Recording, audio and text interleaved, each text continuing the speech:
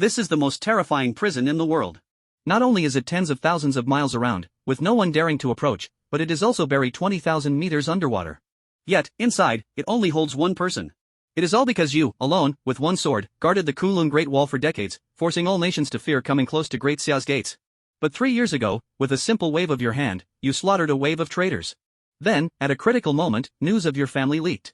In one night, your parents were brutally killed, your brother had his limbs broken and was buried alive, your fiancée, unable to withstand the humiliation, jumped to her death, only your sister went missing. After hearing this news, you went mad overnight, leading 1,000,000 soldiers to the north. That night, tens of thousands died for the Chen family's death. Eventually, an elder stepped forward. Only under the condition that he investigate your sister's whereabouts and the leak of the information, could he calm your fury from that year. Since then, you locked yourself in this underwater prison. You've been here for 3 years. But today, the elder suddenly appeared outside the prison. As soon as you saw him, before he could speak, you asked, "Since you're here, you have news about my sister, right?" Hearing this hoarse but commanding voice, the elder shivered and hurriedly said, "Yes, we found her." But then, bang! Bang! Bang! Before the elder could finish his sentence, the entire sea floor began to shake. The chains in the room shattered one by one. You tore free from the chains with your bare hands, appearing before the elder. "Where is she?" Seeing your frantic expression, the elder trembled and handed you his phone. You should see for yourself. You looked down, and on the screen, there was a woman completely naked. Her hair had been brutally ripped from her head, one arm was torn off, and her eyes had been gouged out. She collapsed on the ground, tears of blood running from the corners of her eyes. She cried out in agony, "Brother, where are you? Come back and save my child. And you beasts, you will die a horrible death. In this life, even if I become a ghost, I will haunt you." Then, with her last ounce of strength, she dragged her dying body and leapt from the building. Bang! With a burst of blood and flesh exploding on the ground, the phone in your hand was instantly crushed. Xiaoyi, my sister. The woman in the video, no one was more familiar to you than her. That little girl who used to cling to your back and call you brother, had been tortured by these beasts like this. A group of beasts. Death. They all deserve to die. I want all of you dead. Boom. With a long haul from you, the sea within 100 miles of the underworld sea began to churn. A golden dragon rose from the water, and all beings fled. In an instant, dark clouds gathered in the sky, and countless bolts of lightning fell from the heavens, as if the world itself was being destroyed. On the surface of the sea, 1,000,000 soldiers watched in shock at this world-ending scene. All of them stared in disbelief. What's happening? Could it be the end of the world? Only the middle-aged man, standing on the deck of the warship, missing an arm, looked at the scene before him and seemed to remember something terrifying. He shouted in anger, "The devil! It's the devil who's angry!" At this moment, the 5 war gods standing behind him were filled with shock. Who is it? Who can cause such a phenomenon? Even just hearing their voice makes the greatest war god of Great Xia terrified? Where are these beasts? Seeing you go mad, the elder hurriedly added, "It's the Lei family of Jinlingjiang City." The Lei family of Jinlingjiang City. Upon hearing this, your rage surged like a tidal wave. The elder quickly added, "The head of the Lei family needs a heart transplant, and this girl's daughter happened to match. That's why they targeted her. By the time we got the news, it was already too late. Unjust, calm down for now." Boom. Before the elder could finish speaking, you had already vanished from your spot. At this moment, beneath the sea, the earth rumbled, and the sound of thunder from the sea grew deafening. Countless soldiers watched in fear as you descended, and the entire world seemed to freeze in place. Holding a purple token, you roared, "Where is the Qilin?" Your voice was like a thunderous roar from the 9 heavens, shaking the hearts of the 1,000,000 soldiers. Then, an excited voice responded, "Return, Dragon Lord, we have always been here." With the sound of the voice, black armored figures appeared like shadows, instantly taking control of the warships. Any opposition was immediately annihilated. These figures seemed to emerge from the shadows, and the 9 war gods of Great Xia, seeing this, went mad. They recognized the Lord of the Qilin from back in the day. "It's you!" The middle-aged man with one arm, facing the 100,000 black-armored warriors, lost all ability to think. He simply muttered in terror, "With the Qilin order, the world will perish. With 100,000 black-armored soldiers, they will trample the Yellow Court. The Lord of the Qilin, he's still alive." But when he saw the face of the Qilin Lord, he was first stunned, then as if understanding something, he suddenly laughed maniacally. "It's him! It's him! That's it, everything makes sense now." It is said that Great Xia has 100,000 Qilin, each of them a master of martial arts. This army, capable of destroying the world, does not obey orders, nor follow laws. They only obey the commands of the Lord of the Qilin who holds the Qilin order. But several years ago, the head of the Qilin was slain, and the other Qilin disappeared. He thought the Qilin had perished. Little did he know, they had been hiding for many years, waiting for their king to return to the world. And that person was the demon who had once slaughtered the 9 top war gods of Great Xia, Chen Wudao. At this moment, you paid no attention to their thoughts. You raised your head and looked north, growling, "Qilin, listen to my command. Your subordinates, the 100,000 soldiers, immediately knelt. I want you to seal off the Elf River city immediately. Not a single ant can escape, anyone who dares to leave the city, kill without mercy. Yes, with a single command, the 100,000 martial arts masters aimed their swords at Great Xia's Jinling. Hurry, hurry, stop him, don't let him return to Great Xia. At this moment, the elder appeared on the deck. Hearing your orders, he hurriedly shouted to the 9 war gods. However, facing their siege, you only gave a cold shout. If you don't want Great Xia to have no god, give me everything now. With an angry shout, the 9 war gods, each capable of facing 1,000 enemies, were all struck down, their hearts shattered, vomiting blood as they collapsed, unable to fight again. At this moment, the elder, who held the million-strong army, was filled with fear. With 100,000 martial arts masters trampling on Zhang City, who could stop this scene now? Let him out. Is this the right decision for Great Xia? Sadly, no one will give him the answer. But, the summer in Daxia was about to change. At the same time. Zhang City. The Lei family. Zhang Su'er tightly clenched her fists, her face filled with unwillingness as she stared at the man sitting across from her. Young Master Lei, what will it take for you to return my daughter to me? What will it take? The man sitting across from her suddenly burst into laughter upon hearing this. I had heard before that Zhang family's second miss, Zhang Su'er, adopted a bastard child, but I didn't expect the rumor to be true. Faced with the man's unrestrained mockery, Zhang Su'er bit her lip until it bled, but she didn't dare make a sound. Because, she was now in the Lei family's house. The Lei family of Zhang City could be said to be the biggest gang leader in the city. 2/3 of Zhang City's gray industries were controlled by the Lei family.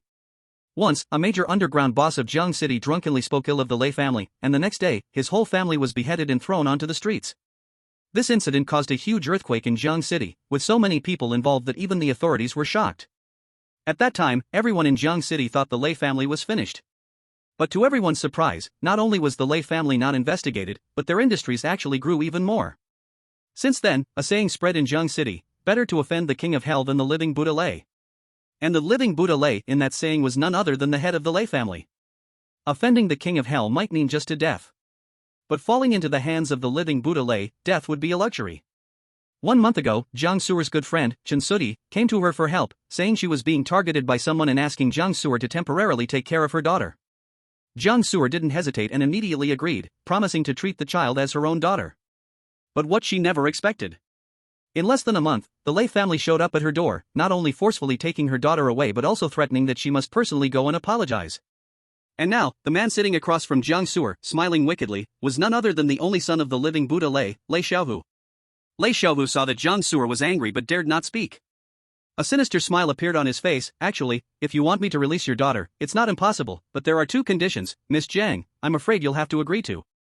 Upon hearing Lei Xiaohu's words, Zhang Su'er forced a smile and said, Young Master Lei, what do you want? Seeing that Zhang Su'er spoke, Lei Xiaohu didn't waste any time and threw a contract onto the table. First, not long ago, you secured the cooperation with Filong Group, and now I want you to hand that project over to the Lei family. Second, you must stay with the Lei family for 1 night today. Upon hearing Lei Xiaohu's terms, Zhang Su'er's face turned pale, and her body chilled. The cooperation with Filong Group was a contract she had fought for day and night for 2 years. But now, with just 1 word from Lei Xiaohu, she had to hand it over. This was absolutely impossible. Not only that, but he also wanted her to stay in the Lei family for 1 night. In all of Zhang City, who didn't know Lei Xiaohu's nature?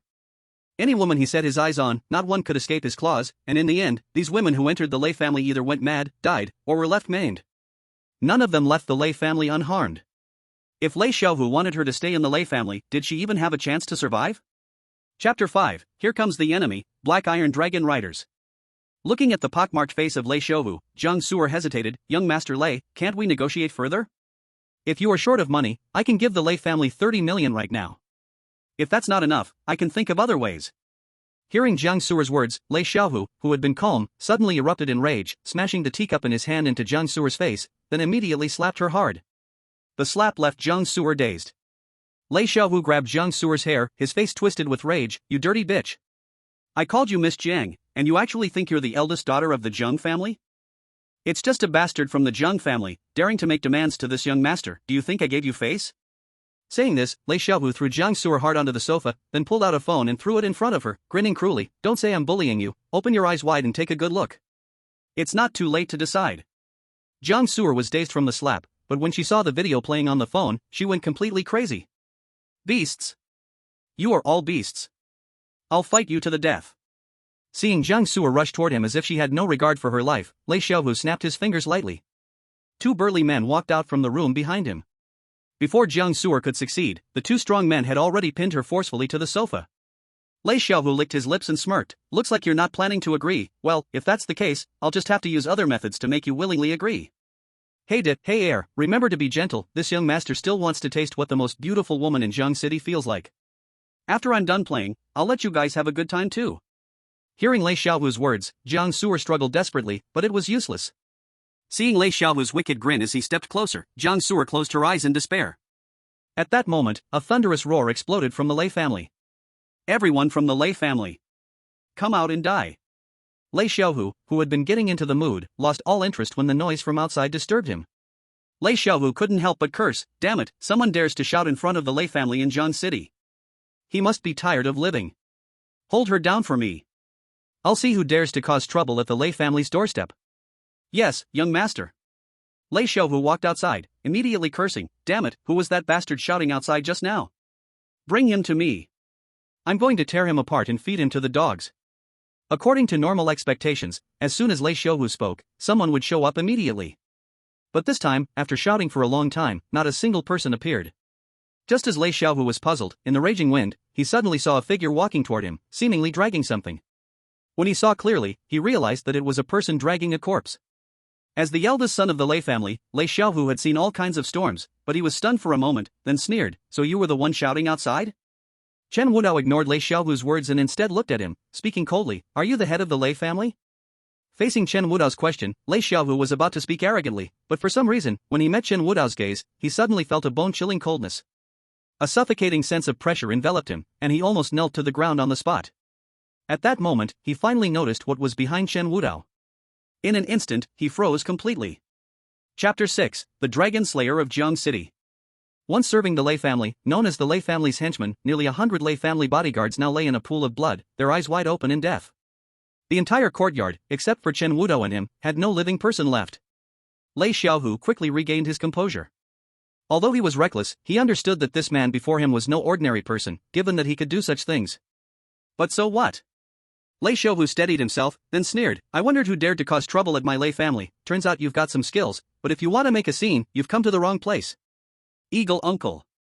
Some garbage has come to the Lei family to deliver themselves to death. With Lei Xiaohu's furious shout, a thin, middle-aged man walked out from the room behind him. Though he was very thin, his eyes were like those of a hawk. The entire body emitted a terrifying aura of a martial arts master. Years ago, Wang Zheniying was saved by the Thunder Lama by chance. In gratitude for the Thunder Lama's life-saving grace, he agreed to stay in the Thunder family as a guardian, and it can be said that the Thunder family's rise to its current level is inseparable from Wang Zheniying. After the Thunder family established a stronghold in Jiancheng, the Thunder Lama kept Wang Zheniying by his side for the safety of his precious son. A martial arts master, how many people dream of reaching this level?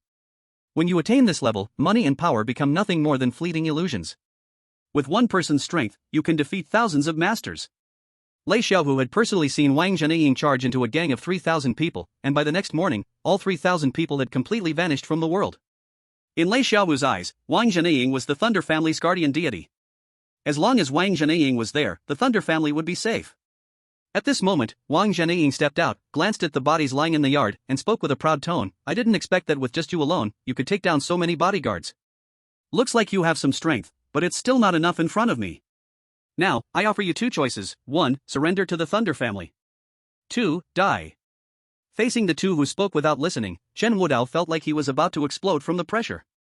His eyes were filled with bloodlust, and he stared at the two who had come out, word by word. I'll ask you one last time, who is the head of the Thunder family? If you don't answer, everyone will die. With Chen Wudao's mad words, a terrifying aura spread throughout the entire Thunder family. Ordinary people couldn't bear this pressure and fainted on the spot, while Lei Xiaohu, who was closest to Chen Wudao, spat blood, his bones shattered, almost dying on the spot. As a martial arts master, Wang Zheniying barely withstood this pressure. But he didn't feel good either, with blood rising in his chest, blood spilling from the corner of his mouth. Seeing that Chen Wudao was not responding, Wang Zheniying cursed, Kid, looks like you're asking for trouble. Since that's the case, you'll stay in the Thunder family forever. Just as Wang Zheniying was about to strike, the Thunder family's main gate suddenly collapsed, and a figure in black armor appeared in his line of sight. Wang Zheniying was about to get angry, but when he saw the person, he suddenly felt a sense of suffocation. A martial arts master. The person who came was actually a martial arts master just like him? He never expected that, besides this kid, there would be such a terrifying expert coming to cause trouble. Before Wang Zhenaying could react, another black armored figure appeared in his sight, followed by another, then another. Hundreds of them. Thousands of them. Tens of thousands. They gathered like ghosts, coming from all directions. A line of black armored warriors gathered at the Thunder family, a full 100,000 martial arts masters, like an iron wall, standing behind Chen Wudao. In an instant, the wind howled. The heavens mourned. The Qilin emerges, the world perishes. The black-armored Qilin tramples Jiangcheng. At this moment, Wang Zhenaying stared dumbfounded at the black-armored Qilin that appeared before him, and he shouted madly, "Impossible! How can this be? Martial arts masters! How can there be so many martial arts masters in Jiangcheng? It's fake. It must be fake. Martial arts masters, not to mention in Jiangcheng, even in all of Jiangnan, how many could be seen? Now, 100,000 Qilin. 100,000 martial arts masters, all gathered in Jiangcheng. Who in the world dares to oppose them?" Just as Wang Zhenaying was thinking about when the Thunder family had offended such a great catastrophe, he saw the tens of thousands of martial arts masters all kneeling on one knee before Chen Wudao. "Return to the Dragon Lord. Jiangcheng is sealed. The 9 war gods are all kneeling outside the city, begging you to let them enter." Madness. This world must have gone mad. Hearing this voice, Wang Zhenaying's mind went blank. The title of war god is not just a symbol of honor, it's a symbol of supreme power. But what did he just hear? The city of Jiangcheng is sealed, the 9 battle gods are kneeling outside the city asking to enter? Impossible. This must be a lie. But the next words from Chen Wudao shattered him, "Tell them to all scram. As long as the Lei family is not destroyed, Jiangcheng will not be opened." Yes. The black armored men received their orders and several of them vanished. By the time Wang Zhenaying regained his senses, Chen Wudao had already arrived before him, his blood-red eyes locking onto his own. Then a thunderclap exploded next to his ear. "I'll say it one last time, who is the master of the Lei family? If you don't speak, you die." Wang Zhenaying was terrified. He was completely terrified. He had thought Chen Wudao was just an ignorant young brat, but when Chen Wudao truly stood before him, he realized what real terror was. Despair. Suffocation. Just with a glance from Chen Wudao, he seemed to see countless ways he could die. No one knew better than him at this moment that a master of martial arts, capable of defeating thousands, was merely an ant that could be crushed at any moment in Chen Wudao's eyes. At this moment, Wang Zhenaying's nerves completely snapped, and he suddenly knelt on the ground, frantically banging his head and begging for mercy. "I don't know. I really don't know. I did all this because the Lei family forced me. Yes.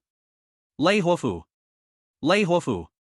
Facing the pressure of death, Wang Zhenaying pointed to Lei Xiaovu, crying out madly, "It's him. It's him. He is the son of Lei Huofu. He must know the location of Lei Huofu. I've told you. I've told you everything. Please let me have a way to live." Looking at Wang Zhenaying kneeling before Chen Wudao.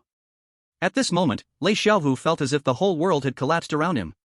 In his eyes, Uncle Ling, who was like the guardian god of the Lei family, was now kneeling before Chen Wudao begging for mercy. Upon learning that Lei Xiaovu was indeed the son of Lei Huofu, Chen Wudao didn't bother with Wang Zhenaying anymore and walked past him. Just as Wang Zhenaying breathed a sigh of relief, thinking he could survive. His heart stopped beating in an instant. Just a moment ago, when Chen Wudao passed by him, the terrifying pressure emanating from him shattered a martial arts master's heart pulse. Wang Zhenaying was dead. Dying with his eyes wide open. Until death, he never understood when the Lei family had offended such a terrifying enemy. And at this moment, Lei Xiaovu was already terrified, staring blankly at Chen Wudao standing in front of him, trembling. "Who exactly are you? When did my Lei family offend you? What do you want to do? What do you want to do?" Chen Wudao squatted down, staring at the shivering Lei Xiaovu curled up on the ground, gritting his teeth. "I ask you, do you remember the name Chen Sui? Chen Sui?" Hearing Chen Wudao's reminder, Lei Xiaovu was stunned for a moment, then suddenly seemed to remember something and shouted, "I know. You are one of those who came to my Lei family back then, right?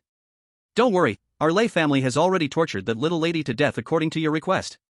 And her cheap daughter will soon have her heart. Spare no effort. Even if I have to turn the entire Jinling upside down, I will find every last one of those animals from the Lei family. I will make them all go to hell.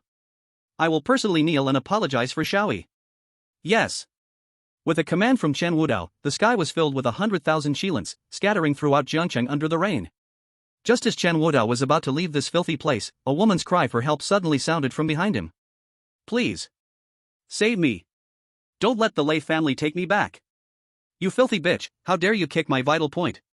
If I don't torture you to death today, I'll write my name backwards. Chen Wudao turned his head, just in time to see Jiang Su'er stumbling out of the room, her clothes in disarray. Behind her, two burly men were chasing after her like mad. Just now, Jiang Su'er had taken advantage of the chaos outside, injuring one of the men's vital points and seized the chance to escape.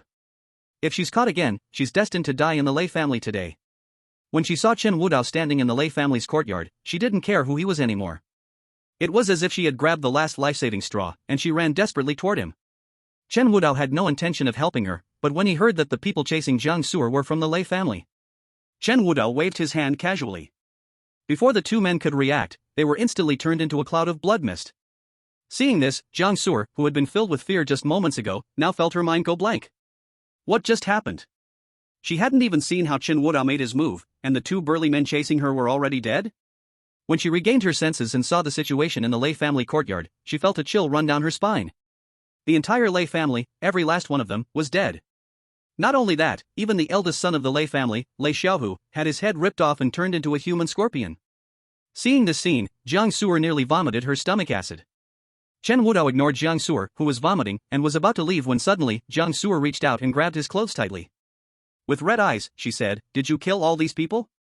Chen Wudao looked down, coldly staring at Jiang Su'er, who was holding onto his clothes, frowning and saying, "Let go." Chen Wudao's voice was not loud, but to Jiang Su'er, it sounded like thunder, deafening. But she couldn't care about that right now. Although she didn't know why all the people from the Lei family were dead, she could feel that this man before her was definitely involved. Seeing that Chen Wudao was on the verge of fury, Jiang Su'er quickly pulled out a phone and handed it to him, crying out, "If all these people from the Lei family are dead because of you, please, can you save my daughter? As long as you save her, I'll give you any amount of money. 30 million. No. I'll give you whatever you want. She's still so young, if she keeps being tortured like this, she'll definitely die." Chapter 9, Did I allow you to touch her? Facing Jiang Su'er's desperate pleading, Chen Wudao didn't want to respond. But when he saw the video playing on the phone, he suddenly froze. In the video, a disheveled little girl was locked in a cage, tied up with a pack of vicious dogs. She was desperately crying in the cage, "Mom! Where are you, Mom? Mom, please save me. Aunt Jiang! Please don't let these dogs bite me anymore. It hurts so much. Woo woo woo. Mom, I'll never be disobedient again, please come get me." She screamed in the cage, but all she got in return was the savage biting of the dogs. And the loud, constant laughter coming from the video. Just when the little girl seemed like she couldn't take it anymore, a woman in a white coat appeared, pulling the half-dead little girl out of the cage. Without saying a word, she took a needle and began drawing her blood on the little girl's tender arm. The needles were dense and full of dark bruises. After finishing, she casually tossed the little girl to the side into a pile of garbage, cursing, "Pa, what a cursed thing. If it weren't for old Master Lei wanting your heart, the dog should have eaten you just now." As she spoke, she seemed not yet satisfied. She grabbed the little girl's hair and started slapping her face. At this moment, Chen Wudao finally saw the little girl's face clearly. For a moment, Chen Wudao's mind went blank. It's so similar. It's just too similar. The little girl's appearance was exactly the same as Sui when she was young. In that instant, Chen Wudao was certain that she was the child Sui mentioned in the video. He watched as the little girl in the video was continuously beaten. And Chen Wudao could no longer control his emotions. He roared as if mad, looking up to the sky. "Ah! Die! They all deserve to die." For a moment, the thunder shook the sky. Terrifying thunder poured down on the world. 3 years ago, the Chen family was slaughtered, and only his sister's whereabouts were unknown. These 3 years, Chen Wudao had been imprisoned in the underworld sea, consumed by hatred, and it could be said that his sister was the only reason he had survived until now. But now, his sister had been tortured to death. Her child was being humiliated like this. They all must die. Once, he had stood alone against thousands guarding Kunlun. Even with hundreds of wounds, he never cried out in pain, but now, tears flowed from his eyes like rain. "Brother, if I have children in the future, what do you think they should be named?" "Anything's fine. Brother, remember, don't get hurt when you're outside. As long as you come back safely, I'll be so happy. Brother, remember to eat well when you're out there. If money's tight, tell me. All the money I've saved is yours. Brother, I miss you. Brother. When will you come home? I'm sorry, little E. I'm late in coming back." Seeing Chen Wudao suddenly crying uncontrollably, Jiang Su'er was at a loss for what to do. She couldn't understand why Chen Wudao was like this. Why did she feel an overwhelming sense of despair standing next to him? Before Jiang Su'er could react, the ground under her feet began to shake. She almost lost her balance and fell to the ground. Before she could understand what was happening, the deafening sound of an alarm blared from outside the Lei family walls. Jiang Su'er turned her head and immediately felt as if she had fallen into an ice cave. Chapter 10, Beggar, Master Zhao Si. In her sight, military vehicles crushed the earth, rushing towards the Lei family. She had thought only a few would come this time. But what she saw almost scared her to death on the spot. 10. 100. 1,000. Looking ahead, it was like a sea of steel walls. The momentum was so immense that even the ground beneath her feet trembled. She never expected that this time, the Jiang City Military Department would send so many. And what's more, they were the Iron Dragon Cavalry. As the storm approached, Jiang Su'er felt an unprecedented sense of despair. She grabbed Chen Wudao's hand and began to run towards the back door of the Lei family to escape. Run! It'll be too late if we don't hurry. But no matter how hard she tried, she couldn't make Chen Wudao move an inch. Chen Wudao came back to his senses. Run? Why should we run? You! Seeing that Chen Wudao remained unmoved, Jiang Su'er stomped her feet in anxiety and shouted, "Do you know, they're the Iron Dragon Cavalry from the Jiang City Military Department." The Jiang City Military Department controls most of Jiang City, with nearly 500,000 soldiers. The Iron Dragon Cavalry is their trump card, and though they only have 10,000 men, they've slaughtered underground forces of tens of thousands in Jiangnan. And it's said that the head of the Lei family has always had a good relationship with the Jiang City military commander. If we stay here and he sees the Lei family's tragedy, we're all dead. Upon hearing this, Chen Wudao's eyes turned blood red, and he looked up at the Jiang City Military Department's army ahead. The entire person was as calm as a bloodthirsty beast about to slaughter everything in its path. So, what you're saying is that the Jiangqing Department is the true master behind the Lei family?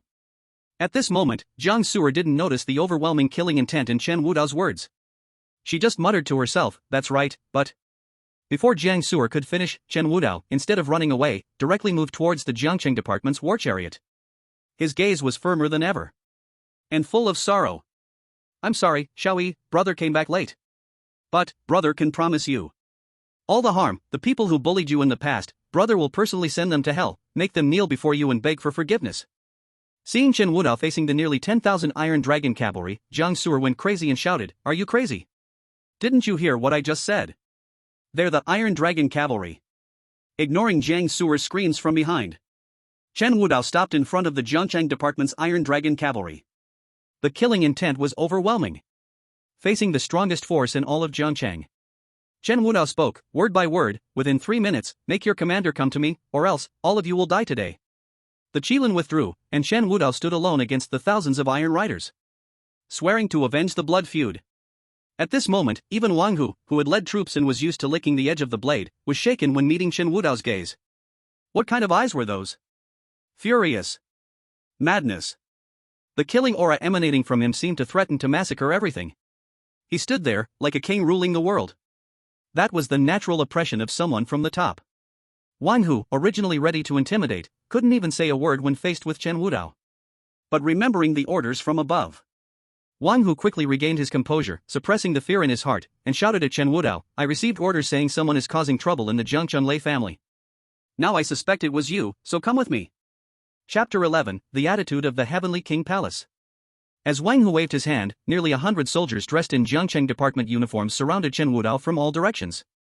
But Chen Wudao didn't even care about these ants. He just raised his head and looked at Wang Hu, spitting out a single word, "Get down."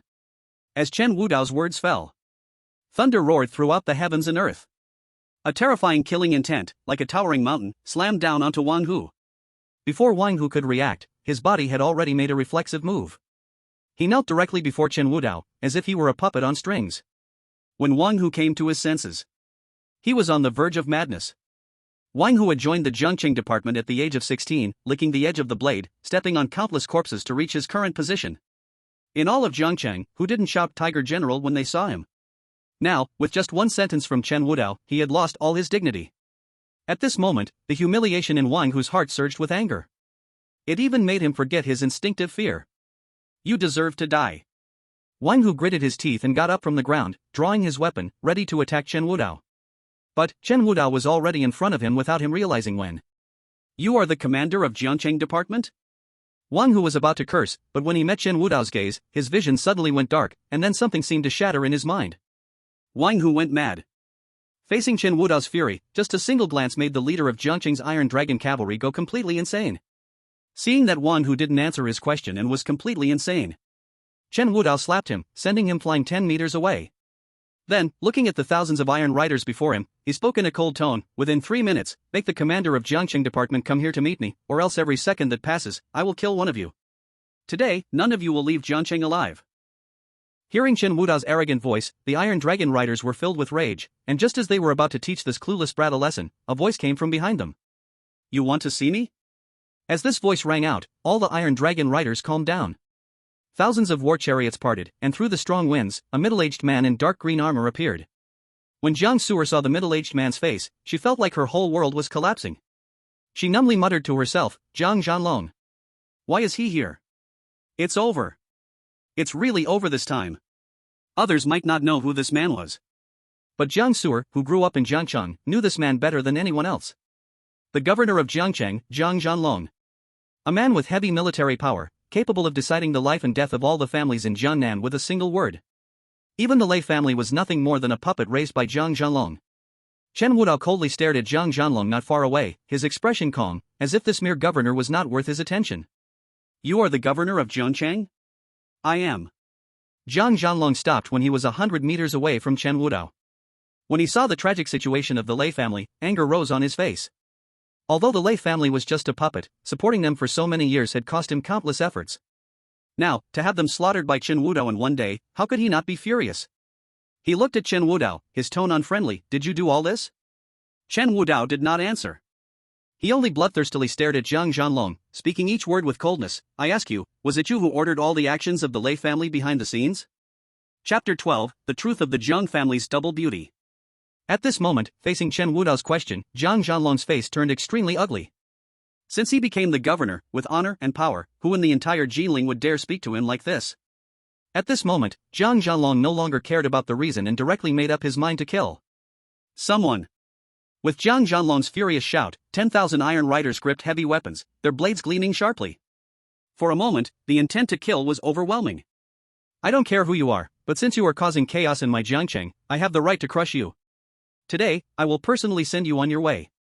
At this moment, seeing the Iron Dragon riders ready to strike, and even Zhang Zhanlong intending to personally take action, Jiang Su'er seemed to have made up her mind, rushing to Chen Wudao's side, and shouted to Zhang Zhanlong, "Governor Jiang, do you remember me, Jiang Su'er of the Zhang family?" "Ha!" Zhang Zhanlong was displeased to see someone blocking his path to kill Chen Wudao. But when he heard Jiang Su'er's words, his gaze turned toward her. After sizing her up, he spoke, "You are the granddaughter of Jiang Wanshou." "That's right." Seeing that Zhang Zhanlong recognized her identity, Jiang Su'er's face lit up with joy. She quickly explained, "Governor Jiang, the situation with the Lei family is not as you see. Actually, the Lei family kidnapped my daughter and tried to force me to stay overnight at their place."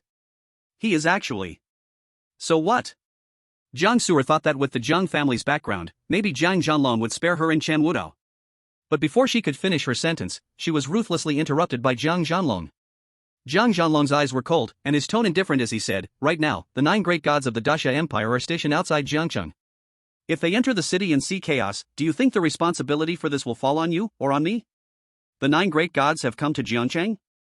When Jiang Su'er heard Zhang Zhanlong's words, the hope she had just felt was shattered in an instant. What followed was only endless fear. The war gods. Each of them could shake the entire Jinling with a stomp. Moreover, this time, all 9 great gods had gathered in Jiangcheng. Forget Zhang Zhanlong, even the king of Longcheng, who holds the lifeblood of the Daxia Empire, would still show respect in the face of these 9 war gods. If Zhang Zhanlong remembered the Zhang family, perhaps he would give himself and Chen Wudao a chance to survive. But the arrival of the 9 war gods could be said to directly sentence Chen Wudao to death. Jiang Su'er felt cold all over. Zhang Zhanlong spoke, "But considering the Zhang family's merit in suppressing the evil forces in Jiangcheng, I can spare your life. Someone, escort Miss Zhang home." "Yes." With Zhang Zhanlong's command, 2 female generals stepped forward and directly took the dazed Jiang Su'er away from the scene. After Jiang Su'er was taken away, Zhang Zhanlong fixed his gaze on Chen Wudao and sneered, "Do you have any last words to say?" "Last words?" Chen Wudao, upon hearing this, ignored him and simply walked straight toward Zhang Zhanlong.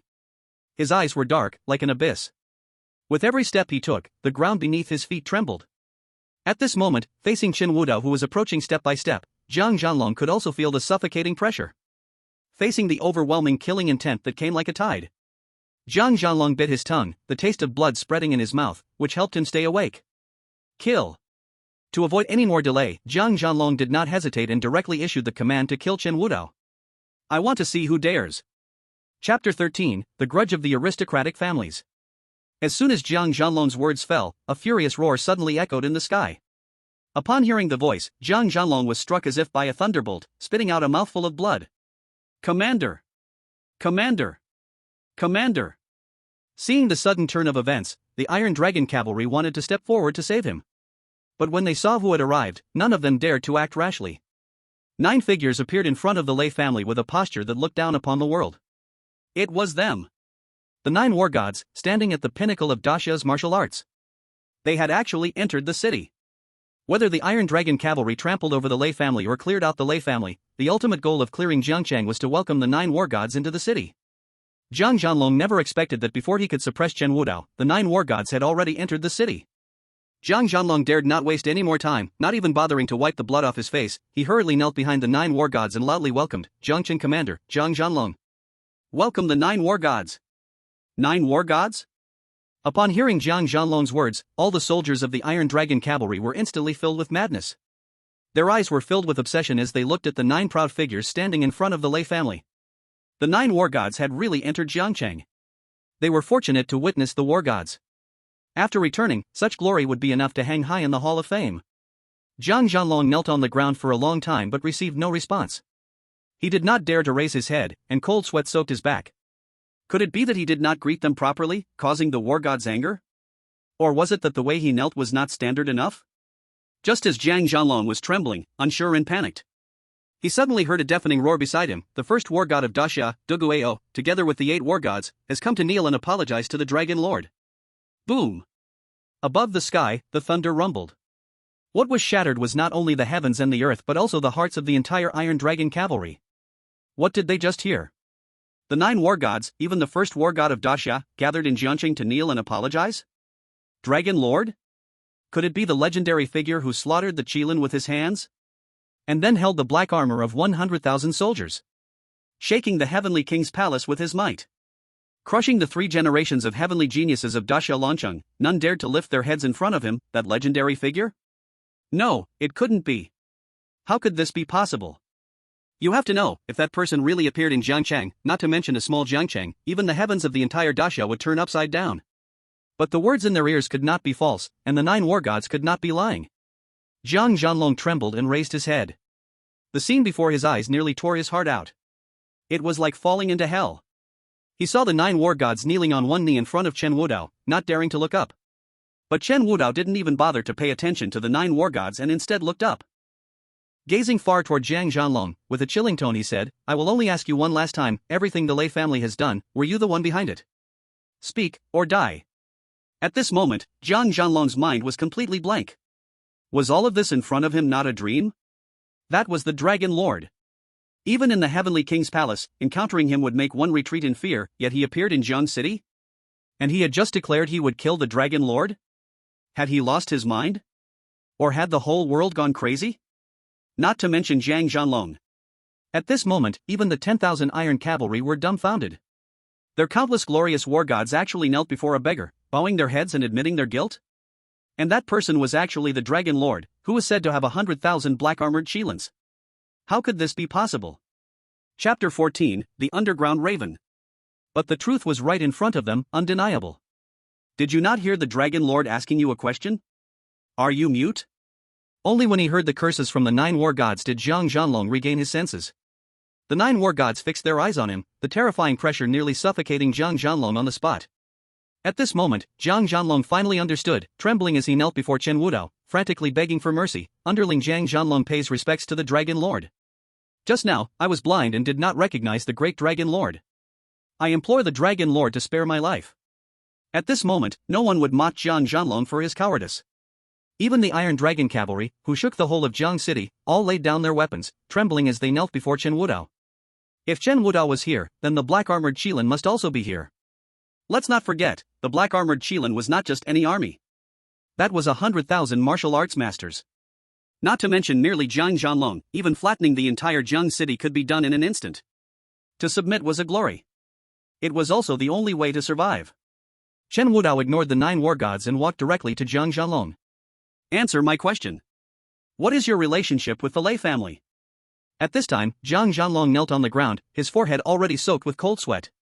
He did not dare to hide anything anymore and quickly explained, replying to the Dragon Lord. I truly have no relationship with the Lei family. Really? Chen Wudao crouched down, looking coldly at Zhang Zhanlong. Then why have I heard that the head of the Lei family visits Jiang City's supervisory department many times, and every time he leaves, enemies of the Lei family are eliminated by the supervisory department? Faced with Chen Wudao's questioning, Zhang Zhanlong felt like he was struck by lightning. Chen Wudao's words struck Zhang Zhanlong's heart like thunder. He never expected that Chen Wudao would understand the situation in Jiang City so well.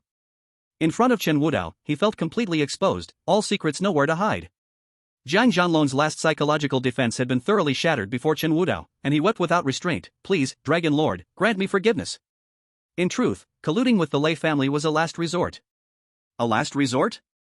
Looking at the crocodile tears streaming down Zhang Zhanlong's face, Chen Wudao coldly replied, your last resort means instructing an underground thug to harm the common people. And even instructing them to kill my sister. To instruct the Lei family to kill the Dragon Lord's sister? Looking at the bloodthirsty and furious Chen Wudao, Zhang Zhanlong froze for a moment, desperately explaining, no. Absolutely not.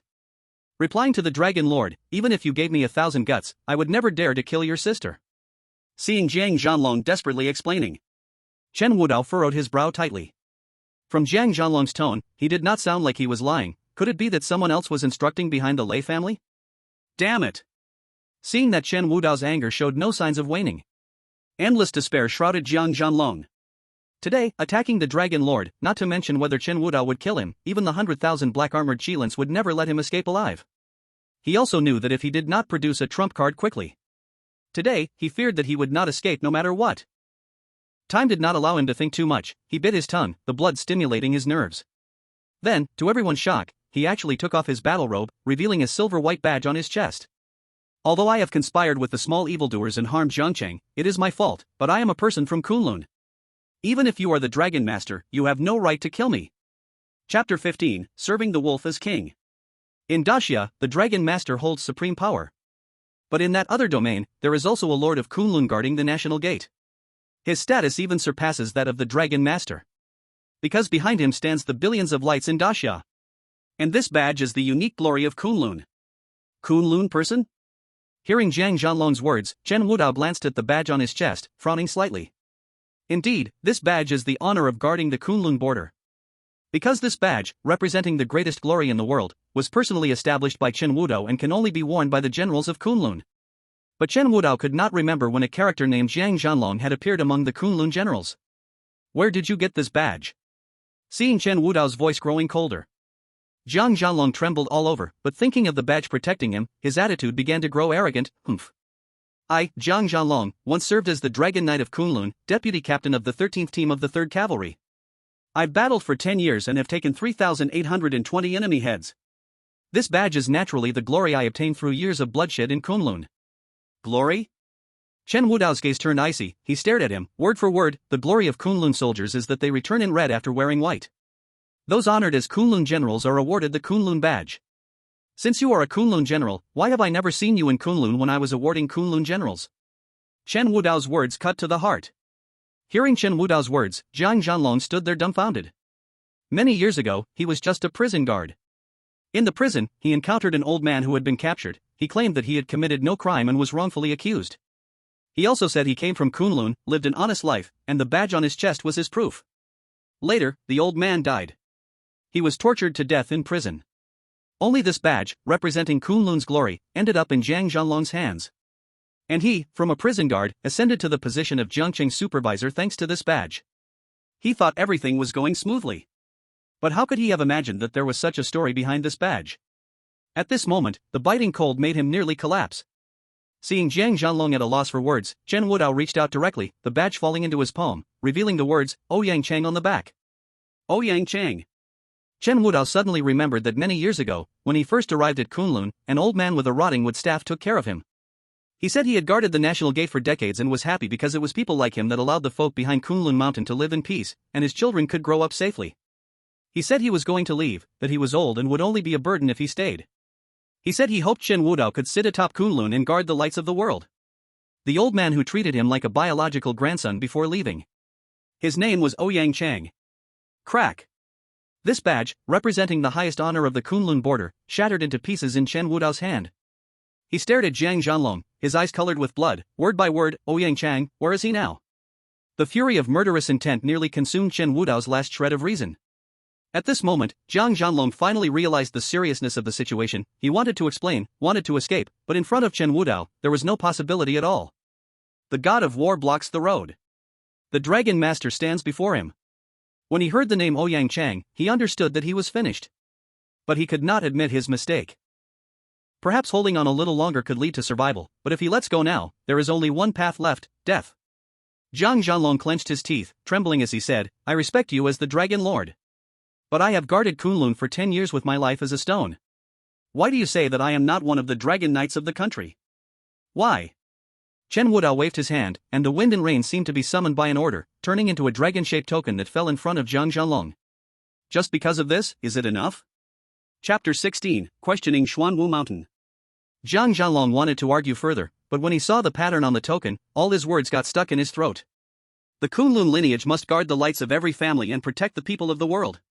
Those who see the dragon pattern shall see the Lord of Kunlun. The sword of the ruler points, and it will never stop until death. The words of Ouyang Chang before his death echoed in his ears. Those who see the dragon pattern shall see the Lord of Kunlun. Lord of Kunlun. Dragon Lord. So that's how it is. At this moment, Jiang Zhanlong could no longer suppress his emotions. His gaze toward Chen Wudao was filled with despair. He looked up at Chen Wudao, bitterly smiling. So, not only are you the Dragon Lord, but you are also the Lord of Kunlun. Chen Wudao did not deny it. Instead, he asked, where is Ouyang Chang now? Faced with Chen Wudao's questioning, Jiang Zhanlong did not answer. Instead, he suddenly laughed wildly, shouting in his mouth, unfair. The heavens are unfair. Why? Why would you? Pfft. In his desperation, Jiang Zhanlong spat out a mouthful of blood, and his pupils began to fade. His entire body suddenly lost its life force. The dignified governor of Jiangcheng actually died by severing his own lifeline. Jiang Zhanlong is dead. But the anger in Chen Wudao's heart burned even fiercer. The Kunlun lineage has guarded the country's gates for countless years. Countless corpses were exchanged for peace in the world. But after 3 years of imprisonment in the Hell Sea, how could the Kunlun soldiers be treated like this? Chen Wudao turned his head to look at the 9 great gods of Dixia kneeling behind him, growling, you better give me a reasonable explanation, or today, you will all go down and apologize to the Kunlun soldiers. Faced with Chen Wudao's fury, even the 9 great gods of Dixia could not bear it. They immediately knelt down and begged for mercy. Please, Dragon Lord, calm your anger. We will definitely investigate this matter thoroughly and give you an explanation. Please, Dragon Lord, calm your anger. Please, Dragon Lord, calm your anger. Facing the 9 great gods' pleas for their lives, Chen Wudao let out a long breath and gradually calmed down. Indeed, even if he killed everyone now, it would be of no use. I will give you 1 month. I want to know everything about him. If you dare hide even the slightest bit, I don't mind breaking the Kunlun country gates. At Chen Wudao's words, the 9 great gods of Dixia felt as if they had fallen into an ice cave. Breaking the Kunlun country gates. No one knew better than them what the consequences would be. If the country gates were lost, Dixia would become a lamb flayed alive, at the mercy of anyone. They dared not hesitate and immediately kneeled, loudly saying, please, Dragon Lord, rest assured, we will investigate this thoroughly. Chen Wudao glanced at the corpse of Jiang Zhanlong at his feet, then stepped down. Suddenly, flesh and blood flew everywhere. Facing the nearly 10,000 Iron Dragon Knights of Jiangcheng, Chen Wudao only uttered one word. Scram! The Iron Dragon Knights retreated. In the face of Chen Wudao's fury, there was no one in this world who could block him. Let alone the mere Iron Dragon Knights of Jiangcheng? Seeing that Chen Wudao was about to leave, Du Guao, the leader of the 9 great gods, showed a panic-stricken expression. He hurriedly blocked Chen Wudao's path, kneeled on one knee, and trembled as he said, Dixia's first war god Du Guao pays respects to the Dragon Lord. Say it if you have something to say, or get lost. Seeing Chen Wudao's killing intent skyrocket, Du Guao did not dare to hesitate and immediately shouted, I report to the Dragon Lord. We came to Jiangcheng this time, not only to investigate the events of the past, but also for 2 purposes, one is to apologize, and the second is to convey all the news about Miss Chen during her life. News about Miss Chen during her life? Upon hearing this, Chen Wudao's killing intent dissipated. Give it to me. Yes. Du Guao quickly took out a document. Trembling, she handed it to Chen Wudao. Chen Wudao opened the document, his eyes bloodthirsty. Years ago, after the Chen family tragedy, Xiaoyi fled to Jinling and ended up giving birth to a child on the run. As for who the child's father was, there has been no trace to this day. Later, Xiaoyi sensed that disaster was imminent, so she entrusted her child to her only best friend, Jiang Su'er from the Jiang family. Then Xiaoyi was found by the Lei family and tortured to death. Chen Wudao rose like a dragon from the dark sea of ghosts. Chen Wudao closed the document and gritted his teeth, saying, "Who exactly gave orders to the Lei family?" Seeing that Chen Wudao's killing intent was undiminished, De Guio quickly explained, "Report, Dragon Master, I do not know. This document was investigated by Old Li for 3 years, and there were too many mixed elements in the events of that year. So, enough." Seeing that he could not obtain useful information, Chen Wudao lost his desire to continue talking with them. Just as Chen Wudao was about to leave, De Guio hurriedly stepped forward and said, "Report, Dragon Master, just now I received news from my subordinate that Jiang Su'er seems to be in trouble." "Jiang Su'er is in trouble?" Chen Wudao paused, his expression shifting between dark and light. To be honest, right now he only wanted to find Lei Huofeng, to seize the mastermind from his mouth, and then tear him apart. But for all these years, Xiaoyi and Jiang City had relied on Jiang Su'er for protection. Moreover, it seemed that Xiaoyi's child. Forget it, forget it. What exactly is going on? Seeing Chen Wudao stop, his killing intent dissipating, De Guio finally breathed a sigh of relief and quickly explained, "Report, Dragon Master, just now after Miss Jiang was taken away, she seemed to desperately want to save her daughter, so she found the Fengshan Group." Fengshan Group? Seeing Chen Wudao frown, De Guio immediately laid out all the details about Fengshan Group. Fengshan Group is an industry of the Huang family in Jiang City. The Huang family of Jiang City started from a gray area. Later, under the leadership of Old Master Huang, they transformed, cleaned up their reputation, and established Fengshan Group. Under the pressure and temptation of Old Master Huang, it can be said that the Fengshan Group, mainly focusing on real estate, holds half of the land in Jiang City. Thus, the Huang family is also called the Land King by the people of Jiang City. Even the top leader of Jiang City treats Old Master Huang with great respect upon meeting him. As for Jiang Su'er, she has a marriage agreement with this Huang family, but later, due to Xiaoyi's child, the relationship between the two families worsened. Now, with Xiaoyi's child in trouble, the Jiang family does not help. She almost lost her own life in the Lei family. Left with no choice, Jiang Su'er could only find help from the Huang family at Fengshan Group. After hearing De Guio's explanation, Chen Wudao couldn't help but let out a cold laugh. Land King? A mere fish in the waters of Jiang City dares to claim kingship? With his back to the 9 war gods, Chen Wudao's tone turned icy. Jiang Su'er is at Fengshan Group now? Exactly. Since the Huang family has a gray background, Chen Wudao could easily imagine that a weak woman, alone in a den of wolves, how could she escape unscathed? Then let's go together and meet this so-called Land King. Upon hearing this, De Guio's face instantly lit up, disregarding the resentful gazes of the other war gods, and hurriedly stood up, personally leading the way for Chen Wudao. "Dragon Master, please follow me." Meanwhile, Jiang City. On the top floor of Fengshan Group, in the director's office. Jiang Su'er's face was flushed, her spring-like eyes fearfully staring at the man on the sofa opposite her. Huang Xiaofeng. What do you want? Chapter 18, Shilin passes the barrier. What do I want? Huang Xiaofeng wore a wicked smile. Guess what I'm going to do to you? Jiang Su'er was filled with shock and anger. Not long ago, after she was forcibly taken away from the Lei family in order to save Xianyan, she took the risk of seeking out her fiancé, the young master of the Huang family, Huang Xiaofeng. Upon hearing her intention, Huang Xiaofeng readily agreed. As a price, he demanded that the cooperation with the Feilong Group be handed over to the Huang family. This time, to save Xianyan, Jiang Su'er decisively gave up the project she had worked hard on for 2 years. What she never expected was that, the moment she signed her name, Huang Xiaofeng not only drugged her water, but also took away the only phone she had to contact the outside world. What was he going to do?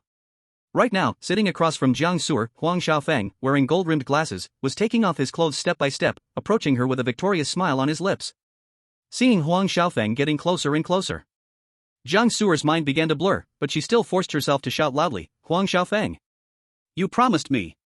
You said if I signed the contract, you would save Xianyan. How can you go back on your word?" It would have been better if Jiang Su'er hadn't spoken. After she finished speaking, the proud expression on Huang Xiaofeng's face instantly changed. Xianyan! Xianyan! Xianyan! He rushed in front of Jiang Su'er, grabbed her by the neck, and snarled with a twisted face, "Jiang Su'er! At this point, you're still thinking about that little bastard? Do you know what the people in Jiangchang are calling me now?" Huang Xiaofeng seemed crazy, roaring, "They all call me green-haired turtle. Do you understand? Green-haired turtle. Jiang Su'er was choked by Huang Xiaofeng, she could hardly breathe, and even her mind began to fade. She struggled with all her might, but no matter what she did, she couldn't escape Huang Xiaofeng's grip. Huang Xiaofeng. You. Let go. Let go? Seeing Jiang Su'er desperately struggling under him, Huang Xiaofeng showed a twisted smile. He held her tightly and whispered beside her ear, "Weren't you curious how the Lei family found that little bastard so fast? Fine, I'll tell you now, it was me who told them." What? Hearing Huang Xiaofeng's words, Jiang Su'er felt like she was struck by lightning. She stared at the man in front of her in disbelief. The man who looked so gentle and elegant to others, at this moment, was like a twisted demon. Huang Xiaofeng. You're not even human. You're an animal. Animal? Ha ha ha ha. Huang Xiaofeng didn't get angry. Instead, he laughed wildly, "That's right. I'm an animal. But what can you do about it? Let me tell you something. Not only was it me who told the Lei family about that little bastard. Even the fact that you got the deal with Phylong Group, I told them too. Otherwise, how do you think a rat hiding in the sewer would know you secretly signed that deal with Phylong Group?" At this moment, 2 lines of tears rolled down from the corners of Jiang Su'er's eyes. She was completely hopeless. Huang Xiaofeng. You animal, you will die a terrible death. Looking at Jiang Su'er, her eyes full of despair, her heartbreaking cry. Huang Xiaofeng's eyes grew even more excited. Yes. Just like that. Struggle. Struggle with all your strength. At the moment when the prey is most hopeless, give her a final blow to the soul. From today on, Jiang Su'er would completely become his toy. A toy that he could do whatever he wanted with. Seeing Jiang Su'er's strength to struggle getting weaker and weaker. Just as Huang Xiaofeng was about to take her completely, a cold voice suddenly came from behind him. Did I allow you to touch her? Chapter 19, Avoid the fight, fight to the death. Who's there? Huang Xiaofeng's wicked act was interrupted. He turned around and saw that at some point, a man dressed like a beggar had appeared at the office door. Seeing the visitor was a beggar. Huang Xiaofeng's panicked face turned to disgust, and he snapped impatiently, "Where did this stinky beggar come from? How did you get into this place? Security. Where's security? Get this beggar out of here right now. He dared ruin my fun, beat him half to death and throw him in the river." Huang Xiaofeng was extremely annoyed, but after waiting a while, no one answered him. Just as Huang Xiaofeng was about to lose his temper, Chen Wudao suddenly said, "No need to shout, they can't come up." Hearing Chen Wudao's words, Huang Xiaofeng froze for a moment, then said in a low voice, "What do you mean by that?" Soon, he got his answer. A one-armed middle-aged man suddenly appeared behind the beggar, then unexpectedly knelt down on one knee. He respectfully said, reporting to the Dragon Master, "All the guards of the Fengcheng Group's 28 floors have been eliminated." Looking at this scene, Huang Xiaofeng couldn't help but let out a laugh. "I thought you were just a stinky beggar, but it turns out you are a clown. Hiring someone to act but not doing it realistically, saying all 28 floors of guards are gone. Do you know how many guards my Huang family has arranged in the Fengcheng Group?" Just when Huang Xiaofeng was about to act cool, Duguao suddenly spoke up, 1,328. Hearing this number, Huang Xiaofeng's heart suddenly tightened. He stared wide-eyed, unable to believe he was looking at Duguao. How could this cripple know so much about the Fengcheng Group's security? At this moment, Huang Xiaofeng felt a sense of unease. He glared at Chen Wudao and Duguao with a dark expression, gritting his teeth. "Who the hell are you? Why have you come to stir up trouble at my Fengcheng Group?" But at this time, Chen Wudao didn't pay any attention to Huang Xiaofeng's thoughts and directly walked to Jiang Su'er's side. At this moment, Jiang Su'er was on the brink of collapse. She barely held on to her last bit of spirit to look at the visitor. When she saw the man who had once saved her life from the Lei family standing in front of her, she spoke weakly, "Why are you here?" Chen Wudao didn't answer, he simply picked her up and directly pressed several acupoints on her body. Once the medicine took effect, Jiang Su'er instantly fell into a deep sleep. Just as Chen Wudao was about to leave with Jiang Su'er in his arms, Huang Xiaofeng could no longer sit still, blocking Chen Wudao's path, saying in a chilling tone, "Kid, I don't care who you are, but you'd better understand this is my Huang family's territory. You dare to take my woman in front of me without asking for my permission." Slap. Before Huang Xiaofeng could finish speaking, Chen Wudao delivered a slap that sent him flying 3 meters away. Huang Xiaofeng's face immediately swelled up like a pig's head. His head buzzed with a ringing sound. By the time Huang Xiaofeng regained his senses, Chen Wudao had already left the office with Jiang Su'er in his arms. As the young master of the Huang family, Huang Xiaofeng was not one to be easily looked down upon in Jiang City. But with Elder Huang around, who wouldn't respect him and call him young Master Huang? Now, a mere beggar and a cripple dared to hit him and even took away his toy. Huang Xiaofeng could no longer suppress his rage and shouted maniacally, "Damn stinky beggar! You dare to hit me! Today, I will have you killed. Seeing Chen Wudao and Jiang Su'er had reached the elevator, Huang Xiaofeng quickly pulled out his phone and dialed a number. Hello, it's me. Master Zhao. There's someone reckless trying to take my woman down. I want you to stop him, then chop him up and throw him into the river to feed the fish. Chapter 20, The Death of the Living Buddha. The call ended abruptly. Huang Xiaofeng was just about to get up when Dugu Ao unexpectedly appeared right in front of him. Huang Xiaofeng thought Dugu Ao had come to beg for mercy out of fear, so his tone became arrogant instantly. What, scared? Too late. Let me tell you, if you offend me, none of you will escape today. Escape? Dugu Ao did not reply, he simply looked at him with pity. Poor guy, he still doesn't know what kind of existence he has offended. Chop Chen Wudao into pieces to feed the fish? If he could really do that, so many people wouldn't have perished along with the Chen family back then. Before Huang Xiaofeng could continue, Dugu Ao directly placed a hand on his head. Crack! With a sound of bones breaking, Huang Xiaofeng's head turned a full 360 degrees, his body stiffly fell to the ground, lifeless. Huang Xiaofeng died with his eyes wide open. A proud smile still lingered on his face. He probably would never understand, even until death, how a mere beggar, a cripple, dared to take his life. Chen Wudao held Jiang Su'er as he walked downstairs. The elevator door opened, and on the ground, at least 100 bodies lay scattered, all in disarray. These people were all minions sent by the Huang family to infiltrate the Fengcheng group. Chen Wudao did not make a move. It was only Du Yuleo alone who had completely suppressed the entire Fengcheng group. Since the Huang family had a shady background, there was no need to hold back when making a move. When he reached the gate of the Fengcheng group, black cars had already blocked all the roads out. The heavy rain poured down. Figures stepped out from the cars, one holding an umbrella in one hand and a knife in the other.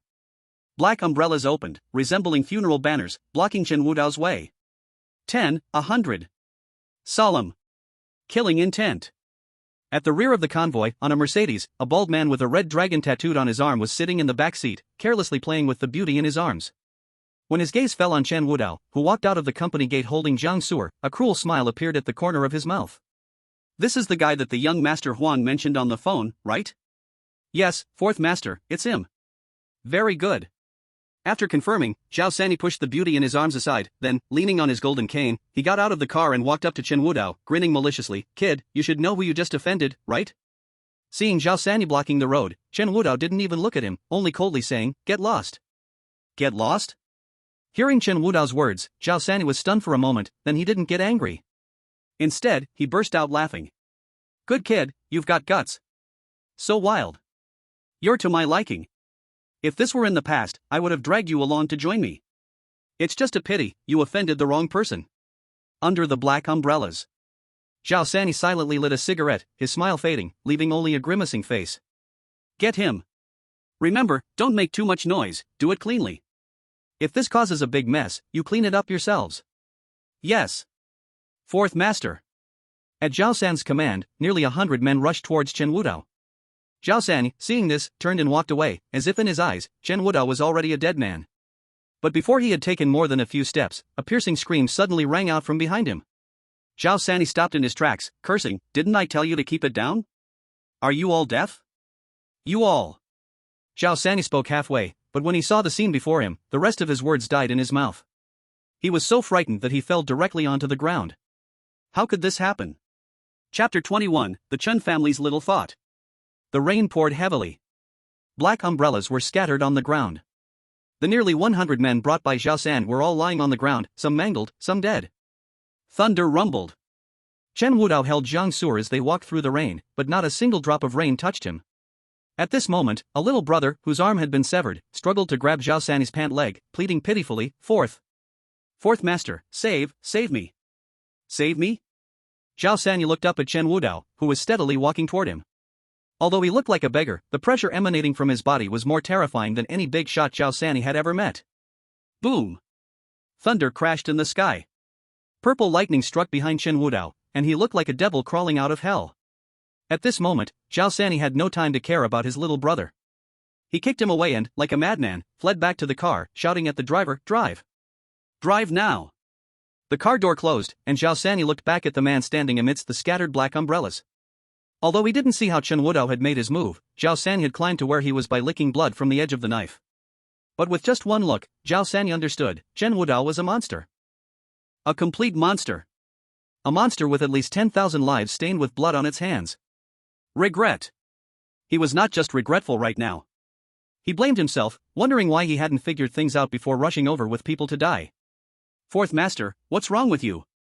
The beauty in the backseat saw Zhao Sai's face as white as paper, and just as she was about to come over to flatter him, Zhao Sai slapped her fiercely. Zhao Sai roared with red eyes, "Get lost! If you don't move away, I will kill you now."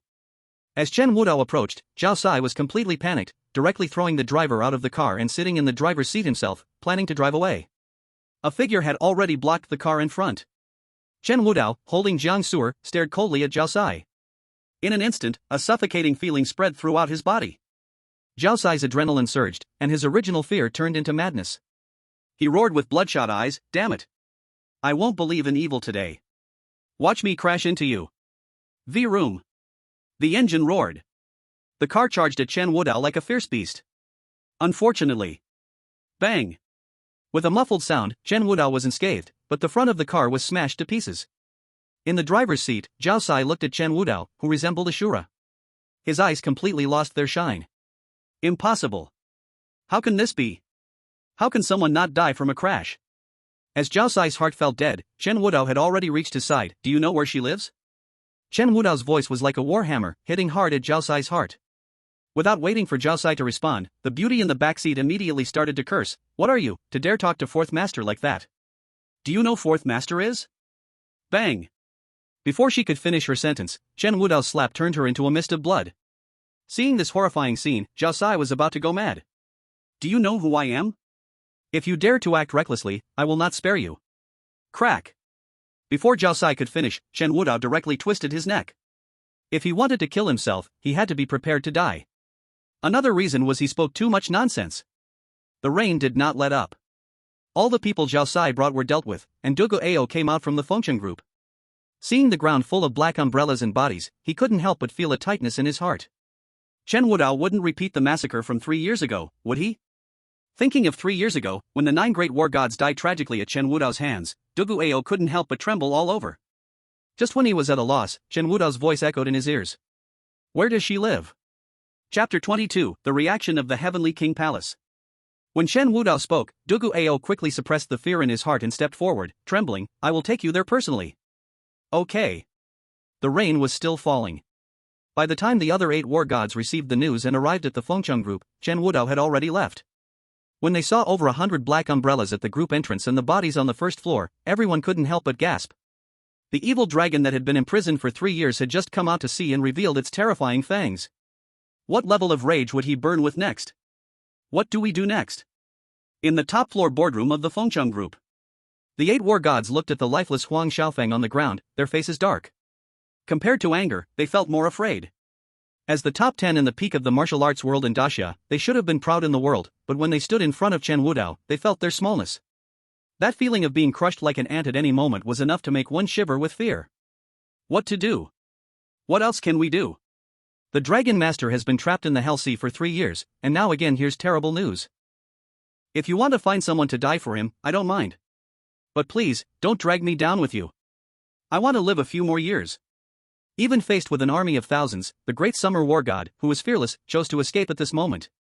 After leaving the Sea of Darkness, they were ordered to come to Jiangchang. First, to apologize. Second, to bring peace. But upon seeing this situation, peace? Don't joke around. If this continues, they fear they might all die early in Jiangcheng. Without hesitation, a call went directly to the Great Summer Dragon City King Palace.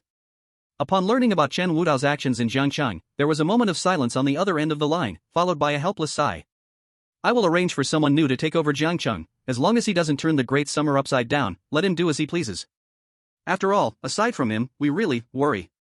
Although not explicitly stated on the phone, they all understood. Releasing a demon from hell must have a purpose, but thinking of the fear Chen Wudao brought them, everyone couldn't help but shiver. Can he really be used for the Great Summer? Or is it like driving a tiger to eat a wolf, ultimately becoming the tiger's meal? Everyone felt a heavy pressure in their hearts, but who among them could stop Chen Wudao? The Great Summer's million-strong army? Or their 9 war gods? I'm afraid neither could. The call ended. The 8 war gods all felt a wave of oppression. Let's clean up the mess. Aside from this helpless sigh, there was only the sound of the continuous rain outside the window. Sudden warmth turned back to cold. It seems that the weather in Jiangnan is about to change. At the same time, Chen Wudao, holding Jiang Su'er, followed Dugu Ao to a rundown rental house. Seeing the rusty iron door in front of him, Chen Wudao frowned slightly. Wasn't she supposed to be the young lady of the Jiang family in Zhongcheng? How could she live in such a place? Seeing Chen Wudao question him, Dugu Ao dared not hide the truth and immediately began to explain. It turned out that Jiang Su'er was not of the Jiang family's bloodline. Many years ago, when Jiang Su'er's mother gave birth, the baby was stolen, and in her grief, Jiang Su'er's father, Jiang Yi, adopted a child from an orphanage. This child was Jiang Su'er. She was raised as the young lady of the Jiang family since childhood, but a year ago, the real young lady of the Jiang family came to the door. Since then, Jiang Su'er began to be excluded by the Jiang family. Later, because Jiang Su'er insisted on raising Xiao Yan and even sacrificed her engagement with the Huang family, this action completely angered the old master of the Jiang family, Jiang Wanshou. In a fit of rage, he directly kicked Jiang Su'er out of the Jiang family. Chapter 23, Jiang Family Su'er. This was also the reason why no one in Jiangcheng dared to help Jiang Su'er, except for a struggling design company under her. Jiang Su'er now had almost nothing. After listening to Dugu Ao's explanation, Chen Wudao looked at the unconscious Jiang Su'er in his arms. Her face was pale, and her eye bags were deep, holding her felt like holding a feather. It was clear that she hadn't had a proper rest or meal for a long time. Cold. Very cold. In her dreams, Jiang Su'er felt as if she had fallen into a deep abyss. Just when she thought she was doomed, a warm current surged into her body. At that moment, Jiang Su'er suddenly woke up, her back already soaked with cold sweat. Am I dead? When Jiang Su'er woke up, her mind was a jumble. Her last memory was still of her heading to the Fengcheng group. She couldn't remember much of what happened afterward, but she vaguely recalled someone rushing in and saving her life. Who was he? You're awake? Upon hearing the voice beside her, Jiang Su'er's body trembled. At that moment, she realized that somehow she had already returned to the rental house. And there was suddenly a man in her room. When she saw Chen Wudao's face clearly, she couldn't help but exclaim, "It's you." Although they had only met twice, she recognized him at a glance. He was the man who saved her in the Lei family and appeared in the Fengcheng Group's board office. Yes, it's me. Seeing Jiang Su'er's anxious eyes, Chen Wudao put down the hot soup in his hands. You were drugged at Fengcheng Group. I saved you and then took you home, that's all. Chen Wudao's explanation was simple and clear. Jiang Su'er quickly checked her body, and at this moment, Chen Wudao spoke again. Don't worry, I didn't touch you. The drug in your body has been neutralized by me. In a little while, you should be able to get up. After hearing Chen Wudao's words, a hint of embarrassment appeared on Jiang Su'er's face. Thank you. No need to thank me. If it weren't for you, Xiaoyan probably wouldn't have lasted until I came back. Xiaoyan? Hearing this name, Jiang Su'er suddenly panicked. Right. Xiaoyan. I have to go save Xiaoyan. Seeing Jiang Su'er disregarding her own health and trying to get out of bed, Chen Wudao said, even if you're anxious to save her, do you know where she is? Even if you know where she is, do you think you can match the head of the Lei family? Chen Wudao's questioning was like a cold water splash, hitting Jiang Su'er on the head. Indeed, even if she knew Xiaoyan's whereabouts, could she really save her? Helpless. Despair. Jiang Su'er's eyes began to lose focus gradually, and the grievances that had built up over the days burst uncontrollably at this moment. Tears slipped down the corners of her eyes, and she could no longer hold back, crying out loud. Why? Why is heaven so unfair? What did I do wrong to be targeted like this? Watching Jiang Su'er collapse onto the bed and cry desperately, Chen Wudao remained silent. After a long time, when Jiang Su'er slowly calmed down, Chen Wudao finally spoke. Don't worry, I will help you bring her back. Upon hearing Chen Wudao's words, Jiang Su'er was stunned for a moment, wiped away her tears, and for the first time, seriously looked at the man in front of her. He was very handsome, truly very handsome, with sword-like brows and starry eyes. His hair was messy, yet it added a sense of rugged beauty. Jiang Su'er sniffled, choked up and said, So, who are you really? Why are you helping me so much? Chapter 24 Someone from the Jiang family comes. What do you want to gain from me? This couldn't be blamed on Jiang Su'er for being suspicious. After all, anyone who was saved repeatedly by a strange man and risked death to save her would inevitably have doubts. What does he want? Chen Wudao was taken aback, his thoughts drifting, his eyes dimming as he muttered softly, I want to make up for all the guilt I owe over these years, but they... Before Chen Wudao could finish his words, a wave of sadness spread throughout the room. Jiang Su'er, closest to Chen Wudao, felt a sudden pang in her heart. She was even shocked that she could sense Chen Wudao's emotions. What is happening? Also, why did he say he wanted to make up for his guilt? Did he do something to feel sorry about? But she searched her mind and found no memories related to Chen Wudao at all. Jiang Su'er curled up at the foot of the bed, gripped the bedsheet tightly, and looked at Chen Wudao with a trembling voice. Who exactly are you? Me? Chen Wudao self-deprecatingly tugged at his lips. I am. Bang! Bang! Bang! Just as Chen Wudao was about to tell the truth, a loud banging sounded at the door of the rental apartment, followed by an unpleasant curse. Jiang Su'er. Stop hiding. Even if you hide, I know you're in there. Get out here now. Hearing this voice, Jiang Su'er, whose complexion had just improved, turned pale immediately. Seeing the change in Jiang Su'er's expression, Chen Wudao frowned and asked, Do you know the person outside? Jiang Su'er nodded, and then as if thinking of something, she hurriedly got up and grabbed Chen Wudao's hand, her expression anxious. Quickly. You need to hide. Otherwise, it will be troublesome. Chen Wudao clearly sat in place, but no matter how hard Jiang Su'er tried, she could not make him move an inch. Jiang Su'er. Can you hear me? Get out here now. As the voices outside grew louder, Jiang Su'er was so anxious that tears were about to fall. You have to hide. Otherwise, it will be too late. Hide? Why hide? Chen Wudao looked at Jiang Su'er in confusion, calmly saying, Are those people outside your enemies? Enemies? Jiang Su'er's mouth twitched, her tone filled with despair. Sometimes, some people are scarier than enemies. Scarier than enemies? Just as the two were talking, the door of the rented apartment was kicked open, smoke and dust flying everywhere. A woman dressed in a fringed long dress, draped in a mink coat, walked in with several bodyguards, covering her mouth. When she saw the shabby rented apartment, a strong disgust and mockery appeared in her eyes. Jiang Su'er, I'm talking to you. Did you not hear me? The woman entered the room, mockingly speaking while searching for Jiang Su'er's figure. When she saw Jiang Su'er at that moment and Chen Wudao in the room, she was momentarily stunned, then a look of disgust appeared on her face. I wondered why you took so long to open the door. It turns out you were here fooling around with a man. You really know how to embarrass our Jiang family. Seeing the woman appear in her room, Jiang Su'er's face instantly turned pale. Jiang Ran, why are you here? Why? Humph. You don't know the good things you've done for yourself? Hearing Jiang Ran's words, Jiang Su'er's heart trembled. Could it be that the Lei family and the Huang family's matters are already known to the Jiang family? Not good. This is bad. Could it be that the old man has already gotten angry? Chapter 25 Jiang Family's Twin Beauties. Seeing that Jiang Su'er did not respond, Jiang Ran thought she had acquiesced, so she sneered and mocked, My dear sister.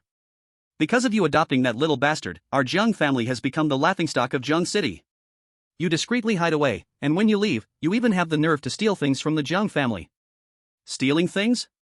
Jiang Su'er was taken aback, her eyes turning red, gritting her teeth. When my grandfather chased me out of the house, you all saw it. I took nothing. When did I steal anything from the Jiang family? If you didn't steal anything, then how did the cooperation between the Jiang family and Filong Group fall into your hands? Hearing Jiang Ran's words, Jiang Su'er finally realized that her purpose for coming to find her was also about the cooperation with Filong Group. Jiang Su'er calmed down, then gritted her teeth and retorted loudly, My cooperation with Filong Group is the result of my hard work over 2 years, day in and day out. Since when has it become the Jiang family's property? Humph. Seeing Jiang Su'er tremble with anger, Jiang Ran coldly laughed, then mockingly said, If it weren't for the Jiang family being your support back then, do you think with your little broken company, Filong Group would pay attention to you? After Jiang Ran finished, she pulled out a contract and slammed it down in front of Jiang Su'er, delighting in her superiority. If you're smart, sign this contract now to transfer the cooperation with Filong Group back to the Jiang family. In that case, considering you were once my sister, I might still plead for you in front of Grandpa. Who knows, if Grandpa is happy, he might still acknowledge you as his granddaughter. Otherwise, the consequences are yours to bear. Even someone as uncontentious as Jiang Su'er was infuriated by Jiang Ran at this moment, gritting her teeth. Jiang Ran. You are shameless. Shameless? Jiang Ran scoffed dismissively, her gaze turning to the silent Chen Wudao beside her, sneering, Even if I am shameless, how could I be more shameless than you, sister? Stealing the Jiang family's cooperation, giving up the marriage with the Huang family, but here you are looking for a man in this shabby rented apartment. You tell me, if I go back and tell Mom and Dad, what do you think they would think of you? Hearing the words Mom and Dad, Jiang Su'er completely lost it, and tears slid down her cheeks. From the simple conversation between the two, Chen Wudao roughly understood what was going on. The woman in front of him, named Jiang Ran, was probably the true young lady of the Jiang family that Dugu Ao had mentioned earlier. And the reason she came here was for the collaboration with some flying dragon group that she spoke of. The grievances of wealthy families always come down to one word, profit. Family affection? It seemed that from the moment Jiang Ran returned home, it no longer existed in Jiang Su'er. Jiang Su'er looked at the contract in front of her, as if she had made some kind of decision, wiping away her tears and gritting her teeth, saying, No. I will never sign this contract. I have prepared for this contract for 2 whole years. Who helped me even once during this time? Now you want to take the contract from me? Impossible. Jiang Ran's smile disappeared completely the moment Jiang Su'er refused. She stared coldly at Jiang Su'er, her face showing a sinister expression. I say, Jiang Su'er, do you really think that because I call you sister, you are my sister? You are nothing but a discarded child whom the Jiang family picked up. If it weren't for the Jiang family, you would have probably died in a stinky gutter by the side of the road. I never expected the Jiang family would raise such an ungrateful wolf. Chapter 26, Long-Standing Grudges. Facing Jiang Ran's mockery. Jiang Su'er stubbornly retorted, when I was with the Jiang family, their wealth at least tripled. But since you returned to the Jiang family, what has the Jiang family become? The collaboration with the Flying Dragon Group is what I've worked tirelessly for 2 years to achieve. Why should I just give it to you? If the Jiang family is in trouble, I will naturally help, but I will never sign this contract. You. Seeing that Jiang Su'er was not yielding, Jiang Ran slammed the table but quickly calmed down, revealing a cruel smile on her face. Today, this contract, you will sign it whether you want to or not. Hearing Jiang Ran's words, a bad feeling rose in Jiang Su'er's heart. Jiang Ran, you. What do you want to do? What do I want to do? Ha ha ha. Of course, I am not doing anything, but I cannot control them. As Jiang Ran spoke, several strong men who had followed her earlier showed cruel smiles, taking off their clothes and walking towards Jiang Su'er. Seeing this scene, Jiang Su'er turned pale. Jiang Ran. You dare. Why wouldn't I dare? Jiang Ran sat back on the sofa, her face showing an evil smile. Jiang Su'er, do you think I came to find you this time without any preparation? This time, let's see where you can run.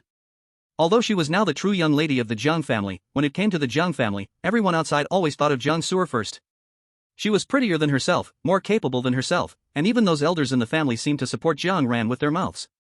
But she knew that everyone looked at her with less favor than they did Jiang Su'er. She had originally thought she'd be humiliated by Jiang Su'er all her life, but unexpectedly, she would take the initiative to end it herself. What a relief! What excitement!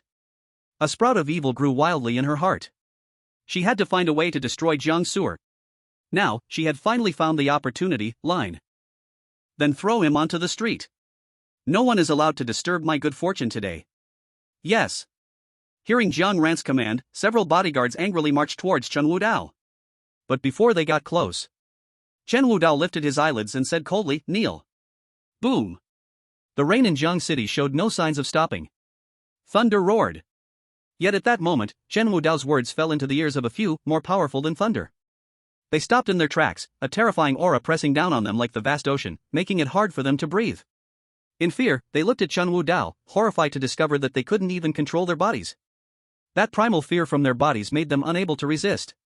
Chen Wudao was like a king issuing a decree. As he spoke, the tall bodyguards simultaneously went thud, kneeling on the ground. Faced with this sudden scene, Jiang Su'er was stunned, and Jiang Ran's expression froze on her face. How could this happen? Chapter 27, Family Feuds. Chen Wudao was never a good person. He was even less willing to be involved in the family feuds of the secular world. But, if back then in Jiang City, Jiang Su'er had been taking care of Xiaoyi all along, and it was because of Xiao Nian that she had fallen to this state, then Jiang Su'er, he had to take care of. What are you all kneeling for? Hurry up and get up, break his legs and throw him on the street. Seeing Jiang Ran getting angry, the bodyguards didn't even have the courage to look up, let alone respond.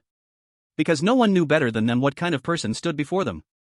Just a glance from him made their hearts feel like they were about to explode. Let alone laying a hand on him. If it weren't for Chen Wudao not wanting to kill in front of Jiang Su'er, everyone present would probably have been dead by now. Seeing his subordinates useless, Jiang Ran was fully enraged. Damn it! A bunch of rubbish! She stood up and walked straight to Chen Wudao, raising her hand to slap him on the face. How dare a worthless beggar interfere with me? Today I will make you suffer. Smack! A loud slap echoed through the room. But the sound didn't come from Chen Wudao's face, it came from Jiang Ran.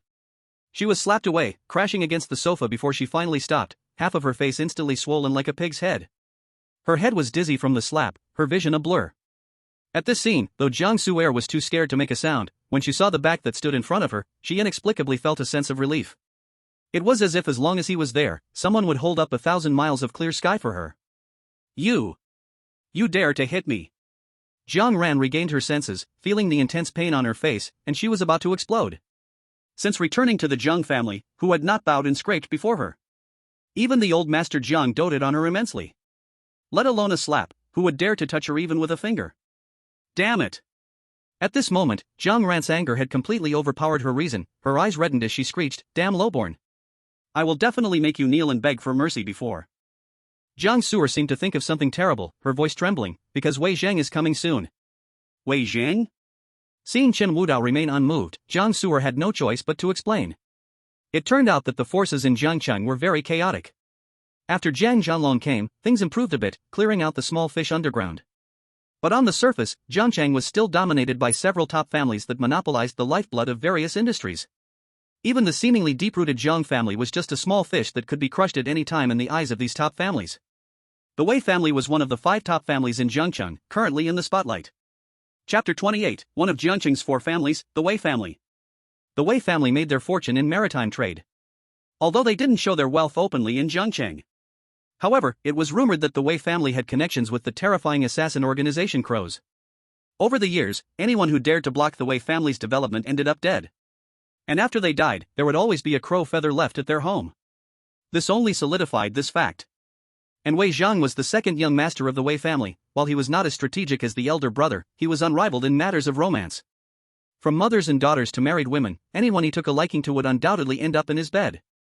Originally, the Jiang family had a marriage agreement with the Huang family, but after Jiang Su'er insisted on adopting Shan Yan, the engagement was broken. The relationship between the two families became as fragile as glass, and the Jiang family had to find a new partner. Soon after, Jiang Ran used some method to climb up to the Wei family's branch, which was why the Jiang family chose to completely abandon Jiang Su'er. However, the cooperation between the Jiang and Wei families was only just beginning, but now it seemed they had already tied themselves together. Once Wei Zhang came, Jiang Su'er might survive. But Chen Wudao would definitely die. After hearing Jiang Su'er's explanation, Chen Wudao slightly frowned. Crows? That organization's name seemed familiar somehow. Seeing Jiang Su'er panic, Jiang Ran hung up the phone, and a mad smile returned to her face. Leave? No one is leaving today. Let me tell you. Smack. Before Jiang Ran could finish her words, Chen Wudao slapped her again. This time her face turned into a mess. She even started to mumble as she spoke. You talk too much. Woo woo. Seeing Chen Wudao slap Jiang Ran again, Jiang Su'er was completely stunned, just when she didn't know what to do next in her despair. Chen Wudao's voice rang in her ears again. Can I kill her? Hearing this, a chill ran from Jiang Su'er's feet straight to her mind. She looked at Chen Wudao in terror, hurriedly grabbing his arm, shaking her head frantically. No. Absolutely not. Let's go. We should leave quickly. If we don't leave now, it will really be too late. Seeing Jiang Su'er nearly crying, Chen Wudao was about to speak when suddenly a violent wind whipped up in the sky, as if to destroy everything in this world. Leave? Did I say I would let you go? Hearing that mocking voice, Jiang Su'er instantly fell into despair. She turned her head with great difficulty. A helicopter was actually hovering at low altitude. Then a man dressed in a black tang suit stepped down from the helicopter, blocking the only exit of the room. His eyes were slender, and he wore a wicked smile on his face. When Jiang Su'er saw his face, she couldn't stop trembling all over. Wei Zheng. Jiang Ran had actually summoned him with a phone call? Chen Wudao sensed the change beside him in Jiang Su'er and finally looked up at the newcomer, the indifference in his eyes fleeting before he turned away again. It seemed that this kind of person. It was simply impossible to catch his eye. But when Jiang Ran saw Wei Zhang coming down from the helicopter, tears streamed down her face uncontrollably, and she sobbed as she ran into his arms. While crying, she pretended to act strong, saying, Brother Wei Zhang, please save me. They were just bullying me. Chapter 29, Intentions of Desire. Wei Zhang was startled by the pig-like figure rushing toward him and nearly kicked it away. But when he heard Jiang Ran's voice, he calmed down. He looked at her tearful face and asked in confusion, You are Jiang Ran? It's me. Brother Wei. Don't you remember? I helped you with that thing last night. Once it was confirmed that the woman in his arms was indeed Jiang Ran, Wei Zhang's expression suddenly darkened, and he said with a cold tone, That bastard actually dared to hurt you like this? Seeing Wei Zhang arrive, Jiang Ran felt courageous and directly pointed at Chen Wudao and Jiang Su'er, her eyes filled with tears, saying, It's them. They are the ones who hurt me like this. Hearing Jiang Ran's words, Wei Zhang looked up and finally noticed Chen Wudao and Jiang Su'er. The moment he saw Jiang Su'er, his eyes lit up. To be honest, it wasn't the first time he had seen Jiang Su'er, but no matter how many times it was, it always felt refreshing. Although Jiang Ran was not bad-looking and had a decent figure, she simply couldn't compare to Jiang Su'er in terms of temperament and charm. Previously, she had an engagement, but later it seemed that the engagement was pretty much broken. Now, for him, it was a perfect opportunity. As for Chen Wudao beside Jiang Su'er, Wei Zheng completely ignored him. Wei Zheng coughed lightly, feigning righteousness, and said, Jiang Su'er, you and Ran Er both come from the Jiang family. How could you bear to be so cruel to your own sister? Seeing Wei Zheng put on a pained expression, Jiang Su'er could only force herself to explain, Wei Xiao, things are not as you think. Actually, it was her. Enough. Wei Zheng didn't listen to Jiang Su'er's explanation and interrupted. Right now, the Wei family and the Jiang family are at a critical moment in cooperation. By hurting Ran Er, you are essentially slapping the Wei family's face. You need to come back to the Wei family with me right now and sincerely apologize to Ran Er in front of me. Otherwise, this matter will not end. Hearing Wei Zheng's words, Jiang Su'er's face froze. Jiang Ran's smug expression also solidified on her face. She glanced at Jiang Su'er and then at Wei Zheng, who wore a wicked smile, and understood in an instant what was happening. This second young master of the Wei family seemed to have taken a liking to Jiang Su'er. At that moment, Jiang Ran looked at Jiang Su'er with even more resentment. She had worked so hard to establish her connections, yet now they were favoring Jiang Su'er. How could she bear it?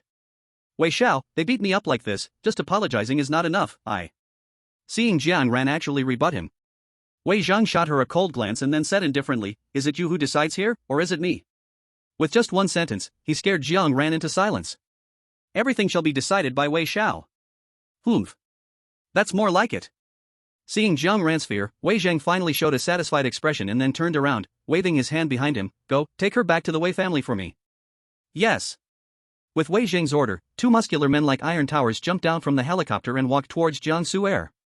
Seeing the strong men closing in, Jiang Su'er had already become numb, she collapsed on the ground, her eyes vacant. Ever since Shan Yan was taken away, she had encountered too many such events, she was tired and no longer wanted to struggle. Even though she knew that once taken back to the Wei family, what awaited her would be a bottomless abyss. She didn't want to resist anymore. Seeing Jiang Su'er acting like a puppet, Jiang Ran finally showed a hint of satisfaction in her eyes. Yes. Even knowing that Wei Zheng might change his mind. But so what? As long as I get the cooperation with the Wei family and torment Jiang Su'er to death, then everything I do will be worth it. Just when Jiang Su'er was about to resign herself to her fate, she suddenly heard the voice of Chen Wudao beside her. Stand up. Ha? Jiang Su'er looked up at Chen Wudao who stood in front of her. Despite his ragged clothes, his back was as towering as a mountain. Stand up. Chen Wudao calmly said, from now on, with me here, no one will ever control your freedom again. Chen Wudao stood before Jiang Su'er like a guardian deity, extending his arm. With a casual wave of his hand, two burly men like iron towers were instantly blasted away like cannonballs. Boom! With a loud bang, the rented house fell into complete silence. At this moment, everyone's gaze fell on Chen Wudao. They never expected that this beggar-like man could possess such great strength. Wei Zheng looked at Chen Wudao, who appeared like a god of war. He froze for a moment, then sneered and said, I said, how could a stinky beggar be so arrogant? Turns out he has some strength, but so what? As Wei Zheng spoke, he gave a sharp whistle. A slender man, sporting a goat beard, dressed in a black tight-fitting evening gown, and wearing a high hat, suddenly appeared from the shadows. No one knew when he arrived, he seemed to have appeared out of nowhere, like a ghost suddenly showing up. The moment he appeared, a terrifying murderous intent spread throughout the room. Jiang Su'er trembled with fear. Jiang Ran could bear it no longer, collapsing to the ground, her eyes fixated on the mysterious man's back, where there was a crow tattoo. She murmured, the crow. The crow is here. The Crow, a killer organization that gave the whole world a headache. Each of its members was a monster. Their combat skills could defeat thousands of enemies. They had no names, only a common codename, Crow. And it was the battle that surrounded the Wolf King that truly made the Crow famous. Thousands of crows, and only less than 30 survived. You have to know, the Wolf King's title in the underground world was a legendary taboo. Anyone who went against him would never see the sun of the next day. The Lionheart Kingdom's Han Party, which was once called the Black Sun, had a full force of 100,000 men. All of them were decapitated overnight, just because of one word that insulted the Wolf King. The Lionheart Kingdom was thrown into chaos. The world was stunned. From then on, all the underground forces of the world regarded him as their king. They respected him as their master. And the Crow were the traitors who once rebelled against the king. Although they failed, they didn't completely perish, which was a great honor for them. After the Crow appeared, Wei Zheng arrogantly said, Boy, today is your unlucky day for offending me. Remember, when you go to hell, you must report my name. Choose a good reincarnation. Otherwise, even King Yama might not take care of you. Go ahead and make your move, don't waste my time. I have something important to do later. In response to Wei Zheng's command, The crow's eyes flashed with disdain. If it weren't for the severe injury they suffered in that battle years ago, they wouldn't have had to choose to cooperate with a small family in Jiangcheng just to enter the daxia market. But right now, they still needed the Wei family. So, even though they were extremely reluctant, they took a step forward. Just as he was about to deal with this matter quickly, he suddenly heard a cold self-mutter beside his ear. I remember now. The crows, back then a group of birds that trembled in fear when they saw me, didn't expect they are still alive now. Looks like, back then, I was too merciful.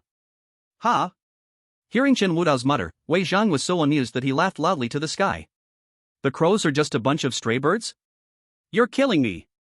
Do you know what the crows are? You dare to talk big here. Forget it, anyway, you are already dead. I don't want to explain to a filthy beggar. Next time you offend someone, remember to keep your eyes open and act quickly. Wei Zhang shouted for a long time, but he did not see the crow make a move. A feeling of dissatisfaction suddenly arose in his heart. I said, did you hear me talking?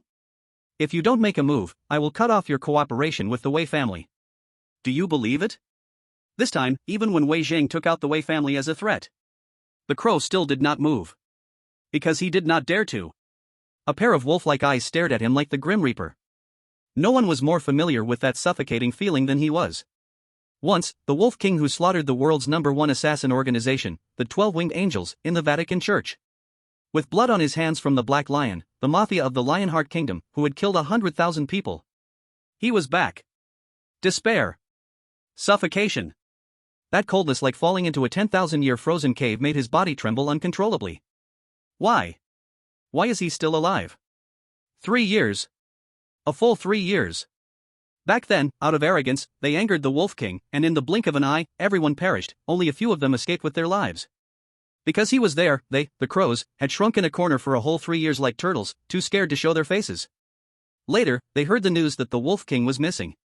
Only then did they dare to reappear in public, stepping into the Great Xia, hoping to reignite the flames. But why? This monster, who once stood proudly on the underground throne of the world, was still alive. Moreover, he was standing right before his eyes. Escape? Only this thought sprang up in his heart. But could he escape from the Wolf King's hands? Without the slightest hesitation. He thudded to his knees before Chen Wudao, and he didn't even dare to utter a word of please. Afraid of provoking the wrath of this king. Ha! Seeing the crow suddenly kneel, Jiang Su'er was bewildered, Jiang Ran was also in a daze. Even Wei Zhan was stunned. What was going on? The crow was one of the kings of the assassin world. Everyone prided themselves, forget kneeling, even lowering their heads was something they'd rarely do. But now he was kneeling before Chen Wudao? What was this about? Wei Zhang was the first to react, shouting angrily, what are you doing? Didn't I tell you to kill him? You useless thing, do you believe I will go back and make my father cut off cooperation with you? No matter how Wei Zhang threatened, the crow didn't dare to move an inch. He simply knelt there, his heart pounding wildly, almost ready to explode. King. At this moment, looking at Wei Zhang's appearance, a flash of impatience crossed Chen Wudao's eyes. He is really too noisy. What? Before Wei Zhang could react to Chen Wudao's words, a flash of white light darted past. Blood gushed out. Wei Zhang covered his neck, looking in disbelief at the crow who had attacked him. He could never have imagined that the crow, whom he regarded as his trump card, would actually strike against him. And it was so clean and efficient. Wei Zhang fell, his eyes wide open, unable to close as he died, watching the person he had brought suddenly killed him. Jiang Su'er was dumbfounded, and Jiang Ran was even more stunned, standing there in a daze, lost for words. What was going on? Shouldn't the one who died be Chen Wudao? Why was it Wei Zhang? Wasn't the crow, the king of the assassin world, a partner of the Wei family? Why did he suddenly strike against Wei Zhang? Endless fear weighed like a tide in the hearts of the two girls. Now that Wei Zhang was dead, the situation had become serious. Chapter 32, My name is Wudao, questioning Xuanwu. The Wei family was not something small, they were the kind that could shake the entire Jiang city with just a stamp. If the Wei family pursued responsibility, forget about them, even if the entire Jiang family came together, they might not be enough to quell the anger of the Wei family. What to do? What to do? Just when they were completely at a loss, a sudden explosion rang out from outside the rental apartment. Looking back, it was the helicopter that Wei Zhang took when it exploded. The terrifying shockwave swept through the entire community. For a moment, everyone was too frightened to move, huddled at home. Jiang Ran felt like she was going crazy. Why? Why had things turned out like this? Shouldn't it have been Jiang Su and Chen Wudao who were dead this time? Why has everything been destroyed? After the explosion's aftermath, a tall figure in black armor suddenly appeared like a ghost, walking through the rain, not entering the room, but respectfully kneeling at the doorway. Returning to the Dragon Lord, I have found the whereabouts of the Thunder family's lay hoof Buddha. Upon hearing the voice of the black armored figure, Chen Wudao felt every cell in his body trembling. Thunder family, lay hoof Buddha. Found him. Finally found him. Where is he? In Jinling, at Xuanwu Mountain in Qinhuai. Xuanwu Mountain? After learning the location, the once calm Chen Wudao now felt like he was going mad, his eyes glowing red. Have the people arrived? The black armor replied respectfully, returning to the Dragon Lord. They have all arrived. Good. As the words fell, Chen Wudao took a deep breath, walked to Jiang Su and said, "These years, thank you for taking care of Xiaoyi and Xiaoyan." Jiang Su, still in shock from the fear, became frozen upon hearing Chen Wudao's words. She looked blankly at Chen Wudao, wondering why this man knew the name Xiaoyi. Wasn't that only known by those closest to Sui? And why did he look so sad now? Chen Wudao looked up at the heavy rain and murmured, "Weren't you always curious about who I am?" As soon as Chen Wudao finished speaking, the wind howled violently. The terrifying sound of engines echoed through the sky. Rows of terrifying warplanes shattered the dark clouds, covering the sky. Amid the rain, figures clad in black armor emerged from the corners of the street, gathering at the doorway of the rental house. 1 person. 10 people. 100 people. 1,000 people. 10,000 people. 100,000 people. They walked through the rain, like ghosts crawling out of the earth. The earth trembled. The black clouds pressed down on the city, ready to crush it. 100,000 Shilin marched into Jiang City. Chen Wudao strode out the door. In an instant, 100,000 black-armored figures knelt down. They parted to make a path for their king's departure. My name is Chen Wudao. Chen Wudao stepped outside, with his back to Jiang Su, letting the cold rain blow on his face. I am the unworthy brother of Xiaoyi. As soon as Chen Wudao's words fell, it was as if a bolt of lightning struck Jiang Su's ears. She dared not believe and looked up at the figure outside. He is called Chen Wudao. How could it be? She had once talked with Chen Sui about family. That day, Sui was very sad, but she did not cry, she laughed. She said she had a brother who was still alive. His name was Wudao, Chen family Wudao. Her brother was the greatest hero in the world. He would definitely come back to avenge the Chen family and bring her and Xiaoyan home. Back home. Jiang Su's vision blurred, and tears streamed down her face. So that's it. So that's it. No wonder he saved her time and again. Chen family Wudao, Chen Wudao. Xiaoyi, you were right. He has returned. He has really come back. Your brother is truly a great hero. But why didn't you wait for him to come back? Rest assured, I will avenge Xiaoyi's death. Xiaoyan, I will bring her back home safely. You, wait for me to return. Chen Wudao tightened the knife that fell from the qilin and stepped into the rain, while Jiang Su weakly collapsed onto the bed, tears pouring down. A dragon has entered Jiang City. 100,000 black-armored figures all rose and followed the dragon. The army pressed on Jinling. In this march of qilin into the city, Chen Wudao sought justice from Xuanwu. Chapter 33, Evicting the Crows. The rain increased. There were no pedestrians on the road, the empty streets of Jiang City, menacing ghosts swarmed. By the time Dugu Ao arrived at the rental house after receiving the news, it was already too late. After delivering Chen Wudao to his location, received the news from the Heavenly King Palace, so I hurriedly left to arrange matters in Jiang City. But unexpectedly, in such a short time, the qilin actually found the whereabouts of the Lei family's head, Lei Huafu. 100,000 qilin, gathering in Jiang City. He received the news immediately and rushed over, but still arrived too late. When he saw the helicopter wreckage outside and the scene inside the house, he couldn't help but suck in a cold breath. Damn it! Why did you have to provoke a monster that had just been released from its cage? Although he was furious inside, when he saw the helpless Jiang Su, he still suppressed his anger, stepped into the room, and said in a deep voice, "What happened here just now? Damn great Xia people." Just as Chen Wudao had left, someone else arrived, and the crow, who had been holding back his anger for a long time, was about to explode, but was suppressed by Du Guao with a single hand.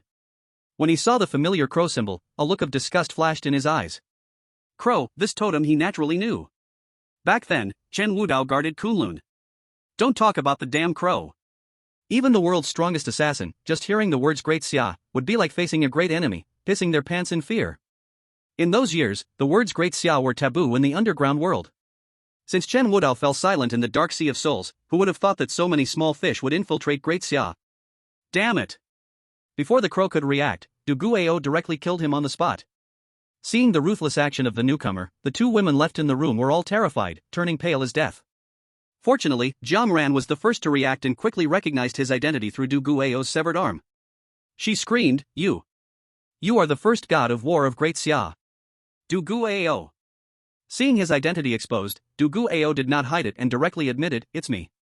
After Du Guao finished speaking, he ignored the excited and thrilled Jiang Ran and instead looked at the helpless Jiang Suer, forcing a smile. Miss Jiang, what exactly happened in the room just now? I know. Seeing Du Guao arrive, Jiang Ran's heart was about to leap out of her chest. The first god of war of Great Xia, that was a legendary figure. With only one arm, he stood proudly as a terrifying force. He guarded the light of 10,000 homes. He was the guardian of Great Xia. His appearance was known to all the people of Great Xia. Although she had also received the news that all 9 of Great Xia's gods of war had gathered in Zhang City, she never expected she would actually see Du Guao in person. And he was standing right in front of her. If she could seize this opportunity to make a good impression on Du Guao, the benefits that would come to her were unimaginable. Before Du Guao could refuse, Jiang Ran immediately recounted everything that had just happened. However, the story she told was not about her and the Wei family bullying Jiang Suer, but rather how Jiang Suer, with a man, killed Wei family's young master, then left with a large group of people. Du Guao frowned slightly. Did he say where he was going? Jiang Ran saw Du Guao speaking to her and hurriedly said excitedly, I know. He seemed to say he was going to some Golden Tomb Xuanwu Mountain? Golden Tomb Xuanwu Mountain? Upon learning the whereabouts of Chen Wudao, Du Guao's entire heart sank. Jinling is different from Zhang City. If Chen Wudao really brought 100,000 Qilin and trampled through Jinling, it wouldn't be a small problem. This day might just be torn apart.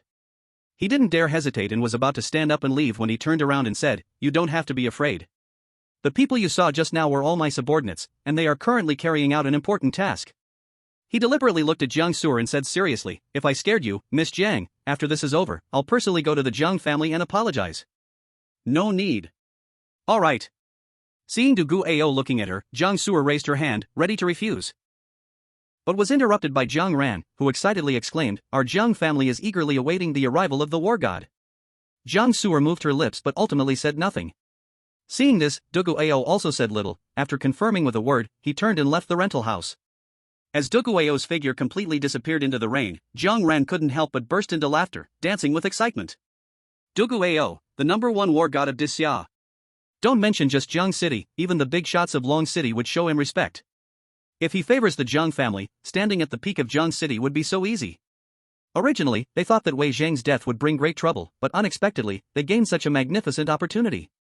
Unlike the excited Jiang Ran, at this moment, Jiang Suer felt as if a giant stone was pressing on her heart. Those people earlier were not Chen Wudao's men, but the subordinates of Xia's #1 war god? What exactly is Chen Wudao's identity? Can he truly bring back Xiao Nian as he said? She turned her head to look out the window, hands clasped together, silently praying. Xiaoyi, you must bless him to bring Xiao Nian back safely. That child, like you, has truly suffered too much. Boom!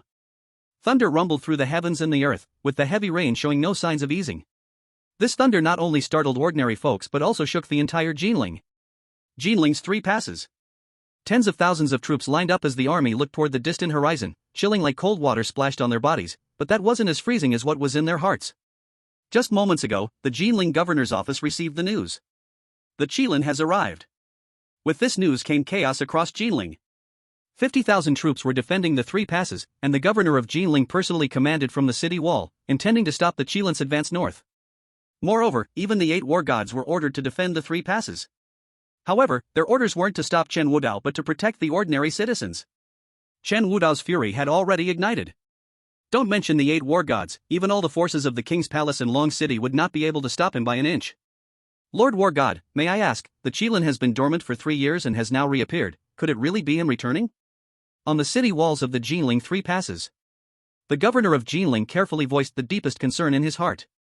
After all, if this truly was him returning, what use would 50,000 soldiers stationed at the 3 passes be? Facing the Jinling governor's question, the 8 war gods all remained silent. Because their eyes only held fear. Chen Wudao. Once the guardian of Xia at the Kunlun borders, he had ultimately been provoked, transforming into a bloodthirsty Shura. Before they could explain, a sudden scream came from below. You! Look! What is that? Chapter 35, 50,000 soldiers shed their armor in unison. With this scream, they looked up and saw a black tide slowly appearing between the heavens and the earth. It surged towards the three passes like ocean waves. Serious. Suffocating. That overwhelming killing intent felt like a towering mountain, pressing on everyone's heart. They have come. They have come. 100,000 Qilin have reappeared in this world, marching with pride toward the Jinling Three Passes.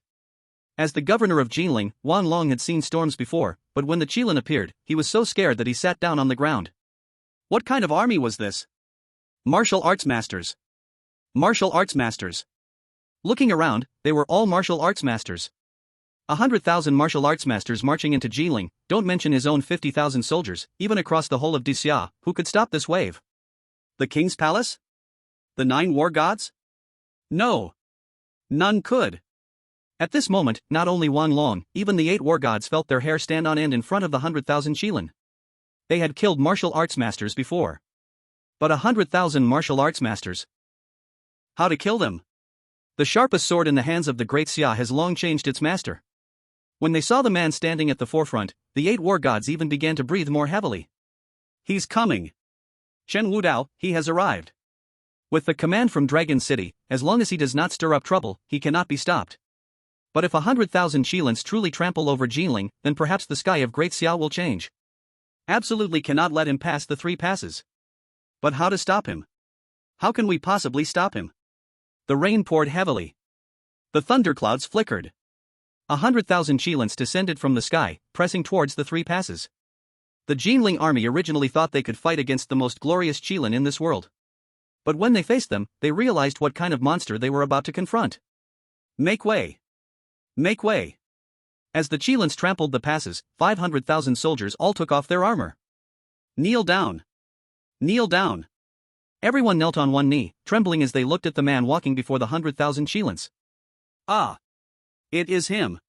The man who once guarded the entire world in Dragon City, he has returned. Watching the 500,000 army unable to defend themselves before the Qilins, Wan Long did not rage. In his eyes, this situation was inevitable. But he could not let Chen Wudao into the city. This was not just to stop him, but also for the lives of the hundreds of thousands of citizens behind him. Warriors! Wang Long suppressed his fear, ready to rally the troops. But before he could finish, the 8 war gods had already transformed into streams of light, appearing in front of Chen Wudao, blocking the gate of the 3 passes. The 8 war gods blocked the way. Dragon Lord, you cannot enter the city. Cannot enter the city. Cannot enter the city. The 8 war gods shouted in unison, the world booming. But Chen Wudao didn't even glance at them, just brushed past them. If you don't want to die, get out of the way. Put. As soon as Chen Wudao spoke, the 8 war gods could not bear it any longer and spat out blood into the sky. By the time they regained their senses, they were already surrounded by Qilins, looking at the 8 war gods with eyes full of disdain. Mockery. Contempt. Scorn. Just a mere 8 ants dared to block the way of the Dragon Lord. They simply did not know how to seek death. However, Chen Wudao did not kill them, so the Qilins naturally would not act.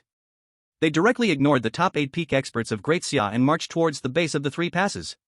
Chen Wudao arrived at the city gate, his gaze coldly looking at the man standing at the entrance. Get out of the way. Chapter 36, The Wind Priest. Watching Chen Wudao approach, Wang Long felt like he was about to collapse. Terrifying. Terrifying. It was a kind of fearsome presence that made one submit with just a glance. But he could not retreat. Because behind him were hundreds of thousands of citizens. If 100,000 Qilins entered Jinling, he could not even bear to think of the consequences. Dragon Lord. Get out of the way. A furious shout, like thunder from the 9th heaven, shook the world. Wang Long's heart was cold, his heart shattered, his hair turning white in an instant, but he still did not retreat. Instead, he knelt down on both knees and loudly declared, I beg the Dragon Lord to retreat. I do not know why the Dragon Lord is angry with Jinling. But Jinling is innocent. The people of Jinling are innocent. They should not die. The originally spirited Wan Long now resembled an elderly man whose strength had withered away. He trembled, pleading. Other than this, he could think of no other way to stop Chen Wudao. Chen Wudao looked at Wan Long kneeling before him, long hair obscuring his eyes, making it hard to see his expression. He moved. He walked straight past Wan Long. Thud. Wang Long's heart suddenly raced, his blood surging like a spring. The hidden injuries accumulated from years of battle were suddenly healed. His white hair turned black again. The whole man seemed to have become decades younger. Wang Long felt his change and was stunned. When he did not understand what had just happened, a cold voice suddenly sounded beside his ear. I enter the city, do not kill the passerby, do not kill the common people. Jinling will not be chaotic. Wang Long heard this voice, trembling as he raised his head, his cloudy eyes looking toward the back of the man who was now pushing the door to enter. Tears filled his eyes. He bowed fiercely to the ground, weeping and crying out, "Thank you, Dragon Master, for your mercy. Thank you, Dragon Master, for your mercy." 100,000 Qilin followed the dragon into the gates. When meeting the Wang Long, they all made way and moved aside. 500,000 troops parted, the Qilin entered the 3 gates, 8 war gods stood blankly in place, like lifeless puppets, lost in thought. In this world, can anyone truly stand in the way of Chen Wudao? Crash. Heavy rain fell from the eaves. Jinling Xuanwu Mountain. Xingfeng Temple. A chess table, an old man and a young man facing each other in a game. Black pieces scattered, white pieces moved aggressively, disrupting the entire game. Hey, I say little Taoist, do you think I can win this time? The white piece fell down. The black pieces were in disarray, the old man spoke, his eyes filled with unprecedented gloom. And across from him, the little Taoist, ragged and blood-soaked, with one eye gouged out, and only one arm left, still remained seated at the chess table, unmoving. Hearing the old man's words, the little Taoist made no sound of pain, but calmly said, "No." "No?" Upon hearing the little Taoist's words, the old man paused, and then burst into loud laughter. Good. Really good. As expected of a Taoist from Qingfeng Temple, even facing death, you do not forget to be stubborn. In the rain curtain. Shadowy figures rushed in from all directions to Xuanwu Mountain, Qingfeng Temple. At this moment, the door opened, and a shadow entered. He approached the old man and said, reporting to the family head, teams from the Lei family have all reached the mountain, every path is guarded by our men. Good. Hearing his subordinate's words, the old man leaned on his knees, lifted the bloodstained big knife beside him, and gazed out at the heavy rain. I, Lei Hoof Buddha, have fought bloodshed for decades, although I have been scolded, knelt down, and even walked past the gates of hell, yet I still live until now. Boom! Lightning flashed, illuminating the entire room. Inside the room, besides the little Taoist sitting at the chess table, were the corpses of all the Taoists from Qingfeng Temple. Lei Hoof Buddha held the knife with one hand, standing at the door, his eyes crimson, gasping, I thought capturing a little girl would bring a glimmer of hope. Unexpectedly, my Lei family faced such a great calamity. If he wants to fight, then I shall fight. He killed my son, so I will use his head to sacrifice to the heavens. Lei Hoof Buddha turned to look at the little Taoist, revealing a mouthful of foul yellow teeth, grinning ferociously. Little Taoist, I bet you one last time, if I win again, then your head will belong to me. Chapter 37, The Anger of the Buddha. Lei Hoof Buddha stepped outside. Under the rain curtain, thousands of men held weapons. Killing intent. Eerie. Lei Hoof Buddha marched forward with his knife, facing thousands of subordinates. He shouted angrily, I, Lei Hoof Buddha, have crawled and fought for decades, the blood on my hands is not just dozens but hundreds. I have fought my whole life to build the Lei family's fortune, to give my brothers a way to survive. But just recently, I received news that the Lei family is in trouble. Fanatics have invaded my Lei family, killing my children, exterminating my entire family. Lei Hoof Buddha took a deep breath, then roared, I cannot swallow this anger. Saying this, he slashed down with his knife. Boom! A small Taoist temple instantly collapsed.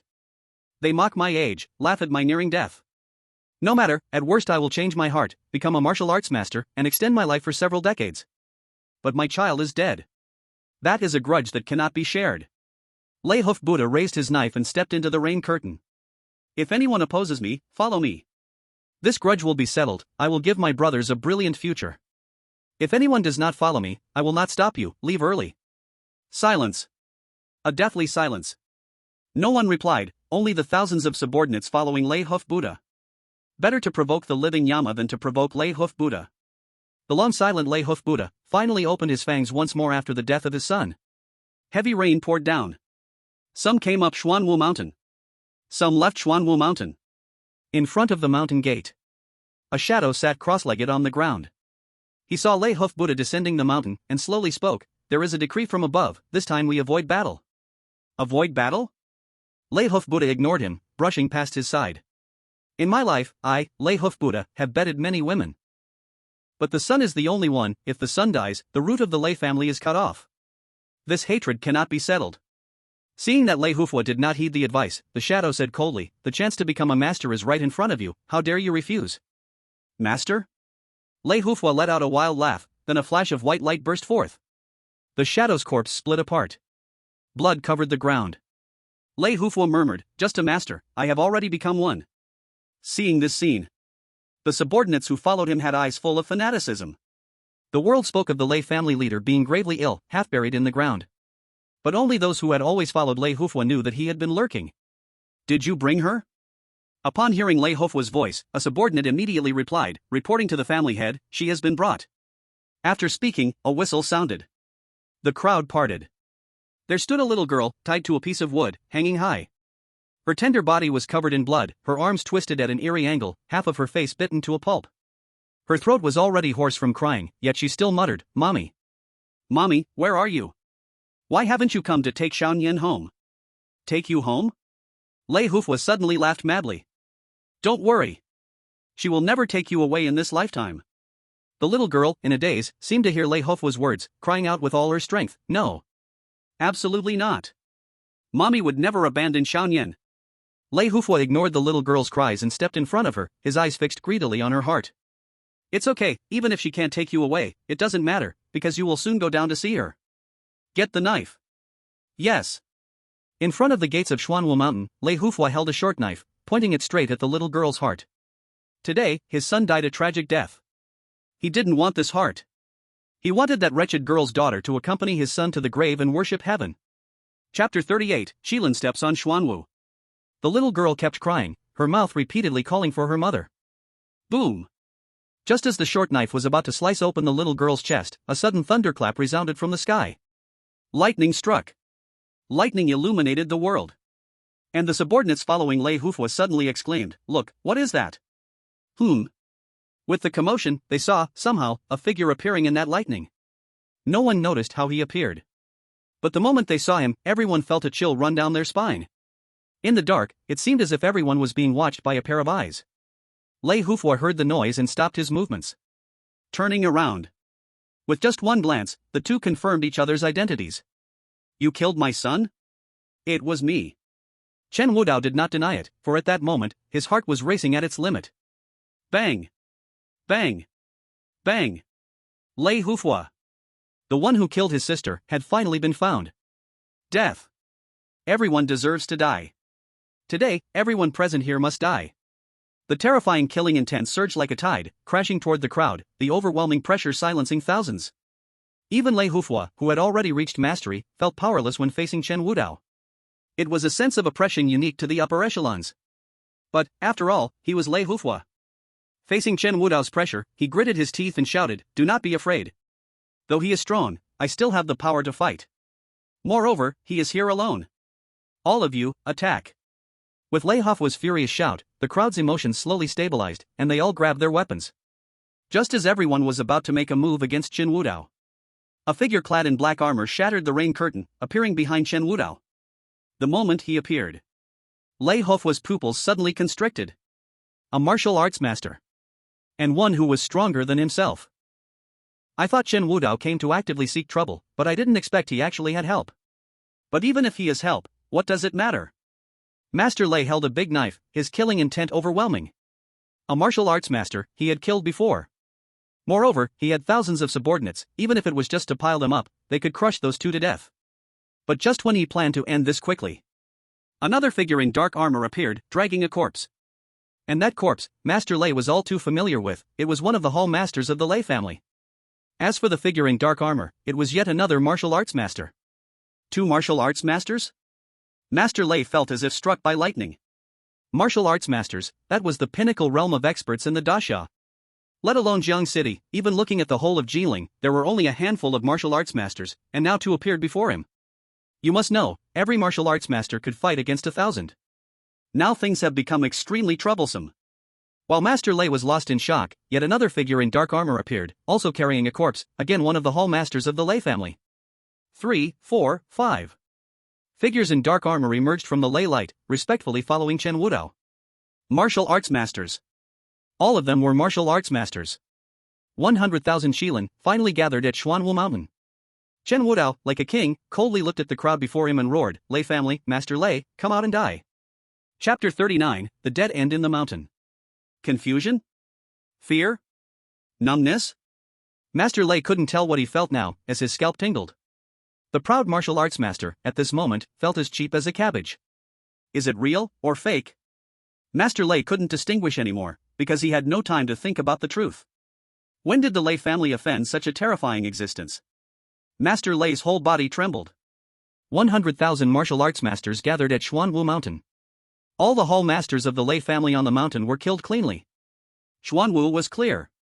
Master Lei, come to die. Chen Wudao's furious yell brought Master Lei back to his senses.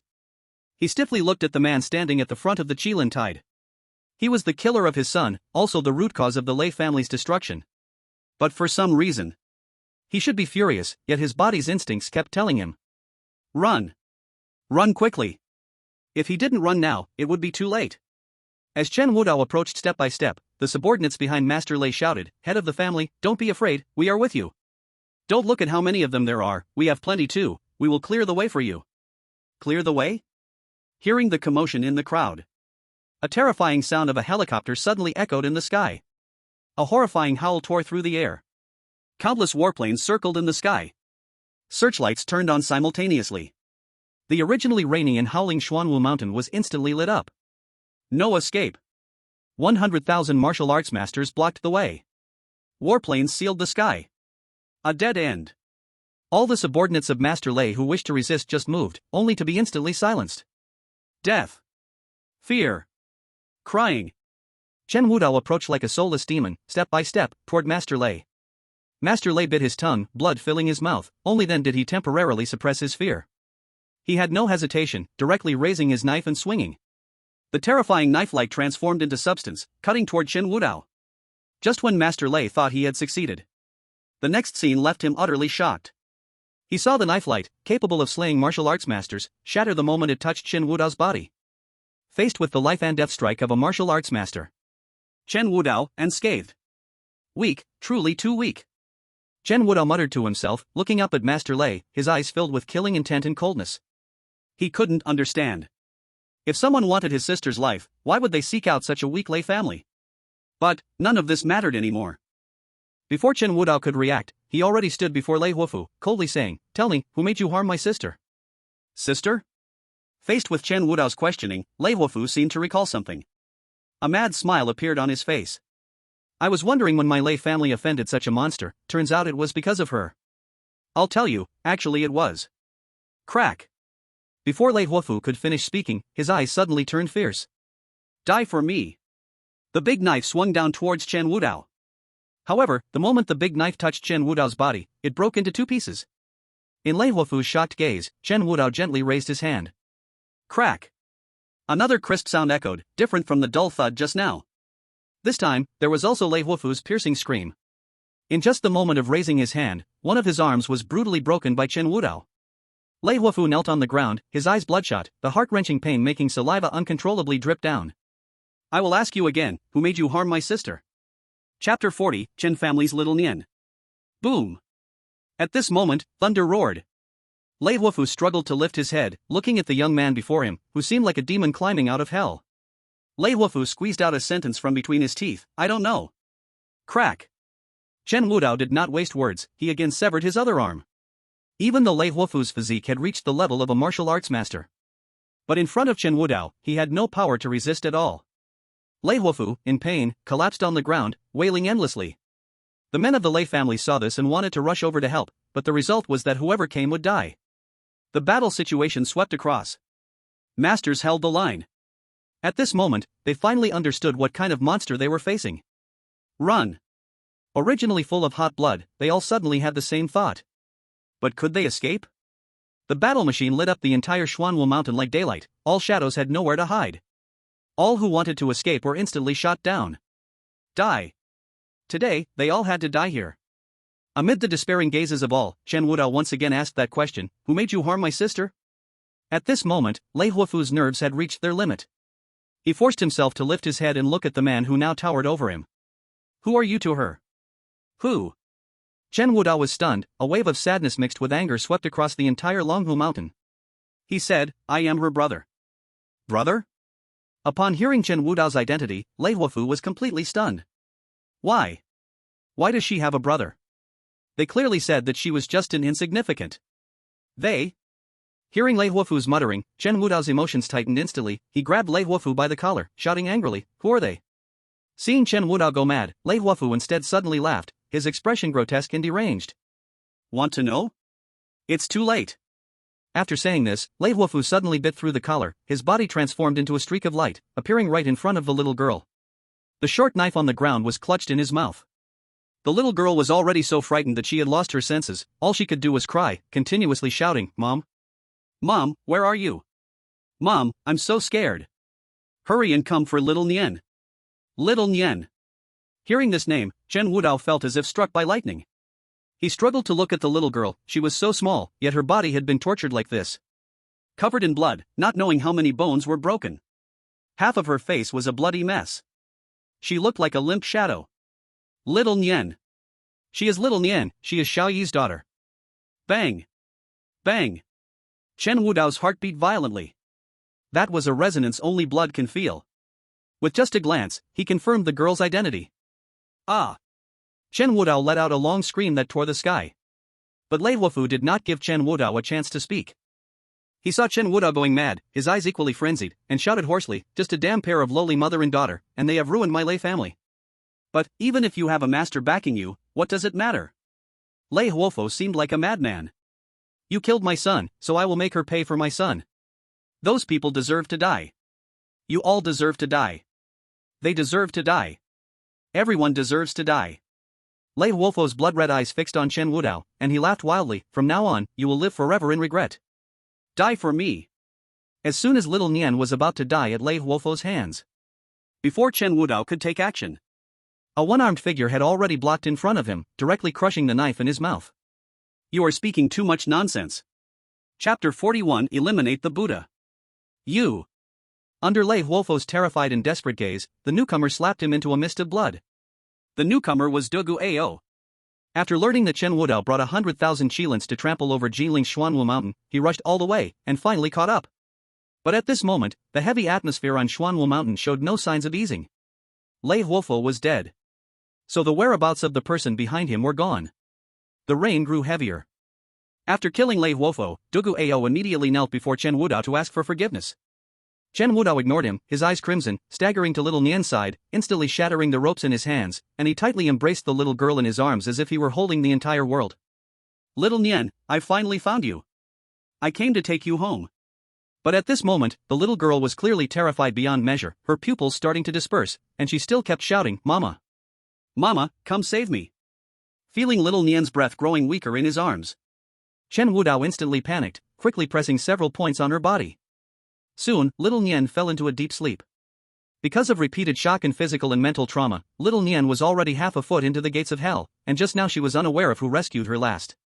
He had to take little Nian away from here immediately. Chen Wudao picked up little Nian. Seeing this, Dugu Ao immediately spoke, respectfully reporting to the Dragon Lord. The dark matters from years ago, including the death of Senior Ouyang, the Heavenly King Palace has already begun investigating, and will soon provide a satisfactory answer to the Dragon Lord. But Jinling is innocent. The people of Jinling. I know. The heavy rain poured down.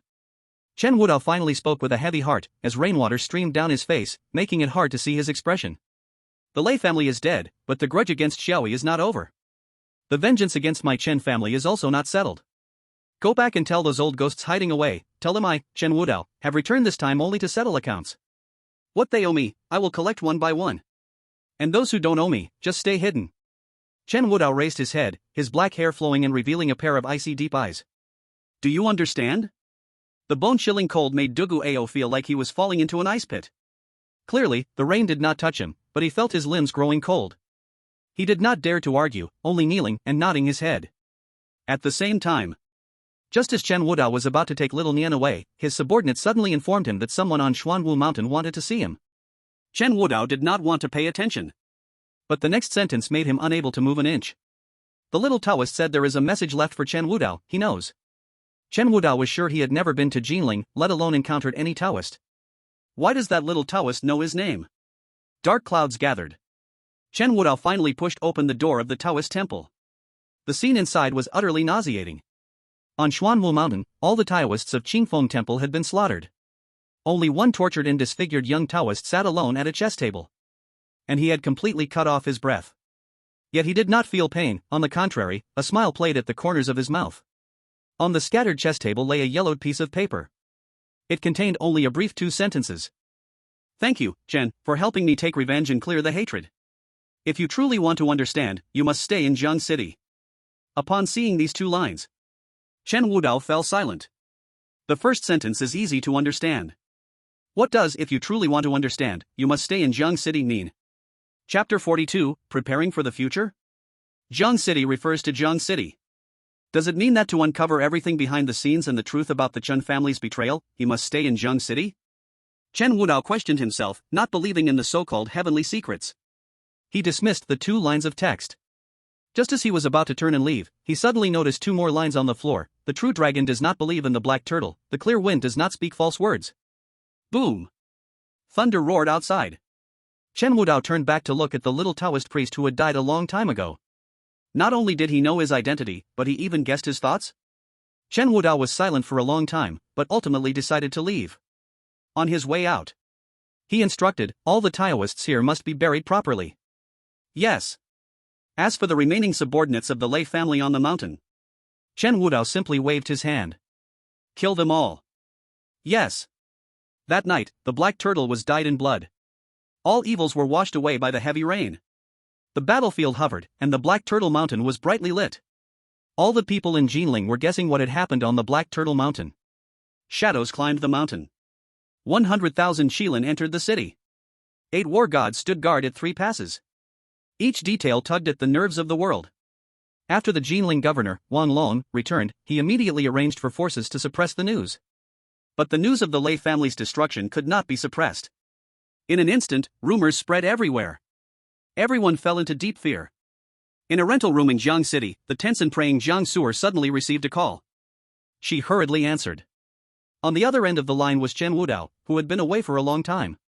Where is the best hospital in Jiang City? Upon hearing Chen Wudao's voice, Jiang Suer's mind went blank. Xiao Nian, she. I've brought her back. When Chen Wudao's reply came again, Jiang Suer could no longer hold back, bursting into tears. All the grievances accumulated over these days were completely vented at that moment. Jiang Suer sobbed, where are you all now? On the way back to Jiang City. I need you to tell me where the best hospital is. Xiao Nian is badly injured and needs treatment. Okay. Wait. I will arrange it immediately. Jiang Suer hung up the phone. In a flurry, she began to arrange a hospital room. Soon, the call was disconnected. Jiang Suer urgently called for a car and rushed to the hospital. Jiang City First Hospital. After leaving Jinling, Chen Wudao went straight to Jiang City with Xiao Nian. And that 100,000 Shilin, after clearing out the remnants of the Lei family, was once again ordered by Chen Wudao to disappear without a trace. They seemed to have never appeared at all. It sent chills down one's spine. The 9 war gods of the Dasha, except for Dugu Ao, all received orders to return to Long City. Dugu Ao had originally planned to stay by Chen Wudao's side. But an order from Long City forced him to leave temporarily. Before he left, he solemnly stated to Chen Wudao that when they meet next time, he would thoroughly investigate the truth behind everything. Chen Wudao ignored him. He only cared about getting Xiao Nian back for treatment. Soon. With Jiang Suer's arrangements, Xiao Nian was sent to Jiang City First Hospital and immediately taken into the operating room. Outside the operating room, Jiang Suer rushed over anxiously. When she saw Chen Wudao sitting outside the operating room, she hurriedly asked, how is Xiao Nian? What's her condition now? Upon hearing Jiang Suer's voice, Chen Wudao's hollow eyes finally showed some color. He looked up at the anxious Jiang Suer and said, she will be fine. When I came, I already protected her heart pulse. After learning that Xiao Nian would be alright, Jiang Suer finally felt a sense of relief, her whole body leaning weakly against the wall. She murmured, it's good that she's fine. It's fine. At that moment, while the two were talking, the operating room door suddenly opened, and a doctor walked out, speaking impatiently, who are the patient's family? Jiang Suer hurriedly replied, It's me. You are? Yes. The doctor glanced at Jiang Suer and then coldly said, then the family should start preparing for the patient's funeral. Chapter 43, A Heartless Hospital. What? Hearing the doctor's words, Jiang Suer felt darkness before her eyes, almost fainting on the spot. Fortunately, Chen Wudao reached out to support her.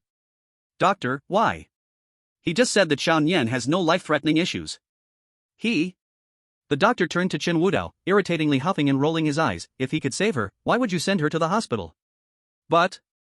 Seeing Jiang Su'er about to argue further, the doctor snapped, when there's no hope, there's no hope. Why would I lie to you? No, I don't believe it. Xiao Nian, where is she? I want to see her now. As Jiang Su'er was about to rush into the operating room, the doctor's eyes flashed with panic, hastily saying, you can't just burst into the operating room. Moreover, she is dead. According to the rules, we have already moved her to the morgue for cremation. Cremation? Hearing the doctor's words, Jiang Su'er felt her heart turn to ashes, nearly collapsing to the ground.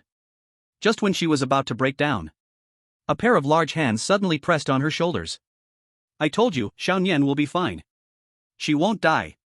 Chen Wudao's words were like a calming pill, instantly bringing peace to Jiang Su'er's heart. The doctor, seeing Chen Wudao interject, spoke with irritation. Where did you come from? Didn't you hear what I just said? She's dead. Dead, do you understand? If you don't believe me, why not go to the King of Hell and try to retrieve her? Facing the doctor's sarcasm, Chen Wudao ignored it and moved to barge into the operating room. The doctor shouted, you didn't hear what I just said, did you? Security. Where's security? Throw this troublemaker out. As the commotion at the operating room door intensified, a few security personnel rushed in front of Chen Wudao, intending to drag him away, but before they could get close, they were sent flying out. The doctor looked at Chen Wudao, who had just acted, his pupils filled with shock. What just happened? These security personnel were not elderly men but solidly retired military personnel. Yet Chen Wudao merely raised his hand and sent them flying 4 or 5 meters away. Is he even human? To be honest, if it weren't for the fear of scaring Jiang Su'er, those people would have been turned to blood mist with a single slap. Chen Wudao walked to the operating room door, looking at the doctor blocking his way, coldly saying, get out. At this moment, the doctor's legs trembled before Chen Wudao. He wanted to scold but, for some reason, he felt like an ant before Chen Wudao. Life and death were mere thoughts away for Chen Wudao. In the end, he couldn't withstand the pressure, collapsing to the ground, frightenedly saying, don't come closer, don't come near. Seeing the doctor go mad, Chen Wudao ignored him and kicked open the operating room door. The scene before him nearly made Chen Wudao explode with rage. Inside the operating room, he saw Xiao Nian unconscious, stripped of her clothes, being held in the air, while another woman in a doctor's outfit was about to cut open Xiao Nian's chest with a scalpel. As Chen Wudao entered, the whole person was in a daze. He never expected that at such a critical moment, someone would dare to barge in. When the doctor finally reacted, he hurriedly shouted, someone. Quick, come here. Someone has broken into the operating room. Unfortunately, no matter how much he shouted, it was useless.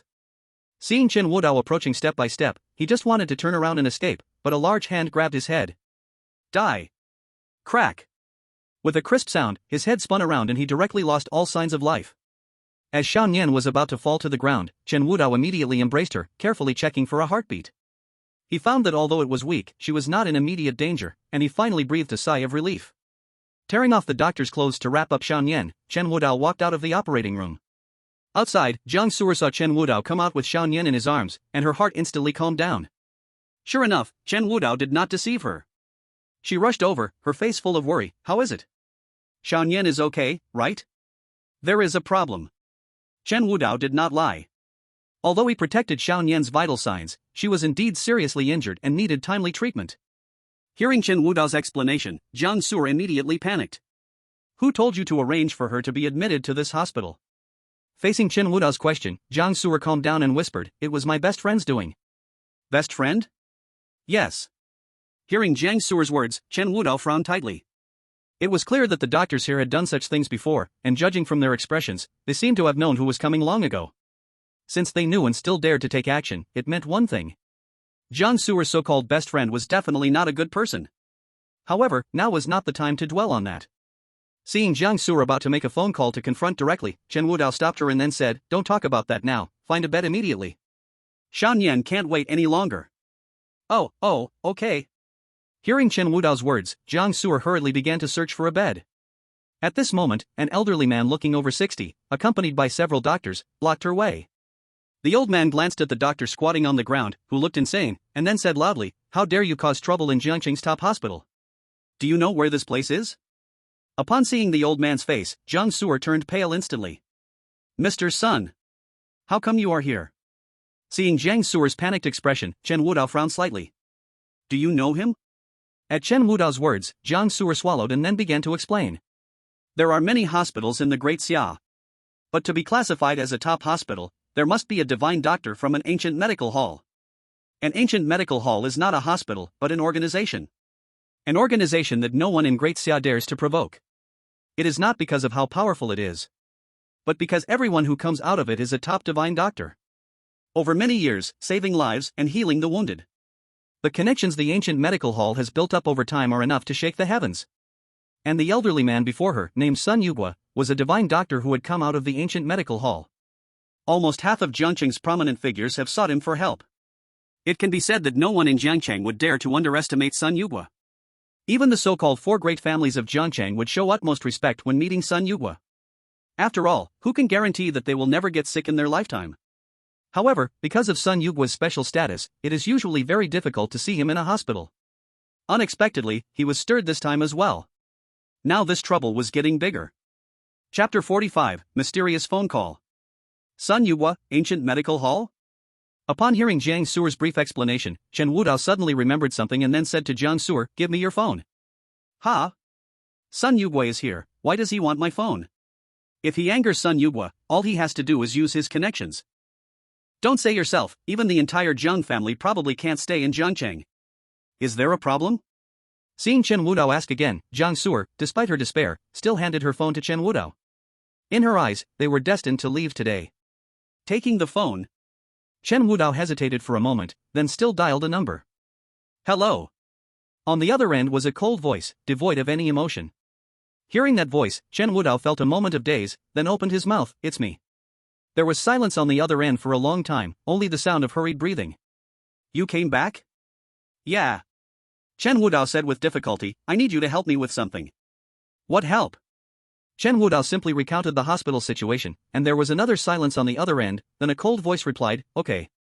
After that, without giving Chen Wudao another chance to speak, the call was directly hung up. Jiang Suer looked at Chen Wudao hang up the phone, a hint of desolation flashed in her eyes, feeling an inexplicable chill. What is going on? Could it be that the call just now was Chen Wudao knowing that something was going to happen, so he was giving instructions for after the fact? Just as Jiang Suer was lost in thought, Sun Yugua had already brought people to them. Tapping his goat beard, he glanced at the doctor curled up on the ground, then glared at Chen Wudao and said coldly, "Did you do this?" "Yes." Chen Wudao did not deny it, his eyes fixed on Sun Yugua, and he said earnestly, "They wanted to harm my niece, so they all have to die." Hearing the accusation from Chen Wudao, Sun Yugua was almost enraged to laughter. "I've been in this hospital for so many years, saving countless lives, and you dare say the doctors here wanted to harm your niece? You're simply talking nonsense." Faced with Sun Yugua's accusations, Chen Wudao coldly said, "Believe it or not." To be honest, if it weren't for the fact that he came from the ancient medical house, Chen Wudao wouldn't even want to make that call, he would have ordered to kill everyone here. But the ancient medical house. A girl with twin braids suddenly appeared in his mind, and he ultimately suppressed the killing intent. "You." Seeing Chen Wudao daring to refute him, Sun Yugua's face turned red with anger. Since he left the ancient medical house and came to Jinling, who didn't honor him as old son. Even the dean of Jiangcheng's top hospital kneeled at his door for 3 days before he reluctantly agreed to come to this hospital. For years, he had regarded this as his life's work. Now, being accused by a young brat, how could he not be angry? "Good boy, you are so arrogant. But you picked the wrong place to be arrogant. Let me tell you, if you don't give me a reasonable explanation today, don't think about leaving here." "Oh really?" Facing Sun Yugua's fury, Chen Wudao just smiled coldly. "I hope you can still be as arrogant as you are now later. Good boy. Come, someone, take him away and call for reinforcements." "Yes, old son." Seeing that Chen Wudao was impervious to soft and hard tactics, Sun Yugua's chest heaved with rage. Jiang Suer also panicked completely at the sound. Chapter 46, The Hospital's Turmoil. Let's not talk about how little Nian's injury can no longer be delayed. If Chen Wudao is taken away again, then she would completely lose her support. Just as she was about to try to mention the Jiang family as her backing, to see if Sun Yugua could give her some face, Sun Yugua's phone suddenly rang. In a fit of rage, he directly hung up. Seeing this, Chen Wudao just coldly said, "I advise you to answer, otherwise, you won't be able to bear the consequences." "Consequences? Can't bear?" Hearing Chen Wudao's words, Sun Yugua laughed out of anger. As a miracle worker from the ancient medical house, where was he not respected? Now, someone even dared to threaten him with consequences? It's simply a huge joke. But when he met Chen Wudao's cold eyes, a chill inexplicably surged through his heart, causing him to shiver uncontrollably. What is going on? Sun Yugwa suddenly calmed down, his serious gaze fixed on Chen Wudao. Why was that familiar sense of pressure appearing on the young man in front of him? Dr. Sun, why waste words on this kind of person? He dares to injure our hospital's doctor and tarnish our hospital's reputation. If this gets out, who will dare to come to our Jiangcheng First Hospital for treatment in the future? Exactly. If anyone can just barge into the operating room when undergoing surgery and something goes wrong, who will take responsibility? For creating this disturbance, he should be arrested and dealt with immediately. That's right. That's right. While Sun Yugwa was indecisive, the doctors behind him could no longer sit still, each one glaring at Chen Wudao in anger. But in their eyes, more of it was guilt. Hearing the loud chatter behind him, Sun Yugwa felt confused and uneasy, and just then, his phone rang again. Not going to answer? Hearing Chen Wudao's words, a sense of foreboding rose in Sun Yugwa's heart. The doctors behind him were still clamoring, causing Sun Yugwa to feel irritated. He suddenly shouted, "Everyone, shut up!" In an instant, all the doctors fell silent, as if startled. Sun Yugwa had been in medicine for many years and always paid attention to his emotions. After all, one of his frequently said phrases was that if a doctor couldn't control his own emotions, he didn't deserve to be on the operating table. Now, seeing Sun Yugwa angry, everyone was stunned. This was the first time they had seen Sun Yugwa lose his temper. With the silence settling behind him, Sun Yugwa stared at Chen Wudao intently, sneering, "All right, I'll take this call. I want to see who you can pull out to save you today." Wudao. Jiang Su'er was nervously clutching Chen Wudao's sleeve as she watched the confrontation between Chen Wudao and Sun Yugwa. Her bright eyes were filled with tears. She choked back a sob. "Nothing will happen, right? Little Nian won't have any trouble, right?" Feeling Jiang Su'er's fear, Chen Wudao remained silent for a moment before gently patting her hand, saying solemnly, "Don't worry, as long as I'm here, no one can hurt you too anymore." Chen Wudao's words seemed to carry a kind of magic, instantly calming Jiang Su'er's worries. She nodded with difficulty and turned to look at Sun Yugwa. Just when she thought it would be hard to leave this place today, she saw Sun Yugwa answer the phone. His expression changed from anger to surprise, and finally to fear, with sweat pouring down his forehead. Even his tone of voice became cautious. This change left everyone in shock. Chapter 47, Change in Attitude. It is important to know that Sun Yugwa was a miraculous doctor from an ancient medical hall. His attitude was not overly arrogant, but he had never shown such a flattering demeanor. The crowd began to speculate about who had just called him. Could it be the owner of the mysterious ancient medical hall in Dasha? Just as everyone was guessing, Sun Yugwa hung up the phone. Dr. Sun. Seeing the doctors behind him planning to investigate further, Sun Yugwa, in an uncommon manner, shouted angrily at them, "Get lost! All of you, get out!" Having worked together for many years, this was the first time they had seen Sun Yugwa erupt in rage. They had still wanted Sun Yugwa to deal with Chen Wudao directly, but the next scene almost dropped their jaws in shock. They watched as Sun Yugwa, the esteemed doctor of Jiangcheng, actually came before Chen Wudao and trembled as he knelt down. Bang! With that kneel, the entire hallway fell into dead silence. In that moment, everyone forgot to breathe. What were they seeing? The great Sun Yugwa, who came from the ancient medical hall, even the four great families needed to treat him with caution, was now kneeling before Chen Wudao. Could this be real? Don't talk about the doctors at the first hospital, or the patients who were watching. Even Jiang Su'er, who was standing next to Chen Wudao, almost forgot to breathe at this moment. Her mind was in a mess, and her big eyes were filled with confusion. What's going on? How did Sun Yugwa suddenly kneel down? Not to mention her, even if old Master Jiang Wanshou from the Jiang family was here, he probably wouldn't dare to accept Sun Yugwa's kneel. You must know that Sun Yugwa represents the connections of the entire Jiang city. Just one phone call. How could he suddenly become like this? But at this moment, Sun Yugwa didn't even have the thought of explaining. All that remained in his pupils was fear. "I'm sorry, Lord Long. I was ignorant and didn't know you would personally come to this place." Looking at Sun Yugwa, who was trembling on his knees in front of him, Chen Wudao sneered, "So, if it wasn't me standing here today, would that person have died at your hands?" Faced with Chen Wudao's question, Sun Yugwa felt like he had been struck by lightning, and cold sweat poured down his entire body. He quickly shook his head and desperately explained, "No. Absolutely not. Enough." Chen Wudao coldly interrupted Sun Yugwa's explanation, then spoke, "Now, I want you to do two things for me. You. Please, tell me. Don't say 2. Even 100 or 1,000. I will not hesitate. First, arrange a bed for me immediately, and then you personally treat her." Hearing Chen Wudao's command, only then did he notice the girl in Chen Wudao's arms. Earlier, he had been staring at Chen Wudao and didn't pay attention to the little girl in his arms. Now, when he looked closely, he realized the severity of her injuries. If she wasn't treated in time, the consequences were unimaginable. Someone! Get someone for me right now! Before Chen Wudao could give the second command, Sun Yugua hurriedly got up from the ground and called his assistant over.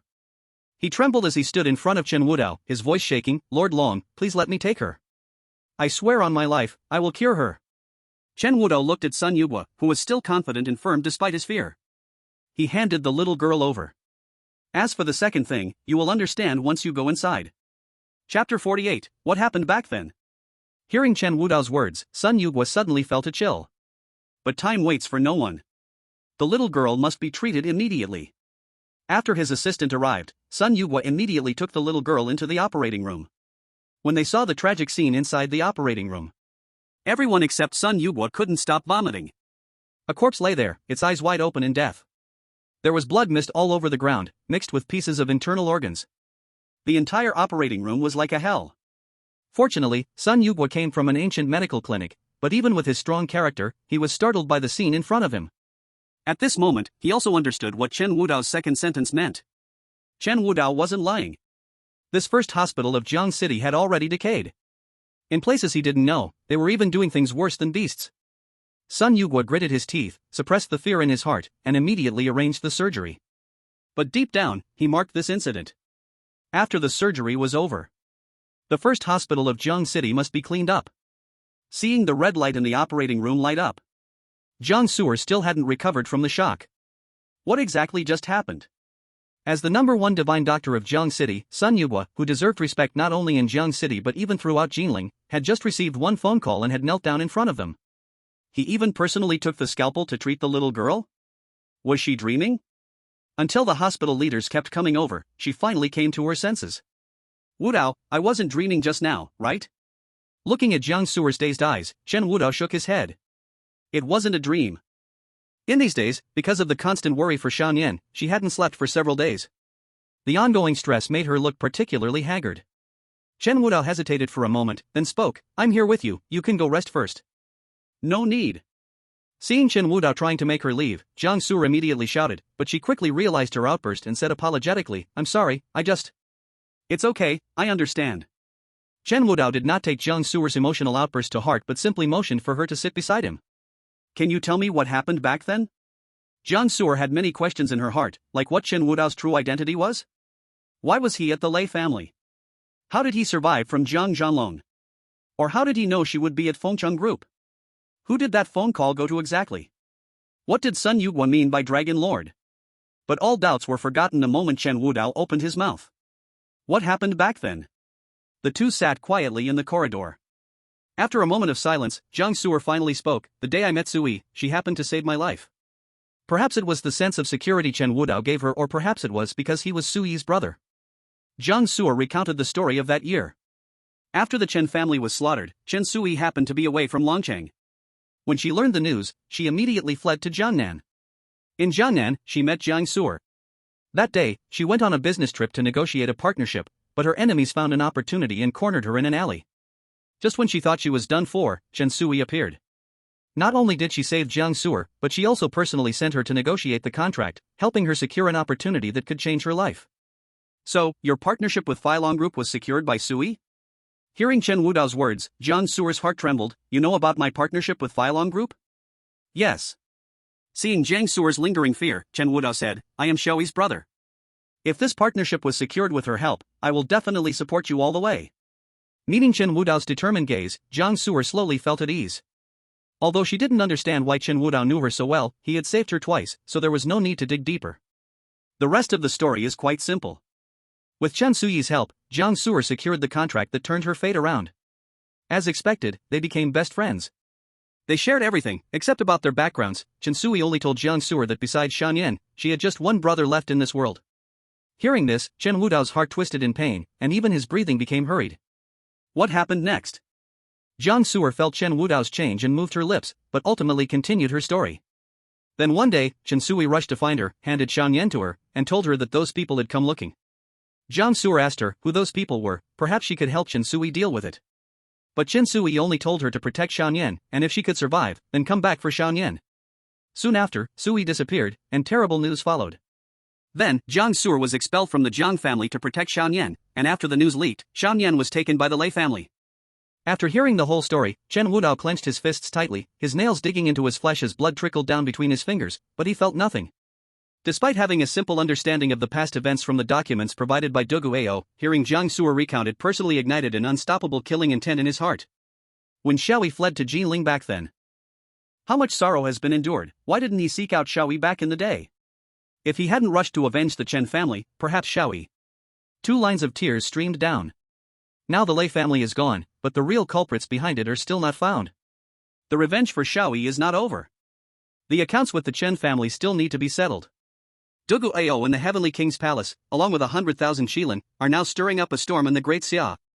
When the day comes to find the true culprits, Chen Wudao will make sure to shred them into pieces. To honor the spirit of Xiaoyi and the 100 members of the Chen family in heaven. Jiang Su'er didn't know how to comfort him, so she carefully asked, "Are you really Xiaoyi's brother?" Chen Wudao nodded. He took a deep breath to calm himself, then spoke, "Did Xiaoyi ever tell you who Xiao Yan's father is?" Hearing Chen Wudao's words, Jiang Su'er's face turned pale. A flash of conflict crossed her eyes, but in the end, she shook her head and said, "Sui never mentioned Xiao Yan's father to me, she only once mentioned that before she met me, she seemed to have lived in the Jinhua district of Jiangchang. At that time, I also thought of looking for Xiao Yan's father, but in the end." At this point, a hint of sorrow flickered in Jiang Su'er's eyes. She didn't need to say the rest, Chen Wudao understood. With so many events happening continuously these days, she didn't have time to seek news of Xiao Yan's biological father. One last question, do you know where Xiaoyi was buried? Chapter 50, Chaos in the Cemetery. The rain diminished. Xiao Yan's surgery would take a long time. Her injuries were too severe, even Sun Yugua found it tricky, but he promised Chen Wudao that he would risk everything to save Xiao Yan. As for Jiang Su'er, after telling where Xiaoyi was buried, she fainted from exhaustion. Fortunately, she was just tired, her health was fine. After settling her in the hospital, and with Sun Yugua swearing on his life that there would be no more issues, Chen Wudao left the hospital. He called for a car and headed straight for Jiangchang's first cemetery. After Xiaoyi's death, her remains lay cold, because she had been tortured to death by the Lei family, no one dared to retrieve her body. In the end, it was a scavenger elder who, seeing her pitiful state, buried her. After learning this news, Jiang Su'er immediately moved Xiaoyi to the first cemetery, and the scavenger elder was arranged by Jiang Su'er to work there, specifically cleaning Xiaoyi's grave. Arriving at the cemetery, it was more desolate than he imagined. But before he could enter the cemetery, a wave of curses reached his ears. "Damn old man! Taking up a latrine without shitting, do you know how much this land is worth now? How dare you hit me? You're looking for death. Brothers, beat him up. Beat him to death. If he dies, it's okay, we can just dig a hole for him right here." Along with the shout, an elder's wailing voice cried out, "You beasts, you even dare to dig up a dead person's grave. You will not die a good death." Hearing the commotion in the cemetery, Chen Wudao felt something was wrong. He rushed in, just in time to see a group of burly gangsters surrounding an old man. The old man had been beaten bloody, his consciousness was foggy, but he still desperately protected a half-broken gravestone behind him. Seeing the word Sui engraved on the half-stone behind the old man, a surge of rage instantly clouded Chen Wudao's reason. "Get the hell away from me!" With a furious shout, the wind roared. Even though the rain had stopped, a bone-chilling cold swept through everyone in the cemetery at that moment. The gangsters beating the old man were also startled by Chen Wudao's shout. "Damn it! That bastard dares to shout here." The leading gangster was just about to turn around and curse back. A fist has already smashed into his face. Bang!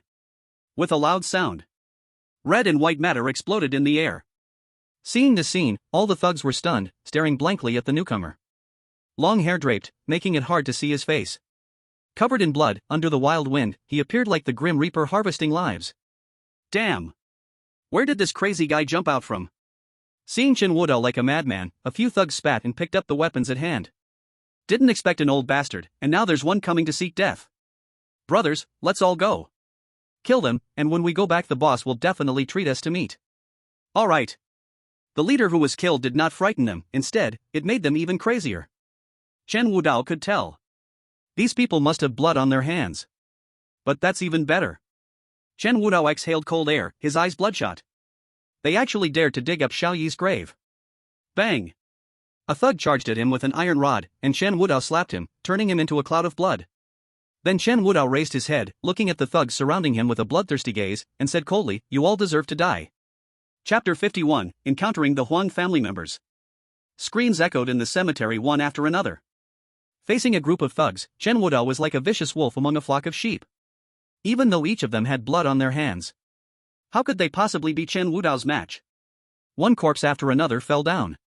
The remaining thugs gradually realized what kind of monster they were facing. As they watched Chen Wudao crush a man's neck effortlessly, they finally couldn't help but shout, "Who the hell are you? Do you know we are from the Huang family? Huang family members?" Hearing the thug's words, Chen Wudao finally stopped. Seeing Chen Wudao standing still, they mistakenly thought their threat had an effect, and their attitude began to become arrogant. Kid, good for you to know about my Huang family. But you've killed so many of my brothers, you must give me an explanation today. Otherwise, I will make you pay." Facing the little thug's threat, Chen Wudao ignored him, merely coldly replying, "Make a phone call." "What? I want you to call everyone from the Huang family." When the little thug understood Chen Wudao's words, he was momentarily stunned, then burst into laughter. "Did I just hear wrong? With you, can you even meet the head of the Huang family? What are you? You?" Bang! Before he could finish his laugh, Chen Wudao raised his hand, and another man fell to the ground, lifeless. Terrifying red and white matter splattered across his face. Call. At this moment, he finally realized fear. But how could he call? Don't look at him being tough just now, he was just a little thug on the edges of the Huang family. Even if he made a call, how could he really summon the Huang family members? As he trembled continuously, Chen Wudao's words rang in his ears again. "If they don't come, you tell them their son died at my hands." Hearing Chen Wudao's words, he fearfully looked at the man not far away. In the past few days, indeed, there had been a lot of rumors about the Huang family, saying that someone bloodily washed the Fengcheng group, the Huang family young master tragically died, and even Zhao Sigi fell at the gate of the Fengcheng group. But later, these rumors were all sealed off. The head of the Huang family was furious about this. But even the head of the Huang family couldn't find the mastermind behind it. Unexpectedly, he had bumped into it himself. At this moment, the little thug felt his whole heart was about to jump out, filled not only with fear but also with ecstasy. If what he said was true, as long as he reported to the head of the Huang family. If Chen Wudao was dead, wouldn't he be able to rise to greatness? He didn't dare to wait any longer, hurriedly pulled out his phone and shouted, "All right. Good kid, you're something. Wait right here for me, I will make you pay today," he said, and immediately dialed the Huang family's phone. The storm was brewing. Chen Wudao no longer paid attention to the remaining thugs, but instead went to Xiaoyi's grave, helping the old woman up from the ground. The old woman had just been beaten, and her internal organs were shattered. Even Chen Wudao could only keep her hanging on to her last breath. The old woman struggled to open her eyes, seemingly trying to see the figure in front of her, but she didn't even have the strength to raise her hand. Who are you?" Chen Wudao looked at the old woman's face, like a dying candle, and quietly said, "My name is Chen Wudao, I am Su Yi's older brother." Upon hearing Chen Wudao introduce himself, the old woman froze for a moment, then coughed heavily, before rasping, "You don't deserve to be her brother." Chapter 52, The Tomb of Clothes and Hats. The old woman took a breath, then tried her best to open her eyes wide, blood flowing from the corner of her mouth. "If you're her brother, how could you let this child suffer so much in her life? Do you know how miserable she was when she died? Cough. Faced with the old woman's accusations, Chen Wudao simply muttered, "I'm sorry. Sorry, it's not for me you should say it, it's for that child." The old woman struggled to stand up, then fell onto Xiaoyi's tombstone, coughing up a mouthful of blood, murmuring, "My parents died early, later, my husband died of illness, my brother died in a car accident, hit by someone, then I had to beg for food. More than anyone else, I wanted a family. As her brother, how could you not protect your sister? How painful was it when she died?" Chen Wudao lowered his head, his face hidden, as sadness spread in front of the grave. "I pity this girl. I just buried her, and then another beautiful young woman came, saying she would bury her, then find me a good place to rest. That girl was kind, she gave me a meal. My old bones have no abilities. I could only guard her grave. This grave, it's not dirty, right?" Chen Wudao took a deep breath and said, "It's not dirty, it's very clean." That's good. Hearing this, the old woman finally showed a relieved smile on her face. "This way, even if I go to the underworld, I can face anyone. This girl's grave should be entrusted to you, her brother." After saying this, the old woman slowly closed her eyes. There was no more sound. The wind howled, and the old woman's body became cold. Chen Wudao said nothing, silently picked up the shovel on the ground, and dug a hole next to Xiaoyi's grave, then buried the old woman inside. Chen Wudao lowered his head and murmured, "Don't worry, no one will bully her again from now on." The thug on the other end hung up the phone and grinned arrogantly. He kept his distance from Chen Wudao, but still shouted arrogantly, "Kid, I've made the call. This time you're finished. The Huang family people will be here soon. This time, let's see how you act all arrogant." Chen Wudao heard the voice but said nothing, only walking straight towards them. The small thug, seeing this, panicked and was just about to run when Chen Wudao grabbed his head with one hand. "None of you will escape today." Crack! With a series of wails and screams. One by one, heads were piled in front of the old woman's tomb. Chen Wudao stood in front of Xiaoyi's grave, staring blankly at the tombstone, repeatedly looking at the name Su Yi engraved on it. Once, that little girl who liked to follow behind him, she was afraid of pain. Even if she scratched her skin, she would cry for half a day. When she was bullied by others, how much pain did she feel, how heartbroken was she? Chen Wudao sniffed his nose. "Brother, I'm afraid of the dark, don't leave, sleep with me, okay? Brother, you say, if one day we separate, will you miss me? Brother, after you marry sister-in-law, don't ever forget about me. Brother, don't leave me here alone, okay? I'm scared, I'm really scared. Woo woo." Chen Wudao knelt down, repeatedly wiping Xiaoyi's tombstone. He could no longer hold on. "I'm sorry, Xiaoyi. Brother is back, this time, brother is really back. But brother came back late, causing you so much suffering. Don't worry, this time brother won't leave. Those who owe our family, and those who cause death, brother will definitely find them all and make them bow down and apologize to you. Xiaoyi." Chen Wudao tightly hugged the tombstone, tears flowing like rain. "I miss you so much." Chapter 53, Head of the Family, Huang Hongshan. Jiang City, Huang family. It rains a lot in Jiangnan, and these days the Huang family feels especially oppressive. The servants are even being cautious while walking. In the Huang family study, Huang Hongshan fiercely smashed the things on the table to the ground, yelling at the blood-soaked figure kneeling before him, "A bunch of useless trash. What good has it done to raise you for so long? The company got sealed. The young master is nowhere to be found. Are you all just here to eat the free food?" As he spoke, Huang Hongshan picked up a censer and smashed it hard at the figure, who twitched a few times on the ground and then went completely still. The people kneeling beside him were all pale with fear. Not long ago, Huang Hongshan was still sitting in the study leisurely drinking tea and playing with his secretary. Then just one phone call changed everything. Fengshan Group was sealed. Even his precious son was missing. He hurriedly contacted the connections he had built up over many years, and all he got back was one phrase. No comment. All news seemed to be suddenly blocked, and the one doing the blocking had methods beyond imagination. Huang Hongshan felt like he was going to explode with anger. The group could be rebuilt. But his son was gone, and then the Huang family would truly be without an heir. Everyone in the Huang family went out to search for Huang Xiaofeng, but to no avail. Just as Huang Hongshan was about to go completely insane, his phone suddenly rang. While fuming, he initially wanted to hang up, but after thinking it over, he pressed the answer button. Hearing the news on the phone, Huang Hongshan was about to explode with rage. Huang Xiaofeng was dead, and the person who killed his son dared to appear before him like this? Damn! They should all die. Master Qiu. Where is Master Qiu? Bring Master Qiu to me. Hearing Huang Hongshan's roar, a figure suddenly appeared in the study, and in an instant, the temperature in the whole study seemed to drop significantly. Seeing the old man appear, Huang Hongshan took a deep breath, then with a bloodthirsty gaze said, Send my orders down. Gather all the Huang family forces, and go with me to the first cemetery. The old man named Master Qiu did not refute in the slightest, simply said okay lightly, and then directly vanished from the study. With the old man's departure, the Huang family stirred up a storm. Figures rushed from all directions towards the first cemetery in Jiang City.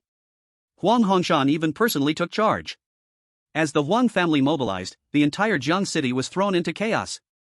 The Huang family was unlike the Lei family. While the Huang family started out in the gray area, after washing clean, they had controlled half of Jiang City's real estate. Every move they made was watched closely.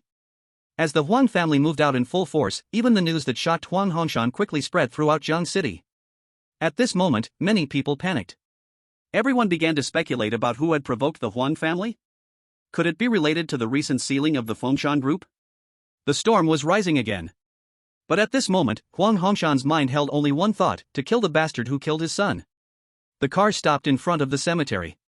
After getting out of the car, a line of figures dressed in black followed behind him. Since the Huang family was cleaned up, they had endured silently for many years. But this did not mean that the Huang family had truly lost their edge. Though they were not on par with the Lei family that colluded with Jiang Zhanlong, the Huang family's power was far more than just muscle. A crowd of figures gathered at the first cemetery of Jiang City. Even the air pressure felt frighteningly low. When Huang Hongshan entered the cemetery, what he saw was a ground full of corpses. Even though he was used to big storms, this scene still sent a shiver down his spine. It wasn't because it was terrifying, but because the person who did this was shockingly ruthless and efficient. Even an old Taoist like him couldn't be so heartless and cruel. When he saw the figure standing before a tomb at that moment, Huang Hongshan steadied himself and gritted his teeth, saying, "Is this the scoundrel who killed my son?" Chapter 54, The Fury of the Huang Family. I did it. The Huang family members gathered more and more, until they surrounded the entire cemetery tightly. There was nowhere to escape. Chen Wudao, hearing the commotion behind him, finally turned away from Xiaoyi's grave. When Huang Hongshan saw Chen Wudao's face, a chilling coldness surged from his feet straight to his mind. What kind of gaze was that? Hollow, indifferent. In his eyes, there wasn't a trace of emotional fluctuation. He seemed like a dead man, or rather, in his eyes, these people in front of him were about to become dead men. Huang Hongshan believed that he had fought hard to build his family business, but he had never seen a gaze as terrifying as Chen Wudao's. Just one glance made him feel an urge to escape from this place. But thinking of his son's death, his rage quickly overpowered his reason. Seeing Chen Wudao admit it, Huang Hongshan took a deep breath, his eyes red and gritting his teeth. He said, "Good, since you admit it, prepare to die here today." Attack! Huang Hongshan didn't give Chen Wudao a chance to explain and didn't want to hear him out. He only wanted to kill this scoundrel in front of him to pay homage to his son. With Huang Hongshan's command, the dozens of subordinates behind him took action first, grabbing their weapons and shouting, "Kill!" Then, they charged straight at Chen Wudao. Seeing this, Chen Wudao didn't pay attention to these dozens of subordinates but walked straight toward Huang Hongshan. Bang! Ah! There were dull thuds followed by cries of agony. Body after body fell at Chen Wudao's feet. Huang Hongshan watched as Chen Wudao approached him step by step, his anger gradually turning into surprise, and finally into fear. What was happening? This time, the Huang family had brought all his personally trained elites. Although their strength was not top tier, it was easy for one to take on 3 or 4. Not to mention, among them were also some martial arts masters. But they only faced Chen Wudao once and fell to the ground, lifeless. Huang Hongshan didn't even see how Chen Wudao made his move. Shadows flashed. Cries of anguish echoed throughout the cemetery. Seeing that Chen Wudao was already close, Huang Hongshan instinctively took a step back, but he quickly reacted, his eyes turning fierce as he spat on the ground. "Damn it, you little bastard can fight. But what good is that?" As Huang Hongshan cursed, he shouted, "Damn it, all of you, get on. Kill this dog scoundrel. Whoever can kill him, I'll give him 30 million. The whole person seemed like a Shura crawling out of hell, just a glance sent chills down the spine. Huang Hongshan saw Chen Wudao approaching, and he understood. Chen Wudao was probably no ordinary person. He was a martial arts grandmaster. But even if he was a grandmaster, so what? Huang Shaohong took a deep breath and shouted angrily, "Old Xiao, it's your turn to act." Chapter 55, The Huang Family's End. With Huang Hongshan's command, a shadow hidden in the dark suddenly rushed out. It was like a poisonous snake, going straight for Chen Wudao's vital points. If it had been any other day, it would have succeeded. But today, he encountered Chen Wudao. Bang! With a dull sound, a streak of bloody mist flew through the air. Under Huang Hongshan's shocked gaze, his confidence and support were slapped away by Chen Wudao. Looking at the old man twitching on the ground, Huang Hongshan finally realized the severity of the situation. In Jiang City, martial arts grandmasters were few, only a handful of them, and the Huang family had one because he, Huang Hongshan, had knelt for 3 whole days, begging for one to protect the family's safety. It could be said that Huang Hongshan's rise to power in Jiang City, as the Earth King, was inseparable from old Xiao's support. But his most treasured trump card was nothing more than a single slap in front of Chen Wudao. What did this mean? The rain had stopped. But Huang Hongshan felt that it was colder now than when it was raining. Fear spread throughout his body.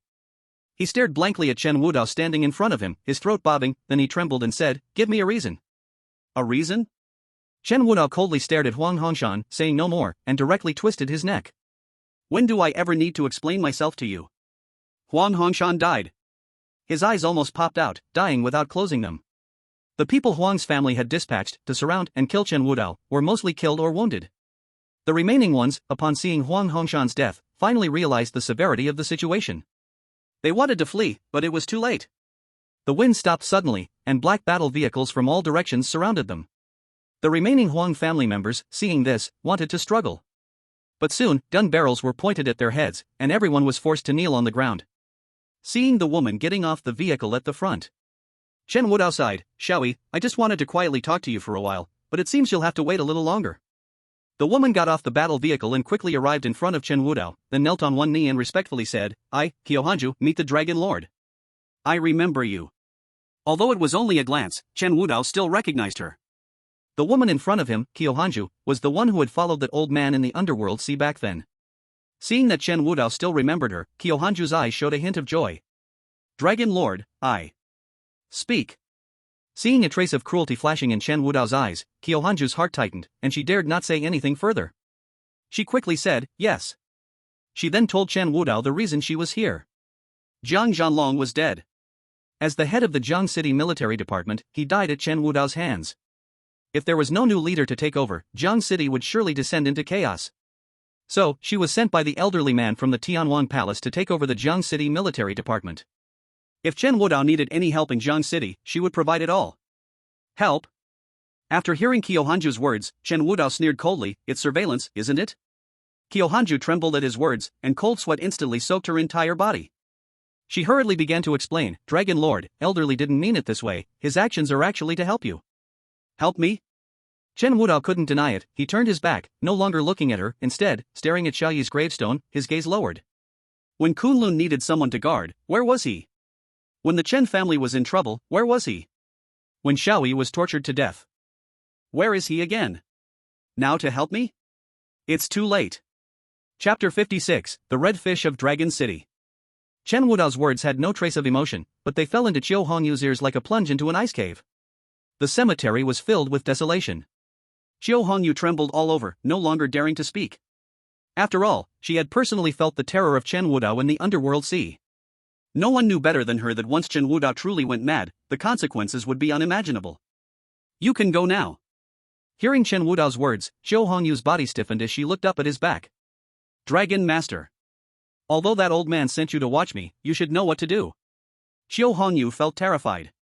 Chen Wudao continued, "Also, this Jiang City is truly too dirty, and I dislike it very much." He had once guarded the gates of Kunlun, protecting the homes of countless families behind him. But when he returned to the Great Xia, he discovered that among those he had protected, there were so many maggots. He felt deeply disappointed. Chen Wudao's words fell into Chiu Hongyu's ears like a holy command. She immediately replied, "Yes, please rest assured, Dragon Master. After I take over Jiang City, I will definitely restore peace to Jiang City." Chen Wudao did not answer Chiu Hongyu's assurance. Seeing that Chen Wudao no longer spoke, Chiu Hongyu dared not stay any longer and hurriedly led her people away from here. Outside the cemetery, Chiu Hongyu returned to the car. A fat-faced middle-aged man had been waiting for a long time, and he hastily flattered, "Miss, where shall we go next?" Hearing the middle-aged man's words, a flash of disgust crossed Chiu Honyu's eyes. "Call me District Chief." "Yes. District Chief." Seeing Chiu Hongyu's angry expression, the middle-aged man broke out in a cold sweat. His name was Song Gui, the second in command of the Jiang City Supervisory Department. Originally, after Jiang Zhanlong's death, the Jiang City Supervisory Department should have been taken over by him, but unexpectedly, a young woman was suddenly sent down from Dragon City in the Great Xia. At first, everyone thought this person sent down was a useless person exiled from Dragon City. But what no one expected was that this would be the only daughter of the Chiu family from Great Xia's Dragon City, Chiu Hongyu. It is no exaggeration to say that Chiu Hongyu's name seemed inconspicuous in front of Chen Wudao, but in Great Xia, it was a household name. Born into a prestigious family in Dragon City, she excelled in music, chess, calligraphy, and painting from a young age. Everyone thought she would become a well-known noble lady in Dragon City of Great Xia. Instead, she picked up a spear and resolutely joined the army. No one knew why she made this decision. Ever since then, Dragon City of Great Xia lost a young lady, but the Phoenix Scale army gained a female killing god. In the years Chen Wudao had disappeared, she rose like a shining new star, quickly emerging and even being praised as the youngest martial arts master in the world. What was even more surprising was that she, who should have been draped in red robes, for some reason gave up all her glory and came to the small Jiang city in the south to serve as district chief. It was beyond comprehension. When Song Gui heard this news, he was also shocked. Besides feeling depressed, he felt even more frightened. Others did not understand Chiu Honyu's temperament, but as the second in command in Jiang City, he could access information about her first. The woman before him was someone who could kill without blinking. If he offended her, forget about himself, even the entire Jiang City Supervisory Department could face her wrath. Just as Song Gui was filled with dread, Xiao Hongyu turned to look at the Huang family's subordinates being suppressed outside the car and coldly asked, "What is going on with these people? Why do they dare to be so bold in Zheng City? Do they still believe in the law?" Chapter 57, The Land of Zheng City is Too Dirty. Seeing Xiao Hongyu become furious, Song Wei hurriedly explained, "Xiao. Oh, no. District Chief, you misunderstood. It's not that we don't want to manage it, but that we simply can't." "Can't manage?" "Yes." Song Wei sighed, revealing a bitter smile. Previously, when the Zheng City Supervisory Department was under Zhang Zhanlong's control, he personally supported the Lei family, and after, the entire underground forces of Zheng City are in our hands. The major industries of Zheng City are controlled by local families. Even if a smaller force wants to intervene, they truly lack the power. Listening to Song Wei's explanation, Xiao Hongyu began to have a rough understanding of the forces in Zheng City. Recalling Chen Wudao's words just now, if what Song Wei said is true, then Zheng City is indeed a mess. I'm not concerned with what happened before, nor will I hold it against you, but now that I'm here, Zheng City must be cleaned up, understand? Hearing Xiao Hongyu's words, how could Song Wei not understand her meaning? His powerful body trembled, and he immediately replied. After Xiao Hongyu spoke, she looked at Huang family's subordinates and calmly said, "Let the first strike begin with them." "Yes." After Song Wei responded, he then smiled apologetically at Xiao Hongyu. "All right, supervisor, since you are new to Zheng City, I took the liberty of organizing a welcome banquet for you. What do you think? I won't go." Seeing Xiao Hongyu reject him directly, Song Wei wiped the cold sweat from his forehead and smiled apologetically. "Supervisor, you may not know, but the esteemed guests coming are all from Zheng City's prominent families. If you want to clean up Zheng City, now is probably the best opportunity." Emphasized by the noble families of Zheng City? After hearing Song Wei's words, Xiao Hongyu finally pondered and said, "Okay, you can arrange it." "Yes." Seeing Xiao Hongyu agree, Song Wei finally let out a sigh of relief. As Song Wei planned to send Xiao Hongyu away while he stayed to clean up afterward. Xiao Hongyu's cold voice once again reached Song Wei's ears. "Send the order down, no one is allowed to step into the cemetery. It will disturb those inside who are in quiet meditation. Don't say I didn't warn you. If you offend him, even if I had 10 lives, I couldn't protect you." Hearing Xiao Hongyu's words, Song Wei couldn't recover for a long time. You must know that Xiao Hongyu is an unparalleled genius from the long city of the Great Xia. In the entire Great Xia, how many people would not tread carefully around her? But she stated that if someone offended those in the cemetery, even she couldn't protect them. Could it be that the people in that cemetery are beyond even Xiao Hongyu's reach? Originally, he planned to go in and investigate. But Xiao Hongyu's instructions directly dispelled his thoughts. Song Wei glanced at the desolate cemetery, then gritted his teeth and ordered, "Come here." "What is your order?" "Go gather all the evidence of the Huang family's violations and misdeeds over the years. They have tormented Zheng City for far too long. It's time to cleanse Zheng City." Hearing Song Wei's command, a trace of excitement appeared in everyone's eyes. Had they finally waited for this moment? Previously, Zheng City's supervisory department was in the hands of Zhang Zhanlong, colluding with both the black and white sides, leaving Zheng City in tatters at the hands of those prominent families. The common people had no way to survive. Now, with Xiao Hongyu in charge of Zheng City, it would finally begin to cleanse the city. Compared to the excited soldiers, at this moment, the subordinates of the Huang family all looked ashen.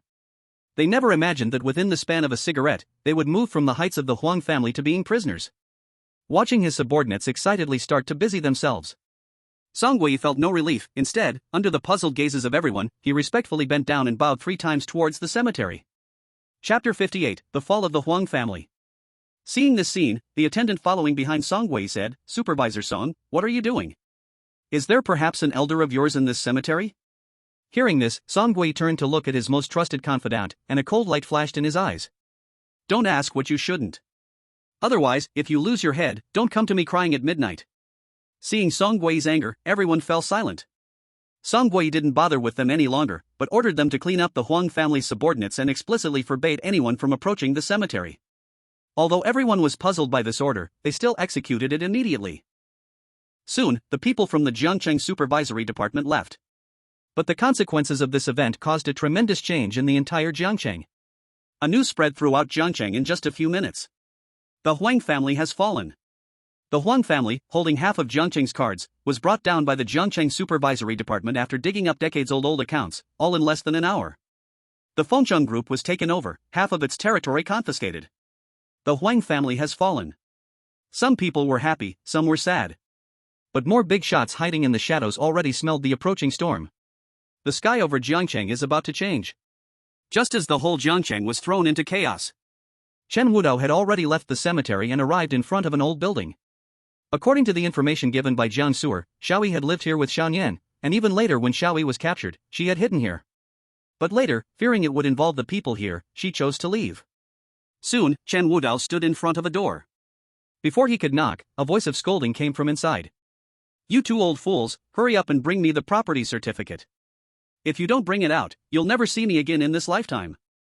You ungrateful son. I've given you all the money in the house. How dare you lay your hands on this house? Do you know that if we lose this house, we'll freeze to death on the street? I don't care, either you freeze to death, or you'll never see me again in this life." Hearing the noise inside, Chen Wudao frowned tightly. It seemed this place was not peaceful either.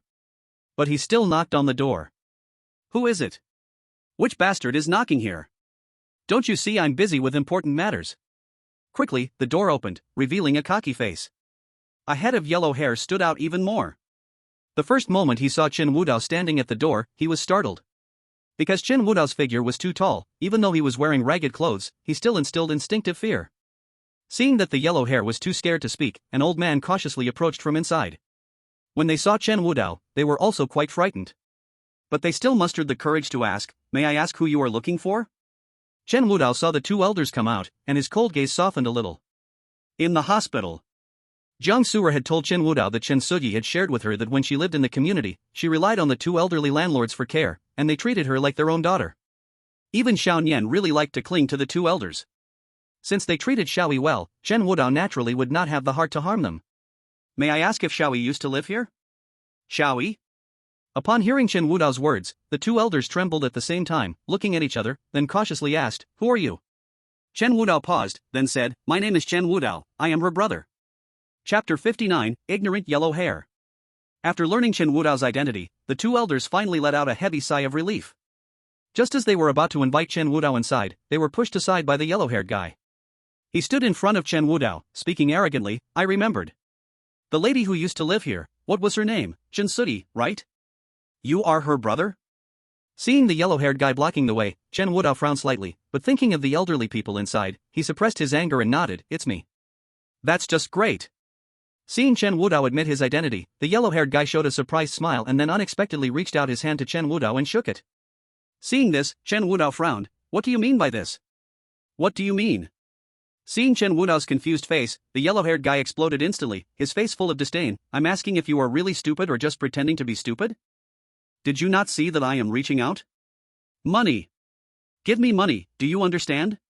This gesture, Chen Wudao naturally understood, but why should I give you? Why? Hearing Chen Wudao's words, the yellow-haired man was immediately angered to laughter.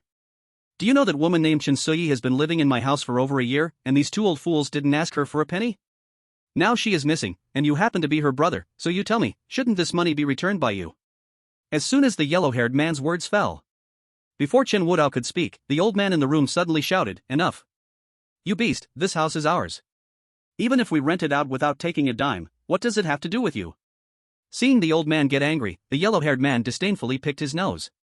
"Although this house belongs to you two old fools right now, but after you two die, it will be mine sooner or later.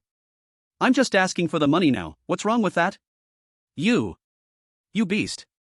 Hearing the yellow-haired man say such outrageous words, the old man immediately rolled his eyes, collapsed to the ground, foaming at the mouth, and convulsed all over. "Old partner. What's wrong with you? Don't scare me." Seeing the old man fall, the woman beside him immediately panicked. Chen Wudao felt it was not good and quickly wanted to check the old man's condition, but was once again blocked by the yellow-haired man. "You bastard, did I promise to let you in? Hurry up and give me the money." Chen Wudao looked down at the impatient yellow-haired man, and a cold flash passed through his eyes. "Get lost." With Chen Wudao's furious shout, a terrifying pressure surged toward the yellow-haired man like a tide. As an ordinary person, the yellow-haired man had never experienced such a thing and was instantly scared silly, sitting down on the ground. Without the yellow-haired man's obstruction, Chen Wudao quickly walked into the room, reached the old man's side, and helped him check his injuries. He discovered it was just caused by excessive excitement, leading to a heart condition. Chen Wudao immediately placed his palm on the old man's chest, and a warm flow surged into the old man's heart, causing the heart that was about to stop beating to thump again. Even the hidden injuries accumulated by the old man over the years were completely healed. Soon, the old man awoke. When he saw Chen Wudao guarding in front of him, a trace of guilt flashed in his eyes. Good boy, I'm really sorry for what happened just now, making you witness something so embarrassing.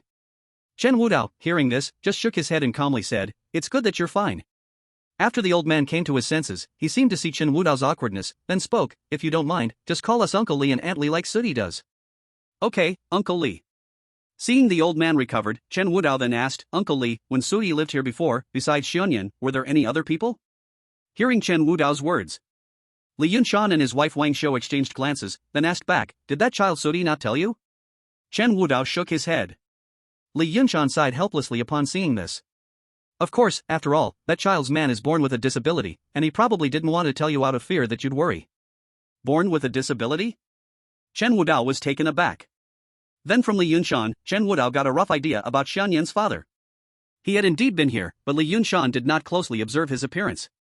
He only remembered that the man was born with a disability, sitting in a wheelchair all the time. Moreover, half of his face had a very obvious red birthmark. Born with a disability, red birthmark? Hearing the features described by Li Yunshan, Chen Wudao rummaged in his mind but could not find any information about such features. Then Uncle Li, did Sudi tell you what his name is? Li Yunshan and Wang Xiu both shook their heads. Although that child Sudi looks cheerful, there are many things she doesn't want to share with people. After all, that child brought a child with her and had been bullied a lot, so we thought if we could help, we would help, and if we could avoid asking, we would avoid asking. Hearing the words of the two elders, Chen Wudao felt a pang in his heart. Did Xiaoyi get bullied when she was here? Although Li Yunsan had not experienced great storms, he had lived for many years and could naturally see the anger of Chen Wudao at this moment. Seeing that Chen Wudao was about to get angry, Li Yunsan quickly said, Child, please calm down first.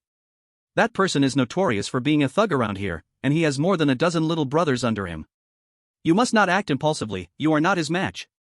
And when Xiaoyi was bullied before, someone had already helped teach those people a lesson. Someone helped Xiaoyi? Chen Wudao took a deep breath and forced himself to calm down. Uncle Li, who helped Xiaoyi? Seeing Chen Wudao slowly calming down, Li Yunsan let out a sigh of relief and hurriedly spoke. It was a girl who looked like a fairy. I only saw her once, and it seemed her name was something like Jiang Su'er. With the reminder from his wife, Li Yunsan clapped his knees. Yes, I remember, her name is Jiang Su'er. Hearing this name, Chen Wudao was taken aback for a moment. Jiang Su'er? Did she not say that Sui only told her where she had lived before? When did she come here? Oh. I remember now. When that girl came, that man was also there. Hearing Li Yunsan's words, Chen Wudao suddenly trembled. That man was also there? That means Jiang Su'er actually knew who Xianyan's father was? But why did she lie to him? The answer to this question probably could only be found when he saw her again. As for now, Chen Wudao helped Li Yunsan up from the ground and then asked, So, Uncle Li, can you tell me where the person who bullied Xiaoyi is now? To reassure Li Yunsan, Chen Wudao added, Rest assured, Uncle Li, I won't be foolish enough to seek revenge alone. I just want to know who bullied Xiaoyi so I can send the authorities to catch them. The authorities? If the authorities were useful, how could they have fallen to such a state? But seeing that Chen Wudao insisted on knowing, Li Yunsan finally resigned himself and said, That person is called Shenmahu, he should be at the Red Rose Club in Jiangbei now since that has always been his territory. Chapter 61, A Debt of Millions. Shenmahu? Chen Wudao silently noted this person in his heart. He was not a bad person, but he had never been a good person either. Gratitude is gratitude, and resentment is resentment. Since he dared to bully Xiaoyi, then he must pay the price for his actions. Just as Chen Wudao was about to ask the two elders more about Xiaoyi's past experiences, the door behind them was suddenly kicked open. Several big and strong men with bare arms swaggered into the room, smoking cigarettes. When they saw the yellow-haired man sitting on the ground, a sinister smile appeared on their faces. Damn, this little bastard owes us so much money and is hiding. If it weren't for knowing where you live, you might have really escaped. Originally scared by Chen Wudao, the yellow-haired man became frightened when he saw the thugs come looking for him. Dragon, Bro Long, why are you here?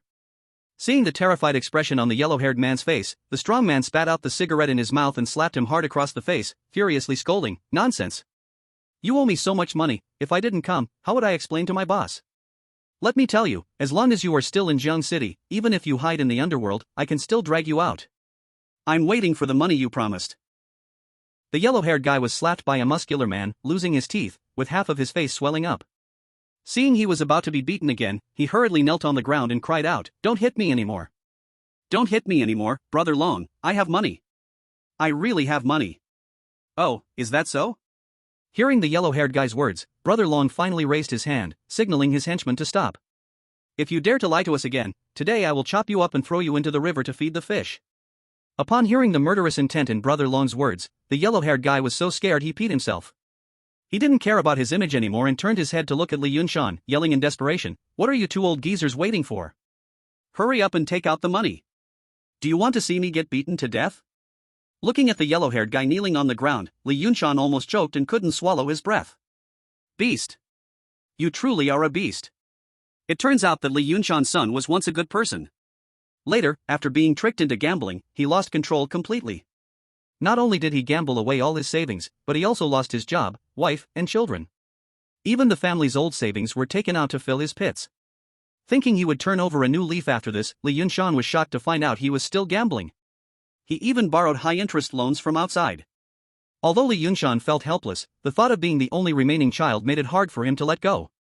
Reluctantly, he steeled himself and approached the muscular man, forcing a smile. "May I ask how much he owes this time?" Seeing someone step up to fight for the debt, the muscular man's face instantly showed a gentle smile, then he extended a finger. Not much, it's only 1 million. It can be easily paid back, right? 1 million? Upon hearing the muscular man's words, Li Yunshan was stunned. He had thought this beast would lose only 2 or 3,000 at most. He didn't expect him to owe 1 million. Forget about paying it back, even if they killed him, he wouldn't be able to come up with 1 million. Not just Li Yunshan was stunned, even the yellow-haired guy was dumbfounded. He cautiously tried to probe. "Brother Long, I only borrowed 200,000 from you, when did it become 1 million? Seeing the yellow-haired guy speak up, the muscular man arrogantly replied, "You borrowed 200,000, that's true, but with interest, handling fees, and labor costs, it all adds up to 1 million. At this moment, the yellow-haired guy finally reacted, angrily shouting, "You! This is extortion." Extortion? Upon hearing the yellow-haired guy's words, those following the muscular man exchanged glances and then all laughed. Their laughter was harsh and sharp. The muscular man even kicked the yellow-haired guy to the ground, stepping on his head, with a gleaming knife pressed against his neck, grinning maliciously. "You're right, I am in the extortion business, what can you do about it? I'm telling you, today you must either produce that million, or I'll have to take something from you as payment." Chapter 62, Worse Than Beasts. With a knife at his neck, the yellow-haired guy was instantly scared to pee. He yelled at Li Yunshan in despair, "Get the money. Hurry up and get the money. You old man, are you going to just watch me die?" Hearing his son's curse, Li Yunshan felt his entire heart tremble. He truly wanted to save his son. But 1 million. Li Yunshan's lips moved, but in the end, he helplessly pleaded, I really can't take out that much money right now, can you please give us some time? Delay? Hearing Li Yunshan's words, everyone seemed to hear a joke, bursting into laughter again. The muscular man's expression turned hideous. "Old man, do I look like someone to be trifled with?" At the sound of these words, Li Yunshan's face turned pale with fright, and he hurriedly said, "No, that's not what I meant." "What do you mean?" The strong man said, kicking the blonde away, then coming in front of Li Yunshan, gripping his collar and lifting him up. "Do you want to end up like him, with a knife going in clean and coming out messy? Old partner." Seeing Li Yunshan being captured, Wang Xiu wanted to rush to save him, but was grabbed by several other thugs. "Boss, you can't say that. We've tried plenty of young women, but we haven't had a go at this kind of middle-aged lady. Should we let the brothers enjoy some fun today?" Hearing the thug's words, Wang Xiu was so scared her face turned pale, and Li Yunshan shouted, "You beasts, let go of my wife. At this point, you still care about a woman. Fine, since it's come to this." The strong man grabbed Li Yunshan's hair, forcing him to look at Wang Xiu, and sneered, "If you can't come up with $1 million today, you'll get to watch a good show. Beasts. You are all a bunch of beasts." Just as a not-so-exciting drama was about to unfold, a cold voice suddenly rang out in the room. "Let go." "Ha?" Hearing someone speak, the strong man turned around and finally noticed Chen Wudao sitting on the corner sofa. When he met Chen Wudao's cold eyes, he was instantly shocked. He almost wet his pants. Fortunately, he quickly came back to his senses and spat on the ground, sneering, "I didn't even sit down when I arrived, and you dare to sit? Want to act tough? Fine, I'll help you. Brothers, mess him up real good, but remember, don't kill him, or we can't get any money." Hearing the strong man's orders, a few thugs understood right away, pulling knives from their waists, grinning as they walked towards Chen Wudao. Seeing this, Li Yunshan shouted even louder, "Xiao Chen, don't worry about us, you run away. I can fight them. You hurry and escape. You beast, this has nothing to do with him. If there's something, come for me." Seeing Li Yunshan's desperate expression, the strong man sneered, "Oh, you're quite loyal. But you should just stay put and watch carefully how someone who can't pay ends up." Bang! As soon as the strong man's words fell, a muffled sound echoed in the room. The strong man turned around, just ready to see how Chen Wudao was brutally beaten, but didn't expect a figure to fly past him directly. Yes, flew past. The strong man was stunned for a moment. Once he regained his senses, he looked at the scene before him and was completely dumbfounded. Is this a dream? He must not have woken up yet? Otherwise, how could this be possible? Chapter 63, The Northern Tiger. The thugs who had just attacked Chen Wudao were now all lying on the ground, their limbs twisted, crying out in pain.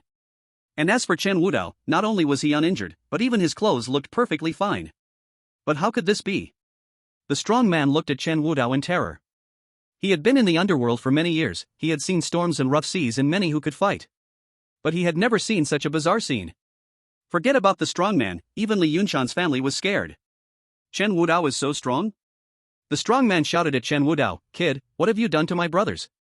Chen Wudao did not answer, only calmly said, "Let them go, you can leave, or you'll stay here with them today." Let them go? The strong man snorted coldly, "Don't talk nonsense. Life for a life, debts must be paid. You."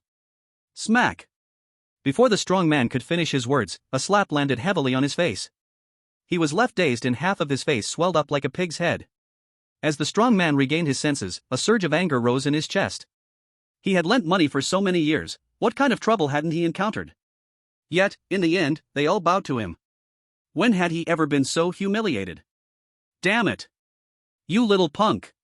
Looking for death. Just wait, you all wait. Today, I will surely kill you. Angry and ashamed, the strong man picked up the knife in his hand and lunged at Chen Wudao. Before he could reach Chen Wudao, another slap landed on the other side of his face. His face was now completely swollen like a pig's head. Before the strong man could come to his senses, Chen Wudao directly stood in front of him and stomped his foot on his head. With the double torment of pain and humiliation, the strong man was so enraged that he fainted on the spot. Seeing Chen Wudao easily handle these people, Li Yunshan finally breathed a sigh of relief, but then heard Huang Mao shouting, You dare to hit Tiger Master's man. It's over. This time it's really over. Brothers, you all saw it, the one who hit is him, it has nothing to do with me. If you're looking for someone, go find him, just don't come looking for me later." After the strong man fell, Huang Mao seemed to regain some spirit, pointing at Chen Wudao and cursing, "And you? You hit Tiger Master's man, this time you can't escape." Hearing the name Tiger Master, Li Yunshan, whose complexion had just improved a bit, instantly lost all color, unable to stand, and fell directly to the ground. When he came to his senses, he could no longer bear this grievance and sat on the ground, howling in tears. "You beast! How dare you borrow money from that kind of place? What am I supposed to do now? What should I do?" Not only Li Yunshan, but even his wife Wang Xiao, upon hearing the title Tiger Master, was so scared that she collapsed to the ground, crying alone. Tiger Master? Seeing Li Yunshan's family's reaction, Chen Wudao asked, "Is he really that powerful?" Powerful? Huang Mao shouted, "Tiger Master is not just powerful. He is the leader of the underground gang in Jiangbei, running countless gambling dens and clubs, only subordinate to that one beneath Jiangcheng. Offending Tiger Master's underlings, even if you run to the ends of the earth, it's useless. Just wait to die." After Huang Mao finished speaking, he looked at Li Yunshan in a panic, shouting, "Old man, hurry up and take out the property deed, go sell it for money. As long as we have money, maybe Tiger Master will show mercy and spare us this time." Chapter 64, Going and Coming Back. Hearing Huang Mao's words, Li Yunshan quickly got up, flustered and anxious, planning to obey him and hurriedly sell the house for money. But Chen Wudao's words quickly extinguished their fantasies. Even if you give him the money, won't these people bear a grudge and come looking for trouble? This time you can sell the house for money, but what about next time?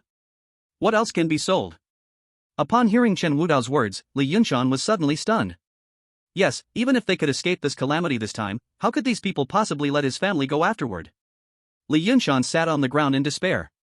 Huang Mao couldn't help but curse at Chen Wudao, "It's all your fault. If the old man had just given me the property deed to sell the house, everything could have been solved. But you had to interrupt my good work. You even hit Tiger Master's man. Get out of here right now. You're a jinx." Looking at Huang Mao's arrogant attitude, Chen Wudao glanced at him, filled only with sorrow. At this point, he still believed the fault was with himself, completely unaware that everything had originated from him. If he were not Li Yunshan's son, Chen Wudao would surely have given him a hard slap now. At this moment, even Li Yunshan's face showed a helpless expression, struggling to say, "Xiao Chen, you should leave quickly. If these people really wake up, you'll be in big trouble. I'll take your aunt and gather our things to leave Jiangbei, you." Seeing how things had come to this, Li Yunshan was still arranging an escape route for himself. Chen Wudao then spoke again, "Uncle Li, there's no need to do this. Since they are my responsibility, I will naturally clean up the aftermath for you. You two should stay here in peace." "Stay here in peace?" Li Yunshan smiled bitterly.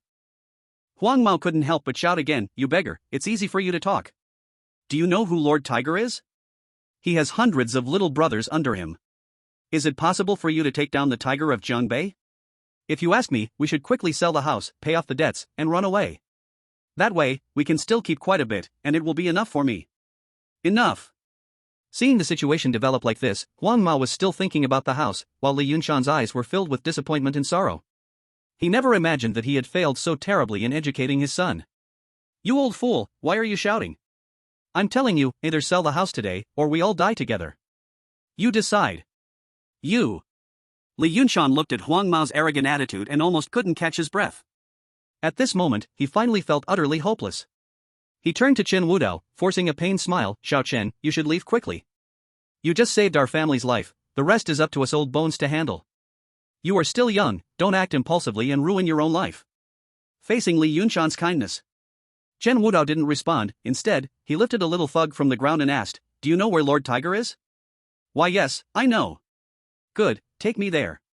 Upon hearing Chen Wudao's words, not only was the little thug stunned, but even Li Yunshan was also shocked. What is he trying to do?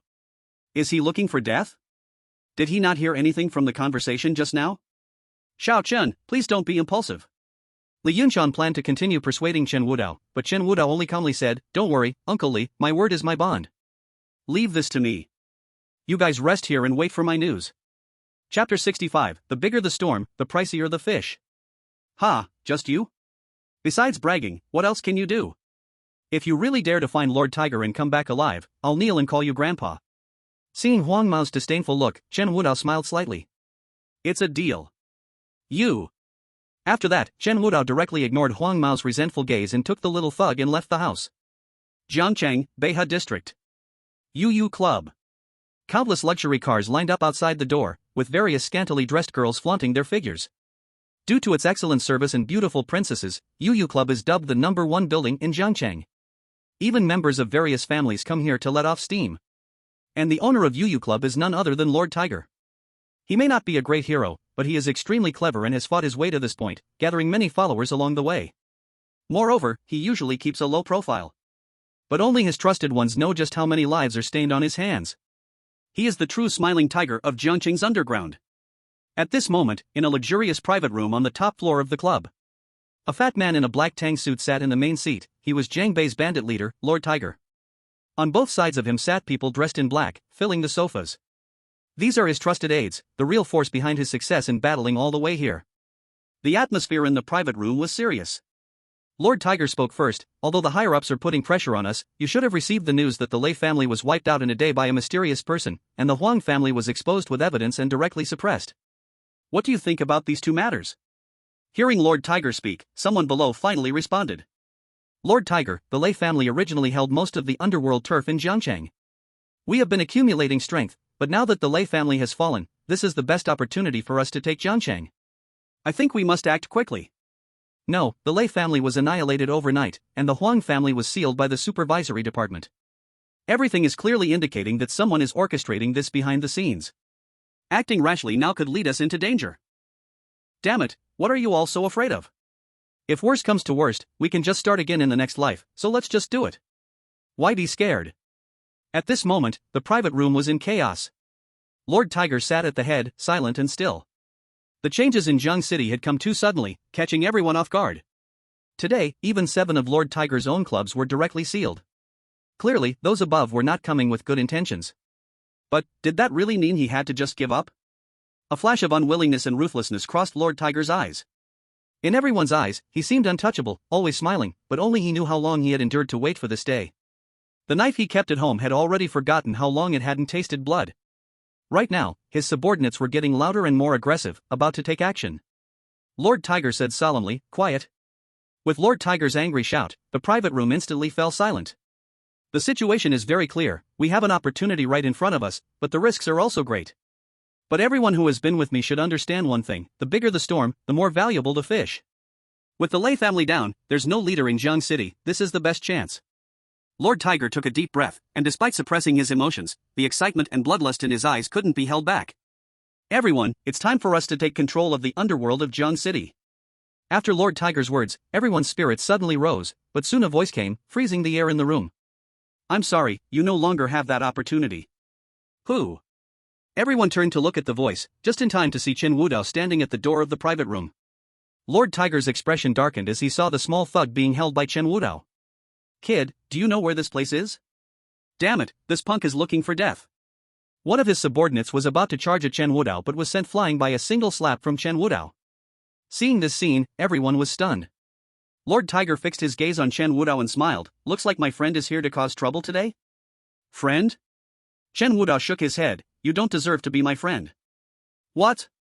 This damn little punk dares to be so arrogant. Lord Tiger, strike. Just kill him. You little brat, I'm going to ruin you today. Hearing this, everyone was filled with anger and began to shout. Lord Tiger's brows furrowed tight, but he knew from Chen Wudao's earlier move that acting recklessly might not end well. Suppressing his anger, Lord Tiger said, Everyone, stand down. Since you came here today, you must have something to ask for. Why don't we sit down and have a good talk? Seeing Lord Tiger adopt a friendly attitude, Chen Wudao coldly replied, Someone borrowed money from your gambling den, and then you sent people to collect. I want an explanation today. Oh? Is that so? Upon hearing Chen Wudao's words, Lord Tiger raised an eyebrow, while the small thug brought by Chen Wudao yelled out, Lord Tiger. Someone borrowed 200,000 at our gambling den and took a long time to pay it back, that's why we came to collect. But that family not only refused to pay but also beat up our brothers. Is that so? Hearing his subordinate's explanation, Lord Tiger furrowed his brows tightly, his tone carrying a trace of anger. Friend, it's only right to repay debts. It's natural. Not only did they not pay back, but they also injured my people and then came to talk back. Isn't that a bit too much? As Lord Tiger's voice fell, everyone in the private room seized their weapons. Seeing this, Chen Wudao showed no fear, simply stating, What you call repaying debts means owing 200,000 and then demanding $1 million. Lord Tiger laughed heartily, and the people around him followed suit. If you borrow 200,000 from me, and then pay me back just 200,000, what's the point of my gambling den? At this moment, Lord Tiger gradually lost his patience as he understood the whole situation. When he saw the two burly men walk through the door, his heart finally sank like a stone, and a twisted smile appeared on his face. Brothers, remember not to hurt the internal organs when you do it. After all, those are the valuable parts. Yes. As soon as Lord Tiger gave the order, everyone in the room grabbed their weapons and charged straight at Chen Wudao. Soon, a miserable scream rang out from the room. But the scream was not from Chen Wudao, it came from one of Lord Tiger's underlings. Seeing their own man get hit, the rest instantly flared up and shouted that they were going to kill Chen Wudao. But sadly, they didn't understand at all what kind of monster was standing in front of them. Bang! Bang! Bang! Figures flew, screams echoed, and one body after another fell at Chen Wudao's feet. If before, in the Jinhua neighborhood, he held back out of fear of scaring Li Yunshan's family, then now, facing this group of scum, Chen Wudao held back nothing. At this moment, the anger he had held down for so long finally exploded. Chen Wudao showed his terrifying fangs. Chapter 67, Killing Parasites. Lord Tiger sat on the sofa, originally waiting to see Chen Wudao kneeling on the ground, crying and begging for mercy. But the scene in front of him made his whole body tremble with cold. Terrifying. Hopeless. Crushing. The trusted men in the room who followed him, though not top elites, could easily take on 4 or 5 each. But in front of Chen Wudao, they couldn't even survive one move. Crack. With a sharp snap, another neck was twisted off by Chen Wudao's bare hands. At that moment, Lord Tiger understood. He was scared. He had offended a monster he could never handle. But Chen Wudao didn't care what he thought. Ever since he guarded Kunlun, he had protected the lights behind him, protecting the people. He thought the land of Daxia would be peaceful, but he never imagined there would be so many parasites. They made the common people lose all ways to live. They broke up countless families. They made so many young girls cry and fall into darkness. They deserve to die. All these parasites deserve to die. Bang! As a cloud of blood mist exploded in the room, all the underlings who had charged at Chen Wudao collapsed at his feet, silent forever. And after doing all of this, Chen Wudao's breathing didn't even change. He simply looked at Lord Tiger calmly and said, Now it's your turn. Panic. Lord Tiger completely panicked at this point. He no longer looked fierce. Instead, he shouted in fear, What are you all standing there for? Shoot. Hurry up and shoot him. As Lord Tiger gave the order, the two men guarding the door immediately pulled out the guns from their waists. A smile returned to Lord Tiger's face. Damn it, you can fight, huh? So what if you can fight? I don't believe bullets can't kill you today. Just as he finished speaking, the two burly men were about to pull the trigger. But before they could move, a figure had already appeared in front of them. If bullets could kill me, I'd be in hell a long time ago. Crack. Another sharp snap, but this time it wasn't bones, it was the guns. Seeing the shattered pieces in Chen Wudao's hands, the burly men were dumbfounded, and so was Lord Tiger. Monster. Damn it, he's not human, he's definitely a monster. How could someone crush guns with just flesh and blood? Fake. It has to be fake. At this moment, Lord Tiger was completely terrified. He shouted, quick. Stop him. Just as he spoke, he dragged his fat body, trying to escape through the back door of the room. But soon, a cold, emotionless voice reached his ears. Where do you think you're going? Hearing that death-like voice, Lord Tiger turned back and saw the two burly men already lying motionless on the ground. And Chen Wudao was blocking his escape. At this moment, Lord Tiger didn't care about his image anymore. He shouted, damn you, don't go too far. If you dare touch me today, I swear I'll kill your whole family. Chen Wudao remained unmoved. He approached him step by step. Huge sweat beads slid down his face, and seeing that Chen Wudao wouldn't be intimidated, Tiger gritted his teeth and squinted, managing a forced smile. This brother, you didn't come here to talk about the gambling debt, right? I don't want this money. I really don't want it. Not only don't I want it, I even give you 1 million, oh, no. 3 million. Chen Wudao stood in front of Tiger, a terrifying sense of pressure like an ocean crashing down on him, making Tiger's scalp tingle. At that moment, he could no longer care about his image, kneeling on the ground, madly bowing to Chen Wudao. Sorry. I'm done. I will never dare again. I'll go shut down the gambling den immediately. I won't harm anyone again. I beg you, show mercy today and spare my life. I will definitely repay this great kindness in the future. Chapter 68, Exterminate the Tiger. I ask you, how many people have you harmed to death? Hearing Chen Wudao's words, Tiger hurriedly replied, I have never harmed anyone to death. Really? Chen Wudao said calmly, 3 months ago, you lent money to a girl, coerced her into taking photos, then forced her to work for you. After she lost her purity, you made her serve customers with all sorts of excuses. Later, seeing she insisted on leaving, you sent her photos to the school, causing her to jump off a building and commit suicide, right? Chen Wudao's words pierced Tiger like a knife. At this moment, his eyes were filled with fear. He couldn't understand why Chen Wudao knew about this.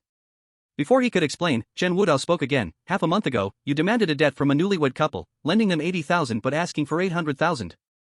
When they couldn't pay, you harmed his wife in front of the husband, leading them both to madness and a double suicide. This was also your order, right? Boom. Chen Wudao's words exploded in Tiger's ear like a bomb. He trembled and shouted, false. It's all false. Please don't believe this. It's all rumors from those people, I have never done anything like this. Really? Facing Tiger's explanation, Chen Wudao felt his anger rise. On the way here, he already learned all about Tiger's deeds from a small thug. Since the Lei family controlled the underground forces of Jiangcheng, he really hadn't killed anyone. But countless people's blood was on his hands. Gambling debts, clubs, even reaching out to those children. The word beast would tarnish those two characters when applied to him. Go explain in hell to those you harmed, here, the dead have no voice. Hearing Chen Wudao's words, Tiger felt his limbs turn cold. He now clearly understood what awaited him next. But he was unwilling. He had endured for so long, finally waiting for the Lei family's downfall. But why did he have to encounter this killing god, Chen Wudao, at this moment? No, he couldn't die. Under the stimulation of death, Tiger jumped up as if he had been injected with chicken blood, desperately trying to escape out of the box. But how could Chen Wudao let him go? A punch hit him in the face, shattering all his teeth. Tiger wanted to spit blood, but Chen Wudao blocked his mouth with a towel. One punch after another hit him hard. Tiger could even feel his insides breaking, but Chen Wudao still did not kill him, just allowing him to struggle desperately. Just as he thought his life was short, and believed he was going to die today. A loud shout suddenly came from outside the box, everyone inside, stop. Whoever moves will be killed on the spot. Following this voice, he saw several soldiers in Jiangcheng's military uniforms walking in front of the box door. Originally, when Tiger saw these people, he would be full of hatred. After all, black and white do not coexist, and these high and mighty soldiers were the ones he despised the most. But now, he seemed to see a savior as he desperately tore the towel from his mouth, crying out in anguish, Lord Supervisor, save me. Please save me. He not only killed people, but he also wants to kill me. You all quickly catch him. Quickly catch him. Chapter 69, First Meeting with Songwei. The newcomer, upon seeing the scene in the private room, nearly shouted in terror. Corpses lay sprawled on the ground. And the boss of the club, who was also their target this time, the notorious bandit leader of Jiangbei, Old Tiger, was beaten to the point of being unable to take care of himself. This scene could only be described as a hell on earth. When he saw the only person standing in the private room, his heart actually stopped for a moment. Terrifying. Very terrifying. Although he was dressed in rags, the pressure radiating from him surpassed everyone he had ever seen. Even the new supervisor who came this time was much weaker than him. Did you do all this? Though he was filled with fear, he did not forget his duty for coming here and coldly said, "Did you kill all these people?" Yes. He killed them all. Without waiting for Chen Wudao to speak, Old Tiger shouted directly, "Supervisor, oh no, Lord Song, quickly catch him. Or shoot him right now." Looking at the terrified Old Tiger before him, the newcomer flashed a hint of disgust in his eyes and directly ordered, "Arrest him. Do not let anyone here go today." Yes. With his order, everyone in the club was apprehended. Upon hearing this command, Old Tiger felt blank in his mind. "Lord Song, you got the wrong person. He is the one who killed them. Why are you detaining me?" The newcomer ignored him and instead looked at Chen Wudao, swallowing hard, then said tremblingly, "Why did you kill them?" Faced with the newcomer's questioning, Chen Wudao finally spoke, "I remember you." "Ha?" As he was puzzled, Chen Wudao opened his mouth again. "You were the only one who bowed to Xiaoyi at the front of the cemetery before."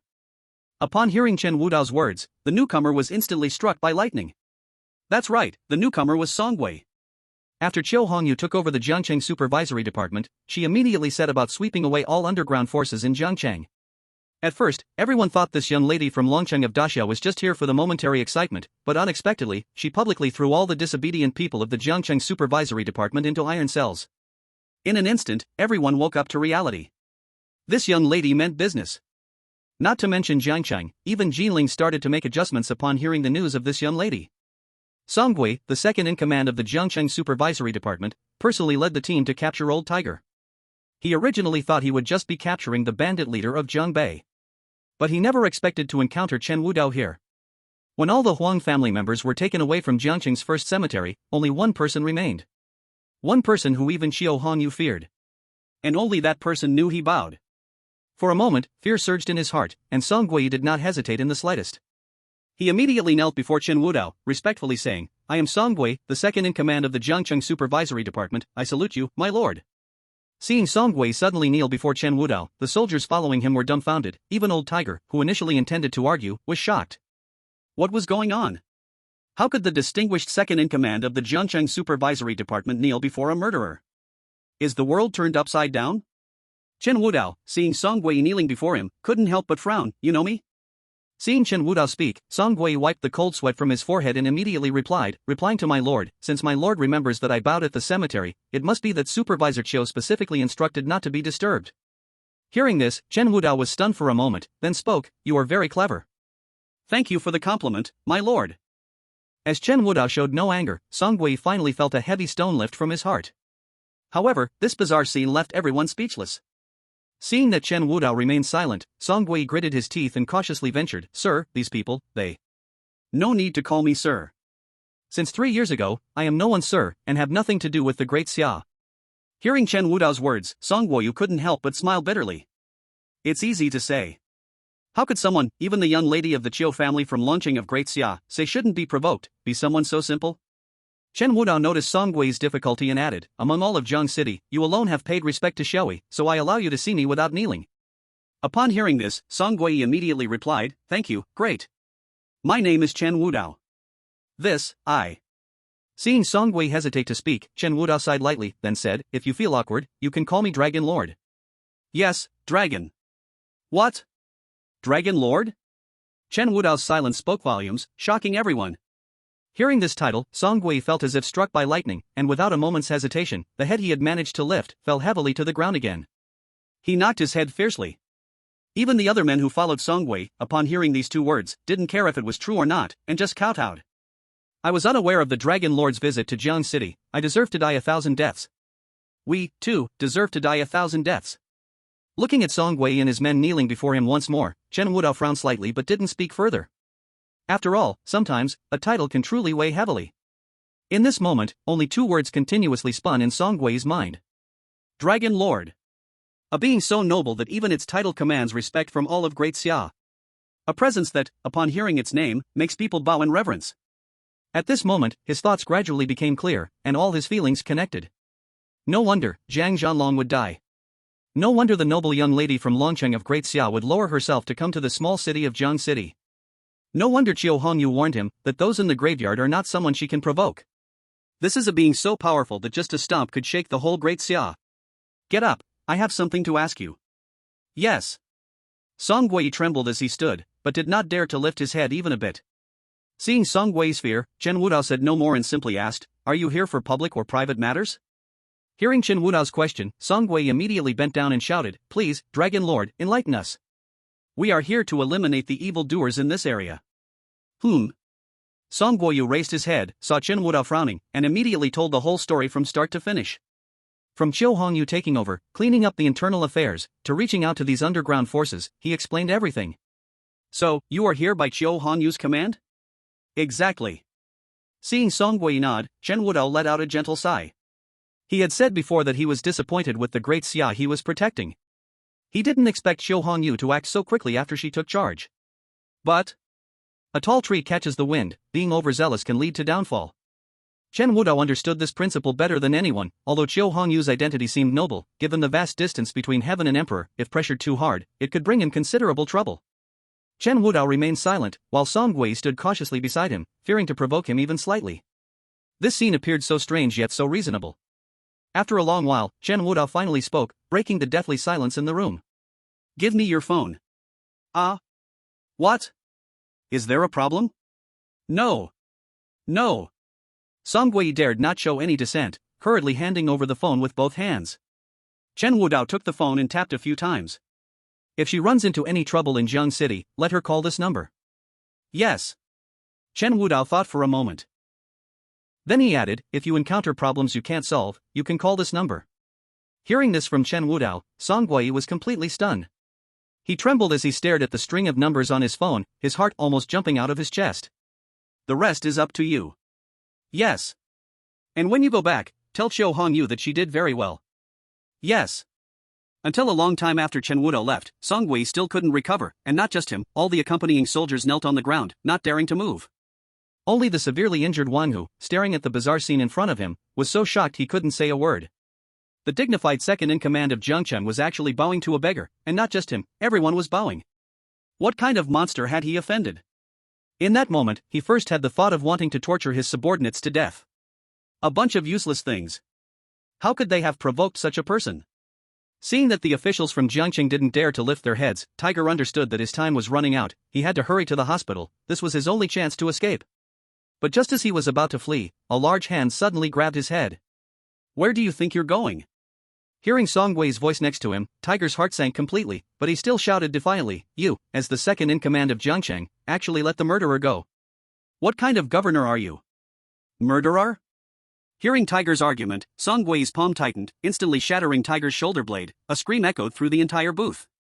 5 years ago, you harmed an innocent girl. After venting your anger, to avoid being found out, you sunk her body in a reservoir.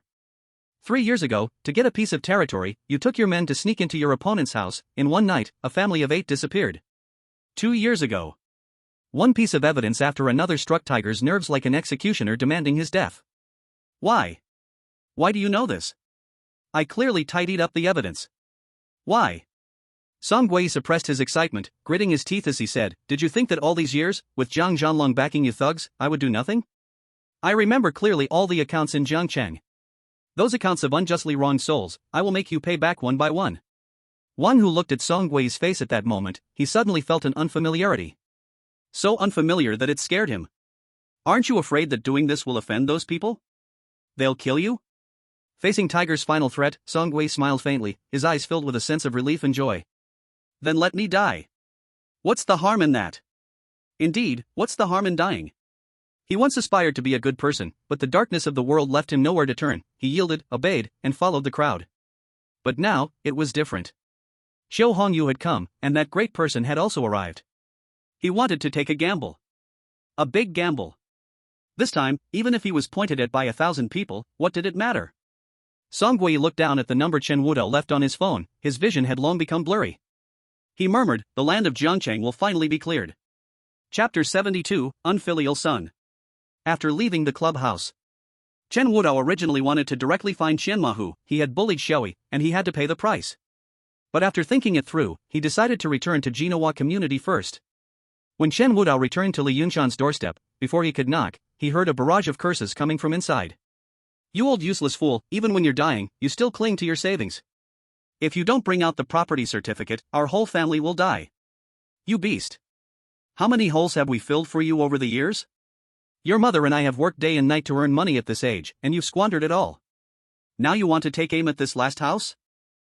If this house is gone, where am I supposed to live with your mother? I don't care where you two old fools live.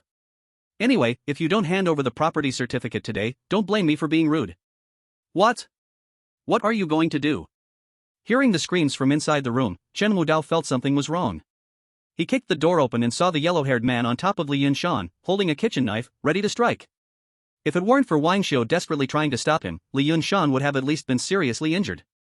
After the door was kicked open, everyone inside was startled. The yellow-haired man was stunned when he saw Chen Wudao return. How can you possibly be alive? No, are you even human or a ghost? Although the yellow-haired man was arrogant, he had witnessed Chen Wudao's actions before and felt a bit scared inside. Now, seeing him alive again, his hand holding the knife was trembling. Li Yunshan, seeing Chen Wudao come back, had a look of surprise and joy on his face. Little Chen, you are still alive. Yes, Uncle Li. Seeing the yellow-haired man still sitting on top of Li Yunshan, Chen Wudao did not hesitate and directly kicked him. Bang! With a muffled sound, the yellow-haired man was kicked over 3 meters away, slamming against the wall before stopping. Uncle Li, are you okay? I'm fine, I'm fine. Li Yunshan stood up with Chen Wudao's support. But the disappointment in his eyes could not be hidden at all. His own son, whom he raised with his own hands, had just tried to hurt him with a knife, almost wanting his life. Now, his heart was nearly breaking. If it weren't for Chen Wudao returning in time, he couldn't imagine how that unfilial son would treat him next. Thank you, little Chen. At this moment, Wang Xiu also came over and quickly thanked Chen Wudao. Chen Wudao shook his head. When little Yi was in Jiangcheng, it was thanks to you two taking care of her. Now it's only right for me to take care of you both. Hearing Chen Wudao's words, Li Yunshan's eyes turned red and watery. Good child, all of you are good children. That girl little Yi is lucky to have you as a brother. Lucky? Hearing Li Yunshan's words, Chen Wudao became a bit lost in thought. If it were really luck, that would be great. Although the truth behind the Chen family's tragedy was still unclear, he could feel that the downfall of the Chen family was somehow related to him. Because of him, the whole Chen family died without a complete corpse. Because of him, little Li was forced to wander around Jiangnan, hiding and being tortured to death. He was a disaster star. Seeing Chen Wudao silent, the two elders felt a wave of sadness. Little Chen, you bastard. How dare you hit me? Before Li Yunshan could ask what was going on, he saw the yellow-haired man staggering to his feet, his eyes bloodshot, staring fixedly at Chen Wudao, his gaze wishing to tear him apart. Chapter 73, viciously beat the yellow-haired man. He had originally planned everything well. This house was worth at least $1 million. After selling it, he would first pay off his gambling debts, and then use the remaining money to gamble again and turn his luck around. But then, for some unknown reason, a Chen Wudao appeared. Because of him, all of his plans were disrupted. Even the people from Tiger's side came knocking at his door. The yellow-haired man was furious, and his anger had clouded his judgment. You dog! You've always hindered my good things. You injured Tiger's man, and now that you're scared, you shrank back, but let me tell you, I'm not afraid of you. Hearing the yellow-haired man's roar, Chen Wudao coldly replied, your tiger is already dead. What? Li Yunshan was stunned and couldn't close his mouth at this sentence, and the yellow-haired man was momentarily dumbfounded. But he quickly reacted and laughed loudly, Tiger is dead? What are you joking about? I bet you still don't know what kind of identity Tiger has. He is the leader of the Jiangbei gang. Just because you disappeared for a little while, you think you could kill Tiger? Chen Wudao shook his head. Li Yunshan felt a tremor in his heart, quietly sighing to himself, as expected. Jiangbei Tiger, that is a famously ruthless character in the underground world, how could Chen Wudao possibly be a match for Tiger? Just as Li Yunshan was about to persuade Chen Wudao to leave once more, Chen Wudao spoke, I didn't kill him, but he will never appear in Jiang City again. Hearing Chen Wudao's words, Li Yunshan's heart raced, excitedly saying, Xiao Chen, are you serious? Chen Wudao thought for a moment and then explained, I believe that soon, Uncle Li, you will see the news. This. At this moment, it was certainly not fake that Li Yunshan was unhappy. Huang Mao owed Tiger 1 million, even if he were torn apart, he might not be able to pay it back. If Tiger really would not appear in Jian City, then he wouldn't have to worry anymore. Stop talking nonsense here. Huang Mao, hearing that Tiger disappeared, couldn't help but curse angrily, you say Tiger disappeared just like that? I'll say you'll get hit by a car if you go outside. You. Slap.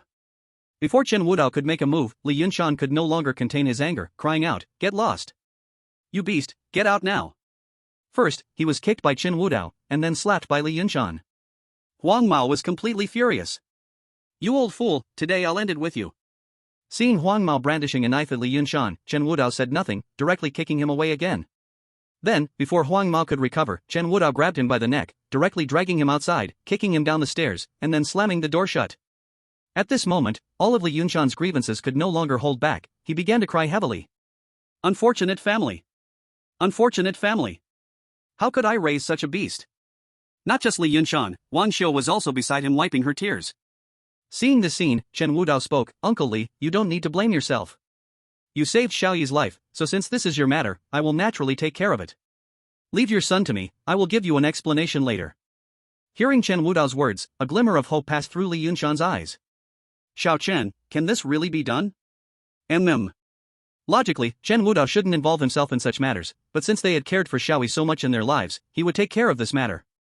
By the way, Uncle Li, I came here this time to ask you, which room did Xiaoyi live in before? I want to take a look. Chapter 74, Xiaoyi's Diary. After learning Chen Wudao's purpose, Li Yunshan directly took him to a room in the house and said, that child used to live in this room. Seeing Chen Wudao lost in thought, Li Yunshan, aware of the situation, spoke, Xiao Chen, if you have any questions later, feel free to call me. Okay. The door closed. Chen Wudao walked into the room, sitting on the edge of the bed, lost in thought. The room wasn't big, perhaps one could say it was dilapidated, but it was arranged particularly warmly, with a paper wall made of white paper sticking to the wall, full of crayon doodles. Chen Wudao looked closely at these doodles.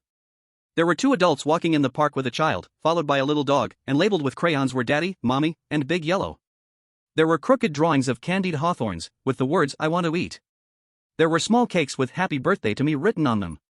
In one after another of these innocent crayon drawings, Chen Wudao seemed to see the days when Xiaoyi lived here with Xiao Nian alone. Loneliness, heartache, and the last bit of warmth. Chen Wudao's eyes gradually became red. Just as he was about to stand up, he suddenly felt something beneath him. He lifted the mattress. He found a worn-out diary under the bed? Seeing this diary, Chen Wudao's heart shook. The once ruthless summer dragon lord, who had slaughtered thousands without blinking, was now trembling all over. He took a deep breath, forcing himself to calm down, and then opened the diary. Mom and Dad are gone. My brother is gone, all my family is gone. What wrong did the Chen family do?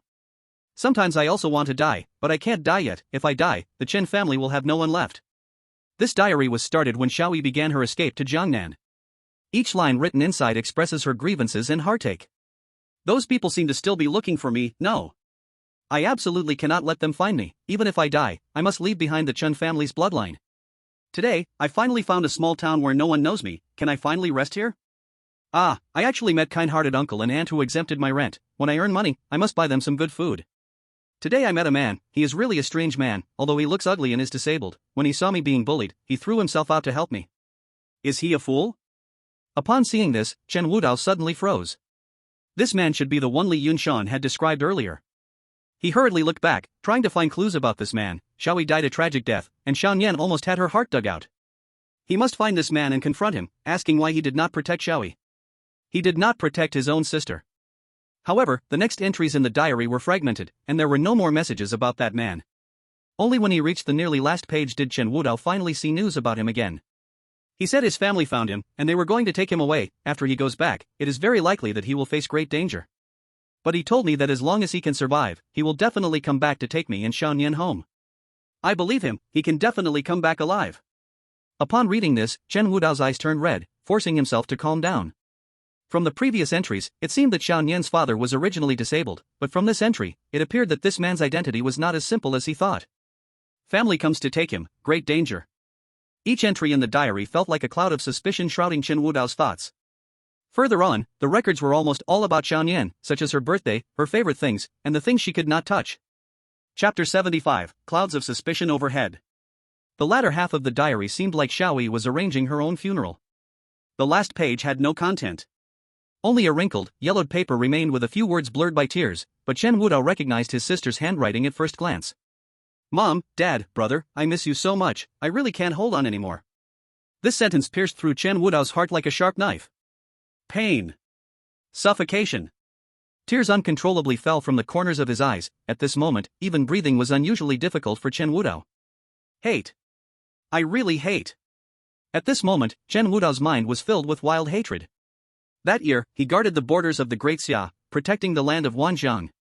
Just when he thought Great Xia was stable and he could go home, he heard the terrible news: the Chen family was slaughtered, and his fiancée was forced to die on the street. The Chen family had no survivors besides Xiaoyi.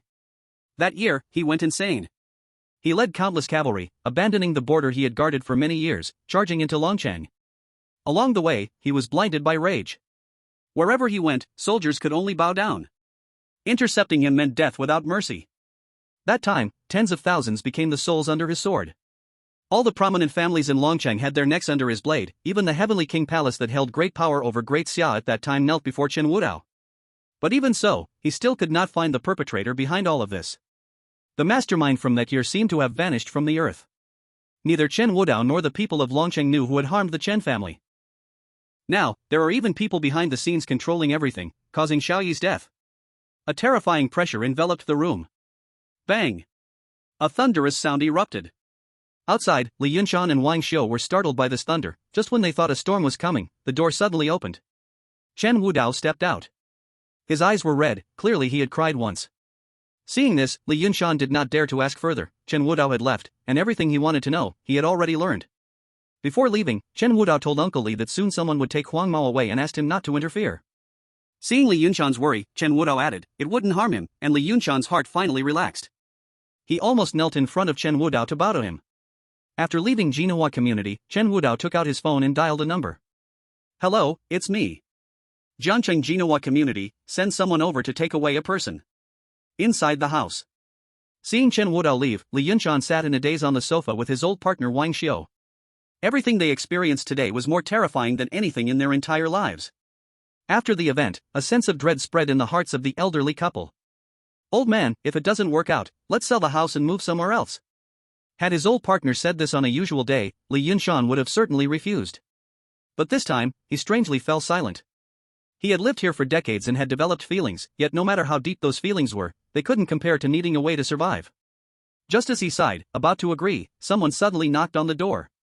Wang Xiu became scared, and Li Yunshan bravely comforted her before approaching the door, secretly opening a crack. He saw a burly man in black clothing, and he couldn't help but swallow. Who are you looking for? When Li Yunshan spoke, the burly man, with a fierce-looking face, surprisingly revealed an unpleasant smile and said in a hoarse voice, May I ask, is this Mr. Li's home? Mr. Li? Li Yunshan nodded and then asked in confusion, who are you? Oh, my name is Wang Guojun, and I am here on the orders of the Great Xiao's first war god, Dugudarin, to pick someone up. The person has already been taken away. I am here to specifically inform you. After Wang Guojun finished speaking, he took out a property certificate and a piece of paper from his pocket and handed it to Li Yunshan. Additionally, my master specifically instructed that since you two cared for the young lady, he has gifted you a house for your retirement. From now on, every month, your accounts will receive 100,000 yuan. If you encounter any problems, you can call the number on this paper, and someone will help you solve your troubles. Finally, I wish you both long life. Goodbye. Chapter 76, Zhanghai Heaven Palace. Knowing that Wang Guojun left half a day ago, Li Yunshan and his wife had yet to react. Old man, I didn't hear wrong just now, did I? He said he came here on the orders of the first war god? That young man Shin said someone would come to handle things. He wouldn't be referring to the first war god Duguao, would he? How is that possible? Hearing his partner's words, Li Yunshan instinctively interrupted. Duguao, that is the first war god of Great Xia. Not only they, but even the capital of Jiang City might not be able to see him. In his eyes, though Chen Wudao was strong, he surely could not be related to the first war god of Great Xia. That's true. Could it be that person was a liar? But if he was a liar, why would he give us a house and pay us 100,000 a month? Forget it, old man, quickly open it and see what was sent. Oh, okay. Hearing his partner's words, Li Yunshan opened the property certificate in his hand, and when he saw it clearly, he couldn't help but exclaim, Zhanghai Heaven Palace. What? Wang Xiao, hearing this, hurriedly leaned over. When she saw the 4 big words, Zhanghai Heaven Palace, her mind froze on the spot. They can't be dreaming, right? Zhanghai Tiangong is the most luxurious residential complex in Jiang City, without exception. It is said to be a small mountain built by the Huang family, the king of land in Jiang City, who spent billions to buy it. It faces the river and sea to the east and the bustling city to the west. Although they had passed by Zhanghai Tiangong before, they usually kept their distance, gazing at it with envy. Not because they were afraid to enter, but because they couldn't get in. According to rumors in Jiang City, the cheapest apartment in Zhanghai Tiangong has already been sold for 60 million. 60 million, a concept completely foreign to Li Yunshan's mind. Because that is money he couldn't earn even if he worked himself to death for 1,000 years. Later, it was said that the Huang family's houses were all confiscated, but they never imagined they would one day be able to live in such a place. Is this real, my dear? At this moment, Wang Xiao was so shocked that she couldn't close her mouth. After Li Yunshan calmed down, he spoke, it should be fake, right? How could a house at Zhanghai Tiangong sell for 60 million? It's impossible for something so good to fall from the sky. Hearing Li Yunshan's words, Wang Xiao also calmed down, pondering seriously, and agreed that this was a scam. But just then, their phones suddenly rang at the same time. The two hurriedly took out their phones to check. They clearly saw a bank notification pop up on their screens. Old man. 100,000. It's really 100,000. Quickly look, quickly look. At the moment Wang Xiao saw the message, she jumped up excitedly. Li Yunshan looked at the message on his phone, his heart racing, unable to calm down for a long time. After putting away the phone, he went to the room where Xiaoyi used to live, carefully closing the door, then locking it seriously. Old man, what are you doing? Li Yunshan didn't answer, just shook his head. Chen Wudao didn't lie to them. But he also understood that all this was not something he could have obtained by himself, it was all because of that kind-hearted girl who once lived here. My dear. What is it? Li Yunshan, with red eyes, choked up, that child Xiaoyi has a good brother. After leaving Jinhua community, Chen Wudao planned to directly find the Xuanma tiger that Li Yunshan mentioned, to settle the score for how he bullied Xiaoyi back then. But just then, Chen Wudao's phone suddenly rang. When he answered, an urgent voice came from the other end of the line, Chen Wudao, where are you now? Hearing Jiang Suer's voice on the phone, Chen Wudao asked, what's wrong? Seeing Chen Wudao ask, Jiang Suer felt relief in her heart and quickly said, Xiaoyan is better now. Do you want to come back? Upon hearing this news, Chen Wudao immediately hung up the phone, not even thinking about the Xuanma tiger, and hurried to Jiang City First Hospital. Jiang City First Hospital. Special ward. Xiaoyan lay on the bed, her whole body wrapped in bandages, but thankfully her breathing was stable now. Jiang Suer stood beside her, her eyes filled not only with fatigue but also with joy. After Chen Wudao rushed back, upon seeing Xiaoyan lying on the hospital bed, he quickly asked, what's her condition now? Looking at Chen Wudao's anxious expression, Jiang Suer's eyes momentarily flashed with a dazed look. She had met Chen Wudao a few times, but each time his eyes held no emotion, and his face never showed much expression, as if he had lost all hope in life.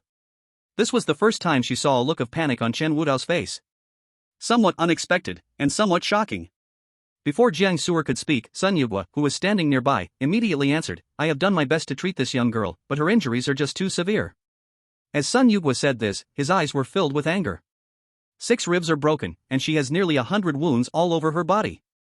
The scalp is torn. The arm bones are already shattered. 3 nails have been driven into her leg. Beasts. They are truly a group of beasts. How could they commit such a heinous act against a child like this? If I find out which bastard did this, I will definitely kill him. At this moment, Sun Yugua's anger is sincere. He learned medicine since childhood, and his family teaching is to help the world. As long as there is a patient, regardless of their goodness or evil, he must do his best to save them.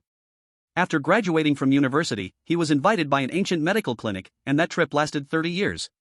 In these 30 years, he has saved countless patients, even those on the verge of death, but he has never seen anyone treated so cruelly like little Nian. During the operation, even this expert who has practiced medicine for decades felt shocked, his hands trembling. The methods used were just too brutal. It was not something a human could do. The wound on her chest was so severe that if it had been just half a point deeper, this girl would have already lost her life. It is hard to imagine if Chen Wudao had not protected her vital arteries. Whether she could make it to the end of the surgery remained a question. Looking at Sun Yugua's flushed face, Chen Wudao took a deep breath to calm himself and then asked, so, what is her current condition? Seeing Chen Wudao's dark expression, Sun Yugua did not dare to hesitate and immediately explained, the external injuries of this girl have basically been stitched up. Although the bones are reconnected, there are simply too many wounds, she will need a long time of rest to recover. And then, there is. Sun Yugwa suddenly fell silent, and Chen Wudao seemed to sense something, coldly asking, "What is it?" As Chen Wudao got angry, the temperature in the entire room instantly dropped. Sun Yugwa felt a pressure radiating from Chen Wudao that made it hard for him to breathe. At this moment, Jiang Su'er also noticed something unusual and quickly grabbed Chen Wudao's arm, explaining, "Wudao, this is not a problem with Dr. Sun, it's that little Nian has issues with her own body." Little Nian has issues with her own body? What do you mean by this? Seeing Jiang Su'er blocking Chen Wudao, the oppressive feeling dissipated. Sun Yugwa then took a heavy breath and hurriedly explained, "Lord Longzhu, although little Nian's external and internal injuries can be treated." Sun Yugwa pointed to his own head, sighing, "The injuries here, I really can't treat." Upon hearing Sun Yugwa's words, Chen Wudao's body trembled slightly, and at that moment, he understood what was happening. This child, who was originally protected like a small angel by Xiaoyi, now faced such a tragic fate. However, Xiaoyi had died. She had been abducted and had suffered inhuman abuse. After a series of shocks, although her physical wounds were treated, her emotional pain couldn't be healed. Chen Wudao walked to little Nian's side and gently stroked her face. "How can I make her wake up?" Sun Yugwa was silent. Jiang Su'er was also filled with sorrow, tears streaming down her face. The room was filled with a heavy silence. Chen Wudao felt as if his heart had been hollowed out. Even breathing became extremely difficult for him. He gasped heavily, his vision gradually blurring. "I'm sorry, little Nian, it's Uncle who came back late. Uncle didn't protect Mommy well, nor did he protect you, it's all Uncle's fault." Chen Wudao's voice trembled. Saying these words seemed to exhaust all his strength. "But little Nian, don't worry, the bad guys who bullied our little Nian have already gone to apologize to Mommy. Uncle is back, and this time Uncle is really back, he won't leave again. Uncle will always be with little Nian as she grows up, and he won't let our little Nian get hurt again, nor will he allow anyone to bully you. Little Nian, be good, can you open your eyes to see your uncle?" Tears streamed down the corners of his eyes. Chen Wudao choked, "I'm sorry. I'm really sorry. I came back too late. The air is slightly cool. Even cooler is the human heart." Sun Yugwa has lost and stepped back. Jiang Su'er also left the room, allowing Chen Wudao to stay alone in the room, expressing his regrets and the pain of longing.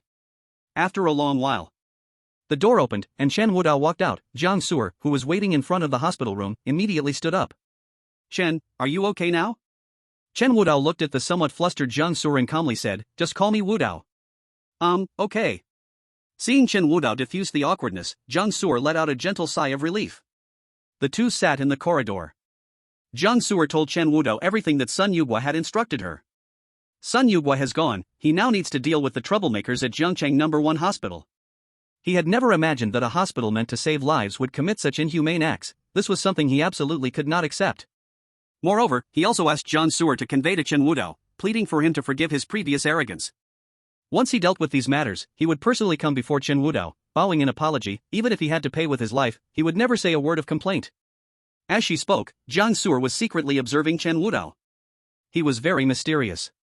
To be exact, he was extremely mysterious enough that one glance could not help but draw a person deep into his world. When she first met him at the Lei family, she felt he was her lifeline, and later on, he saved her time and again. Even now, the divine doctor who required respect throughout Jiangcheng kneeled before Chen Wudao, seeking forgiveness. Who on earth was he? Chapter 79 Jiang Family's Call. Chen Wudao was shrouded in a layer of mysterious veil, tempting one to dig deeper. One couldn't help but want to peel it off and take a look. But Jiang Su'er also knew, he was very dangerous and should never be easily tested. "Where is Xiao Nian?" Hearing Chen Wudao's words, Jiang Su'er came to her senses and quickly explained, "Xiao Nian's injuries are severe, she needs a long time to recover and will probably be hospitalized for a long period. As for the heart condition..." A hint of gloom flashed in Jiang Su'er's eyes. Whether she can wake up depends entirely on whether Xiao Nian can pull through. Even knowing the outcome. But when she heard it with her own ears, it still made her heart ache. Seeing Chen Wudao silent, Jiang Su'er thought he was sad, so she hurriedly comforted him, "But don't worry, Dr. Sun has already arranged everything at the hospital, I will take care of the hospitalization fees. It won't cost much, you." Just as Jiang Su'er was speaking, her phone suddenly rang at an inappropriate time. When she saw the number on her phone, her expression stiffened for a moment, although it quickly disappeared, it was still noticed by Chen Wudao. "Is there something?" "Sort of, just don't speak first." Jiang Su'er made a silence gesture, then answered the call cautiously, "Mom." "Oh, you still remember me, your mom? I thought you, a busy person, would forget me." Hearing the sarcastic voice on the phone, John Sewer showed a difficult expression. Mom, what are you talking about? Haven't I been busy lately? Humph. Busy for that little brat? I've already heard about it, that little brat. Seeing the caller on the other end speaking recklessly, John Sewer urgently shouted, Mom. Why did you call this time? If there's nothing urgent, I'm hanging up. Oh, you've grown some guts, now you dare to hang up on me? That's not what I meant. John Sewer looked up at Chen Wudao, showing an apologetic look, then quickly walked away. Whatever was said on the phone. Chen Wudao heard it all. He frowned slightly. It seemed John Sewer had suffered quite a bit at home because of Xiaoyan. Plus, there was Jiang Ran from before, and the information from Dugu Ao about himself. Over these years, John Sewer had it tough. Soon, Jiang Sewer came back, but this time her face did not look good. Although she was smiling, Chen Wudao could tell that she was only pretending to be strong. Something happened? Seeing Chen Wudao open his mouth, Jiang Sewer was stunned for a moment, then smiled bitterly and said, I was originally thinking of hiding it from you, but I didn't expect you to find out anyway. What happened? Jiang Sewer thought for a moment, then sat down and started explaining. After hearing it, Chen Wudao frowned slightly. So what you mean is, after the Huang family died, the Jiang family hoped you would go back and marry into another family? Yes. Jiang Sewer said dejectedly, we originally had a marriage contract with the Huang family, although I didn't like it. Even though I was kicked out, at least my family still had a hope, thinking that I would bow my head, admit my mistakes, and return to continue the relationship with the Huang family. But now, my family somehow got news that a new supervisor came, and then the Huang family fell, and all their businesses were taken away. Once the Huang family collapsed, my family helped me find a new match, wanting me to return. After Chen Wudao listened, he roughly understood the ins and outs of the situation. Is it a conspiracy? Not really. Jiang Sewer said in a dejected tone, it's just that they hope to squeeze out the last bit of value from me. The relationships between big families are like this. Interests always take precedence over family ties. Although Jiang Sewer was adopted, because of the marriage contract with the Huang family, they treated her very well. Later, Jiang Ran returned. He even climbed up the family tree of the Wei family. Since Jiang Sewer chose to give up on the Huang family, that's why she was kicked out of the Jiang family. Now, they see her as having value again. So the Jiang family hopes she will come back. Very disgusting, but very real. Looking at Jiang Sewer's dejected expression, Chen Wudao asked, do you want to go back? Of course not. Jiang Sewer answered without hesitation, but after she said it, she appeared a bit troubled. Although they are not my biological parents, they were indeed good to me over the years. If I don't go back. Chen Wudao could see that Jiang Sewer still cherished the past. But, just as she said, the bond of family love is hard to explain or sever. So what do you plan to do? What else can I do? It seems I can only go back this time. Sigh, if I had a boyfriend, they probably wouldn't be like this. Wait. Boyfriend? Jiang Sewer looked at Chen Wudao, a glimmer of hope flashing in her eyes.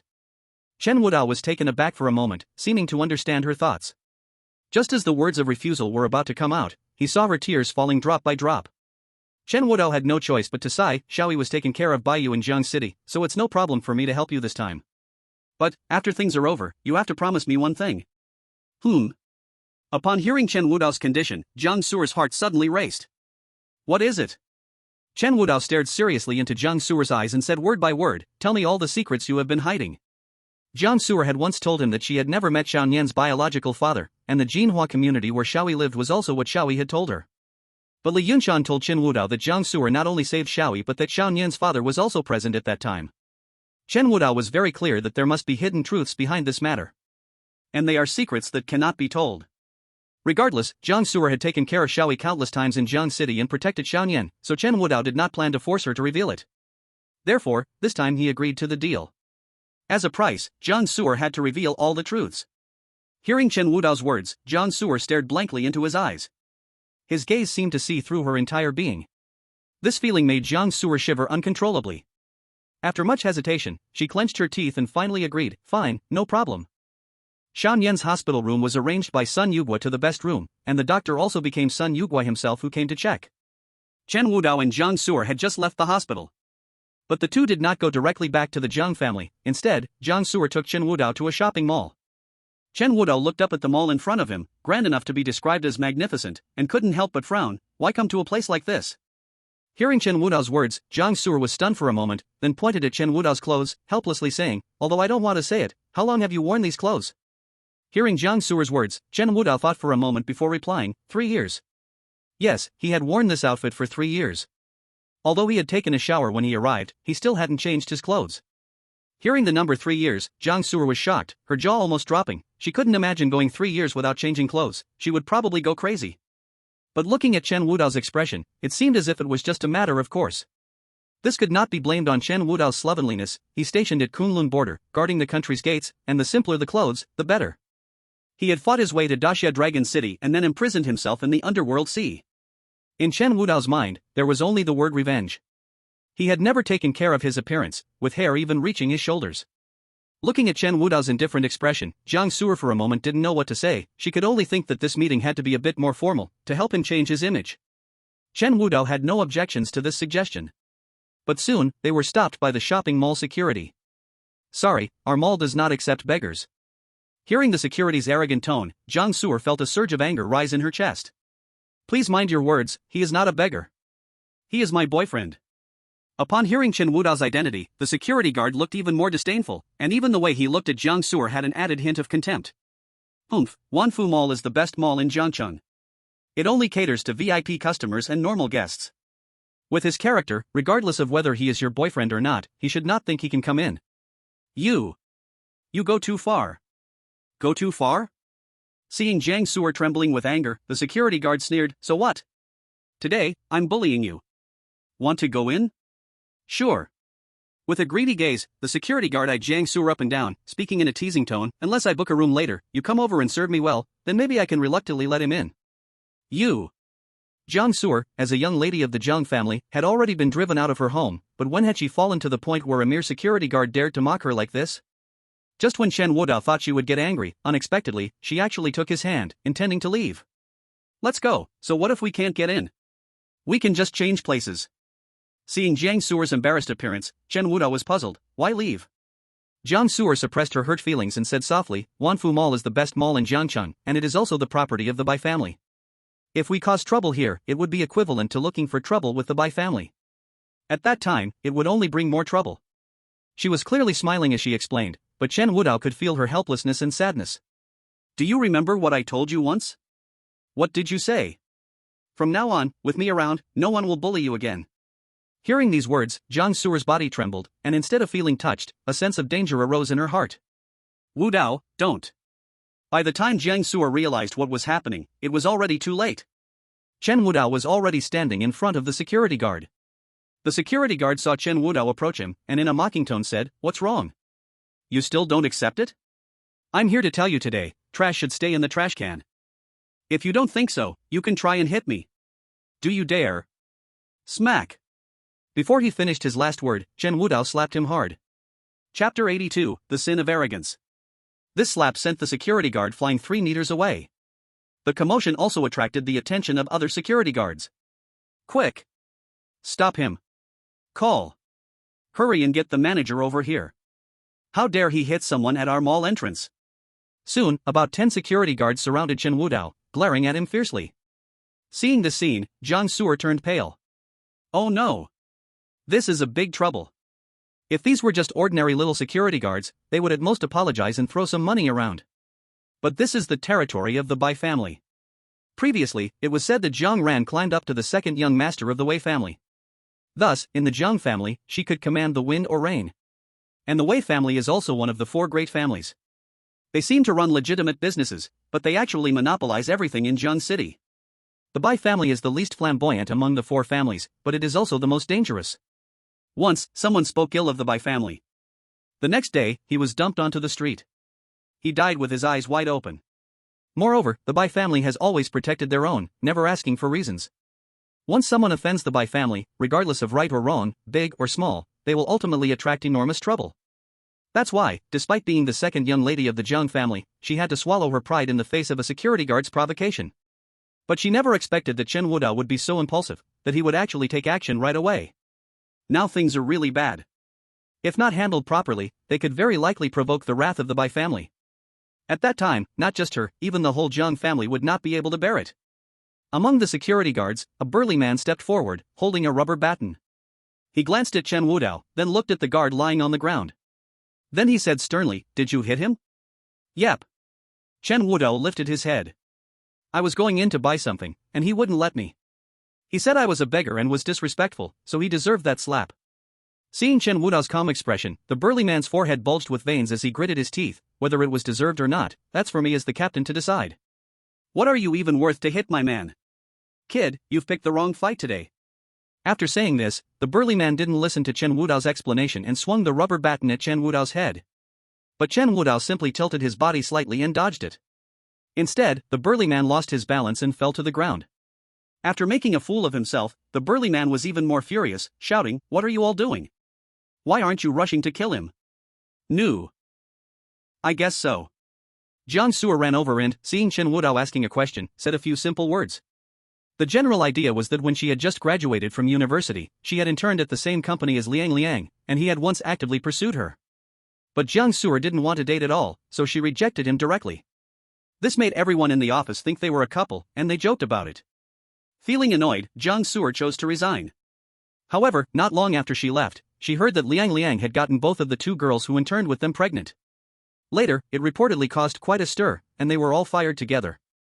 Unexpectedly, he managed to get a job at Wanfuching Mall and even became a manager. "Su'er, we haven't seen each other in a long time. How have you been lately?"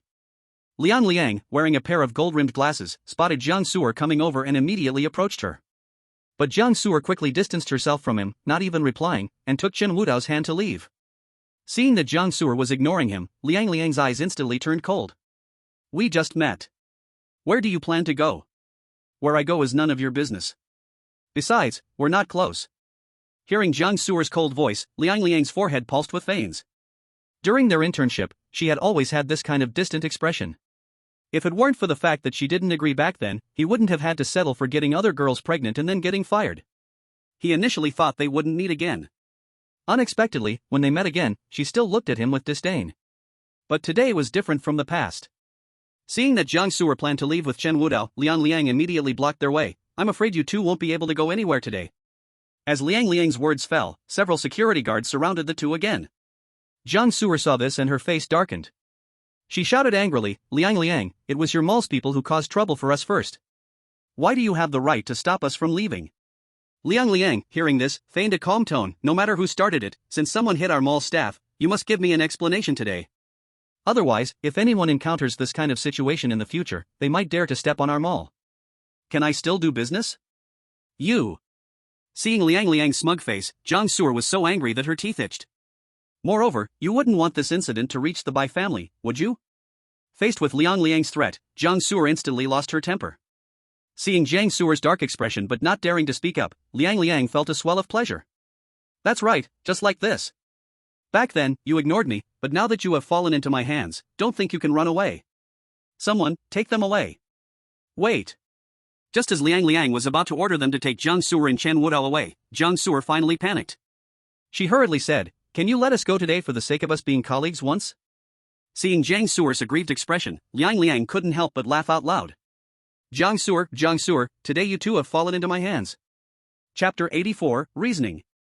"You want me to let you go?" "Sure."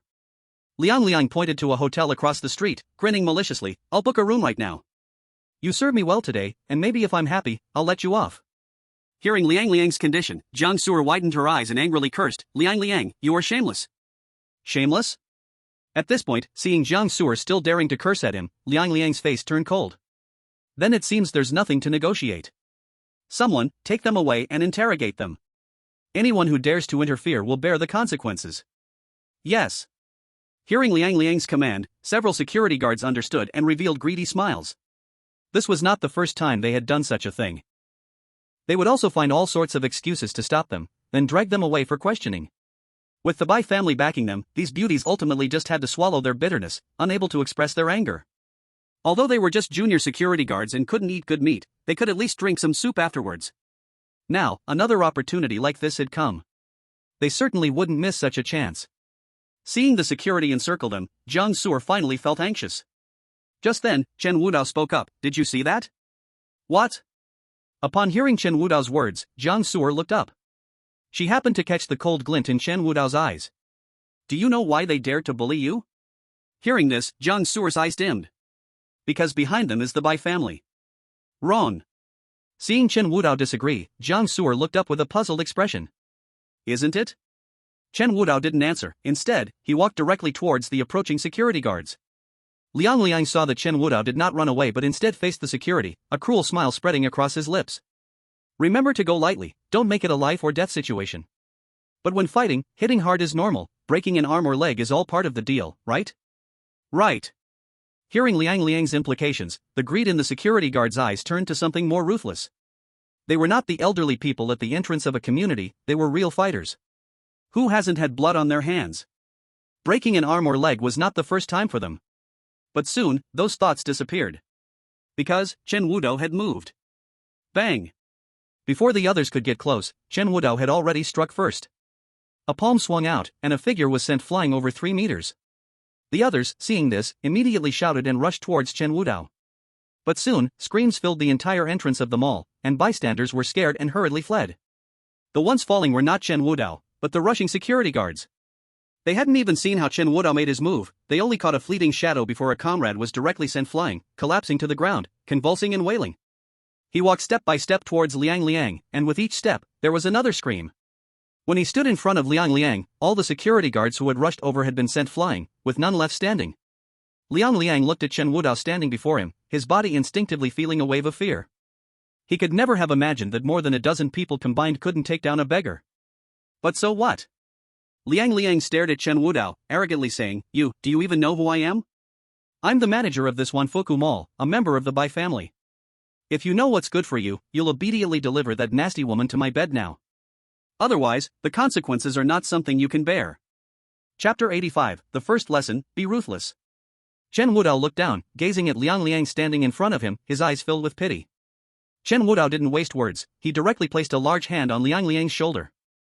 You filthy piece of trash, dare to touch me. You. Liang Liang was about to. At this moment, his brain was working at full speed. As soon as Chen Wudao let go, without a moment's hesitation, Liang Liang didn't care about finding trouble with Chen Wudao and Jiang Su'er, he turned and ran. Wait, you all wait for me. I will make you pay today. Just as Liang Liang was about to successfully escape, Chen Wudao picked up a stone from the ground and threw it directly at him. Splash! The stone struck Liang Liang's calf, causing him to stumble and fall directly to the ground. Pain stimulated his nerves and eroded his last bit of reason. He was no longer as arrogant as before, but kneeled in front of Chen Wudao, desperately banging his head on the ground, crying out in agony, Grandpa! Grandpa, I'm wrong. I won't dare again, I won't dare anymore. I beg you, spare my dog life. From now on, I won't look down on people again. And standing behind Chen Wudao, Jiang Su'er saw Liang Liang kneeling on the ground, begging for mercy, with snot and tears flowing, and even his pants were wet. Gone was the arrogance and pride from their first meeting. Why? Why is this happening? Chen Wudao saw Jiang Su'er in a daze and gently sighed, now do you understand? Chen Wudao's words splashed cold water on Jiang Su'er's head. They instantly woke her up. Looking at Liang Liang's miserable state, Jiang Su'er didn't know how to respond. In the end, it was Chen Wudao who spoke the answer. Because you weren't ruthless enough. No matter who he is behind him, whether it's the Bai family or whoever else, do you think they're going to let you go just because you're scared? No, they won't. You back off and beg for mercy, it will only make them worse. If you want to make everyone afraid, there's only one way to choose. Chen Wudao picked up another stone from the ground, weighed it in his hand, and then smashed it directly towards Liang Liang's head. Seeing this scene, Jiang Su'er couldn't help but exclaim, no. But it was too late to speak. Liang Liang was once again severely injured, this time he fell directly to the ground, convulsing all over before becoming silent. At this moment, Jiang Su'er's face had turned pale. Killing someone in the street. This crime was serious. But Chen Wudao spoke, you must be more ruthless than all of them. If he bites you once, you must bite him 10 times. Only then will they fear you, respect you, and never bully you again. Chapter 86, Why Not Go? Chen Wudao's words seemed to carry a magic power, imprinted directly in Jiang Su'er's mind. From the moment he saw Jiang Su'er, Chen Wudao knew what kind of person she was. She was good. To be precise, among 10 people, one might not even meet a girl like her. She had her own principles, was filial, and kept herself clean. She knew what should be done and what shouldn't be done. But, she was too soft-hearted. She worried too much about many things. When a person carries too many burdens, it limits how they see the world. So she would be bullied and endure again and again. Now that Chen Wudao was here, he would protect Jiang Su'er, but he wouldn't stay in this place forever. The Chen family's revenge, Xiao Yi's revenge. He would repay them all. Once he left, if Jiang Su'er remained this way, who would protect her then? She couldn't keep hiding in the corner. She had to learn to spread her own wings. This was the first lesson Chen Wudao taught her. Be ruthless enough. Ruthless enough to make everyone fear you, that way, no one would dare to bully you again. Clearly, Jiang Su'er took these words to heart. However, in contrast, a deeper fear brought Jiang Su'er to the brink of collapse. Wudao, you killed someone. Seeing Jiang Su'er's panicked expression, Chen Wudao chuckled softly, don't worry, I held back, he will just be unconscious for a day, and he will wake up naturally. Really? I have no reason to lie to you. Hearing Chen Wudao's words, it seemed a heavy stone finally settled in Jiang Su'er's heart. But her face didn't improve much. Chen Wudao seemed to sense her worries and sighed softly before asking, what are you afraid of? The Bai family. Jiang Su'er did not hesitate and spoke directly. Yes, she was afraid of the Bai family. Not just her, very few people in Jiang City were not afraid of the Bai family. Moreover, now that Chen Wudao had hurt the Bai family's people, they surely would not let it go easily. Seeing the lingering fear in Jiang Su'er's eyes, Chen Wudao gently shook his head. Don't worry, someone will come to clean this up. The Bai family's troubles won't come to you. Really? Looking at Jiang Su'er's confused and timid eyes, Chen Wudao did not answer but pointed to the Wanfu shopping mall and said, shall we go in? Of course not. Jiang Su'er instinctively wanted to refuse. But for some reason, Chen Wudao's words suddenly echoed in her mind, as if giving her a bit of courage. After struggling for a while, she finally gritted her teeth and said firmly, let's go. Why not? We have done nothing wrong. Clearly, they were the ones who caused trouble for us. Seeing Jiang Su'er's stubborn gaze, Chen Wudao's lips slightly curved up. Then let's go. Okay. The commotion outside the Wanfu shopping mall was immense, as no one had ever dared to cause a scene in such a place before. It was a first. Soon, the inspector's car arrived. The security team leader, seeing the inspectors coming, struggled to get up from the ground and shouted, Inspector! Inspector! That bastard who just hit us went in. Hurry! You guys go in and arrest them. In his eyes, it seemed that Chen Wudao's arrest was a done deal. After all, there had been people causing trouble at the shopping mall before, but in the end, out of respect for the Bai family, the inspectors chose to turn a blind eye, punishing everyone involved with a light tap. Afterward, they would quietly settle the scores. This time, Chen Wudao was even more arrogant, directly beating them up and even killing their manager Liang. He seemed to already see the kid being arrested and tortured to death. But soon, a cold voice shattered his fantasy. You all are suspected of illegally imprisoning others and will come with me. Someone, arrest them. Chapter 87, then accompany her madness. What?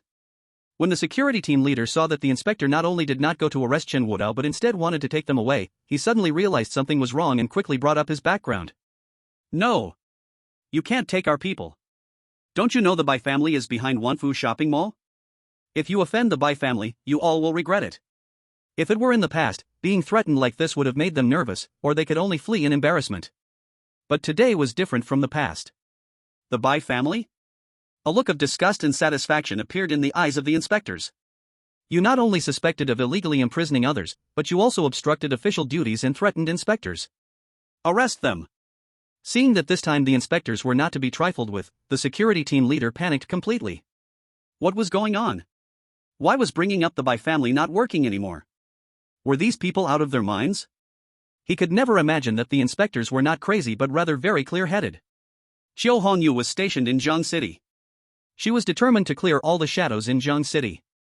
If she were an ordinary person, the inspectors might hesitate, but she was the young lady of the Qiu family from the great Xiaolong city. Moreover, the deputy inspector Song Gui directly ordered that this time there was a great character station behind Jiang City. Even if the sky were to fall, it would affect them.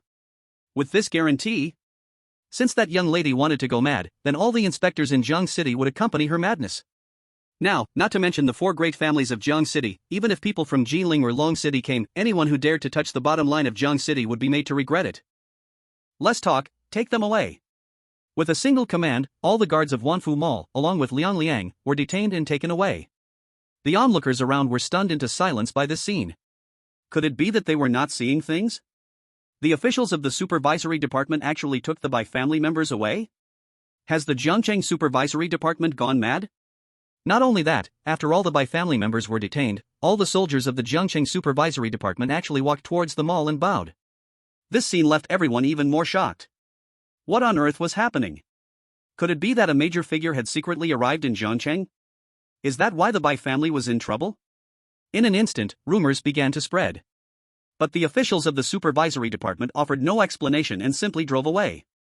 Inside the mall, Jiang Su'er and Chen Wudao walked in, their hearts racing wildly. Excitement, thrill, fear. All emotions mixed together. Jiang Su'er felt her whole body tremble, even her skin felt a wave of stimulation and thrill. She had always been a well-behaved girl since childhood. Although she had her own thoughts later on, due to her identity and responsibilities, she usually swallowed her grievances. This was the first time she had done something so rebellious. Not only did she hit members of the Bai family at the entrance of Wanfu Mall, but she boldly entered the Bai family's territory. At this moment, even her breathing was faintly trembling with excitement. Chen Wudao noticed Jiang Su'er's unease and asked, "Are you scared?" Hearing this, Jiang Su'er shook her head. "Of course I am scared, but since we've decided to come in, being scared is of no use, right?" Seeing a trace of worry still in her eyes, Chen Wudao hesitated for a moment and then said, "Don't worry, I said the Bai family won't cause you trouble, so they definitely won't cause you trouble." Hearing Chen Wudao's firm tone, Jiang Su'er looked up, puzzled, and asked, "How do you know?" Chapter 88, The Anger of the Red Fish. "Because someone has been following us." Huh? Jiang Su'er was confused upon hearing Chen Wudao's words. Someone has been following them? Could it be that they were being tracked? Oh no! Were they intending to do something to them? Seeing Jiang Su'er's nervous expression, Chen Wudao shook his head. "Don't worry, they're following me, not you, and they won't hurt you." Upon hearing this, Jiang Su'er finally felt relieved. She wanted to ask who those people were, but Chen Wudao didn't intend to continue, instead asking her where to go. Seeing Chen Wudao unwilling to speak, Jiang Su'er stopped probing and directly led him to the third floor. Jiangcheng Supervisory Department. In the chief supervisor's office, Xiao Hongyu sat at the main seat, looking at the documents in front of her, feeling a surge of unnamed anger in her chest with no place to vent. Over the years, the small city of Jiangcheng has been divided by various powerful forces. As a result, the common people lived increasingly difficult lives. The powerful families monopolized every aspect of daily life, and their unspeakable dealings were even more outrageous. She couldn't believe how poorly the people of Jiangcheng lived before she arrived. No wonder the Dragon Master said Jiangcheng's land was so dirty. It was more than just dirty. Report, Chief Supervisor. Just when Xiao Hongyu was at a loss about where to start, her subordinate suddenly came in to report. Come in. Yes. What is it? Chief Supervisor, today a brawl broke out in front of Wanfu Mall in Jiangcheng. A brawl? Yes. I see, you can handle this matter. No, Chief Supervisor, this matter might not be easy for us to handle. Seeing the awkward expression on her subordinate's face, Xiao Hongyu seemed to realize something, put down the documents in her hand, and asked, "What happened?" Then her subordinate told Xiao Hongyu everything that had happened today. When she learned that it was the Bai family who provoked Chen Wudao, Xiao Hongyu almost slammed the table in anger. Are these bastards crazy? They even dare to provoke him. Is this true? Seeing Xiao Hongyu's anger, the subordinate quickly replied, reporting to the chief, "These matters were all reported back by our spies, not a single word is false." Is that so? Hearing the subordinate's words, Xiao Hongyu took a deep breath, her eyes flashing with a fierce light. Good. Very good. They even dare to touch him. I see these little fish really think they have lived too long. Send the order down. This time, everyone caught, spare no expense, even if we have to dig 3 feet into the ground, make sure to strip them of their pants. Once we find even a little stain, I don't think I need to teach you what to do next. Hearing Xiao Hongyu's cold voice, the subordinate couldn't help but shiver. Immediately, he replied, "Yes." Soon, the subordinate left. Xiao Hongyu sat in her chair, her emotions unable to calm for a long time. Just like Chen Wudao said, she came this time not only to take over the Jiangcheng supervisor's office, managing the Order of Jiangcheng. More importantly, to monitor Chen Wudao. The higher-ups issued an order: once Chen Wudao did anything out of line, he must be taken down immediately. But Xiao Hongyu knew better than anyone. Take down Chen Wudao? Don't say she could, but looking at the entire Great Xia, who else could do anything to him? Back then, even when he was locked in the underworld sea, that was entirely what he wanted.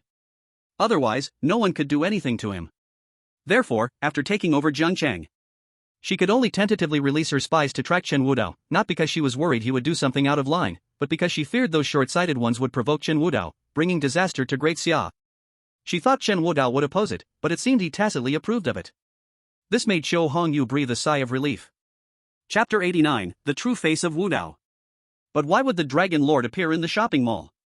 She couldn't figure it out. Xiao Hongyu lightly rubbed her forehead. Although she was the young lady of Longcheng and Great Xia, proficient in music, chess, calligraphy, and painting, and even at a young age had reached the realm of martial arts masters, she still felt powerless in the face of this filth in the secular world. Pulling one string would affect the whole body. At this moment, she finally understood why Songwei set up a welcome banquet for her. It seemed she had to prepare well. As for Chen Wudao, Qiu Hongyu secretly sighed, hoping no more short-sighted people would provoke him again.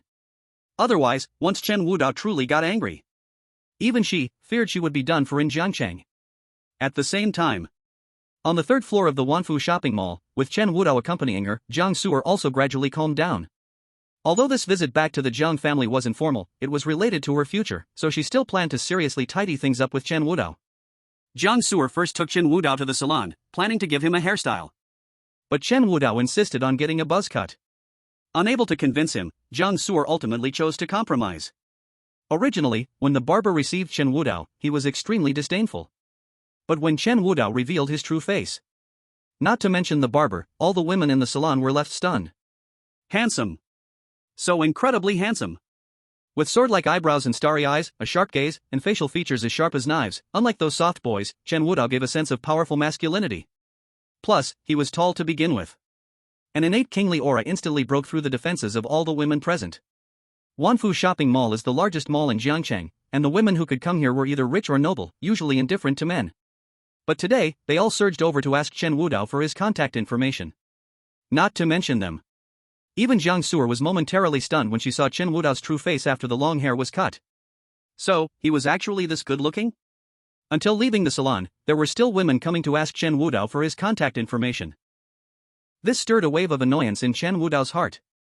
Finally, he simply took Jiang Su'er's hand, and no woman bothered him again. But at this moment, with Chen Wudao holding her small hand, Jiang Su'er's ears turned bright red. Since Jiang Su'er grew up, in order to avoid trouble, she always kept her distance from men, she never engaged in close contact, and even when talking, she stood at a safe distance. She had never expected that Chen Wudao would suddenly hold her hand. Instinctively, she wanted to struggle free. But for some reason, deep in her heart, there seemed to be a bit of reluctance, and in the end, she still chose to compromise. Along the way, she lowered her head, resembling a quail. Where are we going next? Only when Chen Wudao's voice rang in her ear did Jiang Su'er come to her senses, her eyes somewhat dazed. Realizing this, Chen Wudao spoke up, "Did I offend you too much?" Hearing this, Jiang Su'er quickly waved her hand. She signaled that this matter had nothing to do with him, then flustered, pulled Chen Wudao into a men's clothing store. When the female clerk saw someone enter, a smile immediately appeared on her face. But when she saw Chen Wudao's face, there was a momentary gasp, and when she noticed his attire, her gaze instantly turned cold, adding a hint of disdain. He looked quite good, but dressed like a beggar, probably a kept man for this woman. Though she thought this, she still wore a professional smile on her face. Welcome to Tom Brown, may I ask what clothes you two need? Chapter 90, An Encounter with an Acquaintance. Tom Brown? Hearing the clerk's voice, Jiang Su'er finally realized she had entered the wrong store. Sorry, we walked into the wrong store, we'll leave right now. Upon hearing Jiang Su'er's words, the clerk's eyes filled with contempt, and she muttered, "If you can't afford it, don't come in and pretend." What did you say? Initially, Jiang Su'er intended to take Chen Wudao away, but hearing the female clerk's words, her face turned extremely ugly. What did you just say? Say it again. Seeing Jiang Su'er angry, the clerk not only felt no fear but instead, she spoke arrogantly, "I said, if you can't afford it, don't come in here pretending to be rich, two poor losers. You. Where is your manager? Call your manager. I want to complain about you." Facing Jiang Su'er's threat, the female clerk just scoffed in disdain. Complaint? Humph. You can try. You. Watching the female clerk's arrogant attitude, Jiang Su'er trembled with anger. Just as she was about to reason with her, a sharp voice suddenly came from behind her. Jiang Su'er? What are you doing here? Hearing this voice, Jiang Su'er froze for a moment, turned to look at the newcomer, her already unattractive face now showing an extra hint of embarrassment. Wang Jiaoyan? What are you doing here? Seeing Jiang Su'er acknowledge her identity, Wang Jiaoyan raised her head, tightly holding onto the arm of the man beside her and said arrogantly, "Of course, I'm here with my boyfriend." Boyfriend? Before Jiang Su'er could speak, the clerk, who had been extremely arrogant moments ago, suddenly changed her demeanor, hurriedly coming to Wang Jiaoyan, smiling, "Miss Wang, young Master Song, you two have finally arrived. The suits you customized at our store are ready. Would you like me to wrap them for you?" Not in a hurry. Watching the clerk effusively flatter them, the man waved his hand and then squinted, scanning Jiang Su'er from head to toe, a greedy gleam flashing by. But Chen Wudao saw it all. Yenner, you have such a friend, why didn't you tell me earlier? Hearing her boyfriend's words, Wang Jiayan retorted sarcastically, a friend? I'm not worthy to be her friend. She is the second young lady of the Zhang family, how could someone like us be worthy of being her friend? Second young lady of the Zhang family? Upon hearing Wang Jiayan's words, Song Shan suddenly realized, you mean the second young lady of the Zhang family who was kicked out? Yes, that's her. In front of everyone, after being exposed, Jiang Su'er felt her face turning red, wishing she could just find a hole in the ground to hide in right now. She took Chen Wudao's hand, ready to leave in shame. But she was stopped by Song Shan. Miss Jiang, where are you in such a hurry to go? Since you're already here, why not buy a piece of clothing before leaving? Hearing Song Shan's words, a female shop assistant couldn't help but sneer, isn't young Master Song joking? Just her, if she can afford the clothes here, I'll write my name backwards. Wang Jiayan laughed loudly with delight. The laughter was filled with joy. Chen Wudao noticed Jiang Su'er's embarrassment and couldn't help but frown, do you know her? Jiang Su'er struggled for a long time but finally told Chen Wudao the truth. In college, she and Wang Jiayan were in the same major and were even assigned to the same dorm. At first, their relationship was pretty good. Later, when Wang Jiayan fell for a boy, she decided to pursue him. Jiang Su'er intended to bless her, but right after Wang Jiayan announced she had won over the boy, he actually came to Jiang Su'er and confessed his feelings to her. Chapter 91, Dignity Trampled Underfoot. At this moment, Jiang Su'er realized that Wang Jiayan had run into a scumbag, so she immediately advised her to break up. But Wang Jiayan didn't believe Jiang Su'er at all, firmly convinced she had found love, and even thought Jiang Su'er was jealous of her, so she chose to sever ties. In the end, when she accidentally became pregnant, the scumbag unsurprisingly chose to break up with her. With no other choice, Wang Jiayan secretly went to an illegal clinic for an abortion. Ultimately, she was left with a lifelong hidden ailment. This matter should have ended here. But Wang Jiayan blamed Jiang Su'er, believing that if she hadn't rejected that boy's confession back then, the scumbag wouldn't have abandoned her. Everything was Jiang Su'er's fault. At that time, the incident caused an uproar at school, but because it had nothing to do with Jiang Su'er, she remained. Wang Jiayan was directly expelled. Thinking that they would never meet again in this lifetime, Jiang Su'er was surprised to run into her again in such a place. After hearing what Jiang Su'er said, Chen Wudao's mouth twitched slightly. Is there really such a brain-dead woman in this world? Jiang Su'er felt extremely helpless about this too. However, she didn't want to linger but just wanted to leave this place as soon as possible. But Wang Jiayan then persisted, I say, Jiang Su'er, since you're here, aren't you going to let your man choose some clothes? Looking at Wang Jiayan's smug face, Jiang Su'er coldly said, I don't like the clothes here, move aside. Don't like? Upon hearing Jiang Su'er's words, Wang Jiayan and the shop assistant burst into laughter simultaneously, their tone full of mockery. I see you're not saying you don't like them, but rather that you can't afford them at all. Tom Brown, from the world-renowned fashion designer, Tom Brown. It is said that a custom-tailored suit made by him starts at $3 million. And after his brand entered the Great Xia, it took a high-end route, any piece in the store starts at 100,000. This price is not something Jiang Su'er cannot come up with. However, right now, the company she manages needs to operate, and the funds are already tight. If she spends tens of thousands on clothes now, it will only make financial turnover more difficult. It seemed that they saw through Jiang Su'er's embarrassment, the mocking laughter became even more rampant. At this moment, Song Shan directly said, how about this, if Miss Jiang doesn't mind, today I'll pay for you to pick one piece in the store, I can afford this little money.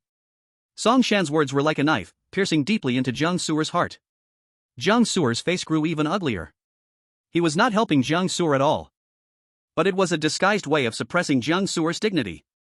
No need. Just as Jiang Su'er, with a dusty face, was about to leave with Chen Wudao, he suddenly held her hand back. You just said we can choose anything here, and you will pay, right?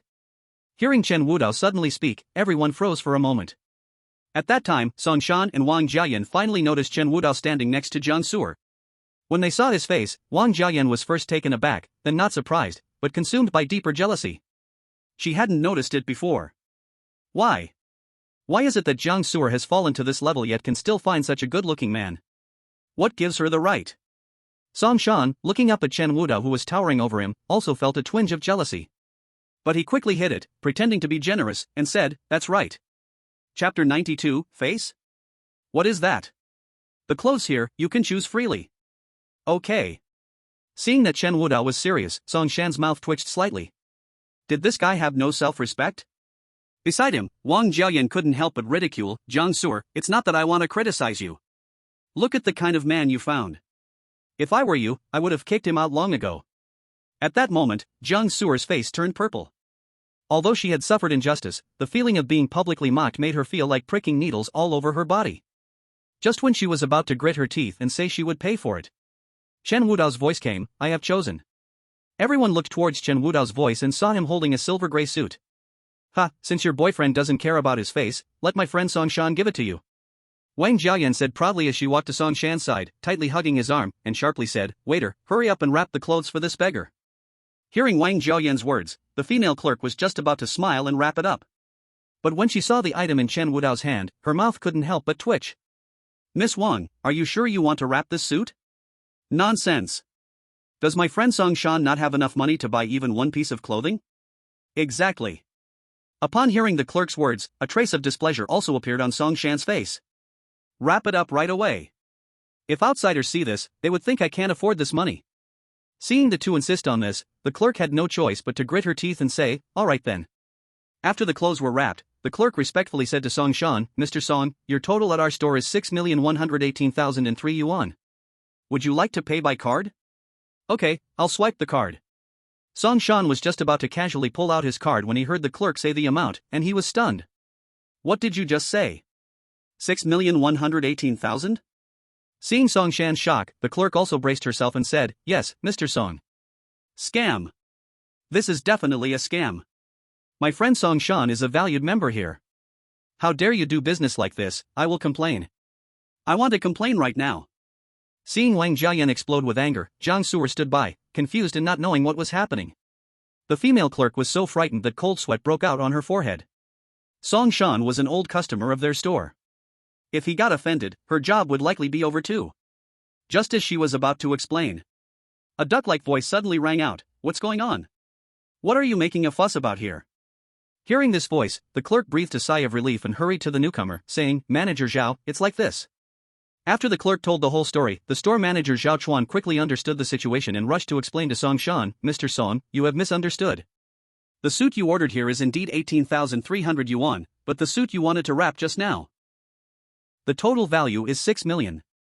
How much? 6 million? Not to mention Wang Jiayan, even Song Shan couldn't help but shout. At this moment, Wang Jiayan finally couldn't sit still, shouting, "How can clothes be worth 6 million? You are trying to cheat us." Hearing Wang Jiayan's words, Zhao Chuan's face showed a bit of displeasure, but he still held back his impatience and explained with a smile, "Our store's clothes are always fair. This piece you packed is a suit custom made by Mr. Tom Brown, which has already been auctioned for $700,000 abroad. This suit was originally just for display in our store. But now that young Master Song likes it, I will make a decision. How about I give it to you for 5 million? Chapter 93, Did you do this on purpose? 5 million? Hearing this offer, Song Shan's mouth twitched a few times. Although he was wealthy, customizing a suit worth over 100,000 was already the limit he could afford. A suit for 5 million? Not only could he not afford it, but if he could, he would probably have his legs broken when he got home. Moreover, it was meant for a gift. "Young Master Song, will you be paying by card, or?" Seeing Zhao Chuan's smiling face, Song Shan's entire face darkened. He turned to Chen Wudao, gritting his teeth, "You brat, are you doing this on purpose?"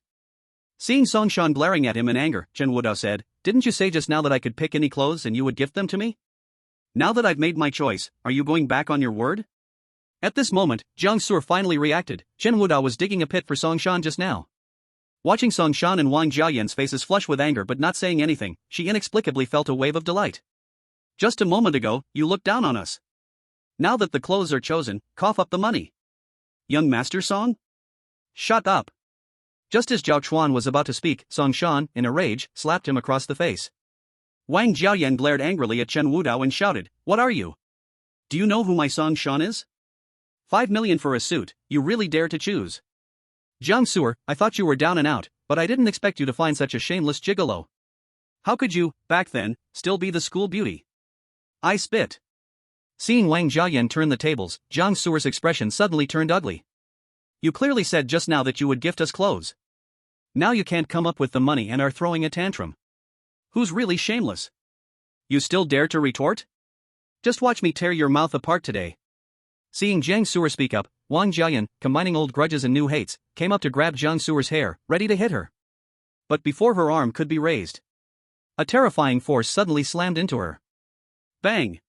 With a loud crash, Wang Jiayan was slammed against the shop's wall, then fell to the ground, convulsing all over, unaware of her life or death. Seeing the scene, Song Shan's pupils constricted. He stared fiercely at Chen Wudao, gritting his teeth. You brat, do you know who I am? How dare you hit my woman? After speaking, he turned to Zhao Chuan and roared, if you don't take care of him today, you can just shut down your shop in Jiang City. Hearing Song Shan's words, Zhao Chuan, filled with frustration, no longer cared about feeling upset and turned into a panicked mess. Song Shan was a VIP member of their store. So he knew very well who Song Shan was. If this guy said he couldn't continue operating in Jiang City, he really could make it impossible for him.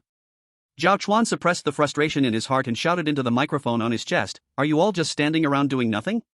Can't you see there's someone making trouble in the store? Hurry up and come over. Seeing the situation getting out of hand, Jiang Su'er began to panic. From Zhao Chuan's attitude just now, she vaguely sensed something was wrong, but she just couldn't think of who could cause the store, doing business in the Bai family's territory, to afraid to become like this. Jiang Su'er hesitated again and again, and finally grabbed Chen Wudao's sleeve, speaking cautiously, Wudao, how about we hurry and leave? Chapter 94 I apologize for him. You must know, the Wanfushang Mall is the most bustling mall in Jiangcheng, not just because it has many things, but because it is the territory of the Bai family. To be able to lease a shop here, there must be support from the Bai family behind it. But Zhao Chuan, clearly supported by the Bai family, still bowed and scraped to Song Shan, which shows that Song Shan's identity is definitely not simple. Even the Bai family must give him face. Thinking of this, Jiang Su'er's lips turned paler. Chen Wudao noticed her unusual state and said, are you scared?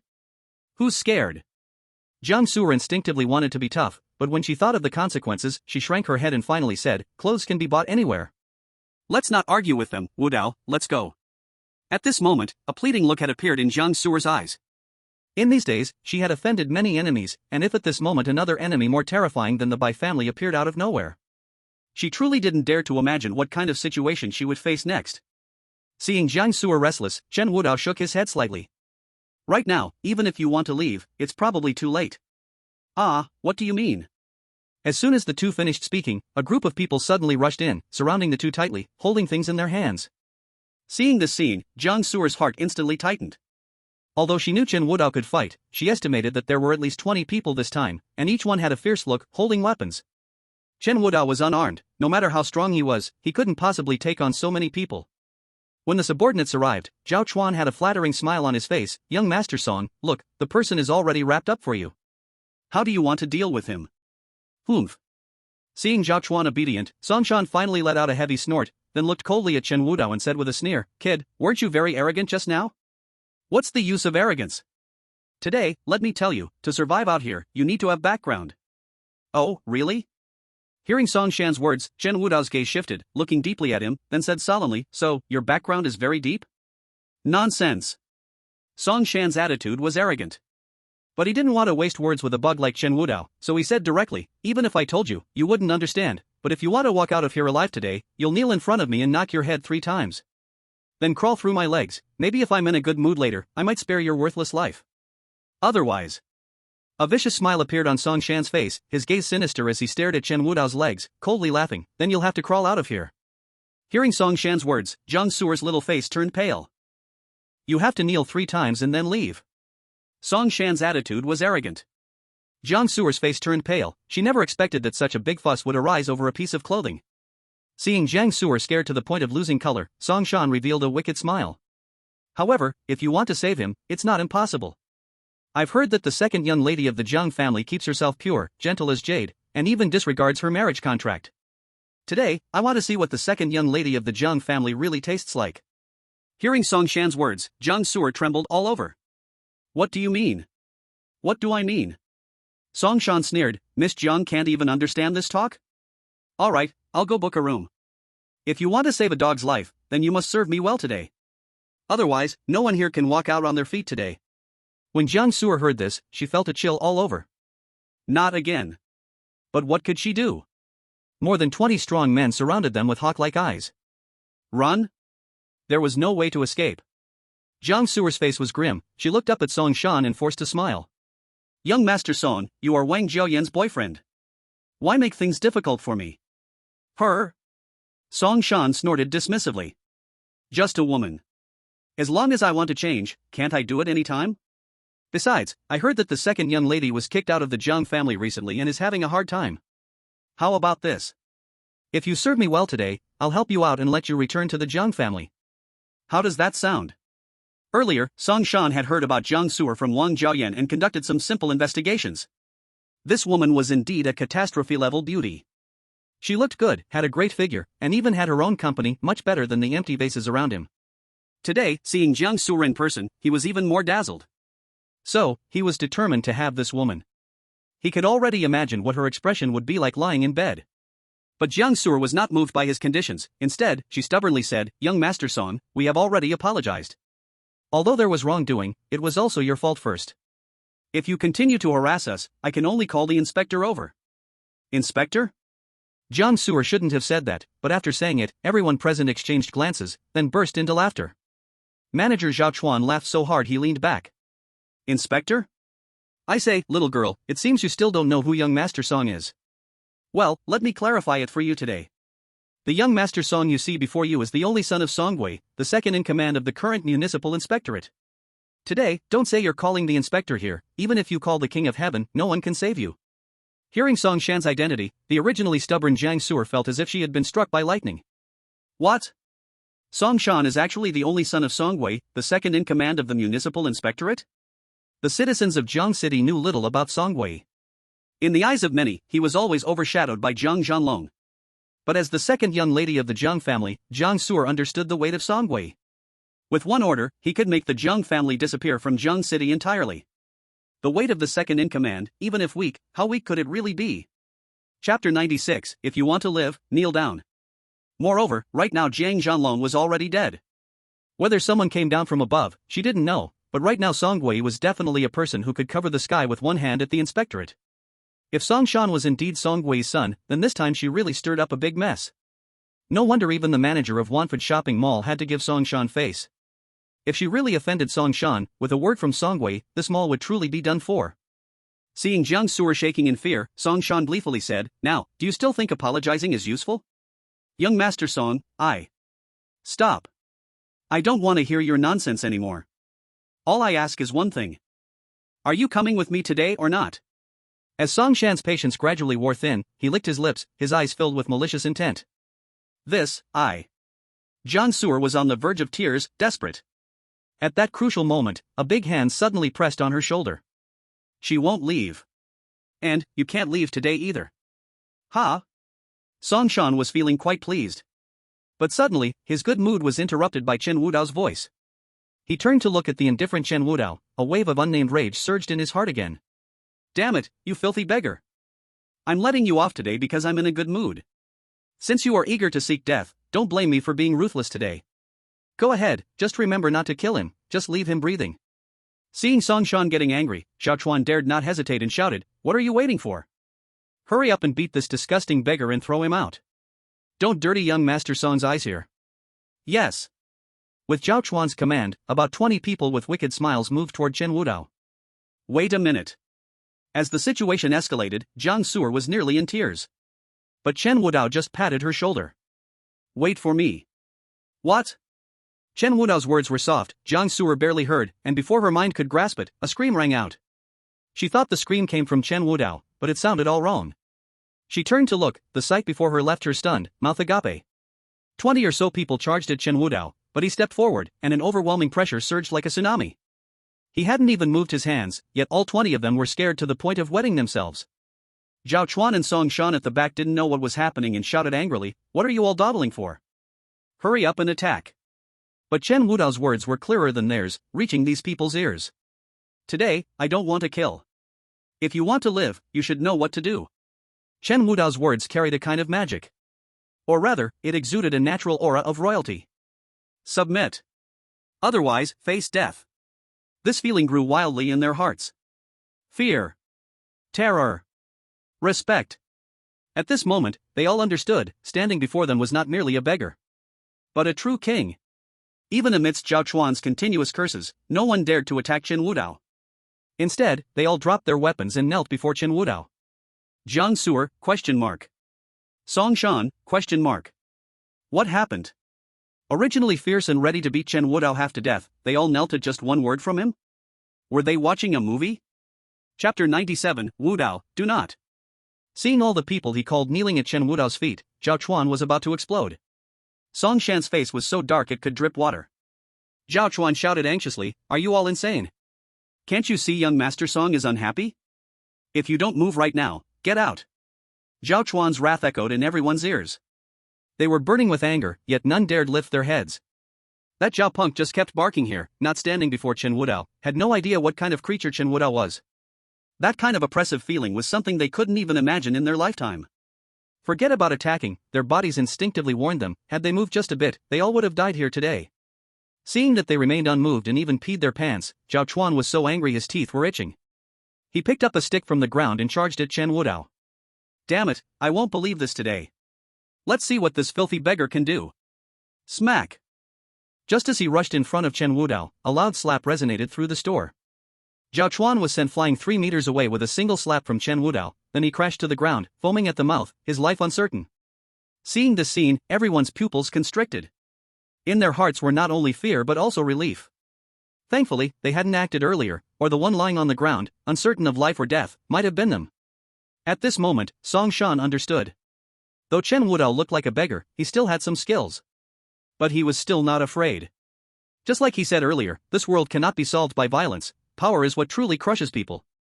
And he just happened to have that ability. As Chen Wudao approached him step by step, Song Shan sneered, you little punk, I was wondering how you dared to be so arrogant, turns out you have some tricks. But let me tell you today, no matter who you are, I'll make you my prey. Looking at Chen Wudao, who stood high above him, Song Shan scoffed, don't believe it? Go ahead and try to hit me. Okay. What? Hearing Chen Wudao agree, Song Shan's heart tightened, and it seemed Jiang Su'er behind him also realized something, hurriedly shouting, Wudao, don't. But unfortunately, she shouted too late. Slap.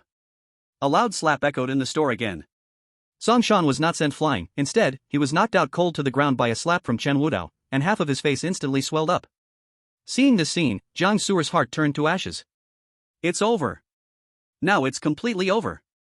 Since ancient times, commoners never fought against officials, even wealthy merchants had to take a step back in front of power. What's more, Song Shan was the only son of Song Wei. Once the wrath of the governor came down, not to mention whether she could withstand it, the entire Jiang family might be finished. She looked up at Chen Wudao, her eyes filled with tears. Why is he always so impulsive when he does things?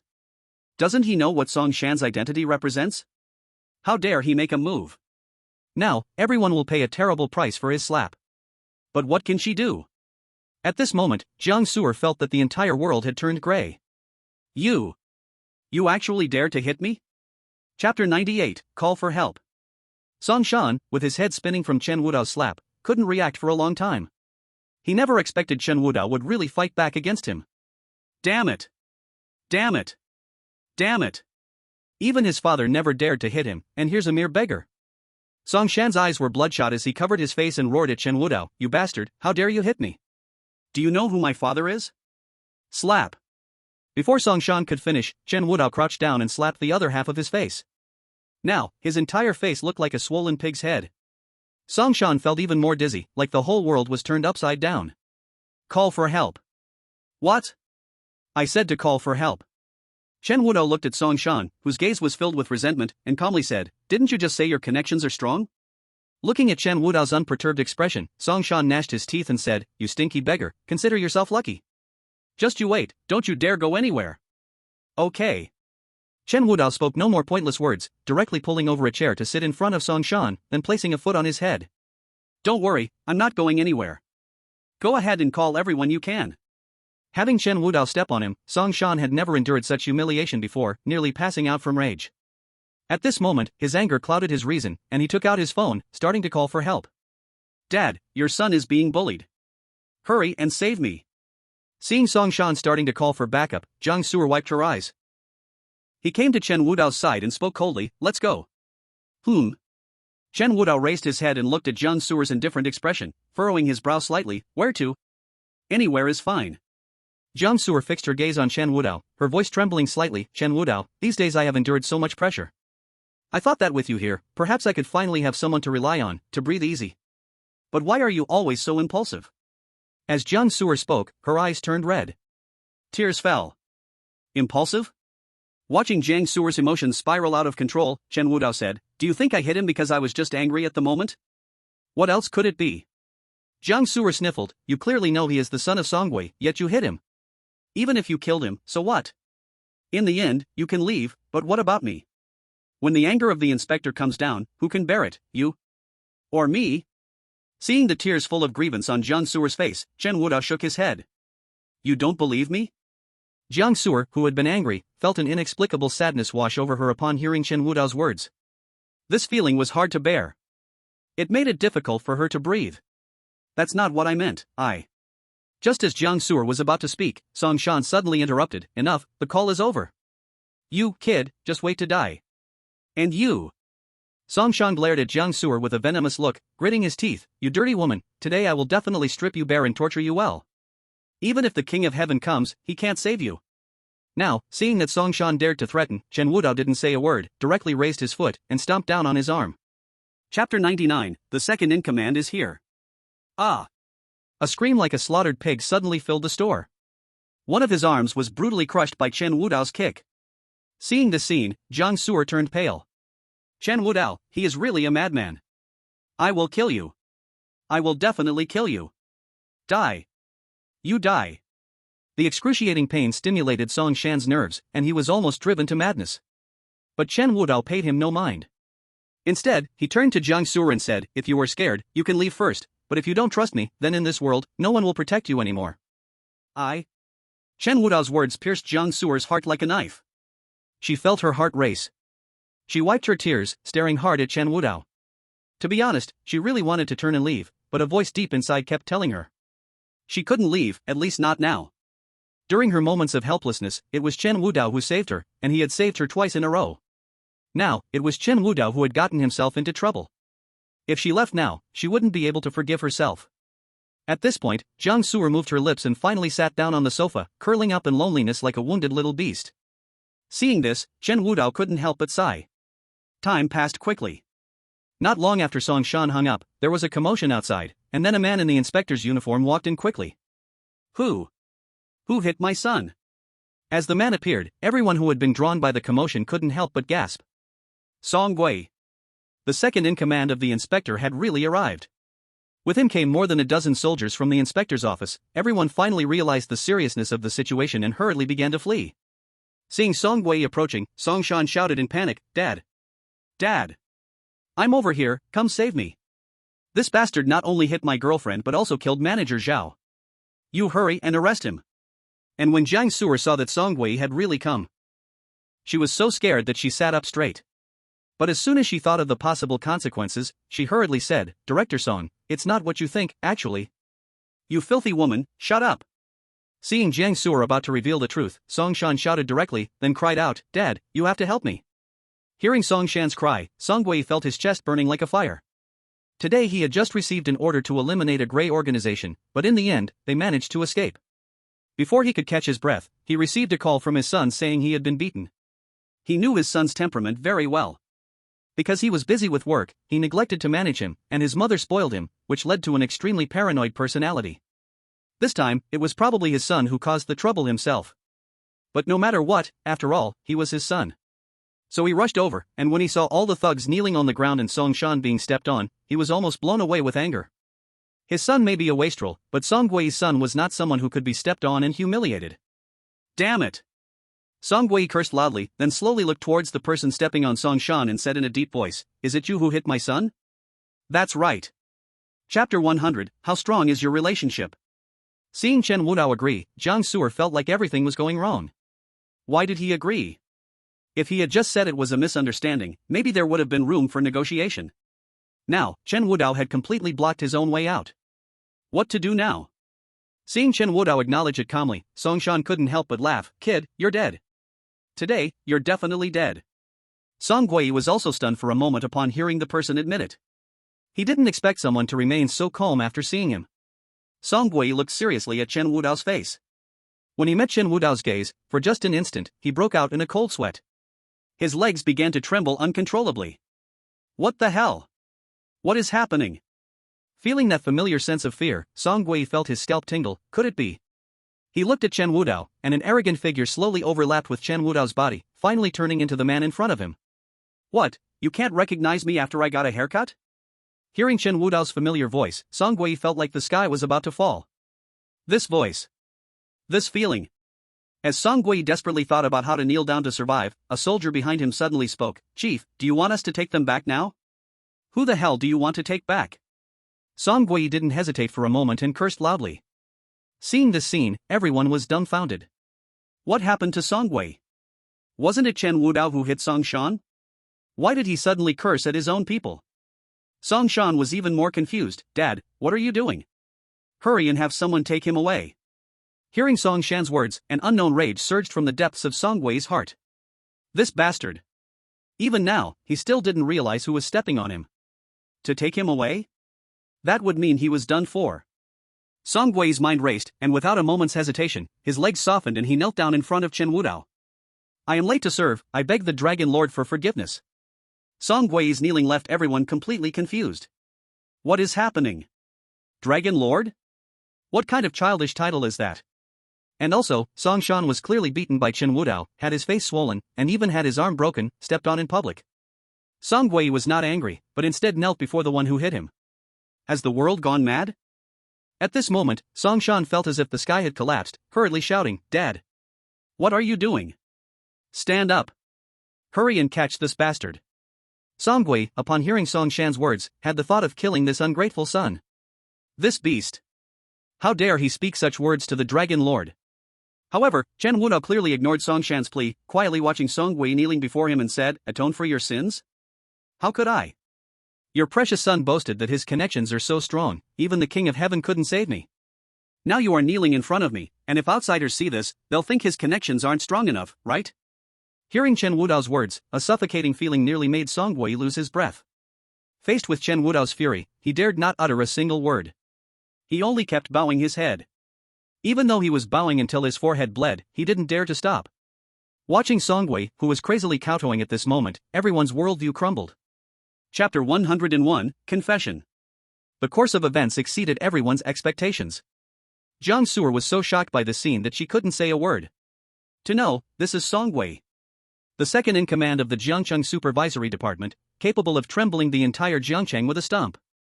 Not to mention herself, even the old master of the Jiang family would bow deeply before him, yet he was kneeling before Chen Wudao, desperately knocking his head. He kept mumbling, Please spare my life, Dragon Lord. Dragon Lord? Again with the Dragon Lord? What does this title even mean? Jiang Su'er felt her head spinning. At this moment, Song Shan was no better than Jiang Su'er, both with a dazed expression. In his eyes, his father, who seemed broader than the sky, was actually kneeling before the man who had beaten him. Is the world crazy? Impossible. How could this be possible? His own father, the second in command of Jiangcheng, how could he kneel and knock his head before Chen Wudao? It's fake. Yes. This must all be fake. But a cold voice quickly shattered his last illusion. Not enough, still not enough. Didn't you say your connections are strong? Hit him, keep hitting him. What? With great difficulty, Song Shan looked towards Chen Wudao, hatred filling his eyes. You bastard, what do you mean? What do you mean? Chen Wudao's tone was cold, very simple. I want you to call everyone you can summon here. Today I want to see how strong your connections really are. You. Seeing that Chen Wudao was about to explode with anger, Song Gui hurriedly shouted, Dragon Lord, the reason he is so rude is entirely my fault for neglecting my duties, and her mother's pampering. I beg the Dragon Lord to spare this unfilial son. Once I take him back, I will definitely discipline him well. Dad, you. Seeing that Song Shan was about to speak, Song Gui pulled out a weapon, pointing it at Song Shan's head, shouting, You ungrateful son, shut up. If you dare say another word, I'll shoot you dead today. I trust you, so I gave you a chance. But now it seems, in the end, I misjudged you. You have greatly disappointed me. Chen Wudao's tone was slow, but it was like a sharp knife, cutting through Song Gui's soul. When he heard the disappointment in Chen Wudao's voice, he was struck like lightning, fear filling his eyes. He hurriedly shouted, Please, Dragon Lord, don't be angry. This matter is not as you think. I am busy with work and seldom return home. It is his mother who spoils him, which has led to this behavior. All of this is my fault. It is my excessive indulgence that brought this trouble to you, Dragon Lord. Facing Song Gui's explanation, Chen Wudao shook his head. This answer is not enough. Chapter 102, Not Enough. Not enough? Hearing Chen Wudao's words, Song Gui was stunned for a moment, then seemed to think of something. Gritting his teeth, he steeled himself, picked up a steel rod from the ground, and walked towards Song Shan. As Song Gui got closer, holding the steel rod, Song Shan's eyes filled with terror. Dad, what are you doing? Dad. Ah. Crack, the sound of a scream, like a pig being slaughtered, mixed with the sound of bones breaking, echoed in everyone's ears. Did Song Gui just break his own son's leg with his own hands? In an instant, everyone was stunned. Just when everyone thought this matter was over, Song Gui raised the steel rod again. This time, Song Shan was scared, he was completely terrified, excruciating pain shot through his nerves, and he couldn't believe that one day his father would break his leg. Dad, I was wrong. I really was wrong. Please. Don't hit me again. Seeing his son covered in blood, snot and tears flowing down his face in a pitiful state, Song Gui's heart ached. But he suddenly thought of the horrifying consequences that might follow. He gritted his teeth and swung the steel rod again. Crack, again, both of Song Shan's legs were broken. Song Shan ultimately could not bear the stimulation of this pain. After another wail, he fainted on the spot. Looking at Song Shan lying on the ground like a dead dog, Song Gui panted heavily, then threw away the steel rod and knelt before Chen Wudao again. Dragon Lord, all the blame is on me. I know I failed as a father, which troubled you. I have ruined this rebellious son's legs, and for the rest of his life, he will not leave the house a single step, never again will he harm the people. If the Dragon Lord is still not satisfied. Song Gui raised the gun with trembling hands to offer it to Chen Wudao, saying, then take my life to atone for this mistake. Seeing this, all the officials and soldiers who followed him immediately knelt down without a word. They were not fools, the only one capable of making Song Gui show such a humble posture in Jiangcheng was likely just one person. A ruler who strictly forbade any provocation, or else there would be no mercy in killing, the Dragon Lord of Daxia, Chen Wudao, the king of 100,000 Shilin. Looking at the sudden change in front of her, Jiang Su'er was taken aback for a long time. She couldn't understand, no matter how hard she tried.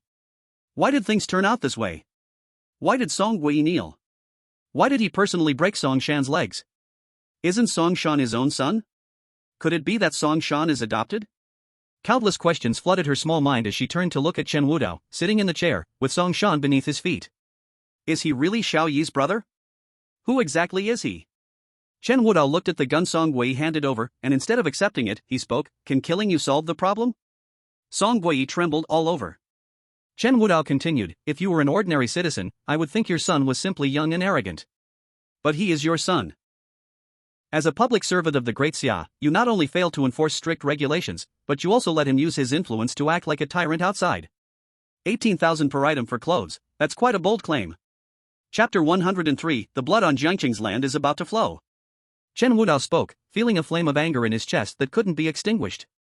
As public servants, you do not work for the people, you indulge your own kin, and you ignore the lives of ordinary folks. Do you know that outside this marketplace today, I was almost beaten to death? Chen Wudao said, his eyes filled with rage, do you know that those people actually dared to drag someone into a hotel under the pretense of wishing to commit a crime? If it were not me standing here today, but an ordinary citizen, I would like to ask you, do you know what the consequences would be? Song Gui, is this the Jiangcheng you promised me? Bang!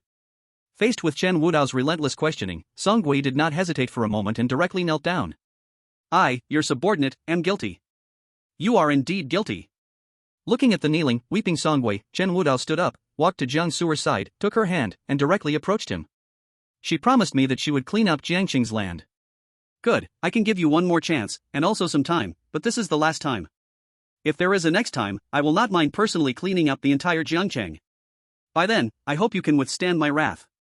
Hearing Chen Wudao's words, Song Gui shouted, please rest assured, Dragon Master. I will definitely bring peace back to Jiangcheng and safety to the citizens.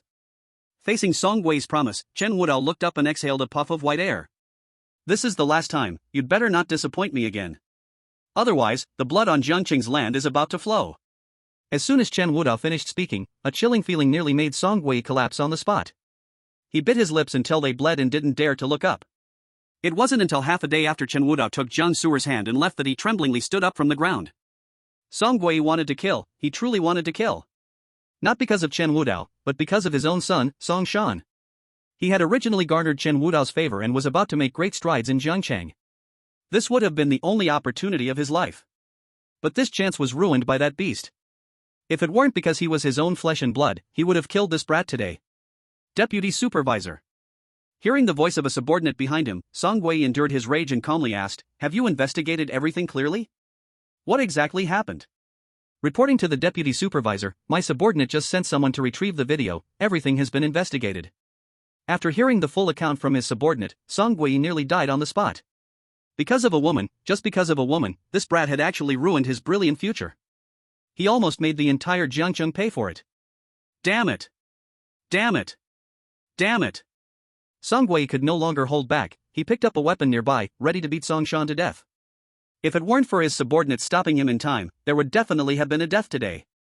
With the comfort of his subordinates, Song Wei quickly calmed down, then glanced at the woman lying on the ground, unaware of her fate, Wang Jiayan, his eyes filled with hatred. Send my orders down, take everyone involved in this matter today. Also, this mall is suspected of various issues, send people immediately to seal it up for me. This. Hearing Song Wei's orders, his subordinates flashed a hint of hesitation in their eyes. After all, this was the Bai family's territory, it was the economic pillar of the Bai family. If they sealed this up, wouldn't that be equivalent to offending the Bai family? If the supervisor's office were to tear faces with the Bai family, wouldn't that ruin everything? Chapter 104, Who exactly are you? Deputy Supervisor, do we really need to seal it? Hearing the concerns of his subordinates, Song Wei turned around, his eyes full of rage. Don't make me say it a second time, now. Right now. Immediately. Seal this off for me. Even if the sky falls. Even if the King of Heaven comes. It must be sealed. Seeing Song Wei genuinely angry this time, the crowd did not dare to hesitate and immediately responded, yes. Chen Wudao left not long after. Soon, an earthquake swept through Jiangcheng. Wanfashangchang was sealed off, the staff of the mall were detained by the supervisory department, and they even decided to publicly handle this matter. Once the news spread, the entire Jiangcheng was thrown into chaos. Those who had been bullied at Wanfashangchang because they feared the Bai family, and were forced to endure it in silence, all came to the supervisory department to testify. As for the other major families, they also caught a different scent in this matter. As for the woman Wang Jiayan, she was taken away and thrown into prison. In the end, how she was dealt with, no one knew. Song Shan was sent directly to the hospital, and after the doctor's diagnosis, he would probably spend the rest of his life in a wheelchair.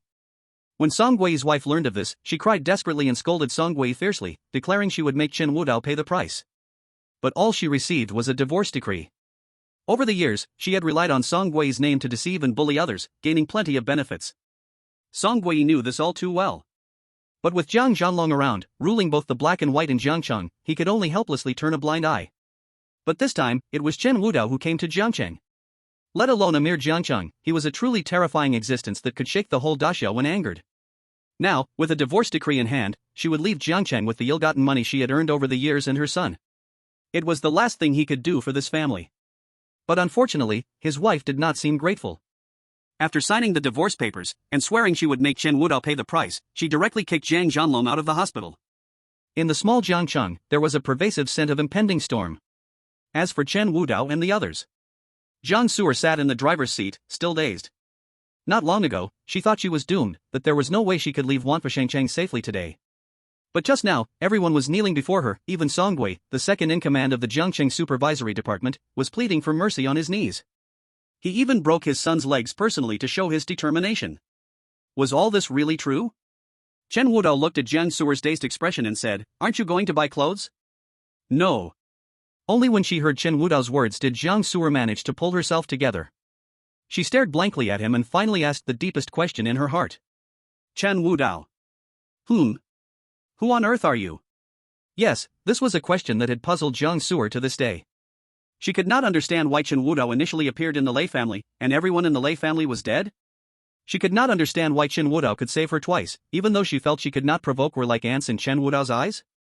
She could not understand why the divine physician's son would bow and apologize to Chen Wudao with just a phone call.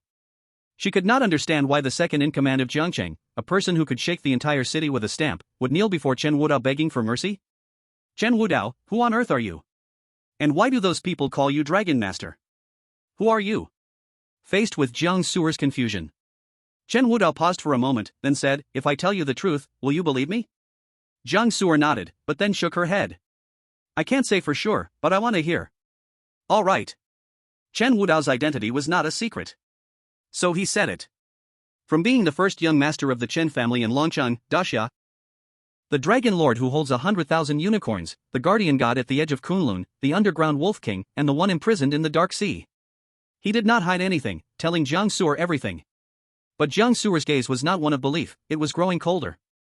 When she heard that Chen Wudao led 100,000 unicorns to trample Jinling, crush Xuanwu Mountain, and eliminate the Lei family, she couldn't help but grit her teeth and say, "Chen Wudao, are you here to fool ghosts?" In fact, this was not because Jiang Su'er didn't believe him. Whether it was the identity of the Dragon Lord or the Master of Kunlun, this information was only recorded in the military department of the Great Xia, so those who knew his identity were either those people from back then or the top officials of various departments in Great Xia. Jiang Su'er couldn't access these things, so it's understandable that she thought Chen Wudao was lying. Moreover, what Chen Wudao described was simply too fantastical, like having one hand slay the previous unicorn and then command an army of 100,000 unicorns. Guarding the edge of Kunlun, he was known as the Master of Kunlun. Even trampling Xuanwu and changing the sky in Jinling. These things wouldn't even be dared to be filmed in a television drama. Seeing Jiang Su'er's disbelief, Chen Wudao didn't explain much, just calmly said, "It's fine if you don't believe me. Actually, regardless of my identity, you just need to remember one thing. I am Chen Wudao, Xiao Yi's brother, and also Xiao Nian's uncle.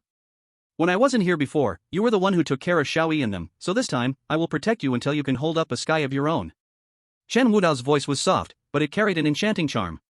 Jiang Su'er stared blankly at Chen Wudao's profile. She suddenly felt that the man in front of her might be a bit too handsome. But she quickly woke up. Although she felt everything Chen Wudao said was false, everything that had happened earlier was something she had seen with her own eyes. So what was the truth? Jiang Su'er couldn't figure it out, and in the end, she grit her teeth and asked out her last question. She tentatively asked, "Chen Wudao, do you know the god of war Dugu?" The god of war Dugu? Hearing Jiang Su'er mention this name, Chen Wudao frowned slightly, but he did not hide it. "We have some acquaintance. Why, did he bully you?" Seeing Chen Wudao's acknowledgement, Jiang Su'er's heart jolted. No wonder these people were afraid of Chen Wudao. It turned out it was because he knew the god of war Dugu. As for why Jiang Su'er asked this question, it was completely because Dugu Ao had previously asked about Chen Wudao's information when they were in the rented apartment. This made everything understandable. Is your relationship with the god of war Dugu good? Is it good? Looking at Jiang Su'er's hopeful face, Chen Wudao thought for a moment, then shook his head. "Just acquaintances, our friendship is not deep." "I see." Seeing Jiang Su'er's expression a bit disappointed, after a moment of silence, Chen Wudao said, "Do you want to meet him?" "No. No." Jiang Su'er hurriedly denied it, pondering for a moment before revealing everything that happened after Chen Wudao left the rented apartment. After listening, Chen Wudao pondered, "So what you mean is, after I left, Dugu Ao found you and said he would personally visit the Jiang family?" Chapter 106, I will protect you. Jiang Su'er thought for a moment and expressed all her concerns. Dugu Ao said he would visit the Jiang family. She initially wanted to refuse. But in the end, Jiang Ran agreed to it. Now, Jiang Ran had just returned to the Jiang family not long ago when the family called for her to go back. She was worried that the Jiang family calling her back was precisely related to the god of war Dugu. If at that time the Jiang family coerced her to do something, and the god of war Dugu happened to stand with the Jiang family, then she would be facing a dead end. After listening to Jiang Su'er's concerns, Chen Wudao spoke, "Don't worry, it won't happen." Jiang Su'er, upon hearing this, asked doubtfully, "Why?" "He's been called back to the Heavenly King Palace. There are still some things to investigate, so he will not return to Jiang City in the short term." Jiang Su'er trembled slightly at the words. "Really?" Seeing Chen Wudao's calm demeanor, Jiang Su'er didn't dare to ask further, but at least she felt a bit relieved in her heart. As long as it wasn't because of the war god of the Dugu family. Then even if the Jiang family went back, if any problems arose, she could handle them. Wait. Hold on. Did you just say the war god of the Dugu family has returned to the heavenly palace? What's wrong? Seeing Jiang Su'er suddenly alarmed, Chen Wudao was puzzled and asked, "Is there any problem?" "Of course there is." Jiang Su'er looked seriously at Chen Wudao and said, "If he has returned, then doesn't that mean there will be no one to help you in Jiang City anymore?" Ha? Hearing Jiang Su'er's question, Chen Wudao was confused. The Dugu family's pride helping him? When had he ever needed such an aunt to help him? Seeing Chen Wudao silent, Jiang Su'er thought she was right, and her expression gradually became nuanced. Recalling how ruthless Chen Wudao was a moment ago, Jiang Su'er spoke earnestly, "Wudao, I know you're very strong, but if you don't have the war god of the Dugu family's help, can you promise me not to act recklessly?" "Can't act recklessly?" Chen Wudao frowned, "Why?" Seeing Chen Wudao confused, Jiang Su'er gritted her teeth and said, "Of course, because it will offend people. Before, no matter what happened, the war god of the Dugu family could help you handle it, but now that he has returned, if you cause trouble again, who can help you?" Chen Wudao was speechless. He simply couldn't understand why Jiang Su'er had such a strange notion. But Chen Wudao also understood that the more he explained, the more Jiang Su'er would misunderstand, so he simply kept quiet and asked, "So, are we still going to buy clothes? Let's go." But Jiang Su'er didn't start the car right away. Instead, her expression was complicated, as if she had thought for a long time.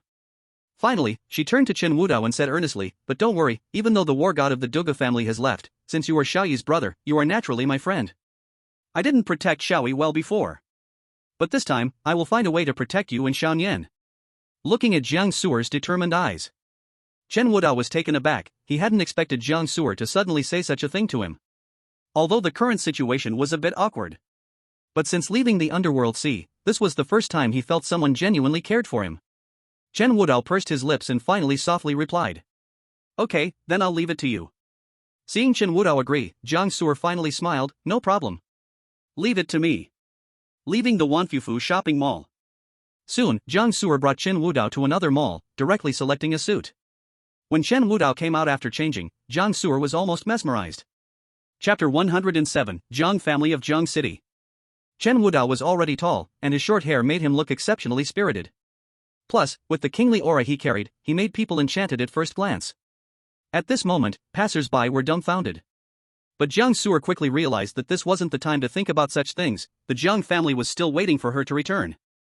Thinking of this, her mood suddenly became heavy. After changing clothes, Jiang Su'er then took Chen Wudao to the Jiang family.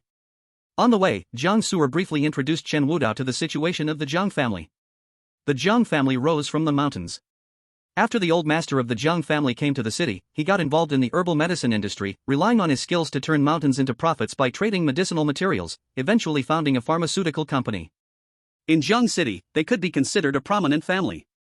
But unfortunately, after the old master of the Jiang family, there was no one to succeed him. The younger generation of the Jiang family was all indulging in pleasure. Plus, the old master was getting old, and when Jiang Ran wasn't around, it was all up to Jiang Su'er, a woman, to hold everything together.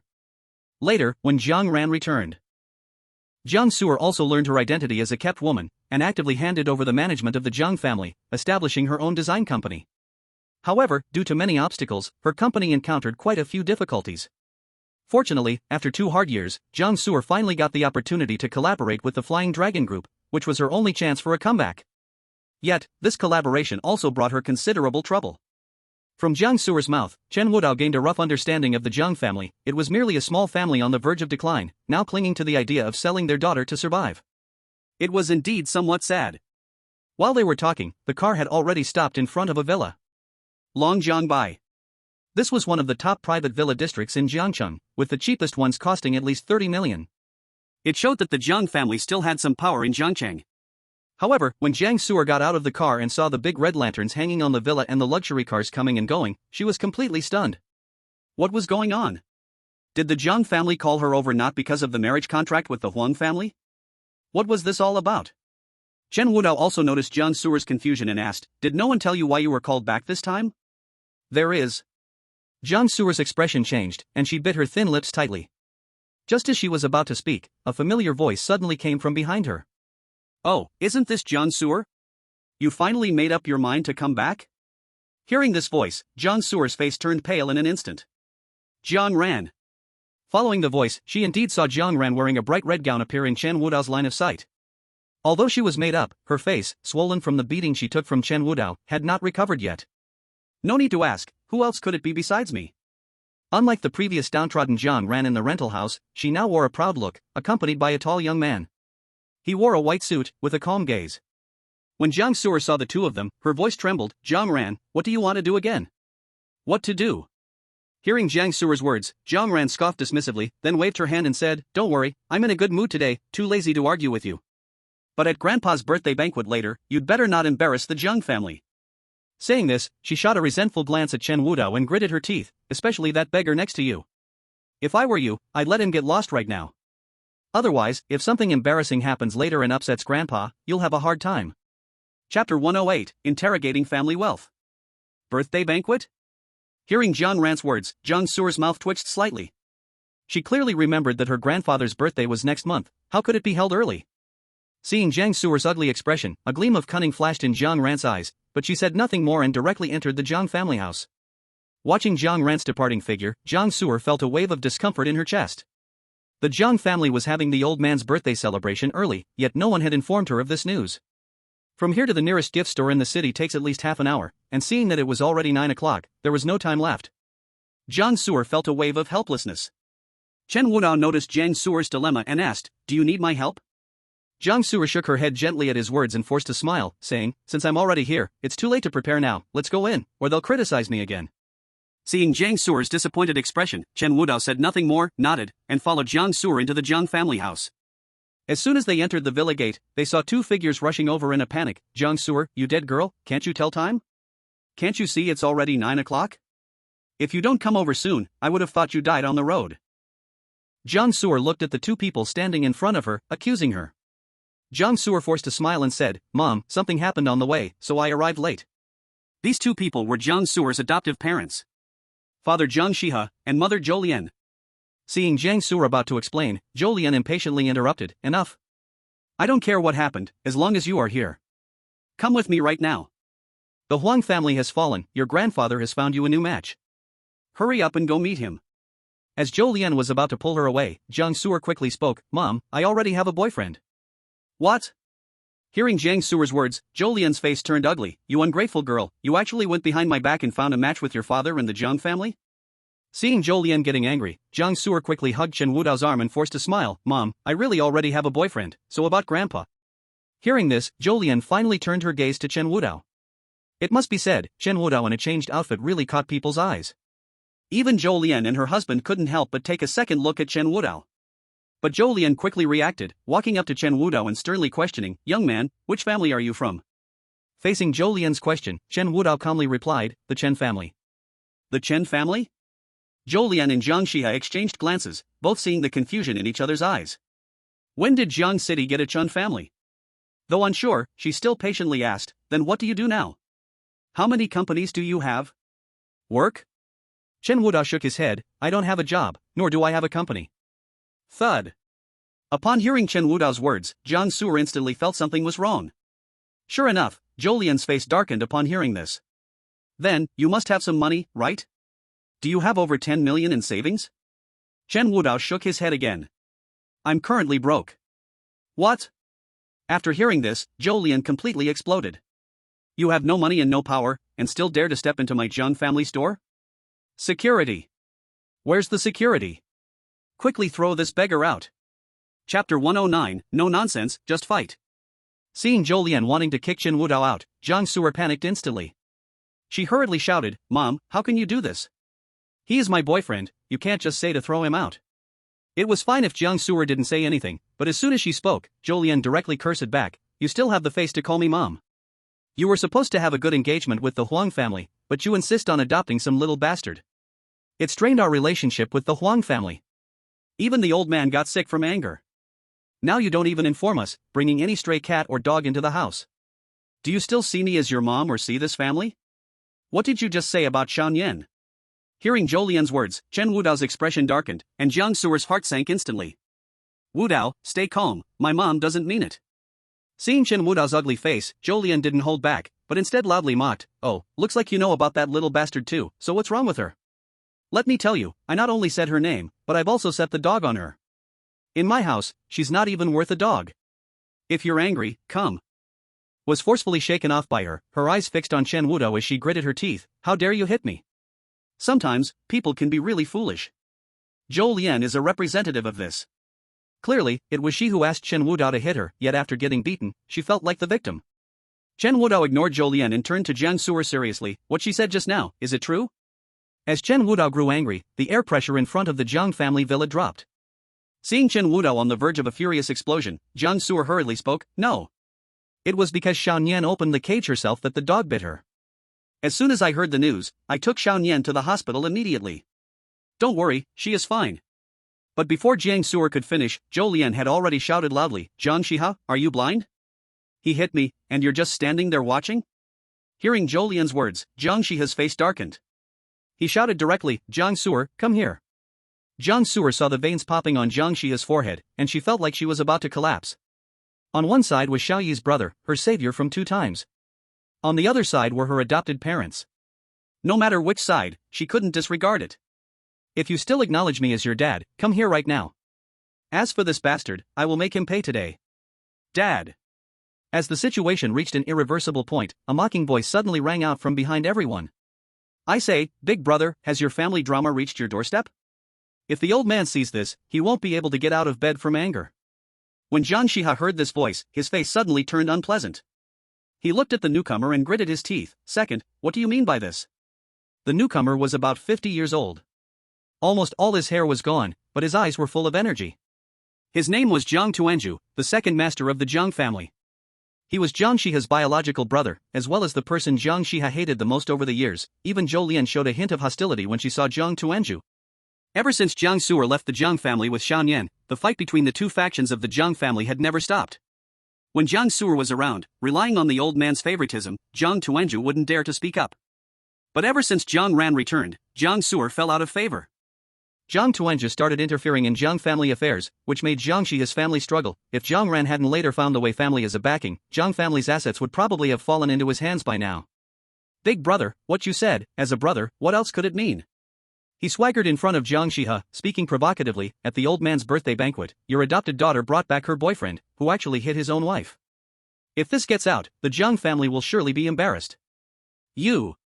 Looking at the furious Jiang Shiha, Jiang Tuanju couldn't help but laugh heartily. Then he ignored everyone and walked straight to Chen Wudao, giving him a thumbs up.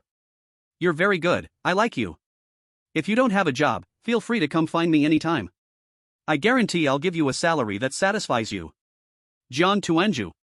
Seeing Jiang Shiha about to explode with rage, Jiang Tuanju then whistled and swaggered into the villa. Watching his retreating figure, Jiang Shiha's teeth were about to shatter from grinding. But he also understood that now, almost half of the Jiang family's high-ranking positions had already been replaced with Jiang Tuanju's people, and he had absolutely no way to deal with him now. However, a fierce light flashed in Jiang Shiha's eyes, hoping that after today, you could still laugh as happily as you did just now. Jiang Shiha, hurry up and kill him for me. Knowing she had no way to deal with Jiang Tuanju, Zhou Lian. Realizing this, she was about to unleash her anger on Chen Wudao. But Jiang Shiha just whispered a few words in her ear. To her surprise, she only cast a resentful glance at Chen Wudao, then didn't even greet Jiang Su'er, and directly turned around to enter the villa. Seeing that Zhou Lian didn't cling on any longer, Jiang Su'er was completely stunned. She knew Zhou Lian's temperament very well. Once someone offended her, they would meet a bad end. This time, Zhou Lian actually didn't continue to cause trouble for her in Chen Wudao, which truly shocked her deeply. After Zhou Lian left, Jiang Shiha cast a cold glance at Jiang Su'er, then spoke. Jiang Su'er, after today, you should take care of yourself. Hearing Jiang Shiha's words, Jiang Su'er was confused. Before she could ask for an explanation, Jiang Shiha turned around and left without looking back. At the entrance of the Jiang family villa, only Chen Wudao and Jiang Su'er stood alone together. Jiang Su'er turned to Chen Wudao with red eyes and said, why did you lay hands on my mom? Seeing Jiang Su'er angry, Chen Wudao said directly, because she said she let her dog bite Xianyan. Before Jiang Su'er could reply, Chen Wudao continued, if what she said is true, today, she must die. Chapter 111, The First Condition. Chen Wudao was not joking. Before, he failed to protect the Chen family and protect Xiaoyi. This was his lifelong pain. Now he had only Xianyan left in this world as his family. He did not care about Zhou Lian's identity, whether she was Jiang Su'er's mother or a daughter-in-law of the Jiang family. If she really let her dog bite Xianyan, then she must pay for her actions. Xianyan was Chen Wudao's unapproachable bottom line. Death, sometimes, was the biggest concession Chen Wudao could make. Only the enemies of Chen Wudao knew that when he truly went crazy, death was a luxury. Looking at Chen Wudao's serious gaze, Jiang Su'er inexplicably felt a chill. She suddenly remembered the scene when she first met Chen Wudao. Her intuition told her that Chen Wudao's earlier words might really not be a joke.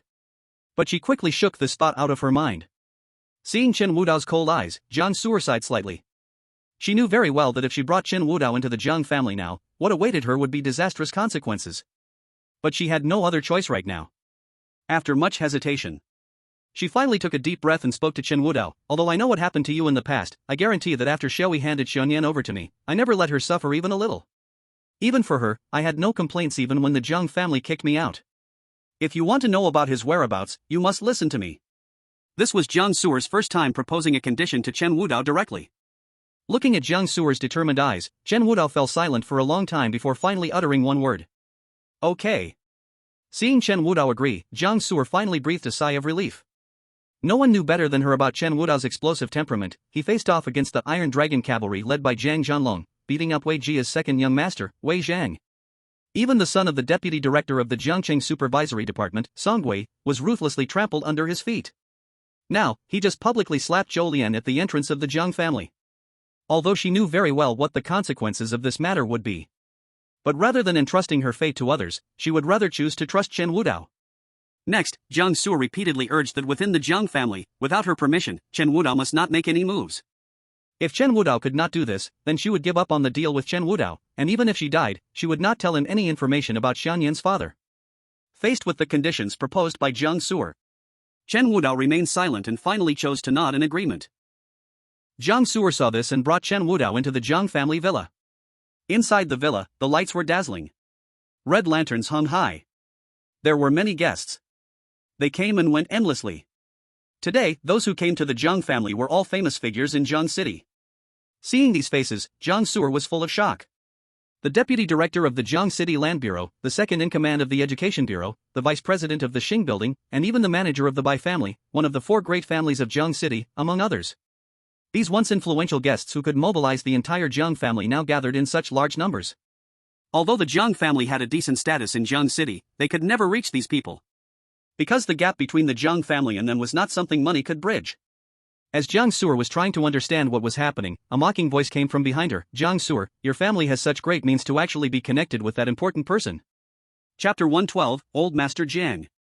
Jiang Su turned around and saw a woman standing behind her, frowning as she said, Jiang Linglong, what do you mean by that? Jiang Linglong, the daughter of Jiang Tuanji. As a child, she liked to stick to Jiang Su's back, but ever since Jiang Su was kicked out of the Jiang family, her attitude towards Jiang Su had taken a sharp turn. What do I mean? Jiang Linglong sneered coldly, I originally thought this newcomer had nothing but looks, but I didn't expect her to climb the branch of the greatest war god of the great Xia. Hearing Jiang Linglong's words, Jiang Su frowned and said, the greatest war god of the great Xia, Dugu Ao? Of course, who else could it be? Jiang Linglong's tone was sarcastic, filled with more bitterness. For these years, Jiang Tuanji had devoted almost all his energy to seizing the Jiang family's assets, which his daughter naturally observed. She thought the most troublesome Jiang Su had left, but unexpectedly, Jiang Ran would bring even greater trouble. But unlike Jiang Linglong's thoughts, Jiang Su seemed to realize something at that moment. No wonder so many famous figures gathered at the Jiang family today. It seemed that these people were not here to admire the Jiang family, but because of that important person. But didn't Chen Wudao say that Dugu Ao had already left and wouldn't return for a while? Could it be that what Chen Wudao said was false? Thinking of the worst possible situation that might arise next, Jiang Su inexplicably felt a wave of suffocation. Jiang Su, you're just a waste kicked out of the Jiang family. If I were you, I definitely wouldn't return to the Jiang family today. Hearing Jiang Linglong's words, Jiang Su felt her heart sink. What do you mean by that? Jiang Linglong didn't answer, only sneering, you'll know in a moment. After saying this, she turned and walked directly into the inner courtyard of the Jiang family. In front of her, the esteemed guests were drinking and toasting, but Jiang Su felt chills all over her body. She wanted to leave, but thinking of old Master Jiang, she gritted her teeth and stayed. At this moment, Chen Wudao also noticed Jiang Su's unusualness and asked, do you need to rest for a moment? Jiang Su shook her head weakly, her face pale. It's fine. Although they all look down on me, at least Grandpa has always treated me well. Since today is his birthday banquet, there's no reason for me to leave. Seeing Jiang Su's forced expression, Chen Wudao didn't respond, silently calculating some matters in his heart. Soon. As time went on, when people were feeling bored, a sudden cough broke out in the crowd. Hearing this sound, everyone immediately fell silent and looked over to see a small old man in a tang suit being supported as he walked out from the back of the house. When the Jiang family members saw his figure, they all shouted, Old Master Jiang, may you live a long life. Even Jiang Su felt her eyes turn red upon seeing him. This small old man was Jiang Wanshou. Old Master Jiang. Many years ago, Old Master Jiang was spirited and in this river city, he could be considered a figure of importance, but unfortunately, there was no one to take over for him. As he was getting older, he simply chose to step back and let go of domestic affairs. It was precisely because of this that the later power struggle led by Jiang Su occurred. Now, he sees Jiang Wanshou. Jiang Su's eyes turned completely red. Compared to when she was kicked out of the Jiang family, Jiang Wanshou had really lost a lot of weight. His originally tall body now appeared frail and small, as if a gust of wind could blow him away at any moment. However, when Chen Wudao noticed Jiang Wanshou, his brows furrowed. Something's not right. Chapter 113, Mountain King Ginseng. His complexion was sallow, his gaze dull, and his eyes deeply sunken. At first glance, he truly looked like a candle nearing its end. But Chen Wudao could sense that there seemed to be something special within him. When did he start to change like this? Hearing Chen Wudao's words, Jiang Su'er rubbed her eyes and explained, Grandpa has been sick since 2 years ago. We searched all over the river city for doctors, but no one could figure out what was wrong with him. Chen Wudao frowned at this. Did Sun Yuhua also check him? When Jiang Su'er heard Chen Wudao mention the divine Dr. Sun, she quickly shook her head. The divine Dr. Sun is elusive in Jiang City. Not to mention inviting him to see a patient, it's even a luxury to meet him. This was also why Jiang Su'er found it puzzling when she saw Sun Yuhua flattering Chen Wudao back then. A renowned divine doctor from an ancient medical hall could hardly display such a demeanor. Only later did she realize that Chen Wudao knew Dugu Ao, and that's when it made sense to her. But now that Dugu Ao had left Jiang City, without this support, she didn't believe Chen Wudao could invite Sun Yuhua here. 2 years ago? Upon hearing the year mentioned by Jiang Su'er, Chen Wudao fell silent and looked at Jiang Wanshou, his eyes revealing an unusual light. Soon, with the appearance of Jiang Wanshou, the birthday banquet began. Guests came one after another to offer their congratulations. The Donghai group gifts Jiang Wanshou a pair of jade rui, wishing him fortune as vast as the East Sea and longevity that rivals the South Mountain. Chuanha Pharmaceuticals gifts Jiang Wanshou 32 copper pills, wishing him 100 years of life. Longshao Commerce. As the sounds of congratulations rang out, the birthday banquet gradually reached its peak, while Jiang Wanshou listened in a daze, smiling without much expression. It was not until Jiang Ran appeared that a hint of light sparkled in the old man's eyes. Jiang Ran held a golden box in her hand, smiling as she approached Jiang Wanshou and said, Grandpa, this is Mountain King ginseng that I specially bought for you from Donghai. I wish you longevity and health. After Jiang Ran finished speaking, she directly opened the box in her hand.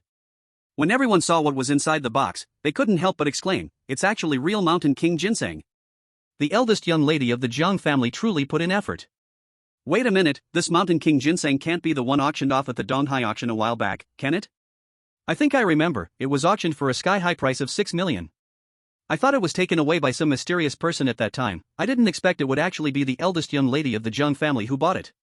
Truly a display of filial piety. Hearing the crowd's praise, Jiang Ran smiled proudly, and even Jiang Shiha and Zhou Lian had an additional touch of pride in their expressions. To be praised in front of the prominent figures of Jiang City was an extremely rare honor. Even the old man rarely moved his eyes at this moment. Jiang Shiha provocatively glanced at Jiang Tuanji, but the latter seemed completely uninterested, just whispering to his daughter by his side. Seeing this scene, Jiang Shiha felt as if he had punched into cotton, with no place to vent his anger. When he saw Jiang Su'er hiding in the back, he couldn't help but feel furious and shouted, Jiang Su'er, why are you hiding back there? Your sister has already given a gift to Grandpa. Hurry up and bring your grandfather a birthday gift. It was a disaster. Jiang Su'er heard Jiang Shihi calling her over, her brain went blank. Chapter 114, Wu Dao's Gift. She hadn't received any notice that old Master Zhan's birthday was ahead of schedule. So she had no gift prepared at all. Now, as Jiang Shihi called her over, Jiang Su'er felt her hands and feet turning icy, forgetting even how to move. Seeing Jiang Su'er standing there in a daze. A murmur arose around her, is that the daughter adopted by the Jiang family? Who says not? At that time, everyone thought she was the eldest lady of the Jiang family. Who knew she was a fake? What a disgrace to the Jiang family. But look at her, looking completely lost. She wouldn't have forgotten to bring a gift, would she? Impossible. I heard that before old Master Zhan got confused, he loved Jiang Su'er the most. She couldn't have even forgotten his birthday. Hearing the ridicule around her, Jiang Su'er turned pale. She hurriedly explained, I didn't forget, Grandpa is obviously next month. Just as Jiang Su'er was about to speak, Jiang Ran cut in directly, hey, how could the Jiang family raise such an ingrate? The whole Jiang family knows that Grandpa's birthday is moved up, why didn't you know? It seems you not only look down on the Jiang family, but you also don't even regard Grandpa. As soon as Jiang Ran finished speaking, an uproar broke out around them. Accusations flew continuously. At that moment, Jiang Shihi looked particularly grim. Jiang Su'er, what are you doing? Did you really forget such an important thing? I. Seeing Jiang Shihi's anger, Jiang Su'er felt tears welling in her eyes.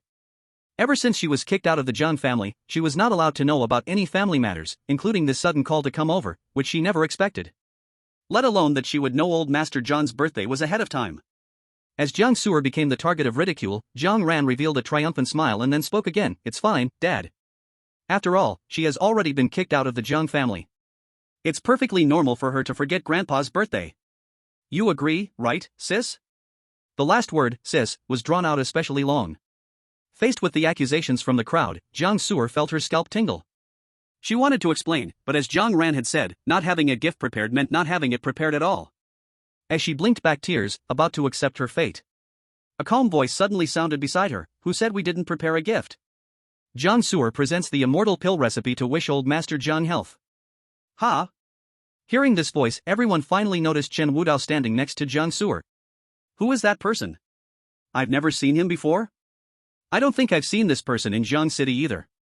Could he be from a big family?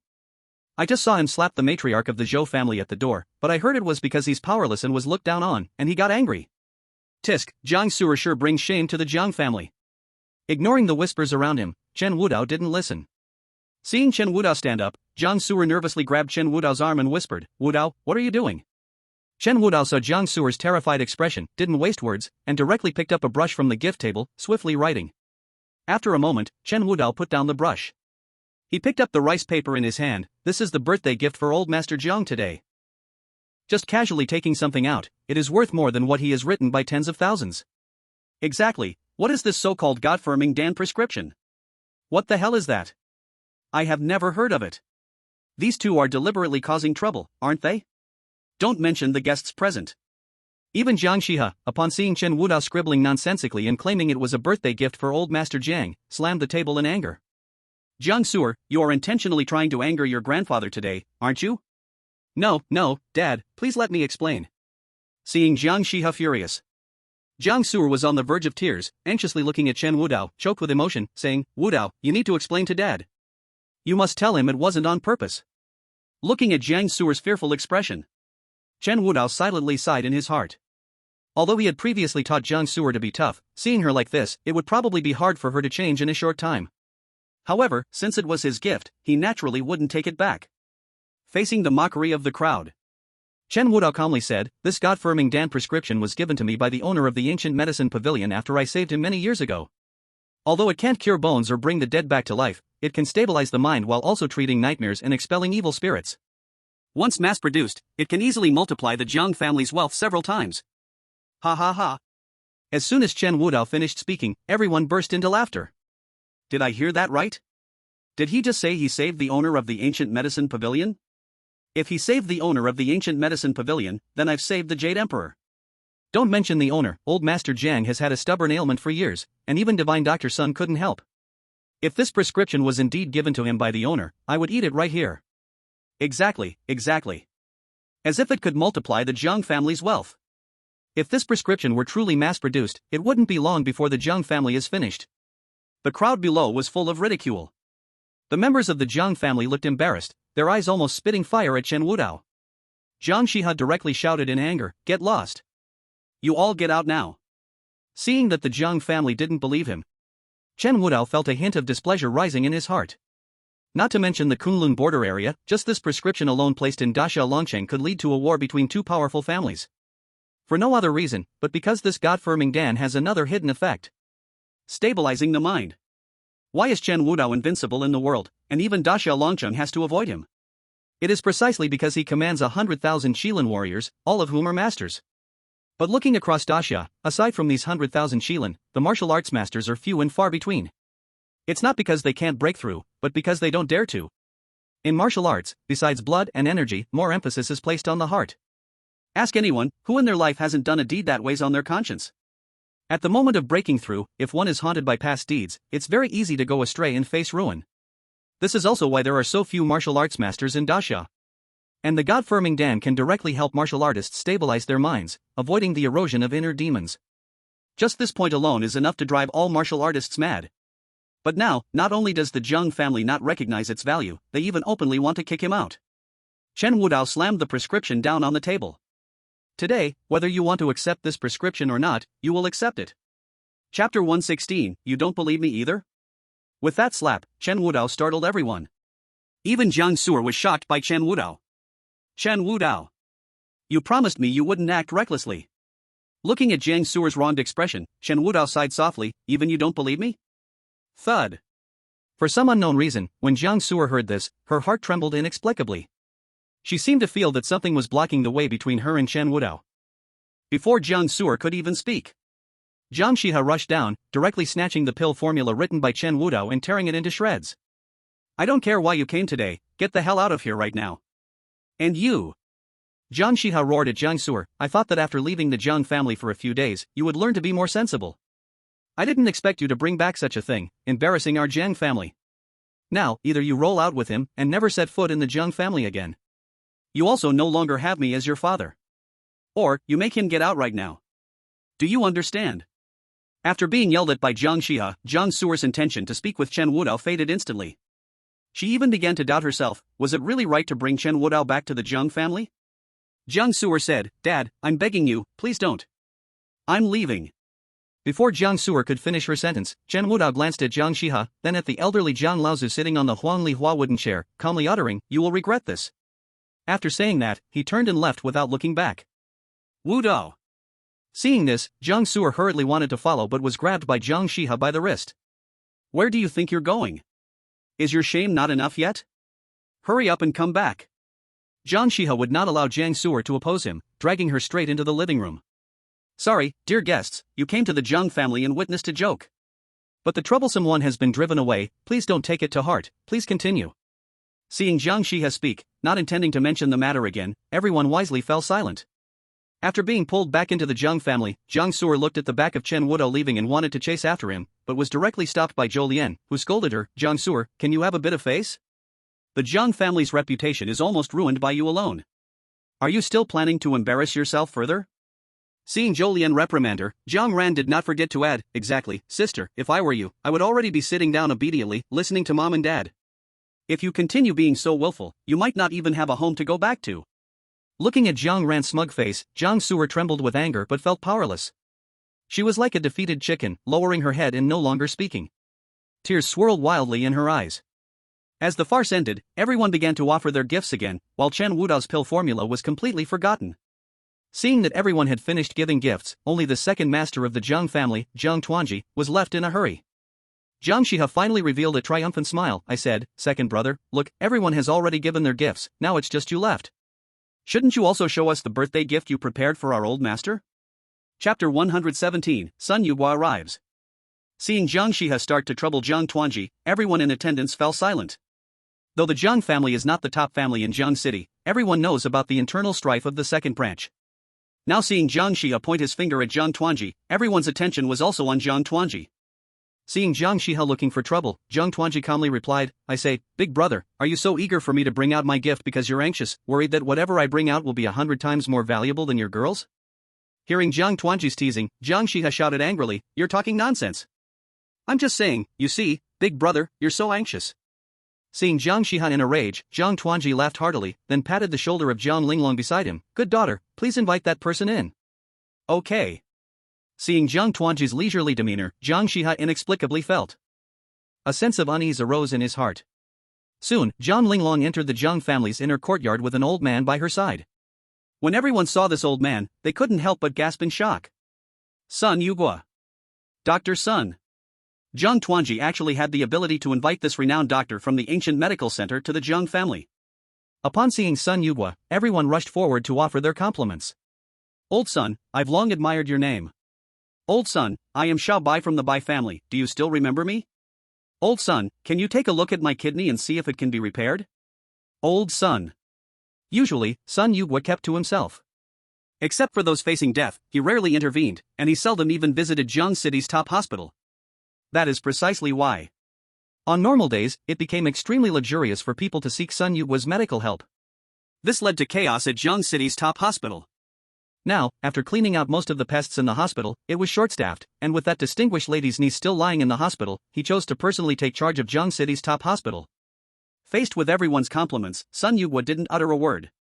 Yet even so, no one dared to show the slightest bit of anger, simply because he was Sun Yuhua, from the ancient medical center. Even Jiang Shiha's expression changed drastically upon seeing Sun Yuhua. Logically speaking, today was supposed to be his stage. Not only because Jiang Ran had found a new backing, putting Jiang Tuanji at a disadvantage, but also because the gifts prepared by Jiang Ran were enough to convince everyone. But if Sun Yuhua had been invited by Jiang Tuanji, things would be completely different. Everyone knew that Sun Yuhua was from the ancient medical center. If there were a few people in the world who dared to disregard Dugu Ao's prestige, the ancient medical center would certainly be one of them. The kindness accumulated over years of saving lives was enough to make the whole of Daxia tremble with fear. If Sun Yugwa stood on Jiang Tuanji's side, it would be a major disaster. Jiang Shiha couldn't wait any longer and hurriedly ran in front of Sun Yugwa, forcing a smile. Dr. Sun, I am Jiang Shiha. I came to invite you many times before but could never meet you. I didn't expect you to come to our Jiang family today. Is it because of the god of war Dugu? The god of war Dugu? Upon hearing Jiang Shiha's words, a flash of displeasure crossed Sun Yugwa's eyes. I have nothing to do with a brute who only knows how to shout and fight. The reason I'm here today is entirely because this young girl from your family has knelt in front of my medicine shop for 3 days and nights. As Sun Yugwa said this, he pointed at Jiang Linglong beside him. The scene immediately erupted in astonishment.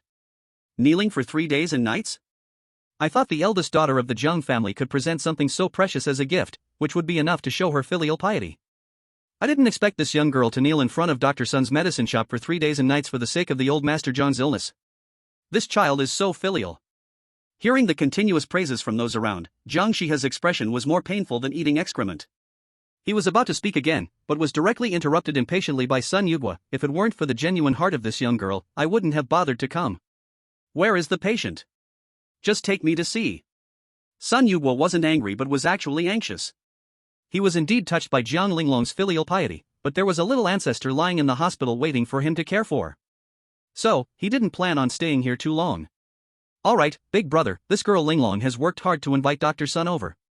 If you delay Dad's treatment because of your reasons, can you bear the responsibility? At this moment, Jiang Tuanji finally spoke up to provoke. Jiang Shiha's face changed colors, finally feeling frustrated enough to step aside. Seeing this scene, everyone couldn't help but sigh in their hearts.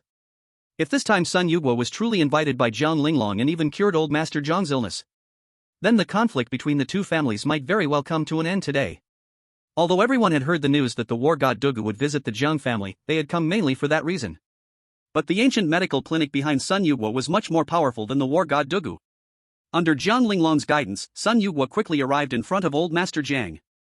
After taking his pulse, he stated in a deep voice, very serious. Ah.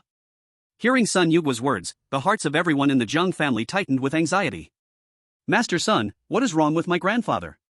After examining Jiang Wanshou again, Sun Yugwa sighed. Old Master Jiang originally had abundant energy and blood, and according to logic, he should live to be 100. But I don't know why, it seems that something is consuming his energy and blood. This kind of symptom, if I were in the ancient medical clinic, I might have a way to treat it, but here, I cannot. Hearing that Jiang Wanshou still had a chance of survival, Jiang Suer's empty gaze regained some color. But after hearing the latter half of the sentence, her heart sank to the bottom. Master Sun, why can't you save my grandfather here? Seeing Jiang Suer speak up, Jiang Ran couldn't help but shout, Jiang Suer, can't you see Master Sun is treating a patient? What are you doing here? At this moment, Zhou Lian also shouted, shameful. Hurry up and get to the back. After being reprimanded by both of them, Jiang Suer's face turned ugly, but she didn't dare to argue back. But when Sun Yugwa saw that the person speaking was actually Jiang Suer, he was nearly stunned. Damn it! How did this ancestor end up here? Although he didn't know Jiang Suer before, he clearly understood that this lady was the current foster mother of that little ancestor in the hospital. If he offended her, Chen Wudao would blame him, and he might as well just die.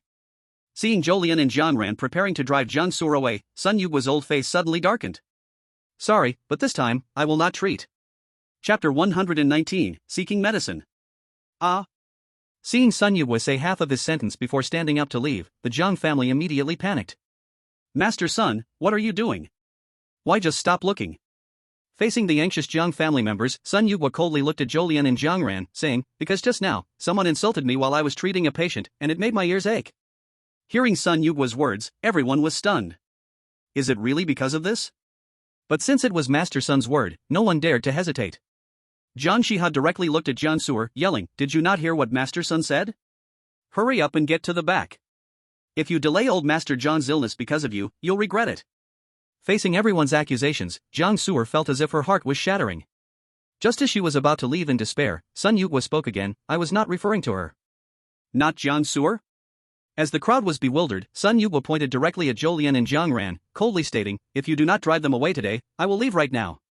Seeing the two people Sun Yugwa was pointing at, the crowd finally reacted. So it turns out that the disturbance Sun Yugwa mentioned was not Jiang Suer at all, but Zhou Lian and Jiang Ran.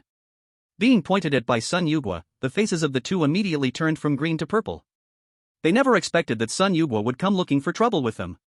Seeing the situation worsen, Jiang Shiha hurriedly explained, Master Sun, this is actually a misunderstanding. But Sun Yugwa clearly had no intention of listening and pretended to walk away. Realizing that things were going badly, Jiang Tuan quickly shouted, "Big brother, can't you see that your useless things have offended Master Sun? Hurry up and get them out of here. Because of them, my dad won't get better. Can you bear this responsibility?" Jiang Shiha looked up at Jiang Tuanji, seeing nothing but pride on his face. Jiang Shiha clenched his fists tightly. Although she felt extremely suffocated inside, she gritted her teeth and said, "All right, Dr. Sun, I will let them go." "Dad!" "Jiang Shiha! Leave!" Jiang Shiha turned around, her eyes bloodshot, and shouted, "Why aren't you hurrying to the back?" Seeing Jiang Shiha completely furious, Jiang Ran awkwardly took hold of the unwilling Jolien and went to the backyard. Before leaving, they even shot a fierce glare at Jiang Su'er. It seemed that this matter was not their fault, but rather Jiang Su'er's. Watching Jolien and Jiang Ran being driven away, Jiang Su'er was still in a daze. She didn't expect that Sun Yugwa would actually stand up for her. "Dr. Sun." Seeing Jiang Su'er talking to him, Sun Yugwa hurriedly replied, "Miss Jiang, there's no need to be so polite. If you don't mind, you can call me Grandpa Sunday." "What?" As soon as Sun Yugwa said this, everyone present was shocked. What did they just hear? Sun Yugwa actually asked Jiang Su'er to call him Grandpa Sun? Not to mention Jiang Su'er, even throughout Jiang City, there might not be anyone who could make Sun Yugwa display such an attitude.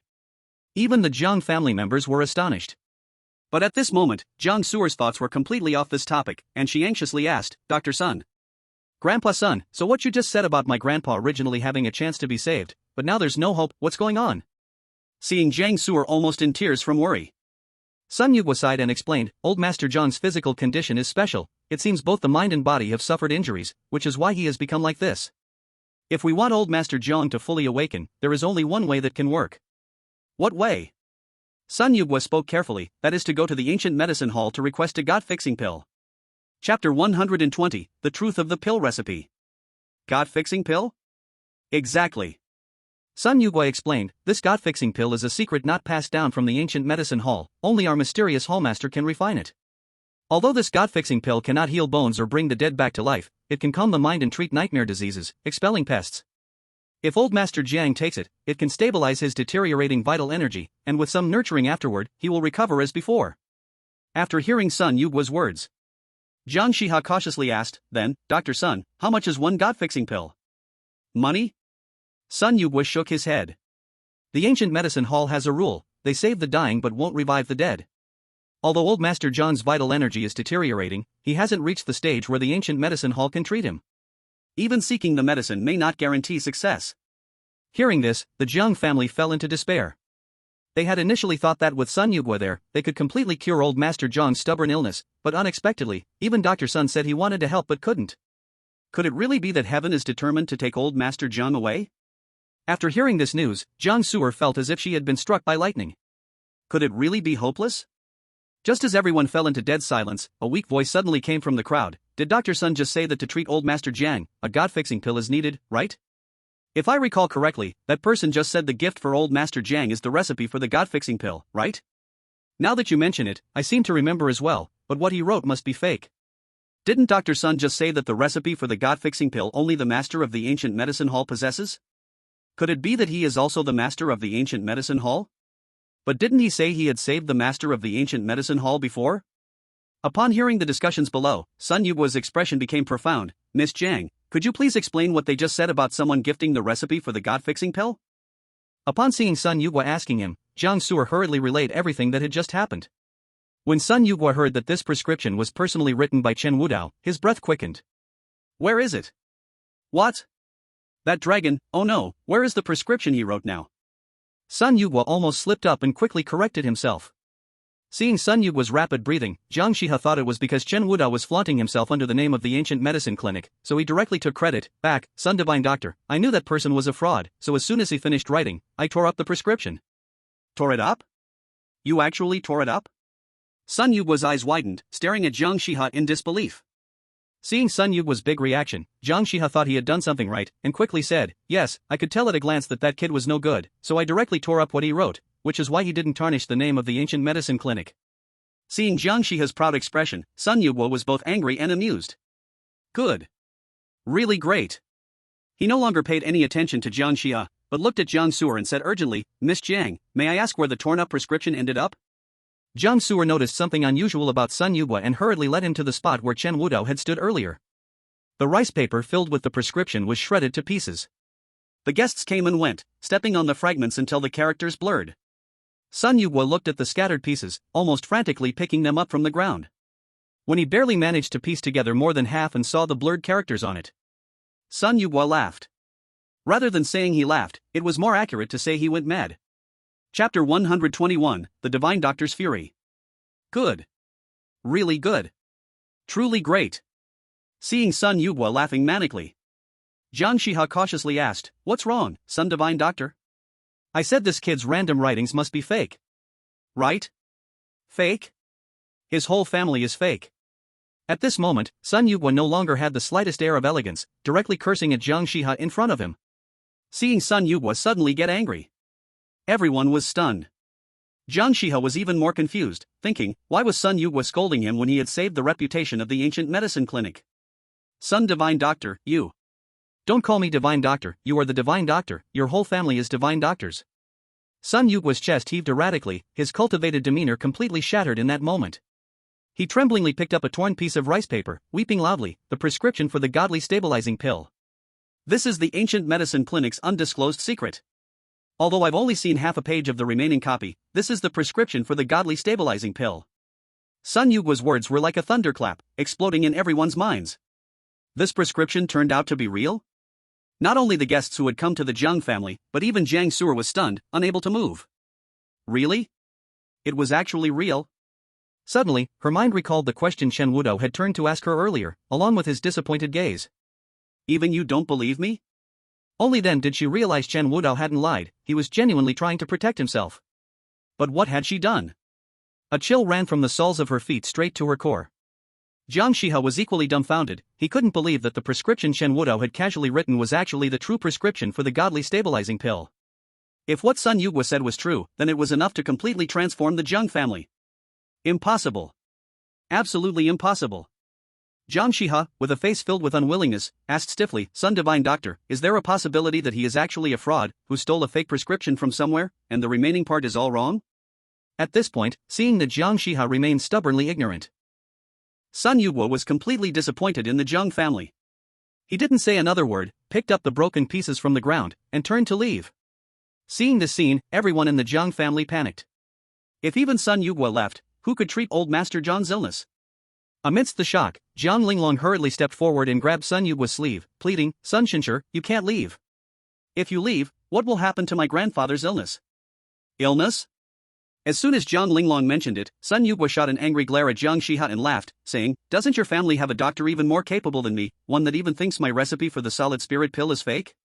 Upon hearing Sun Yugua's mockery, everyone's gaze fell on Jiang Shiha, and the Jiang family members could hardly contain their desire to tear him apart. If what Sun Yugua said was true, this would mean that saving old Master Jiang was not just a simple matter. It was the best opportunity for the Jiang family to soar to great heights. Yet this opportunity was brutally torn apart by Jiang Shiha himself. Meanwhile, Jiang Shiha's mind had gone completely blank, muttering stupidly, how could it possibly be true? How can something made up be real? Chapter 122, Regret. After Sun Yugua finished speaking, he ignored the Jiang family and turned to walk away. Seeing that the Jiang family had offended Divine Dr. Sun, many distinguished guests exchanged glances and began to take their leave. Although they had come for the invincible god of war, he was a distant figure, and it was uncertain when he would come or even if he would come at all. But right now, Sun Yugua was a real powerhouse. In Jiangchang, you could provoke anyone, but absolutely not Sun Yugua. Because his connections were beyond what you could imagine. His ancient medical clinic was something even the invincible god of war would fear. As many guests began to leave, the Jiang family also started to panic. People scattered like birds, and there was no way to stop them. In the end, the once lively villa was left with only the lonely Jiang family members. Jiang Tuanji could no longer hold back and slammed the table, shouting, "Jiang Shiha, look at the mess you made. Because of your ignorance, not only did our Jiang family offend Divine Dr. Sun, but we also lost the best chance to turn our fortunes around. Jiang Shiha, what should your punishment be?" Faced with Jiang Tuanji's accusations, the Jiang family members were filled with rage and began to scold Jiang Shiha. In a big family, without the support of elders, it was just a profit-seeking entity. Whoever could bring them benefits was their guiding star. Originally, Jiang Linglong had knelt for 3 days to invite Divine Dr. Sun, along with the recipe left by Chen Wudao in the favor of the invincible god of war, which could have made the Jiang family rise to prominence in Jiangcheng. But, because of Jiang Shiha's one wrong decision, the Jiang family was pushed to the brink of disaster. Offending Sun Yugua, with a slight misstep, would send the Jiang family into an abyss. How could they continue to tolerate Jiang Shiha? Faced with the accusations of the Jiang family, Jiang Shiha's face turned pale. He never imagined that simply tearing up a recipe could lead the entire Jiang family to ruin. Seeing Jiang Shiha being criticized, Jiang Su'er quickly spoke up, "This isn't entirely my dad's fault." Seeing Jiang Su'er attempting to absolve Jiang Shiha, Jiang Linglong gritted her teeth and said, "If it's not his fault, then whose fault is it? Is it mine? I knelt for 3 days and nights to bring Divine Dr. Sun here, yet he not only tore up the solid spirit pills recipe but also offended Divine Dr. Sun. Does this blame fall on me?" As Jiang Linglong exploded, everyone in the Jiang family felt it was justified and began to blame Jiang Su'er. Meanwhile, Jiang Tuanji, who was watching the drama unfold, at this moment. Suddenly, she spoke up, "If I remember correctly, that brat is Su'er's boyfriend, right? Even though the formula was torn, as long as Su'er asks him to write it again, won't that be enough?" Hearing Jiang Tuan's urgent words, even Jiang Shiha's spirit eased a little. "Yes. Jiang Su'er, since that person is your boyfriend, you should call him now and ask him to come back quickly. As long as he can rewrite the formula, and then we take it to seek forgiveness from Dr. Sun, he will definitely spare us." Exactly. Exactly. Even Jiang Shiha joined in agreement. "Good daughter, hurry and call him back to write the formula again." Looking at Jiang Shiha's shining eyes, Jiang Su'er couldn't help but take a step back, hurriedly saying, "Dad, Wudao only sent the formula today because it's Grandpa's birthday banquet. Now you've already chased him away, and the formula is torn. How can I have the face to call him back to write it again? I don't care." Chapter 123, Shifting Responsibility. The Jiang family is in this mess all because you brought that smelly beggar back. Now that we've offended Dr. Sun and lost the formula, you must bear the responsibility. Jiang Shiha easily shifted his responsibility in just a few words. In an instant, all the eyes of the Jiang family fell on Jiang Su'er, as if they wished they could strip her of her bones. Jiang Su'er looked at Jiang Shiha in shock. She couldn't believe that Jiang Shiha would say such a thing. She felt despair, helplessness, and grievance in her heart. She opened her mouth to explain, but facing the condemnation of dozens of Jiang family members, she could only silently cry. Soon, the Jiang family made up their minds. They wanted Jiang Su'er to call Chen Wudao and ask him to come over and rewrite the formula. At this moment, Jiang Ran and Zhou Lian walked out from behind the house, learning that Jiang Su'er had caused the Jiang family to offend Dr. Sunday. Jiang Ran was furious, cursing wildly. She had finally managed to climb up the branch of the Dugu war god. Now, because of Jiang Su'er, they had offended Dr. Sun and the ancient medical hall behind him. Zhou Lian was even more infuriated. She stepped forward and slapped Jiang Su'er across the face, seemingly not satisfied, and kicked her to the ground. "You useless thing. Years ago, I didn't want you to adopt that little brat, but you insisted on adopting. You caused us to sever ties with the Huang family. Now, you've come back and ruined your sister's good fortune, offending Dr. Sun. Jiang Su'er, you are truly going to drive me crazy." Zhou Lian passed out on the spot from anger. Jiang Su'er covered her face, tears flowing uncontrollably. Everyone blamed this mistake on Jiang Su'er. They seemed to selectively forget that this trouble was entirely due to Jiang Shiha tearing the formula. As everyone's emotions reached a peak, Jiang Shiha said in a deep voice, "Since this incident originated because of you, you must bear the losses brought to the Jiang family. Besides asking that little brat to come back and rewrite the formula, you must also hand over the cooperation you have with Flying Dragon Group." "What?" Seeing Jiang Su'er's dazed expression, Jiang Shiha impatiently said, "Didn't you understand? I'm telling you to hand over the cooperation you have with Flying Dragon Group." Even though the temperature in the villa wasn't low, Jiang Su'er felt a bone-chilling cold. "Why should I? The Flying Dragon Group was a cooperation I worked hard for 2 years to secure. Dad, what exactly did I do wrong? Why should I hand it over? Why?" Jiang Ran saw Jiang Su'er still wanting to resist and coldly said, "Just because I have now gained the favor of the Dugu war god and will have his protection in the future, the Jiang family will definitely rise to the next level. And you? Besides bringing trouble to the Jiang family, what use are you? After offending Dr. Sun, the Jiang family might not have a good life in Jiang City. Even if the cooperation with Phylong Group falls into your hands, it will ultimately be wasted. It's better to hand it over to me." "That's right, let's settle this matter." Jiang Shiha gave Jiang Su'er no chance to argue, making a decisive statement. Jiang Su'er felt hollow. When she saw Jiang Linglong, she suddenly understood the meaning of her words. "If I were you, I definitely wouldn't return to the Jiang family today." Tears fell from Jiang Su'er like they were free, but Jiang Shiha and his daughter showed no intention to comfort her, continuing to speak. "Once that stinking beggar finishes writing the pill formula, we'll chase him out again, and then we'll arrange a good marriage for you. You'll marry obediently. By then, perhaps the old man will soften his heart and let you return to the Jiang family." Chapter 124, Depriving Hope. Jiang Shiha and his daughter spoke passionately, completely oblivious to Jiang Suer's feelings. Faced with the expressions of the Jiang family members, Jiang Suer wiped away her tears and said stubbornly, "I don't agree." "What?" Seeing Jiang Suer defy her, everyone was stunned. Jiang Shiha's face darkened. "Jiang Suer, what did you just say?" "I said I don't agree." For the first time, Jiang Suer lost her temper in front of the Jiang family. Even when she and little Nian were driven out of the Jiang family, she had never said a word.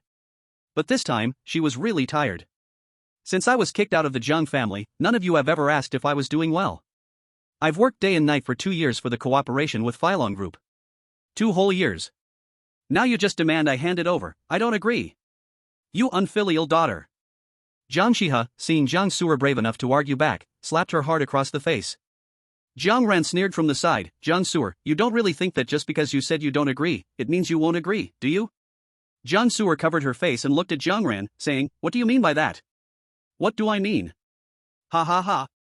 Jiang Ran stopped pretending and hugged the man who had come in with her, who had not spoken a word the entire time, proudly saying, "Do you know who he is?" When Jiang Suer saw the man's face, it felt as if her breath stopped at that moment.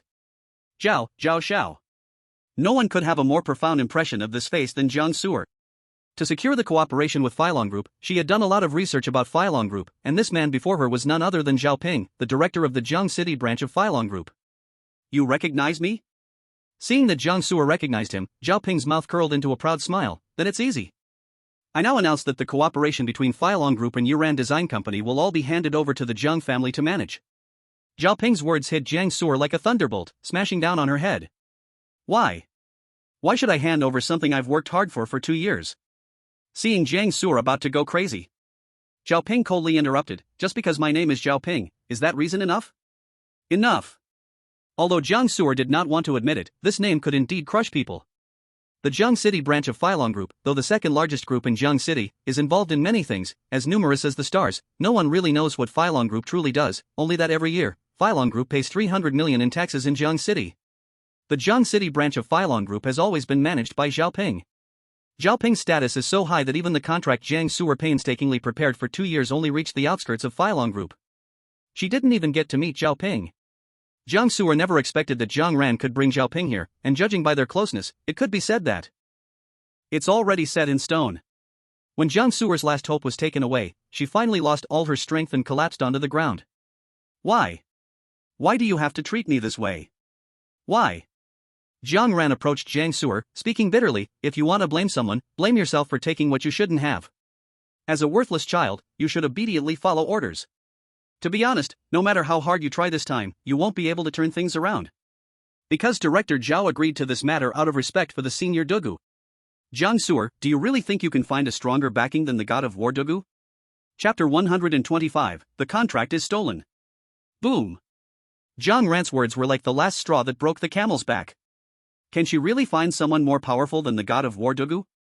Back in the rental room, Dugu Ao told her she would be taken by the Jiang family, and before she could speak, Jiang Ran had snatched it away. Now, who else could help her? For some reason, Chen Wudao's face suddenly floated in her mind, but quickly, she dismissed that thought. The reason Chen Wudao was able to survive until now was entirely thanks to the support of the god of war Dugu.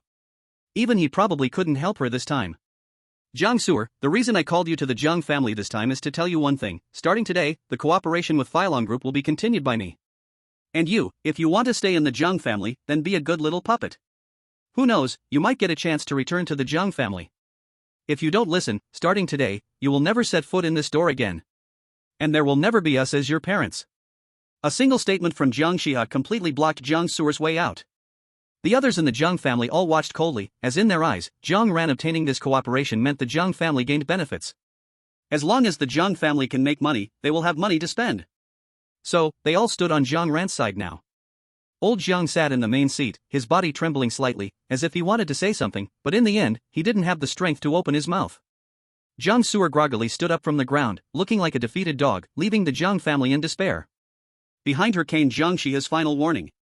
"Jiang Suer, you better figure things out quickly, or else you will bear the consequences." Outside the villa, Jiang Suer wanted to cry, but she couldn't shed a single tear. The rain in Jiangchang had just stopped a few days ago, and now dark clouds gathered again, just like her current mood. She didn't know where to go, but all she wanted right now was to drink. At the same time, After leaving the Jiang family, Chen Wudao went back to the hospital and learned that Sun Yugua had left for an important matter. But fortunately, Xiao Yan's condition had almost stabilized. However, there were no signs of waking up at all. Chen Wudao stayed with Xiao Yan for a while before leaving the hospital.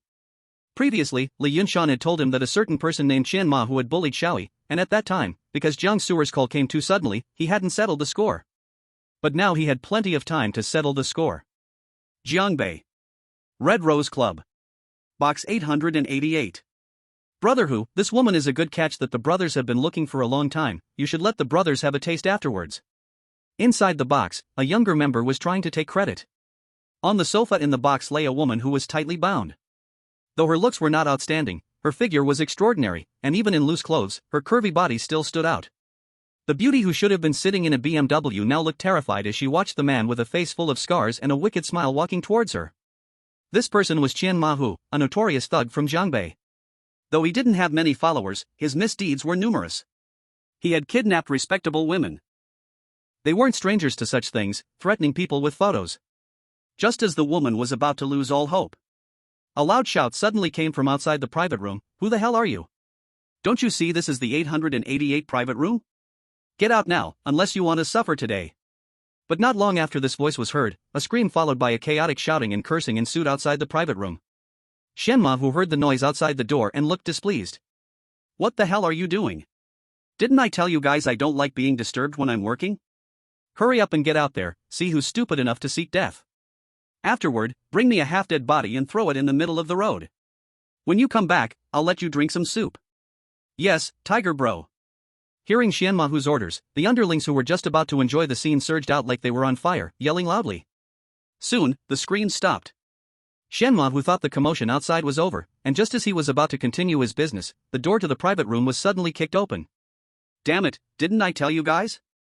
When I'm done, keep the noise down. Do you all not have brains? Seeing his good time interrupted again, Xianmahu was completely furious. He turned around, about to explode with anger, but the scene before him left him speechless. Dead bodies. All of them were dead bodies. Outside the private room, all the underlings who had rushed out earlier were now lying on the ground, breathless. And the person who did this was holding two corpses, blocking the only exit of the private room. Xianmahu looked at the sudden appearance of Chen Wudao. His throat moved. His eyes darkened, and he threatened, I don't know which path you come from, but I'll tell you now, this is my territory. If you know what's good for you, get out now. Otherwise, I'll make sure you leave here in a body bag. Facing Xianmahu's threat, Chen Wudao didn't care. The smell inside the private room was unbearable, making him frown. When he saw the woman bound and thrown on the sofa, Chen Wudao shook his head. As expected, you still can't stay. What, Before Xianmahu could understand what Chen Wudao said, a great force slammed into his stomach, and he was sent flying, crashing hard into the wall of the private room. In an instant, Xianmahu felt like his entire body had fallen apart. He didn't have the strength to even move, let alone fight back. But how could Chen Wudao let him go?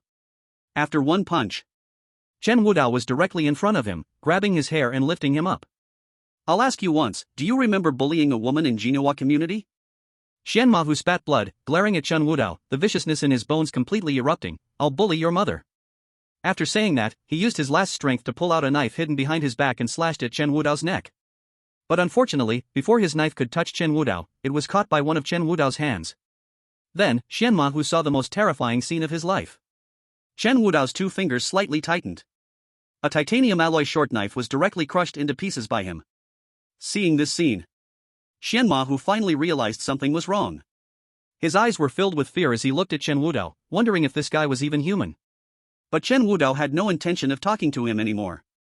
He spoke again, I'll ask you one last time, did you bully a woman in Jinhua community? I didn't. When Xianmahu spoke, Chen Wudao didn't waste any time. He directly stepped on his palm, then forcefully pressed down. Crack. Crack. All of Xianmahu's fingers were crushed into meat paste under Chen Wudao's feet.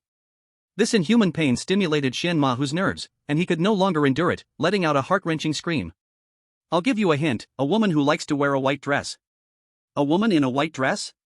Xianmahu's mind raced, as if he had thought of something. He hurriedly shouted, I remember. I remember. Speak. Looking at Chen Wudao's emotionless eyes, Xianmahu gritted his teeth, if I tell you, can you spare my life? Chen Wudao did not speak, but directly stepped on his other hand again. Ah. The heart-wrenching scream echoed throughout the private room, chilling to the bone. At this moment, Chen Mahu finally understood, this guy Chen Wudao was not a human at all. He was a monster. A monster that had no feelings at all. Kill me.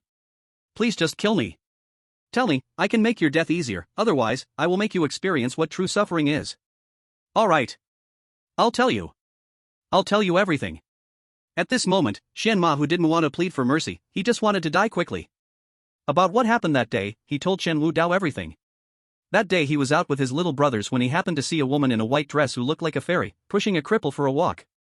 After seeing the woman's face, Chen Mahu became immobile and rushed forward to ask for her contact information.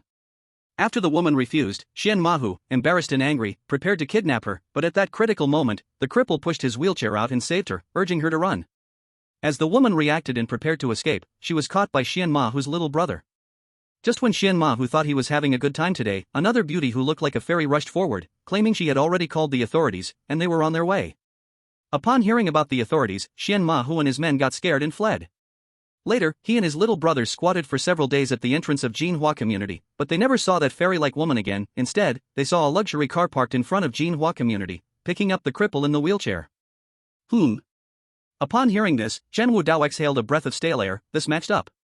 Xiaoti's diary mentioned that the man was later picked up by someone. What was that man's name? I don't know. Don't know? Seeing Chen Mahu not speaking, Chen Wudao stood up and directly placed his foot on Chen Mahu's calf. Crack. Another crisp sound. Chen Mahu's calf was snapped in two. At this moment, Chen Mahu was almost going mad. With red eyes, he yelled heartbreakingly, I don't know. I really don't know. They never said their names. Oh. I remember. I remember. The person who got out of the luxury car to pick him up seemed to call him something like, Young Master Hua. Yes. Young Master Hua. Young Master Hua? Upon hearing this surname, Chen Wudao's foot finally stopped. Chen Wudao quickly searched his memory. He thought of all the prestigious families in Great Xiaolong City but found no family with the surname Hua. What was going on? Chapter 128, Black Sun. I've told you everything I know. Please. Kill me. Hurry and kill me. At this point, Chen Mahu was driven mad. This kind of torturous pain was 100 times worse than just dying. But Chen Wudao did not kill him. He only picked up a shard and opened a cut on his last leg, letting the blood flow out slowly. Ah! You bastard! You son of a bitch! Kill me! Hurry and kill me! Sometimes, knowing one is going to die but not knowing when is scarier than death itself. Chen Mahu had gone mad. But with only one leg left, he couldn't even commit suicide. Tell me, what exactly did I do wrong that you have to torment me like this? Facing the heart-wrenching question from Chen Ma Tiger, Chen Wudao let out a breath and calmly replied, that woman in the white dress is my sister, her name is Chen Sudi. You shouldn't have bullied her back then. After finishing his words, Chen Wudao ignored Chen Ma Tiger any longer and stood up to leave the private room. No matter how much Chen Ma Tiger cursed, Chen Wudao didn't care at all. Because, Chen Ma Tiger was already a dead man. Coming out of the Red Rose Club, Chen Wudao looked up at the sky, dark clouds gathering, realizing it was going to rain again. Just when he was about to return to the hospital, his phone suddenly rang. Seeing the number on the screen, Chen Wudao frowned slightly, but in the end, he pressed the answer button. Hello. Wudao, help. Hearing the crackling sound on the phone, Chen Wudao felt a sense of unease rising in his heart. This call was from Jiang Suer. But it seemed she had run into some trouble. After the call was cut off, Chen Wudao took a deep breath and dialed another number. Hello, it's me. Codename 001. Help me locate a phone number immediately and send it to my phone. As Chen Wudao hung up the phone, the entire underground world went completely crazy. Codename 001. That was a codename held by only one person, the lone wolf who represented the Black Sun, sitting on the throne of the underground forces of the world, the Wolf King. After 3 years, he had finally returned. In less than half a minute, a message reached Chen Wudao's phone. Jiang City, Black Moon Bar. A bar? How could Jiang Suer go to such a place? Seeing the address in the message, Chen Wudao didn't have time to think and was about to rush over when he heard an anxious voice from behind. Wait. Please wait. Chen Wudao turned around and saw the woman who had been tied up in the private room. Somehow she had escaped her bonds and ran in front of him. She was panting, trying to stop Chen Wudao. But at that moment, Chen Wudao completely ignored her intention and said coldly, "Get out of the way." With that shout, a terrifying sense of oppression crashed down on the woman like a tidal wave. The woman had never seen such a scene and was so frightened that her legs went weak. To be precise, since she had escaped her bindings and left the room, she had already been stunned. The originally luxurious Red Rose Club had been completely smashed, all of Chen Tiger's henchmen had been swiftly eliminated, and the service staff were huddled in corners, afraid to move a muscle. Chen Wudao alone had destroyed an entire club. Now, seeing Chen Wudao furious, she was naturally terrified.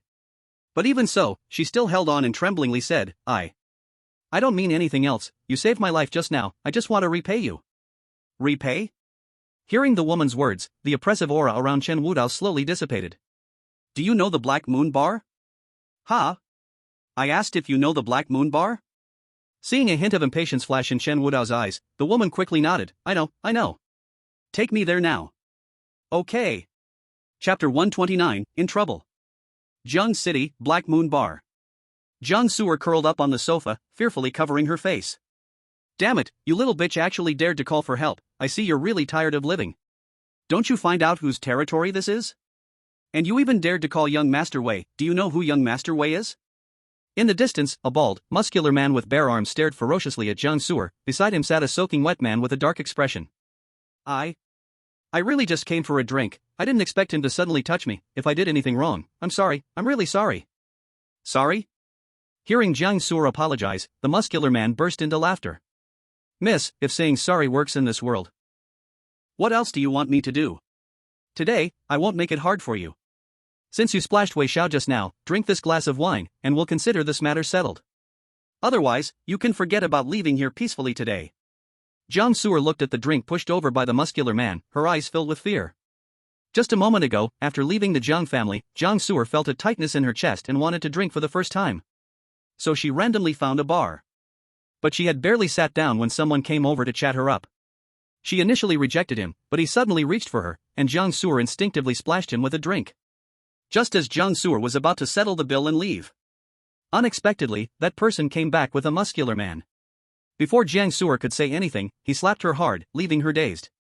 Before she could react, the muscular man had already dragged her into a private room. From the muscular man, she learned that the person who flirted with her was actually Wei Yu, the son of the district chief in this area. As for the drink pushed towards her, she dared not touch it at all. Because she had seen the muscular man pouring something into the drink right in front of her. In a panic, she called Chen Wudao, but her phone was eventually smashed. Helpless, desperate, Jiang Su'er felt an unprecedented sense of suffocation. Even if Chen Wudao heard the news and rushed over, it might already be too late. This was the first time she wanted to end it all. But thinking of Xianyan, who was still lying in the hospital, Jiang Su'er forced a smile, saying, how about this? I won't drink this glass of wine. Since I offended Wei Xiao earlier, can I just pay to compensate? Money? Hearing Jiang Su'er's words, Wei Yu spat onto the floor with disdain. I have no shortage of money. Let me tell you, if you dare not drink this glass of wine today, I will show you who is the boss around here. Seeing Wei Yu getting angry, the muscular man understood and had his men close the door.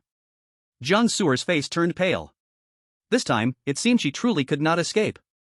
Staring blankly at the glass of wine before her, she despaired, picked it up, and downed it in one go, then choked out, now, can I leave? Seeing Jiang Su'er actually drink it, the muscular man laughed uncontrollably. Wei Yu's face revealed a wicked smile. Of course. Make way for this lady. At the muscular man's command, the door opened, and Jiang Su'er ran out of the private room without looking back. But neither the muscular man nor Wei Yu showed any intention of stopping her. Watching Jiang Su'er's fleeing figure, Wei Yu sneered, I told you, monk, is the medicine effective this time? Hearing Wei Yu's words, the bald man immediately replied with a grin, Wei Xiao, don't you worry, I've personally tested this medicine. In less than a minute, she will come back begging for your help. Chapter 130, Bald Man, Monk. Very good. Hearing the bald man's words, Wei Yu was very satisfied. He stared at Jiang Su'er's slim figure, a triumphant smile on his face. It's been a long time since I've tasted such a beautiful girl. Run. I want to see how far you can get. Jiang Su'er had just rushed out of the private room when a fiery sensation shot from her stomach straight to her brain. The effect of the drug was so fast that it gave Jiang Su'er no chance to react. Before she could even reach the hallway, her consciousness began to blur, and her legs felt weak. No. I can't stop here. Jiang Su'er bit her tongue hard, the taste of blood filling her mouth. She barely recovered some clarity and desperately ran down the stairs. Seeing. Many wanted to approach and strike up a conversation, but when they saw the bald man rushing down from upstairs, along with his group of little brothers, they instantly understood the situation and hurriedly dodged away. This bald man, nicknamed Monk, was a well-known thug in this bar. He had done plenty of harm to good women. But how many of those here didn't have some wicked thoughts in their hearts? However, none of them dared to compete with the monk. "You filthy woman, stop right there." Just as she was about to escape the bar, Jiang Su'er heard the bald man's voice behind her, her heart tightened, and with the effect of the drug kicking in, she had little strength left. If the bald man caught her, there was no way she would escape. Jiang Su'er ran desperately, but how could she outrun the bald man? Before she reached the main door, she was shoved hard to the ground. "Run! Go ahead and keep running." The bald man, panting and squatting in front of Jiang Su'er, grabbed her hair tightly and roared, "Try running again." Looking at the bald man's sinister face, Jiang Su'er despaired, "You clearly said that as long as I drank the alcohol, you would let me go." "Did I?" Hearing Jiang Su'er's words, the bald man suddenly smiled, then looked at his little brothers behind him and said, "Did I say that?" Everyone shook their heads and replied, "Boss, when did you say this?" "I didn't hear it." "Yeah, I didn't hear it either, you definitely didn't say it, boss." "I think she just drank the alcohol and doesn't want to pay, making excuses for herself." "Is that so?" Hearing his little brother's agreement, the bald man showed a self-satisfied expression. "Since you all said that, then let me calculate the bill for this lady. The total for the alcohol and the drug is 3,000 yuan. So, miss, are you paying with money? Or are you paying with your body?" Once they had their greedy hands on the fat meat, how could they let it go easily? The drug was kicking in. Jiang Su'er even lacked the strength to curse, her breathing was rapid, and she wanted to struggle to escape, but how could the bald man give her that chance? "Brothers, carry her back. After young Master Wei is done, it's your turn to enjoy." "Okay." With the bald man's order, several little brothers grinned wickedly and moved towards Jiang Su'er. Just as their hands were about to touch her, Jiang Su'er closed her eyes in despair. But after waiting for a long time, she didn't feel anyone touching her. Instead, a scream echoed beside her. "Did I allow you to touch her?" Chapter 131, A Wolf Among Sheep. Hearing this familiar voice, Jiang Su'er opened her eyes. In front of her was a familiar tall figure. Wu Dao. Chen Wu Dao kicked one of the men who had tried to touch Jiang Su'er several meters away. Upon hearing her weak voice, he crouched down to check on her and then frowned. "You were drugged?" "I'm sorry, I shouldn't have misunderstood you, At this moment, Jiang Su'er's face was as red as an apple, her arms wrapped around Chen Wu Dao. Looking at her slightly swollen face, he sighed softly. Then, he reached out and tapped her at the neck. Jiang Su'er immediately fell asleep. Seeing that his good deed was interrupted, the bald man's expression darkened. "Brother, are you here to cause trouble?" Chen Wu Dao remained silent, then stood up and asked, "Did you give her the drug?" Seeing Chen Wu Dao confront them with such a calm expression, everyone couldn't help but burst into laughter. The bald man shrugged and said, "By saying that, you've misunderstood us. Whether it was the alcohol or the drug, she drank it herself. What does that have to do with us? But I advise you, don't meddle in matters that don't concern you." The bald man's tone gradually turned cold. He waved his hand lightly, and the other little brothers surrounded Chen Wu Dao from all sides. "You just hit one of my brothers, so I'll break one of your arms. Does that make sense?" Upon hearing this, Chen Wu Dao. He shook his head slightly. "Today, none of you can escape." "Ha!" Hearing Chen Wu Dao's words, not only did the bald man laugh, but even the onlookers couldn't help but burst into laughter. "Did I hear that right? He said no one here can escape today? This is killing me with laughter. Is he blind? He can't see that he's the one surrounded right now? Forget it, we're only going to be thrown out onto the road soon anyway, nothing worth watching. Let's drink. Drink." The bald man's forehead was bulging with veins as he gritted his teeth and said, "Looks like you're not just a hot-headed brat, but also a stubborn one. It's okay, you'll soon know the consequences of offending me today. Come on." With the bald man's command, several underlings grabbed beer bottles and charged at Chen Wu Dao. But before they could get close to him, Chen Wu Dao raised his hand. Smack! Boom! With a loud smack, the first man was sent flying 4 to 5 meters away until he crashed into the liquor cabinet and stopped. He lay on the ground among the shards, twitching a few times before he fell still. Seeing this scene, everyone's eyes went wide. Did they just imagine it? Chen Wudao actually sent someone flying that far with one slap? Before anyone could react, Chen Wudao had already taken action. He took a deep breath, then stepped forward. Boom! A terrifying murderous intent surged like a solid force, directly smashing the bones of the person blocking Chen Wudao. Then, he looked like a wolf entering a flock of sheep. All those who had just attacked him lay in the ruins, spitting blood, and fell silent. The once bustling bar was now eerily quiet. Everyone dared not say a word, even breathing cautiously. All eyes were focused on Chen Wudao. No one could believe that with just one person's strength, he had taken down all the bald man's underlings. Chapter 132, Master of Martial Arts? Seeing the danger, many began to flee the bar. The bald man finally realized that the person standing before him was someone extraordinary. But so what? Seeing Chen Wudao's imposing aura, the bald man took off his shirt, revealing a muscular body covered in tattoos. Kid, although I don't know which path you follow, you're making a big mistake by coming here to wreck my place. Seeing the bald man's massive build, the crowd finally reacted and whispered, I remember, isn't that the monk a martial artist? I saw him take down 10 men all by himself. So, does that mean someone might actually die here today? Martial artist? The murmuring around him entered Chen Wudao's ears, but he paid no attention. He calmly reached out. Come on, I'll give you a quick end. Good kid, pretty cocky. I want to see just how rampant you can be today. After saying that, the bald man roared, his muscles bulging as he leaped, his fist the size of a sandbag aiming straight at Chen Wudao's forehead. With that punch, his head is probably going to explode. What a pity, I thought we could see a good show, didn't expect it to end so quickly. Oh, what a shame he's so good looking, I was going to ask for his number. In everyone's eyes, Chen Wudao seemed to be as good as dead. But soon, their voices all caught in their throats. The bald man's punch was easily blocked by a single finger extended by Chen Wudao. Too light. What? Hearing Chen Wudao's mockery, the bald man instantly became furious and was about to strike again when Chen Wudao reached out and slapped him. Smack. Crack. The bald man's head spun 360 degrees before he fell to the ground and no longer moved. Seeing this scene, silence hung heavily in the air. What just happened? Shouldn't it be Chen Wudao who was dead? How did the bald guy not even stand a slap? Is this a movie? Everyone was terrified by Chen Wudao. The ones who had yelled that he would die were now scared to the point of wetting their pants at just one look from him. Monster. It's a monster. At this moment, everyone finally realized the seriousness of the situation and rushed towards the exit of the bar. No one dared to mock Chen Wudao anymore. The once lively bar turned into a wreck because of Chen Wudao. Just as Chen Wudao intended to carry Jiang Sur away, a disgruntled shout suddenly came from the second floor, "Damn it, monk! Didn't I tell you to bring that girl back? Are you dead or what?" Hearing that voice, Chen Wudao suddenly stopped in his tracks. Wei Yu felt very displeased. He had finally encountered a girl as beautiful as an angel, yet there had been no action for a long time. He directly went downstairs, ready to find trouble with the bald man. What he saw was a dilapidated bar, with bald henchmen lying everywhere, and even the bald man was on the ground, completely motionless. Wei Yu was no fool. He naturally saw how serious the situation was. He looked up, and when he met Chen Wudao's eyes, he almost wet himself in fear. Goodness, is this person a devil?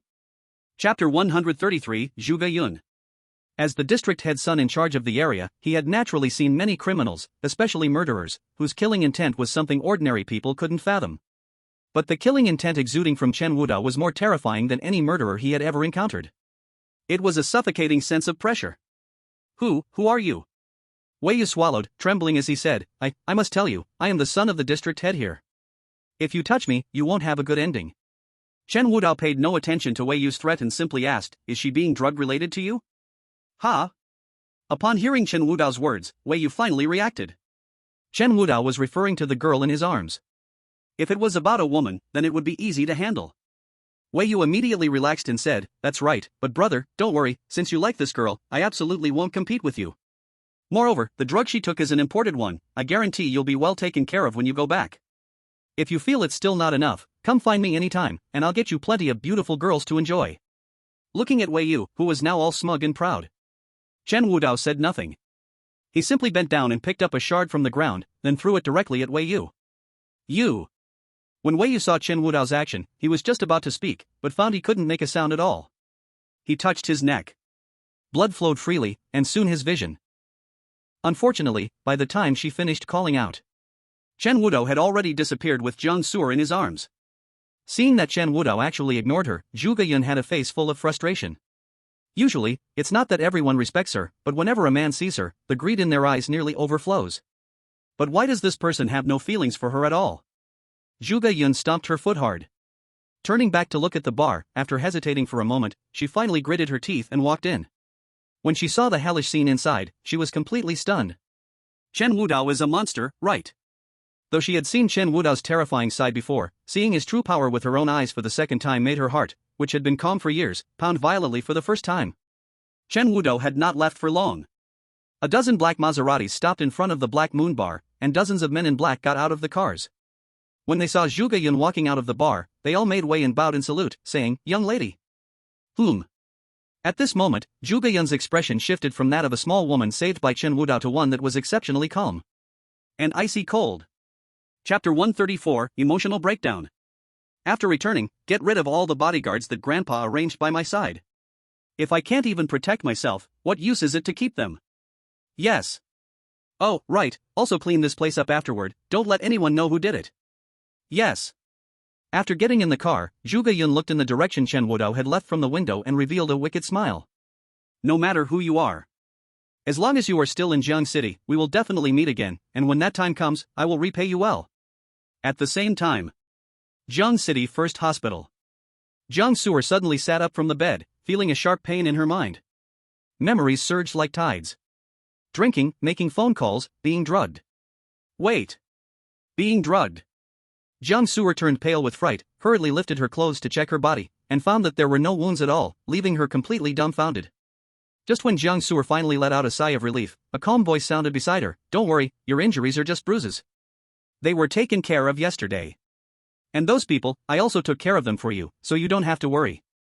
They didn't touch you at all."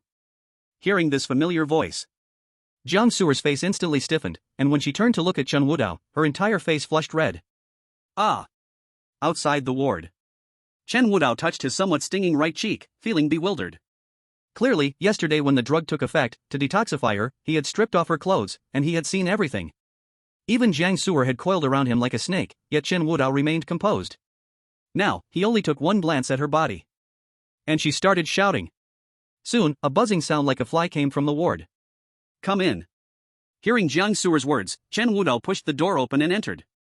She had already changed into a set of clothes, sitting on the hospital bed with an awkward expression. However, when she saw Chen Wudao's face, she still softly said, "I'm sorry." Whom? Seeing Chen Wudao's tone was very calm, Jiang Su'er hurriedly explained, "I didn't mean it just now, it's just that It's okay, I understand." Chen Wudao didn't dwell on the matter but instead said, "Speak." What? Why did you go to the bar to drink? Hearing Chen Wudao's question, Jiang Su'er's gaze gradually dimmed. Seeing his unpleasant expression, Chen Wudao vaguely guessed something, and said, "Are you not satisfied with the new partner your family arranged for you?" Jiang Su'er shook her head, her eyes filled with pain and sorrow. She moved her lips. After hesitating for a long time, she finally told Chen Wudao everything that happened after he left. So, because of Sun Yugua's arrival, the Zhang family knows that the medicine recipe I wrote is real, but they shifted the blame onto you? Whom? Jiang Su'er sniffed, quietly saying, "Not only do they want me to call you and tell you to come back to write the recipe again, but they've also taken away the contract that I worked hard to secure for 2 years. At this point, Jiang Su'er's voice was trembling. She lifted her head to look seriously at Chen Wudao, her eyes already filled with tears. "Wudao, what do you think I did wrong? Why do they have to treat me this way? I just wanted to protect my friend's child, and wanted to go home to see my parents and grandpa. I clearly didn't cause any trouble for the family, why does everyone have to target me?" Looking at Jiang Su'er's almost breaking down expression, Chen Wudao sighed softly, gently placing his hand on her head, and said, "If you want to cry, just cry. There are only the two of us here, no one will laugh at you." Chapter 135, Interested in coming to Jiang City?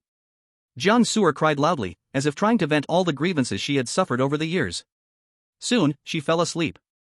Chen Wudao left the ward, having gained a rough understanding of the situation. Once, as the young master of the Chen family, he had long been accustomed to this face of a family obsessed with profit. But when he felt the same sensation again from Jiang Su'er, he still felt a wave of discomfort. Filong Group, huh? Jiang Su'er had once mentioned that the cooperation with Filong Group was secured with Little E's help behind the scenes. If it was Little E. Chen Wudao exhaled lightly, then took out his phone and dialed a number. "Hello, it's me." The person on the other end, upon hearing Chen Wudao's voice, clearly got excited, trembling with emotion. "Boss, is it really you? Have you really come back?" Chen Wudao was silent for a moment before answering, "Yes. But right now I have some matters to handle, so it's not convenient for me to meet you all. Let me ask you, do you know Filong Group?" The person on the other end immediately shouted upon hearing Filong Group's name. "Filong Group? I remember. A while ago, their chairman asked my little brother to greet me and said he wanted to treat me to a meal. What's wrong, boss? Did they provoke you?"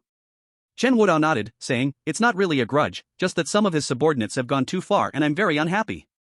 "Got it." Hearing Chen Wudao's words, a cold voice soon came from the other end. Boss, wait a moment. Within 10 minutes, I'll make that damn Phylong Group go bankrupt and completely disappear from this world. Chen Wudao responded calmly, no need. Just send me the information about Phylong Group. Also, are you interested in developing your business in Zheng City? Zheng City? Upon hearing the place Chen Wudao mentioned, the person on the other end seemed to pause for a moment, then excitedly said, yes. Yes. Yes. Boss, wait a moment. I'll be there in a couple of days. The call ended, and Chen Wudao exhaled. Soon, it was evening. Jiang Su'er woke up from her dream, recalling how she had cried in front of Chen Wudao and felt embarrassed, her face turning red. But soon, the gloominess overwhelmed her shyness. She looked utterly listless. The Jiang family shut her out.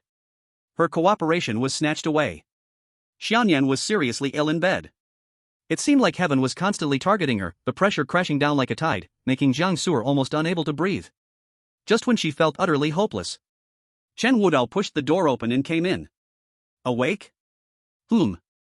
Upon seeing Chen Wudao enter, Jiang Su'er felt a little embarrassed. I'm sorry, Wudao, I misunderstood you before. I shouldn't have doubted. Are you hungry? Jiang Su'er looked at Chen Wudao in confusion. If you're hungry, don't talk for now. Just eat and rest well. Looking at the porridge Chen Wudao handed over, Jiang Su'er was stunned for a moment, then took it. Lowering her head, she slowly started to drink. Chen Wudao sensed Jiang Su'er's lost emotions and said, I understand everything clearly now, don't worry, I will help you sort this out. Hearing Chen Wudao's words, Jiang Su'er forced a bitter smile and shook her head. I know you mean to comfort me, but I am more aware of the situation than anyone. Chapter 136, Qinghe Design. The cooperation with Phylong Group is her only capital to rise again. Now, the Jiang family has taken away her last hope, and she truly doesn't know what to do next. Looking at her lost expression, Chen Wudao said, don't worry, it won't be long before the cooperation with Phylong Group comes back to you. Also, have you considered looking for another more reliable company than Phylong Group? A more reliable company than Phylong Group? Hearing this, Jiang Su'er let out a self-deprecating laugh. Phylong Group is a famous group in the entire Great Xia, let alone its Jiangcheng branch, which pays 3 billion in taxes every year. I may not know about other places, but finding a stronger backing than Phylong Group in Jiangcheng is simply impossible. Chen Wudao was about to speak when Jiang Su'er's phone suddenly rang. Seeing the number on the screen, Jiang Su'er hesitated for a moment, then quickly answered, what's wrong? What? Okay, wait, I'll be right there. The call ended, and Jiang Su'er couldn't care less about her kanji, immediately getting out of bed. Her already pale face turned even paler at this moment. Seeing this, Chen Wudao asked, is something wrong? Yes, there's no time to explain, I have to hurry to the company, Jiang Su'er said in a hurry. Looking at Jiang Su'er's anxious expression, Chen Wudao said, I'll go with you. Jiang Su'er hesitated for a moment, then finally gritted her teeth and said, okay. In Jiangcheng, in the Guan district. Qinghe Design Company. Since Jiang Ran returned to the Jiang family, Jiang Su'er decided to give up the Jiang family's business and relied on her major from university and the connection she had built over the years to start her own company. Although her company is not top tier in Jiangcheng, it has been quite profitable. However, in the past 2 years, it seems that someone has been intentionally trying to trip her up from behind the scenes, and Qinghe Design has not received a single big order, making the company face bankruptcy. It was only when Jiang Ran secured the cooperation with Phylong Group that the employees' spirits were stabilized. This information was recorded in the materials that Dugu Ao provided to Chen Wudao. These years have not been easy for Jiang Su'er. Now, the one cooperation that could save her company has been snatched away. On the way, Jiang Su'er said nothing, just bit her lip, her face pale, her body slightly trembling. After arriving at the company, she pushed open the conference room door to find all the management of Qinghe Design already present. Seeing this, Jiang Su'er forced a smile and said, everyone, you're here so early? As soon as Jiang Su'er arrived, these people did not hold back. Jiang Su'er, let's not beat around the bush, we are here to clearly tell you that we have decided to sell the company. Hearing this voice, Jiang Su'er looked at the woman sitting in the chairman's seat that originally belonged to her. Lu Ji, you. Although she had known this would be the result, hearing it with her own ears was like being struck by lightning. She took a deep breath, trying to remain calm. Everyone, why are you saying such things when our company is about to turn around? Seeing that Jiang Su'er still intended to reassure everyone, Lu Ji directly replied with disdain, enough, Jiang Su'er, stop pretending. Who here doesn't know that our company's cooperation with Phylong Group has been taken over? Without the cooperation with Phylong Group, how can we turn things around? Jiang Su'er turned pale at these words. Chapter 137, Lick It Up. Jiang Suer didn't expect the news to spread so quickly. Last night the Jiang family had just taken away the cooperation with Phylon Group. I never expected everyone in the company to know this news today. How did you find out? How did you find out? Of course, I told them. The door to the conference room was pushed open, and Jiang Ran walked in directly. Seeing Jiang Ran's familiar and smug expression, Jiang Suer felt a shiver run through her body. She couldn't believe her eyes as she stared at Jiang Ran and gritted her teeth. Jiang Ran, why are you here? With Jiang Ran's entrance, the entire conference room turned cold. Jiang Ran didn't waste any words, saying directly, it seems everyone from the company is here, so I'll get straight to the point. These years, Xinghe Design has not been getting any contracts because I have been behind the scenes directing it. No matter what, I was the one who sabotaged Xinghe Design, even stealing the cooperation with Phylon Group. What? As soon as Jiang Ran said this, the whole conference room exploded with noise. All the managers glared at Jiang Ran in anger, cursing loudly, while Jiang Suer turned pale. Jiang Ran's words felt like a bucket of cold water splashed viciously on her. Jiang Ran, why are you doing this to me? What did I do to offend you? At this moment, Jiang Suer could no longer suppress her emotions, shouting, after you were brought back to the Jiang family, I gave up all the assets of the Jiang family. You think I'm not the Jiang family's young lady? Fine. I can leave the Jiang family, it doesn't matter. Isn't that enough? Why are you targeting me like this? Why? Feeling Jiang Suer's despair, a smug smile appeared on Jiang Ran's face. Because you are unworthy. Unworthy? Jiang Suer was stunned. Jiang Ran said directly, clearly, I am the true young lady of the Jiang family, while you are just a low-born child adopted from an orphanage. Why do you get to replace me for so many years, stealing the life that originally belonged to me? Jiang Ran's expression grew increasingly menacing. She stared hard at Jiang Suer, gritting her teeth and saying, that's right. Just as you said, you have already let go. But I don't want to. I must destroy everything you have, making you feel the pain I endured for those years. If you want to keep this company, fine. Jiang Ran lifted her leg and placed her high heel on the chair. Come here now and lick my shoes clean. Maybe if I'm in a good mood, I'll consider giving you a share of the cooperation with Phylon Group. Otherwise, you won't get to leave this door today. As soon as Jiang Suer's words fell, a dozen strong men in black suits blocked the door to the conference room. Seeing this scene, Jiang Suer's face turned pale. The once arrogant company management shrank back at the sight of the strong men in black, not daring to speak. Jiang Suer, make your choice. If you don't lick, then today I'll immediately send someone to smash your company, and I guarantee that Xinghe Design will never be able to survive in this city again. And to all of you here.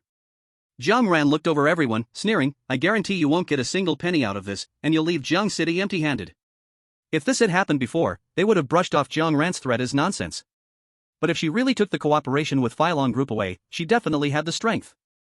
As the situation escalated, a voice finally rang out in the conference room, Manager Jiang, let's do it for the company. Just lick. With the first voice, others couldn't hold back anymore. Yes, Manager Jiang, we can't ruin the entire company for a moment of impulse. We all have families to feed and are counting on the company to profit. You can't disregard everyone. That's right, Manager Jiang. The mixed voices of agreement reached Jiang Suer's ears like a heavy punch to the heart. For these years, she had single-handedly managed the company, and her former partners and comrades were all prioritizing their own interests over her life. Why? Jiang Suer gritted her teeth. Her whole body trembled uncontrollably. Jiang Ran raised her head proudly, like a victorious peacock. So, Jiang Suer, have you thought it through? If you do as I require, I'll spare your little broken company a way to survive. Jiang Suer stared at her defiantly, stubbornly refusing to speak. Ha, truly a tough duck trying to keep its mouth shut. Jiang Ran sat down mockingly, crossing her legs.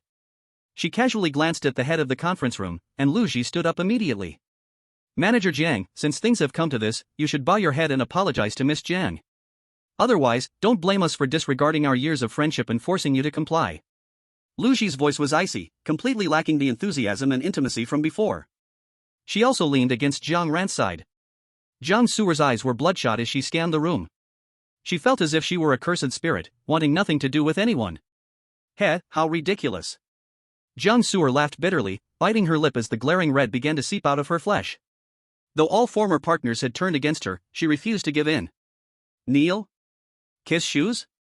Unless she dies. With this thought, the determination in Jiang Suer's eyes grew stronger. Her thin back straightened like a piece of paper. You want me to admit defeat? Jiang Ran, dream on. Jiang Ran clenched her fists, rage burning inside her. Damn it!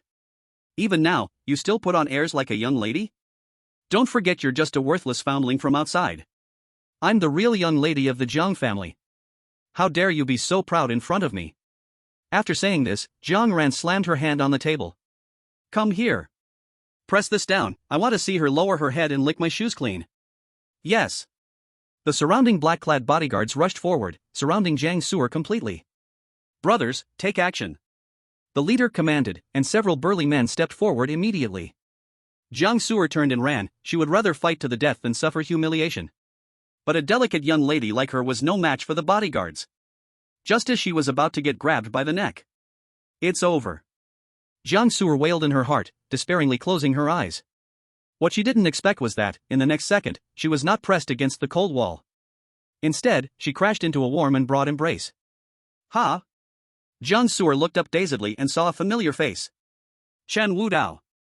Jiang Su'er exclaimed, followed by overwhelming joy. She didn't know when exactly, but Chen Wudao had somehow become synonymous with safety for her. In an instant, she shifted from fear to grievance, her eyes reddening as she curled up in his arms without moving. Chen Wudao sighed lightly. He had been there since the beginning, silently observing, wanting to see Jiang Su'er's choice, and overall, she had done well. As the bodyguards charged in, Chen Wudao raised his head, and a killing intent surged in an instant. The bodyguards who had just rushed in froze in place, terrified. Then, he scanned the surrounding restless men. Coldly uttering 2 words, kneel down. These short 2 words from Chen Wudao's mouth were as thunderous as a cannon. His aura fully unleashed, not a single person dared to confront him. Everyone in the conference room stood frozen, not daring to even breathe. The leading bodyguard's legs went weak, trembling as he slumped down at Chen Wudao's feet. Chapter 139, Hidden Dangers of the Wei Family. The burly man who had just been aggressive was turned into a scared soft chicken by a single reprimand from Chen Wudao. The sudden change left the people in the conference room stunned for a long time, unable to regain their senses. Who is he? God, the pressure just now felt like it was choking my throat. Could he be a bodyguard hired by Manager Jiang with a huge sum? But that doesn't seem right. Whispers arose. Jiang Su'er, buried in Chen Wudao's embrace, looked up and saw the bodyguards sprawled on the ground. And her colleagues, cowering in the back. Jiang Su'er looked at them in shock, her mouth agape, unable to say a complete sentence. She had witnessed Chen Wudao's abilities before. But she never expected him to be this powerful. Even without lifting a finger, seeing these bodyguards kneel on the ground, afraid to move, felt like a dream. Chen Wudao thought she was still shaken, so he gently said, "Don't be afraid, it's over." Jiang Su'er steadied herself and smiled bitterly, "I'm not scared, it's just that I've troubled you again." Chen Wudao shook his head slightly at her words. Isn't this a trouble? I've told you before, if you keep tolerating, people will only bully you more. This time, you did very well. Hearing this, Jiang Su'er's pretty face blushed, and the tension in her body loosened instantly. She felt a little proud of being praised. Seeing the 2 of them flirting so openly, Jiang Ran's face turned red with anger. How did this guy get here? She strode to the bodyguard and kicked him hard. Useless. Aren't you the reigning boxing champion? How did you fold after a single word? What does he have to be afraid of? Jiang Ran asked repeatedly, and the bodyguard shrunk back a little. Boss, this person may have a very big background. As soon as he spoke, I felt like I was being targeted by a killer, my legs were shaking uncontrollably. Before the bodyguard could finish, Jiang Ran kicked him again. Useless thing. I raised you for nothing. Jiang Ran was burning with anger, how could she let go of the chance to humiliate Jiang Su'er? So she jumped in front of the 2, adopting a condescending attitude. You again, you rotten kid? What are you doing here? Want to back up Jiang Su'er? Chen Wudao casually glanced at her, and so what? You. Jiang Ran's face twisted with rage, I haven't settled the score with you for what you did in the rental house not long ago, and you've come right to me. Let me tell you, I've already informed the Wei family about that incident. Wei Zhang is the second young master of the Wei family, doted on since childhood like a precious jewel. If you touched him, the Wei family will never let you go. Instead of playing the hero here, you should think about where to collect your corpse better. The more Jiang Ran spoke, the more arrogant she grew, as if she could already see Chen Wudao and Jiang Su'er crying and begging on their knees. Hearing this, Jiang Su'er felt a sudden chill in her heart. The Wei family. This is bad. The Wei family is one of the 4 major families in Jiang City. As mentioned before, the Wei family's business operates in gray areas, and even crows would willingly cooperate with them. Though it's unknown why the crows turned on Wei Zhang that day, his death is now a fact. Now Jiang Ran has told the Wei family everything about that day. Even if Wei Zhang ultimately died at the hands of the crows, she and Chen Wudao cannot escape. Jiang Suer's small face turned pale, and she turned to Jiang Ran in despair. Jiang Ran, what good does this do for you? Even if the Wei family's retaliation comes, do you think you can get away clean? Get away clean? Jiang Ran sneered disdainfully, of course not, but so what? Now the whole Jiang city knows that Jiang Ran has the favor of the lone wolf god. Does the Wei family dare to touch me? Instead, you, and he, neither of you can escape. Jiang Suer trembled uncontrollably upon hearing this. Only Chen Wudao remained silent. But Jiang Ran thought they were scared and burst into laughter. Now you know to be timid, right? Kid, if you have any sense, quickly bow down and apologize to me, maybe I can consider saving your life. Otherwise, this time, even if the King of Hell comes, he can't save you. Jiang Ran excitedly examined their faces.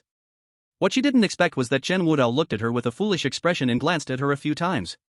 He lightly said, a mere ant dares to compete with the sun and moon in glory? What Wei family? You aren't qualified to talk to me. As for you, you are even less worthy. Chapter 140, 60 million. What?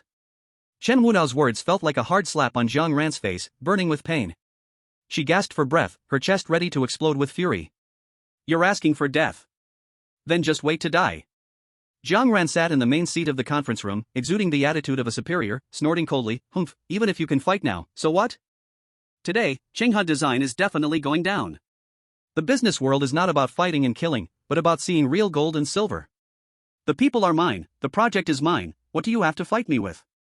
Jiang Ran finally regained some face, arrogantly mocking. Chen Wudao scanned the room.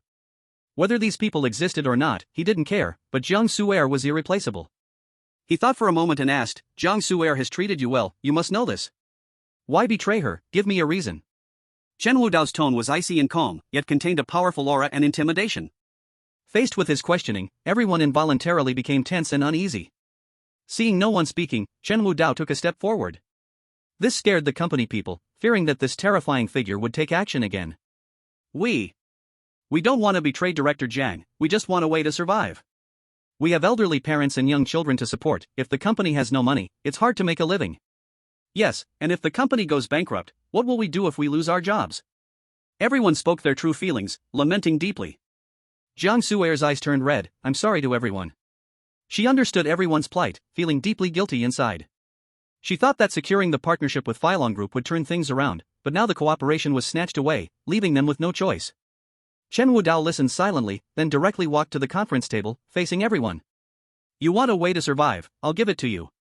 How much money does the company need? Just say a number.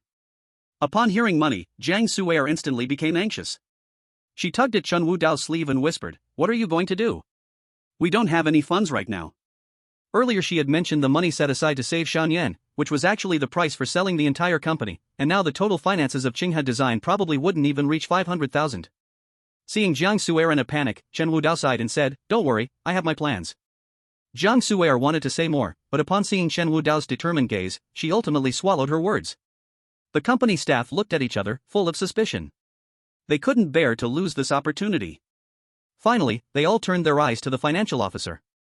The financial officer was sweating profusely, unable to resist the gazes of everyone.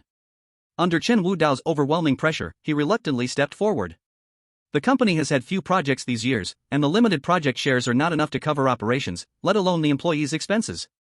The scattered unpaid wages and shares add up to at least 600 million. Hearing this number, Jiang Suer gasped. 600 million. Even if she sold herself, she couldn't come up with that money. Jiang Ran looked at her mockingly, confident that they had no way out. So, scared now? Admit your mistake now still. Before Jiang Ran could finish, Chen Wudao spoke directly, alright, 600 million, right? No problem. I'll get that money. Chapter 141, do you still not believe me? As soon as these words came out, there was a brief silence in the conference room. Then small but noisy discussions erupted. What kind of joke is this? That's 600 million, not a laughing bean. What are you going to use to pay? Your life? The saying all muscle, no brains really holds true, nobody is perfect. There should be limits to showing off. The employees whispered. Although they feared Chen Wudao's strength and aura, they couldn't help but feel disdain about this matter. If Chen Wudao went out to fight, they would believe he could take on 100. But a nameless guy casually talking about settling a 600 million debt was simply a joke. Jiang Ran laughed unabashedly. Ah, you beggar, have you watched too many CEO dramas? How dare you talk big? Have you ever seen how thick 600 million stacked together is? Some employees couldn't help but laugh. Laughter followed. Chen Wudao ignored the voices of these insignificant people and calmly said, if you want money, just leave your card number. But one thing, after receiving the money, you must sign a contract to transfer all shares of the company to Jiang Su'er. There is only one chance, so think it through. Chen Wudao spoke with a natural aura of conquest and intimidation. Seeing how serious he was, some employees put away their mocking expressions and truly reconsidered. Could he really have a way? If he can settle the account, that would be amazing. Watching everyone's reaction, Jiang Su'er was shocked and panicked. She hurriedly pulled Chen Wudao aside. Chen Wudao, what are you doing? 60 million, that's a fortune we might not see for ages, let alone you're flat broke, where will you get it? If the promise can't be fulfilled, the employees will only be more disappointed. Chen Wudao sighed helplessly. We've known each other for so long, have I ever done anything without confidence? Let alone something that can't be reversed? Jiang Su'er was momentarily speechless. Although she didn't want to say it, didn't he understand that it had all been because of the Dugo battle god helping him in the background? Seeing Jiang Su'er hesitating, Chen Wudao, feeling somewhat disappointed, asked, you still don't trust me? Hearing this, Jiang Su'er pressed her lips tightly together, her heart suddenly racing, recalling what had happened before. After much inner conflict, she finally let go and helplessly said, fine, we're all in the same boat anyway. Just do as you wish. Looking at her defeated expression, Chen Wudao sighed softly. Sometimes, wanting to change someone's mind and misunderstandings can't be fixed with just explanations. But Chen Wudao was too lazy to explain, simply saying, don't worry, I won't take you onto a sinking ship. Seeing the two of them whispering, Chen Wudao showed no signs of fear. Zhang Ran exchanged doubtful glances with Lu Ji. What's going on? Could it be that he really came prepared? Lu Ji wondered aloud. Zhang Ran immediately denied it. No way. Look at his poor appearance. Does he look like someone worth millions or even billions? At most, he's just a bodyguard acting tough here. If you don't believe it, let's test him. As soon as these words were spoken, the two of them sneered simultaneously. Lu Ji cleared her throat and walked to the center of the conference room, sneering at Chen Wudao. Sir, you just mentioned 60 million, that's quite a flair. But showing off also requires strength. Anyone can draw a pie in the air. Do you really have the means? Chen Wudao turned around, of course. Oh, all right. Then pay me first. Lu Ji said, tossing a document in front of Chen Wudao. This is my share contract, owning the second largest share in Xinghe Design Company, worth 28 million. Aren't you buying all of them? Let's start with me. Just transfer the money, and I'll sign immediately. Zhang Ran crossed her legs, waiting to see the show. The other employees perked up their ears, eyes wide open. This guy has been pretending all this time, and now it's time to show his true colors. Exactly. If he dares to fool us, he definitely can't be let off. Several employees discussed, looking at Chen Wudao with hostility and greed. They had completely forgotten about his earlier aura that was like a god of death descending. In the face of profit, having some oblivious thoughts was quite normal. Chen Wudao swept his gaze over the room, understanding roughly from their expressions. This group of people, none are worth keeping. Seeing that he didn't speak immediately, Lu Ji displayed a mocking expression and asked, oh? Why aren't you talking? Weren't you very arrogant a moment ago? Can't even come up with 28 million, yet you dare to shamelessly promise 60 million? Hearing this, Zhang Ran stifled a laugh. Yeah, it's truly true that like attracts like. One an ungrateful fool, the other a hopeless loser. Better to just roll away early. Don't obstruct this young lady's view. The two taunted and humiliated Jiang Su'er and Chen Wudao in unison. Jiang Su'er's face turned red, she had long gotten used to Zhang Ran's bullying. However, she didn't want to pull Chen Wudao into the violence. So, she stepped forward and softly said, it's okay, Chen Wudao, let's leave. As for the contract, I can figure out something else for the company. Jiang Su'er's words were like this, but her heart was filled with struggle and pain. Xinghe Design Company was all her hard work over these years.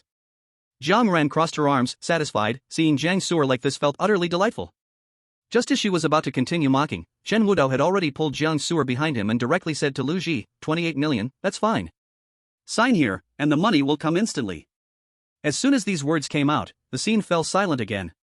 The next second, Lu Ji scoffed, still trying to play a role? Fine, I'll give you a chance.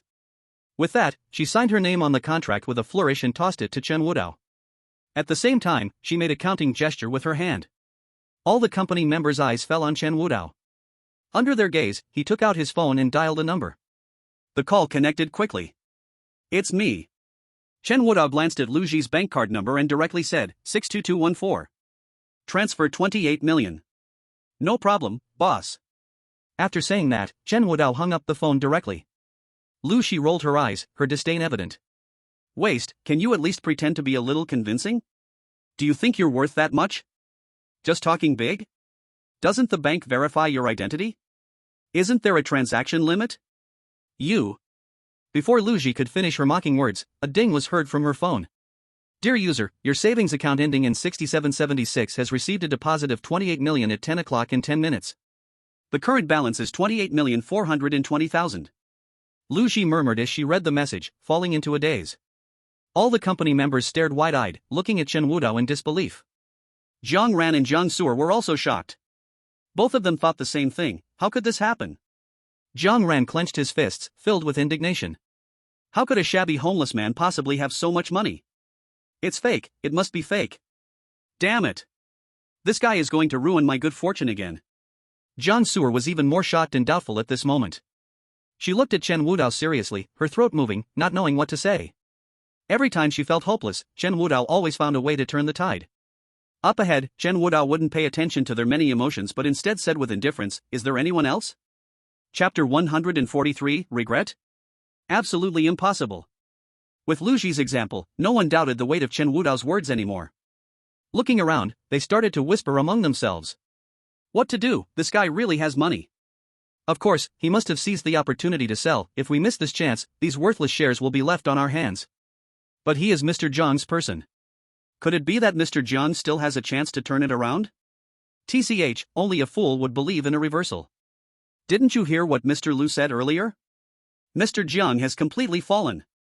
Even if she found a man to clean up the mess, how could she possibly stand up against the real young lady of the Jiang family? This person's words greatly stirred the thoughts of the employees. You're right, this kid must be a fool with money, tricked by Mr. Jiang. Let's sell quickly and take advantage of him. Let's do it. After a round of discussion, this group of employees all gathered in front of Chen Wudao. Before long, a stack of share transfer contracts was completely signed. Ah, great, we finally have money. Everyone was happy with the profits at hand, and they put on smiles toward Chen Wudao and Jiang Su'er again. Mr. Jiang, we knew you had a way to resolve this crisis. Truly amazing. Yes, this gentleman spent 60 million, he really has strength. I said earlier that this gentleman is extraordinary. I really wasn't mistaken. Facing their flattery and praise, Chen Wudao remained indifferent, lowering his head and calmly saying, the debts and shares have been settled, you can get lost. The employees were taken aback, then forced to smile and said, actually, we really want to continue working with Director Jiang. Yes, as long as the company needs us, we will definitely work tirelessly without any complaint. Tireless dedication? No complaints? Chen Wudao couldn't help but sneer coldly in his heart. Betrayal happens only once, not countless times. They dared to pressure Jiang Su'er this time, what about next time? Chen Wudao shook his head, it's too late to show loyalty now. All shares of Qinghe Design Company are under Jiang Su'er's name, and they have nothing to do with you anymore. The employees exchanged glances. Originally planning to reap a profit and continue to flatter Jiang Su'er, they were caught off guard by Chen Wudao's decisiveness, as he did not intend to keep anyone. The group didn't dare to provoke Chen Wudao and turned to look at Jiang Su'er. Director Jiang.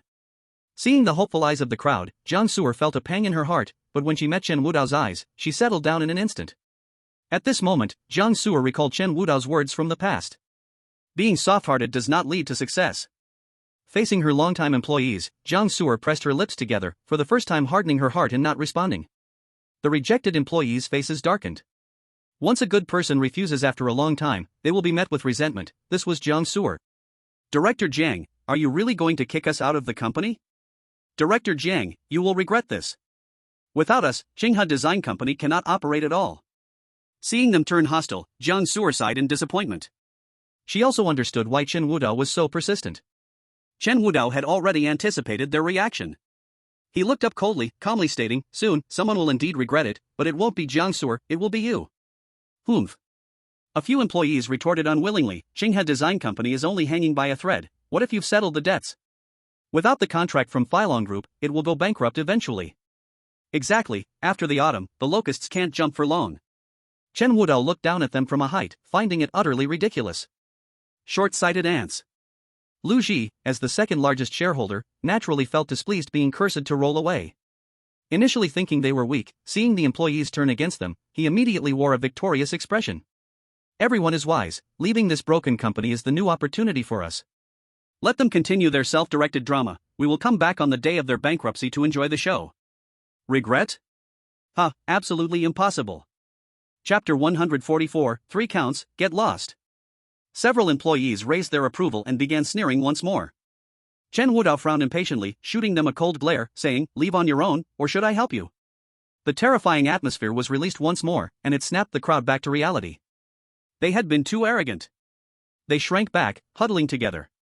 Lu Zong, let's go, we've already gotten our money, a hollow shell isn't worth anything.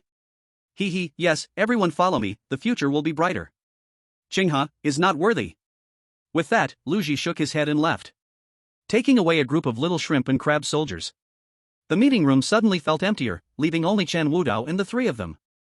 Jiang Ran, at this moment, realized the danger of the situation and took a few steps back.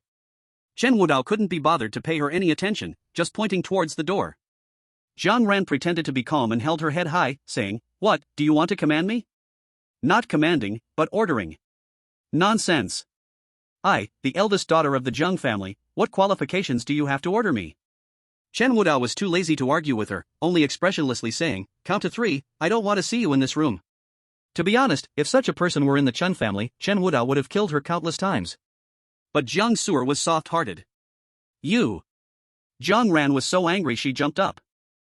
Just when I wanted to curse loudly, I suddenly remembered the scene when I was beaten in the rented room. The swelling on my face had just faded, and I didn't want to take another beating.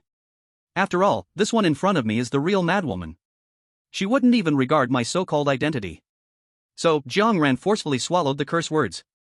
Don't get too proud, especially you, Jiang Su'er. Solving this crisis is nothing, there are bigger troubles waiting for you. When I officially collaborate with the Phylong Group, the first thing I'm going to ruin is your Qinghe design. By then, you won't even have the qualification to serve me. Jiang Su'er wasn't usually sharp-tongued. But after Jiang Ran's repeated provocations, targeting her hard work, Jiang Su'er ultimately couldn't withstand this grievance. She stepped forward and gritted her teeth, saying, Jiang Ran, even if I'm not of the Zheng family's bloodline, we are still sisters, why do you have to target me like this?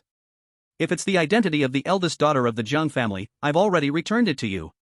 Even the Zheng family's assets, I have returned them all to you. Isn't that enough? Jiang Ran glanced at her with disdain, how dare you even call me sister? And my identity needs no return from you. Know your place, little stray dog.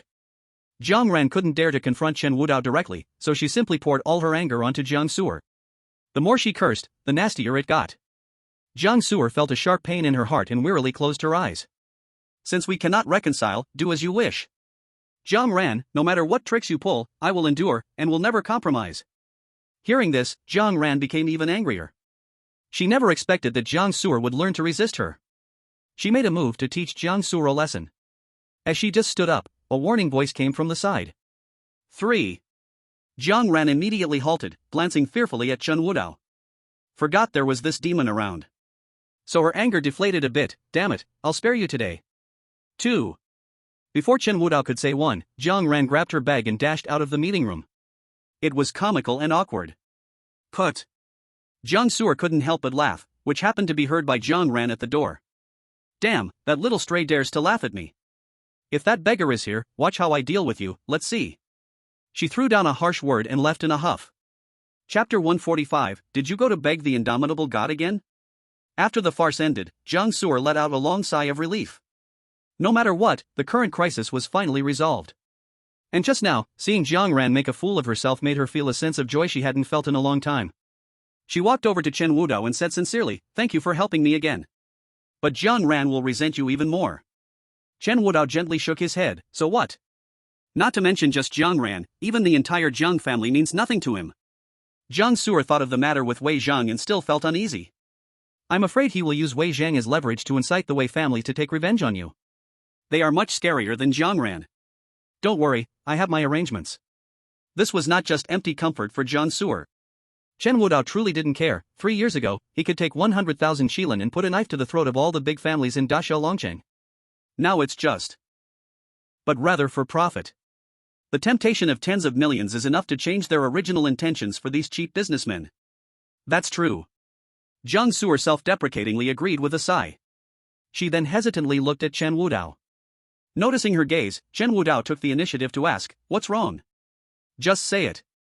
With permission, Jiang Su'er finally dared to speak. "Chen Wudao, where did you get so much money? 60 million is not a small amount, especially not in cash flow. Ordinary people can't manage this." Seeing the worried expression on Jiang Su'er's face, Chen Wudao said, "This amount of money is nothing." Seeing his indifferent expression, Jiang Su'er was even more suspicious. "Did you go to ask Du Gu Zhanshin? Who else could help you with such a big task?" Seeing Jiang Su'er mention Du Gu Ao again, Chen Wudao's mouth twitched. He never expected Jiang Su'er would think of that guy again. Using his own money, did he need to beg someone else? It would be more likely for someone to come to him begging him to accept it. It's not him, you don't need to inquire further. As long as the problem is solved, that's all that matters. That won't do. Jiang Su'er immediately denied it. 60 million is a huge sum. This situation arose because of me, how can I let you bear it alone? Moreover, Du Gu Zhanshin is unpredictable and extremely mysterious. If you offend him, it could lead to endless troubles. We should pay it back as soon as possible.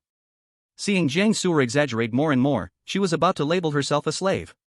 Chen Wudao let out a helpless sigh and rarely explained, "Don't think wildly, this money has nothing to do with Du Gu Ao. It comes from a former little brother of mine, you don't need to worry about it. 60 million is nothing to be so worried about." Jiang Su'er shook her head with a worried look. "Oh, you just refused to listen. It was fine to act in front of others just now, but do you need to put on a brave face with me? Who would give you 60 million for nothing? I will definitely find a way to solve it. Besides, what about Du Gu Zhanshin? How will you repay such a big favor in the future?" Seeing her in a trance, Chen Wudao simply shrugged off the explanation. To prevent her from continuing to dwell on this issue, Chen Wudao turned to ask, "Enough about the money. What are your next plans? Now the company's shares are all in your hands, so you won't be constrained anymore." Chapter 146, A Deadlock. Once talking about Qinghe Design, Jiang Su'er pulled herself out of her troubled state. Falling into a new low. "Sigh, I'm afraid I have to close the company first." "Why?" Chen Wudao frowned, "You finally got it back from that group, and now you want to give it up?" Jiang Su'er sat at the main table of the conference room, looking at the familiar scenes in the room with deep feelings. Qinghe Design was built and operated by me from the start, how could I bear to close it? But without the cooperation of Phylong Group, I'm afraid I can only let it go. Chen Wudao did not understand the details and asked, "Is this cooperation that important?" Jiang Su'er nodded. "For the past few years, Jiang Ran has been obstructing my collaborations, and he has taken away more than 10 contracts. Without viable projects, the scale of Qinghe Design can't expand. What keeps it running to this day are the old customers I have and my savings. If there are no project funds coming in, there will be no room for operation at all. Even if you provide 60 million, it merely fills a hole, it can't bring a stagnant company back to life." Jiang Su'er became increasingly despondent, burying her head in her knees. Chen Wudao understood the situation broadly. To him, this little problem was trivial, he could solve it with a twitch of his pinky. So he casually said, "So it's just this small matter." "Small matter?" Jiang Su'er lifted her head, "This is a matter of life and death." Chen Wudao smiled and placed his phone on the table. "Just tell me how much more funding the company needs, just give me the number. In 1 minute, the money can be in your account." Hearing this, Jiang Su'er was stunned for a few seconds, then immediately revealed a look of disdain. "Chen Wudao, have you become addicted to playing the domineering CEO? If you have to put it that way, then yes." Jiang Su'er thought he was joking and lost her mood. "Stop joking. We can still close the company with some dignity now. No need to go through the bankruptcy process, saving Lu Ji and Jiang Ran the chance to laugh at us. Otherwise, if we keep holding on, it will be hard to wrap things up." Chen Wudao leaned forward slightly and said seriously, "Do you really not need my help? All problems can be easily solved." Seeing his gaze, Jiang Su'er hesitated. "No. Let's not even discuss whether you really have money. Even if you do, I don't want to be a leech, depending on others for a free ride. I'm not a rich young lady anymore, but I still remember my grandfather's words. One must uphold principles and boundaries, relying only on oneself." Jiang Su'er said word by word, her firm attitude contrasting sharply with her usual gentle demeanor. After hearing this, Chen Wudao was not frustrated by the rejection, instead, he felt admiration. No wonder Xiaoyi became friends with her. Chen Wudao thought to himself, putting aside the idea of directly transferring money to her. However, he would not sit idly by in the face of Jiang Su'er's dilemma. Chen Wudao sat on the sofa and said, "If cooperation can solve the company crisis, why not try to find another partner? The entire Daxia is not just the Phylong Group."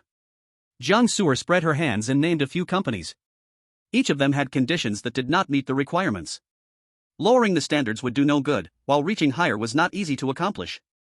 After all, there was still Jiang Ran watching, and her status was far better than Jiang Suer's in terms of manipulating the hierarchy. The Filong group was living proof of this. After thinking it over, it was indeed a deadlock. Chapter 147, Yanlong Group. Chen Wudao listened carefully and seemed to see Jiang Suer's thoughts. No way up, no solution below, leaving the fundamental problem unresolved. After listening, Chen Wudao gently tapped the table with his fingers and uttered a name. Have you heard of the Yanlong Group? They will soon enter Jiang City. Actually, you could consider partnering with them. Upon hearing the name Yanlong Group, Jiang Suer's eyes widened. What did you say? Chen Wudao paused briefly, then continued, did you not just say it's hard to choose a partner within Jiang City? If that's the case, why not wait for the Yanlong Group to arrive? Isn't the Yanlong Group a better choice for you? It meets your standards and won't be interfered with by Jiang Ran. It's even more suitable than the Filong Group. Jiang Suer pinched her own philtrum, dazed for a while. She stared at Chen Wudao as if looking at a fool. Chen Wudao, do you know what you were saying? You have to consider reality even when comforting others, okay? What, don't you believe me? Chen Wudao countered. Jiang Suer was taken aback. After previous experiences, Jiang Suer didn't dare to easily doubt Chen Wudao anymore. She smiled awkwardly, of course not, it's just that this news is too outrageous. Not to mention me, even if you ask anyone, they wouldn't believe it. Why? Because it's the Yanlong Group. The most mysterious consortium in the world. Their financial power is limitless. Jiang Suer said with glowing eyes, their industries are all over the world, and the fields they are involved in are very extensive. You can say that wherever you can think of, the Yanlong Group exists. Since their group went public decades ago, they have stood firm at the top of the global corporate rankings. In the mind of enterprises throughout Daxia, no, globally, they are like a deity. I've heard that any executive from the Yanlong Group is a figure on the rich list. TSK, it's hard to imagine how such a powerful company is managed. Who are those amazing people inside? Jiang Suer rested her chin on her hand, gazing longingly out the window. Compared to her excitement, Chen Wudao frowned slightly. Is that kid really that impressive now? Back then, I called him to come to Jiangcheng just to help Jiang Suer a bit. I didn't expect the kid who used to follow me around calling me boss to also rise up now. Seeing he wasn't responding, Jiang Suer leaned in closer. Her face wore a smile that said, I knew it. You see, I knew you were just trying to entertain me. Otherwise, how could you not know about the strength of the Yanlong Group? Alright, I'll admit it's not bad. Doesn't that fit your intention even more? Jiang Suer plopped down on the sofa. Of course, but I still need to get a handle on the Yanlong Group. Jiang Suer said enviously, though the Yanlong Group's industries span the globe for so many years, no internal information has ever leaked. People in the industry only get chosen, they don't even have the qualification to seek favors. For a nameless little company like mine to catch a glimpse of the Yanlong Group would be a dream for the next life. Chen Wudao said dismissively, isn't the opportunity right here? They are about to enter Jiangcheng soon. Jiang Suer helplessly rubbed her forehead, wake up, big brother. Don't talk about Jiangcheng, even in top-tier cities, if you want the Yanlong Group to invest, they wouldn't even take a second glance. Why would they come here? Why wouldn't they? Chen Wudao said calmly, everything exists for a reason, the Yanlong Group may not be as mysterious as you think. Chen Wudao's words were like clouds obscuring the sky. Jiang Suer was stunned at first, then laughed out loud. You look so profound, like you really understand the Yanlong Group. Just when he thought he had convinced her, Jiang Suer switched tracks, let's stop joking. The Yanlong Group is a presence in the clouds, how could they fall to the mortal realm? It's better to plan for closing the company. Chen Wudao looked at her disappointed expression and sighed slightly in his heart. For the first time, he felt her stubbornness was troublesome. You only mentioned the Yanlong Group's arrival, but could it solve your company's crisis? Of course it can. Jiang Suer blurted out, being able to collaborate with the Yanlong Group or even just catching a little of their tailwind is something that top-tier enterprises dream of. When the Yanlong Group takes action, it's in projects worth billions. Not only can you make huge profits, but you can also completely boost your reputation. It's not an exaggeration to describe it as making a name for oneself. By then, not just Lu Ji and Jiang Ran, even Filong Group would have to treat me nicely and with respect. As Jiang Suer spoke, she chuckled a few times, then snapped back to reality and stopped smiling foolishly. Chen Wudao watched her face, lightly tapping on the table with his fingers, since there are so many benefits, you should prepare well. Seeing his determined attitude again made Jiang Suer's heart waver a bit. Chen Wudao, are you serious? Have I ever been unserious? Jiang Suer's eyes flicked around, recalling the birthday celebration of her grandfather, pondering deeply. Chen Wudao's mysterious actions had surprised her several times, planting numerous seeds of curiosity in her heart. What kind of background do you have? Why do I feel like I can't figure you out? Chen Wudao raised an eyebrow slightly. I have no background. I'm just Xiaoyi's brother, that's all. Hearing Xiaoyi's name, Jiang Suer's body trembled slightly, her heart settling down significantly, and her wariness and suspicion faded away. Yeah, Xiaoyi would never lie. Jiang Suer murmured, looking up. Then I will trust you once more. Looking forward to the arrival of the Yanlong group. Chen Wudao nodded, helping Jiang Suer also counted as doing something for Xiaoyi. Once this matter was confirmed, Jiang Suer's entire demeanor revived with energy. Happy for a while, Jiang Suer suddenly remembered to ask. Hey, wait, if this news is true, how do you know it? Chen Wudao casually played with the teapot in front of him, answering, I made it come, so naturally I know. Jiang Suer's smile froze on her face, and this time she couldn't hold it anymore. She jumped in front of Chen Wudao and reached out to touch his forehead. Chen Wudao, do you know what you are talking about? You don't have a fever? Should I say you are very humorous or just good at bragging? It's one thing to say this in front of me, but don't embarrass yourself when you go out. Chen Wudao. He pushed Jiang Suer's hand away, saying, forget it, this news is true anyway, the rest doesn't matter. After saying that, he got up and sat down opposite her. Jiang Suer looked at his back, her mind racing. After a while, she thought of a reasonable explanation. It must be the lone wolf god who told you, right? Chapter 149, Welcome Banquet. It must be him, otherwise how would you know such secret news? It came just in time. Although I am not qualified to stand alongside the Flame Dragon group, merely getting to know them is a huge opportunity. Jiang Suer chattered like a little oriole, already attributing the matter to Du Gu Ao. Chen Wudao knew it was useless to say more, so he simply stopped explaining. With her misunderstanding, he could enjoy some peace. Once the argument was over, Jiang Suer focused completely on her preparations. She printed a stack of company documents and then personally wrote business proposals and letters of intent. Seeing her so serious and hard-working, a trace of satisfaction appeared in Chen Wudao's eyes. With a choice that could solve all problems and yet still being so diligent, it proved her attitude and character. Just as he was lost in thought, his phone suddenly rang. Chen Wudao picked it up to see it was Song Wei. He originally planned to hang up immediately, but then thought, having told him not to call unless it was important, this guy certainly wouldn't dare disturb him casually. In Jiangcheng, maybe he had some important news. Thus, he pressed the answer button. Hello? Long? Mr. Chen, good. Song Wei shouted excitedly, almost revealing his true identity. Mr. Chen, I didn't expect you to answer my call, it's truly an honor. How have you been lately? Is there anything in Jiangcheng that displeases you? If there are any issues, please let me know, I will resolve them as quickly as possible. Seeing Song Wei about to start showering him with flattery, Chen Wudao coolly replied, less nonsense, what do you need from me? Hearing his cold tone, Song Wei trembled through the screen, too scared to say more. If others saw the scene, they would surely be shocked. The vice commander of the Jiangcheng Supervisory Department was frightened into shivering by a young man's voice. Song Wei cleared his throat and respectfully said, it's like this, Mr. Chen, there is a banquet at the Jiangcheng Heiknan Hotel tomorrow, specially held to welcome Director Chiu. Members of the Supervisory Department and many families from Jiangcheng will attend. Will you have time to grace us with your presence? Chen Wudao, does Chiu Hongyu also need a welcome? Only Chen Wudao would dare to say such a thing. If it were anyone else, they wouldn't leave Jiangcheng in one piece today. Song Wei awkwardly replied, naturally, you don't need to, but the transition of the supervisory director's position holds great significance in Jiangcheng. Especially for the intertwined and complex families in Jiangcheng, if you don't play the right cards from the start, it will be difficult to work together later. People in the officialdom are the most perceptive, and business people are the most clever. One must identify all the local powers and clarify the stakes. One is to probe for connections, either retreating or advancing with the flow. What is called a welcome banquet is actually a showdown of plans and ambitions, an unavoidable short confrontation. When the new official takes office, fire ignites within. Chiu Hongyu is no exception.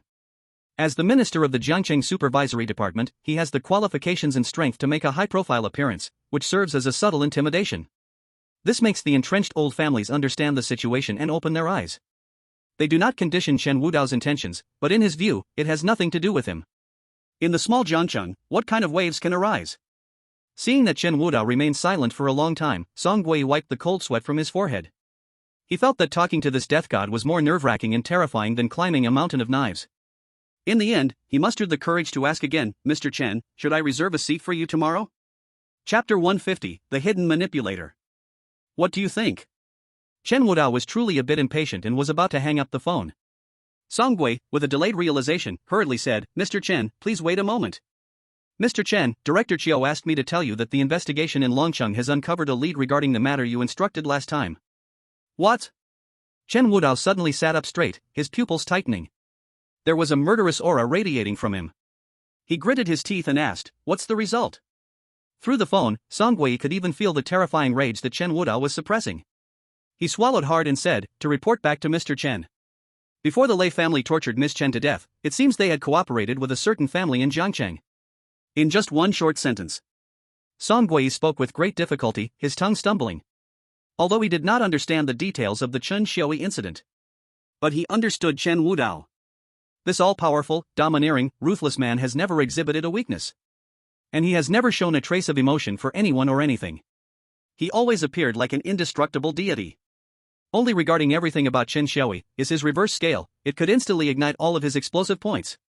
Song Gui did not dare to breathe loudly over the phone, fearing that an unpleasant sound would provoke the raging fire.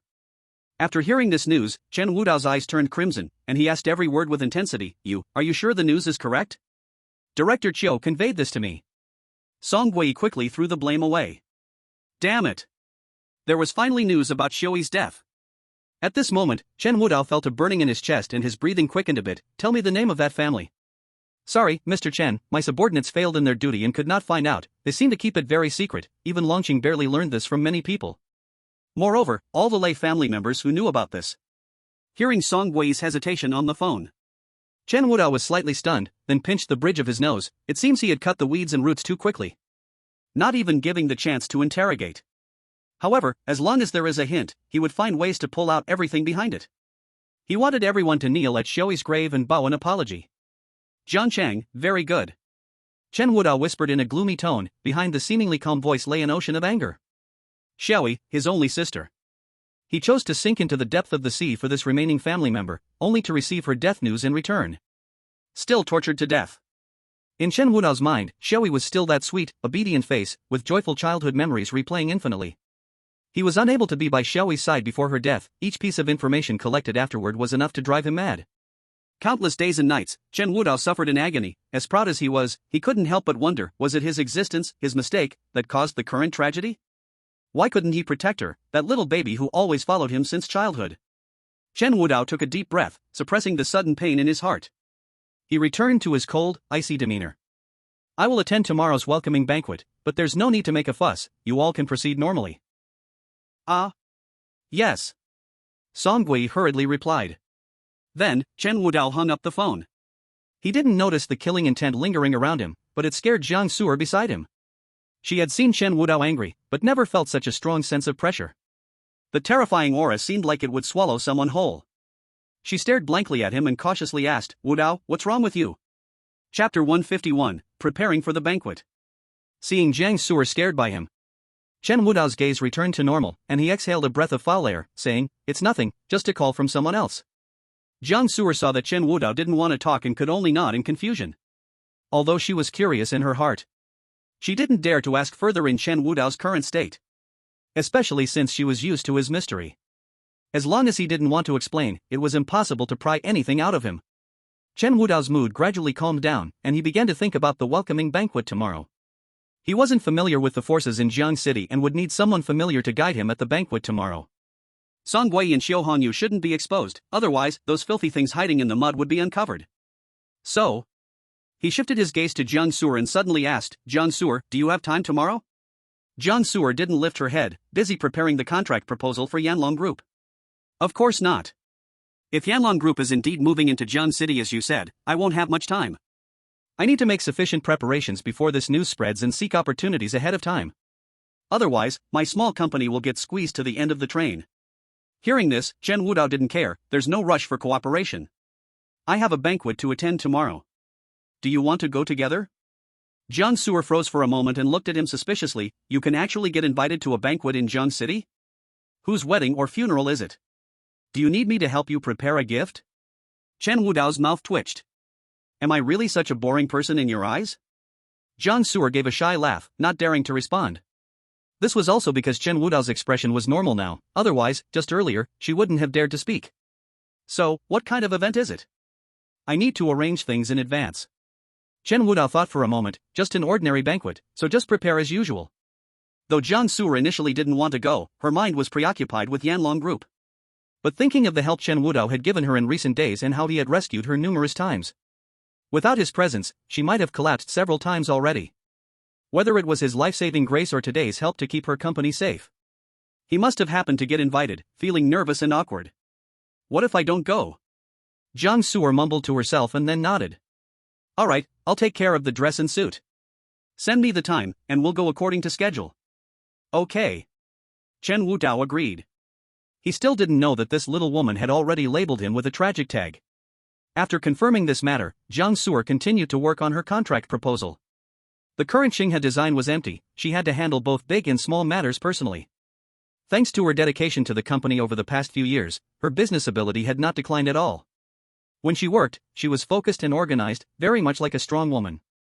Chen Wudao understood that under the suddenly increased work pressure, her agreeing to his invitation showed her kindness. To avoid distracting her and to make the so-called full preparations. He knew to leave her alone, stepping out first.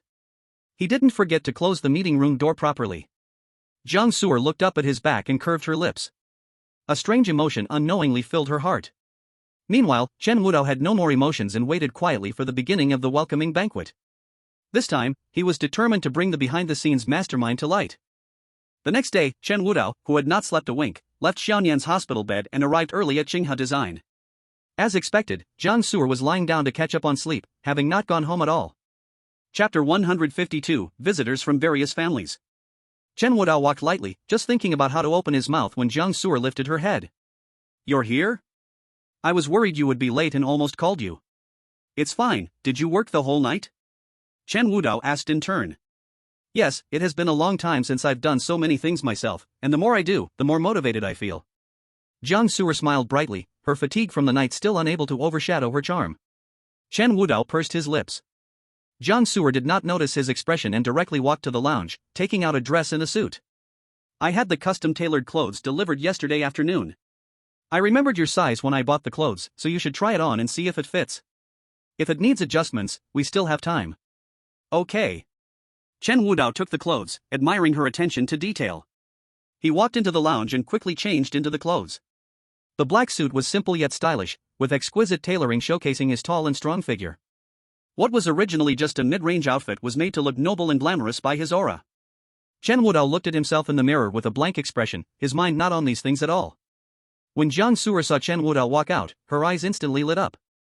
This suit, it fits you perfectly, Jiang Su'er whispered. Hearing this, Chen Wudao calmly lifted his eyes. Thank you, shall we get going? Jiang Su'er came back to her senses and nodded repeatedly. Okay. Then, she tidied up the desk materials and changed her clothes, heading towards Haitan Hotel together. Before long, the car arrived at Haitan Hotel. As soon as they reached the hotel entrance and got out of the car, Jiang Su'er was stunned. JA6666, JA8888, a series of eye-catching license plates were parked at the hotel entrance. As a local of Jiangcheng, Jiang Su'er recognized the people in these luxury cars at a glance. Jiang Su'er swallowed hard and cautiously asked, "Oh my, are these cars from the wealthy elite of Jiangcheng? Are they all attending this banquet?" They should be, Chen Wudao replied absently. Jiang Su'er continued to scan the area. The Wei family, the Bai family, Zhuge, all four major families of Jiangcheng were present. Not only that, but also the board members from various top-tier groups. There were several whom Jiang Su'er had previously encountered but had failed to meet, knocking on their doors with the Xinghe Design's planning book, even not getting to see the secretary. Unexpectedly, today she came face to face with all of them at once. Jiang Su'er was momentarily speechless, shaking her head in disbelief. I'm not dreaming, am I? What kind of grand event could gather such figures? She grabbed Chen Wudao's arm. Are we attending the same banquet as them? Chen Wudao continued to nod mechanically. Then, what kind of event is this? Seeing her persist in questioning, Chen Wudao casually said, it's a welcome banquet for the new supervisor of the Jiangcheng governor's office. Upon hearing this, Jiang Su'er was completely stunned. The new supervisor. Jiang Su'er murmured. The governor's office in Jiangcheng holds power over punishment, with the former Jiang Zhanlong being one of them. While the Jiang family may not be considered elite, they were still well known, but even the Jiang family's elder had to kneel and bow 3 times in front of Jiang Zhanlong. Since the separation from the Lei family, there had been no news of Jiang Zhanlong in Jiangcheng, and unexpectedly, in just a blink, there would be a new supervisor in charge of Jiangcheng. She never imagined she would have the opportunity to attend the banquet of such a big shot. After being pleasantly surprised for a moment, Jiang Suer slowly thought of something. Then, this is a grand and important event in Jiangcheng, why were you invited? Chen Wudao hesitated for a moment, but finally spoke, they asked me to come. Jiang Suer paused, then revealed a speechless expression. Are you bragging again? Chapter 153. What if you are the boss? Do you know what the Jiangcheng Supervisory Department really is? Are you still asking me? It's not just you and me, even the 4 great families must be respectful when they see the supervisor. Jiang Suer vented a long string of complaints, filled with anger. She felt that Chen Wudao had become more and more outrageous, first joking with her about the Yanlong group, and now bringing up the new supervisor. Chen Wudao pinched his brow, too lazy to explain further. No matter what he said, she would only half believe it, why waste his breath? Seeing him silent, Jiang Suer thought her words were too harsh. Hastily clearing her throat, she softly said, I'm not mocking you or looking down on you, I'm just reminding you to be cautious with your words and actions. It's fine if you make a mistake with me, but when you meet important people later, you must show respect. Don't ask for trouble. Looking at her sincere eyes, Chen Wudao could only nod to reassure her. Jiang Suer was finally satisfied. Calming her down, Chen Wudao switched back to his ice-cold expression.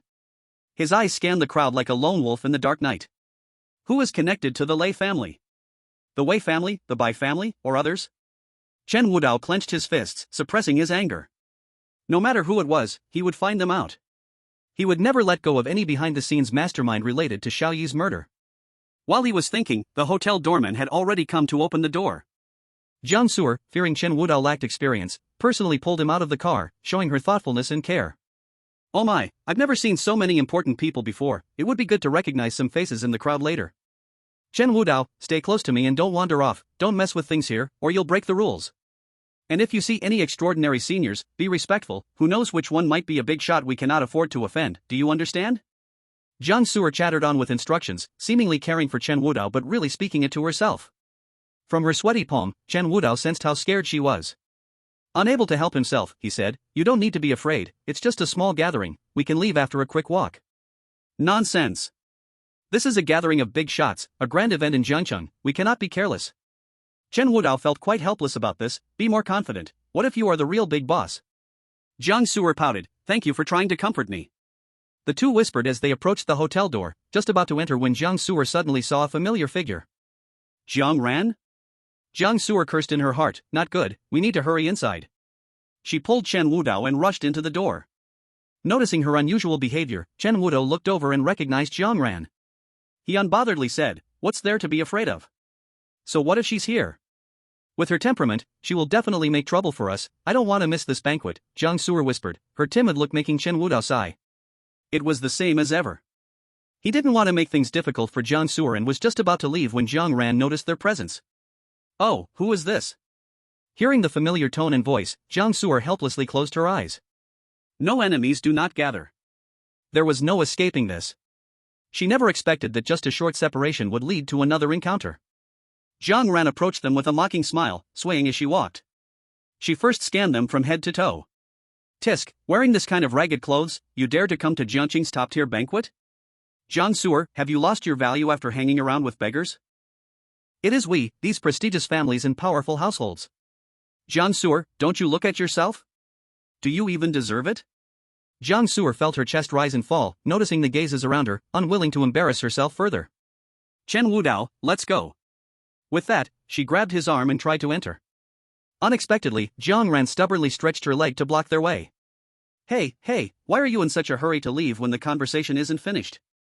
Are you so angry about losing the partnership with Filong Group that you've resorted to sneaking into high-end parties?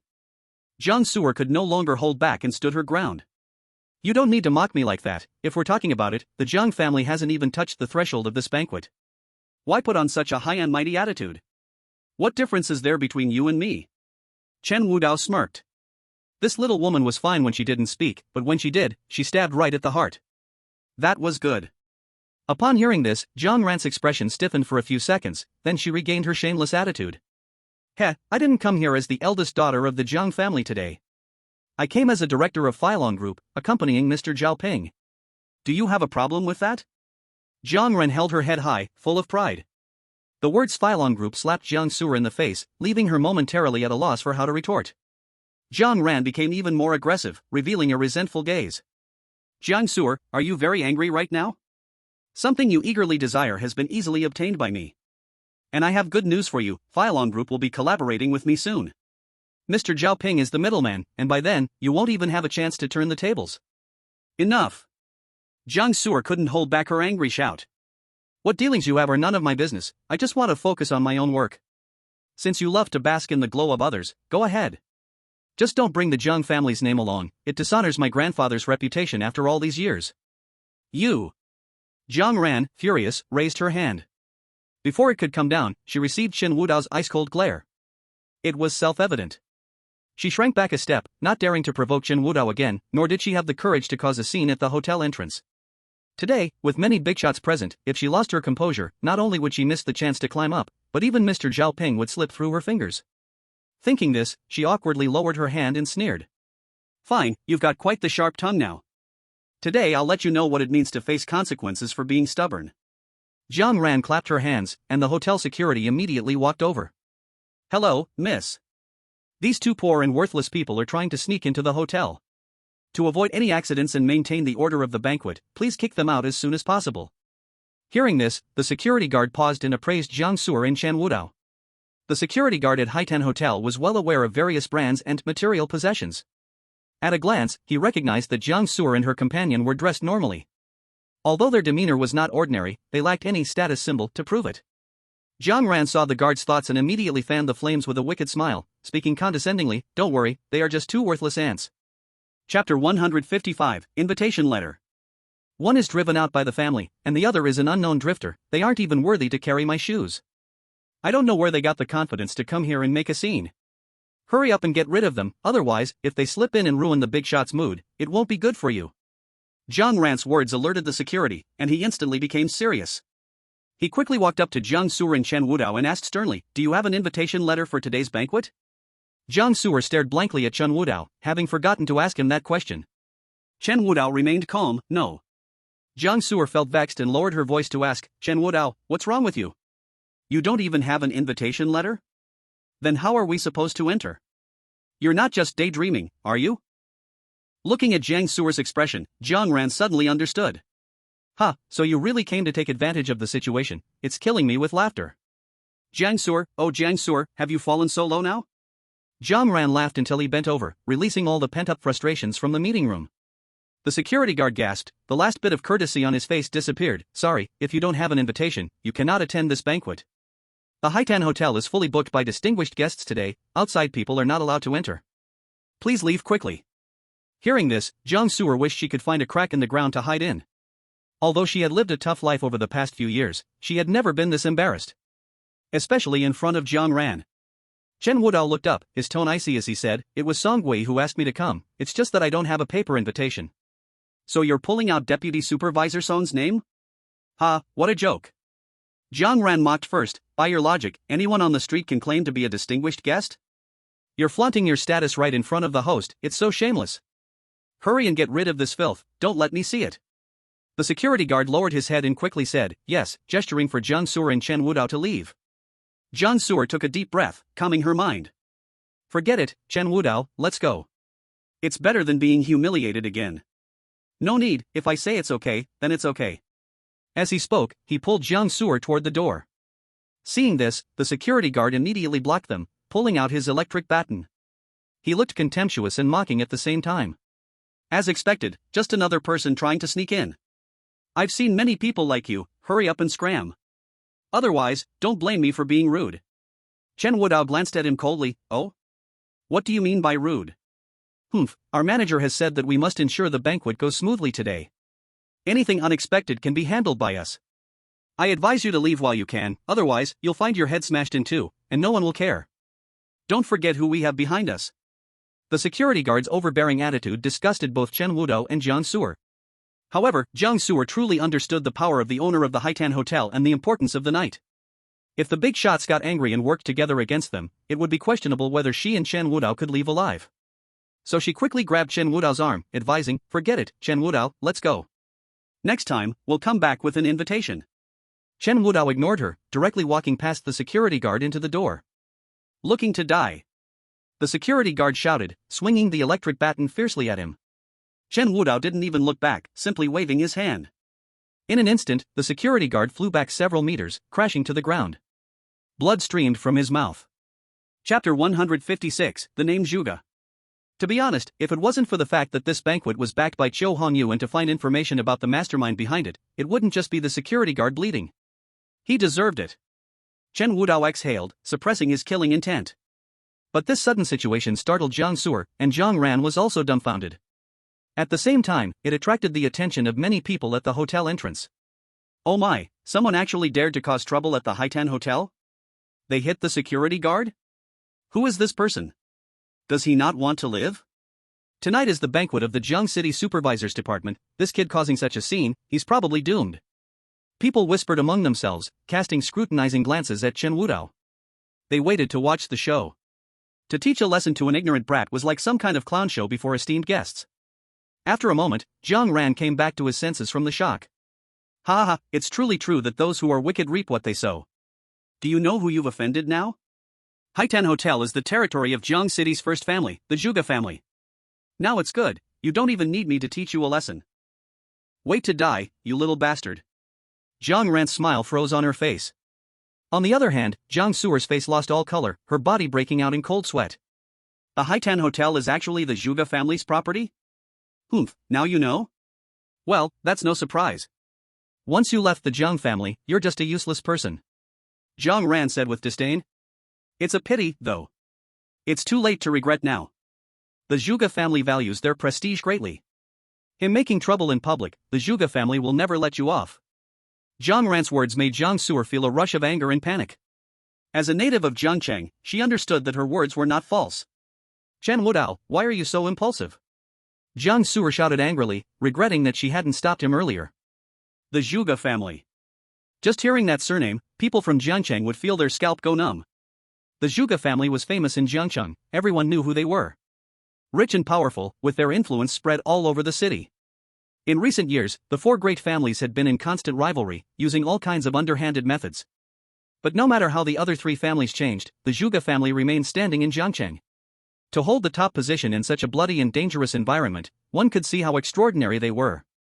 All of this wasn't just because of their current strength, but because of the deep foundation of their family and the unshakable status they held. Jiangcheng, where power shifts quickly. With waves of change in times and opportunities, every few years a family would rise. But most of them would shine brightly for a moment and then fade into obscurity. Of course, there were also old families that held on, but due to weak heirs, or not keeping up with the times, they too became exhausted. The Zhuge family was the only one that had remained until today, for countless years. Through generations, the Zhuge family not only did not decline, but instead grew more powerful and prosperous. This family cohesion and foundation is something the new families couldn't compete with. Because of its strength and glory, the Zhuge family became the most mysterious family in all of Jiangcheng. Even Jiang Zhanlong, who wouldn't bow his head to the other three families, would show respect when facing a member of the Zhuge family. Now, Chen Wudao had provoked someone from the Zhuge family. Jiang Su'er felt as if a thunderbolt had struck her head. Jiang Ran stepped forward with more sarcasm. Ha, now you're scared? A guy with muscles but no brains, this time you're going to bring disaster upon yourself. Jiang Su'er glared at her fiercely, biting her lip. She was too worried to argue back, only filled with concern. Wudao, what should we do now? Chen Wudao's face remained expressionless. Don't worry about anything, just go in. What are you thinking about the banquet at a time like this? Jiang Su'er was so angry that she stomped her foot, her small hands clenched so tightly that blood marks appeared. Chen Wudao lowered his eyes slightly, not understanding her panic. The Zhuge family? The number one family? He felt no ripple in his heart. If they dare to shout, then they will die. Chapter 157, Chaos in the Hotel. Seeing that Chen Wudao didn't care, Jiang Ran grew even bolder. She directly stepped into the crowd and started shouting. Everyone, come and see. This fool is causing trouble and even hitting people. When the Zhuge family members arrive, you all must testify. We can't let this scum off. Some people nodded in agreement, whispering as the noise grew louder. It had already reached the hotel lobby. At that moment, a woman in a high-end luxury suit was giving orders in the lobby.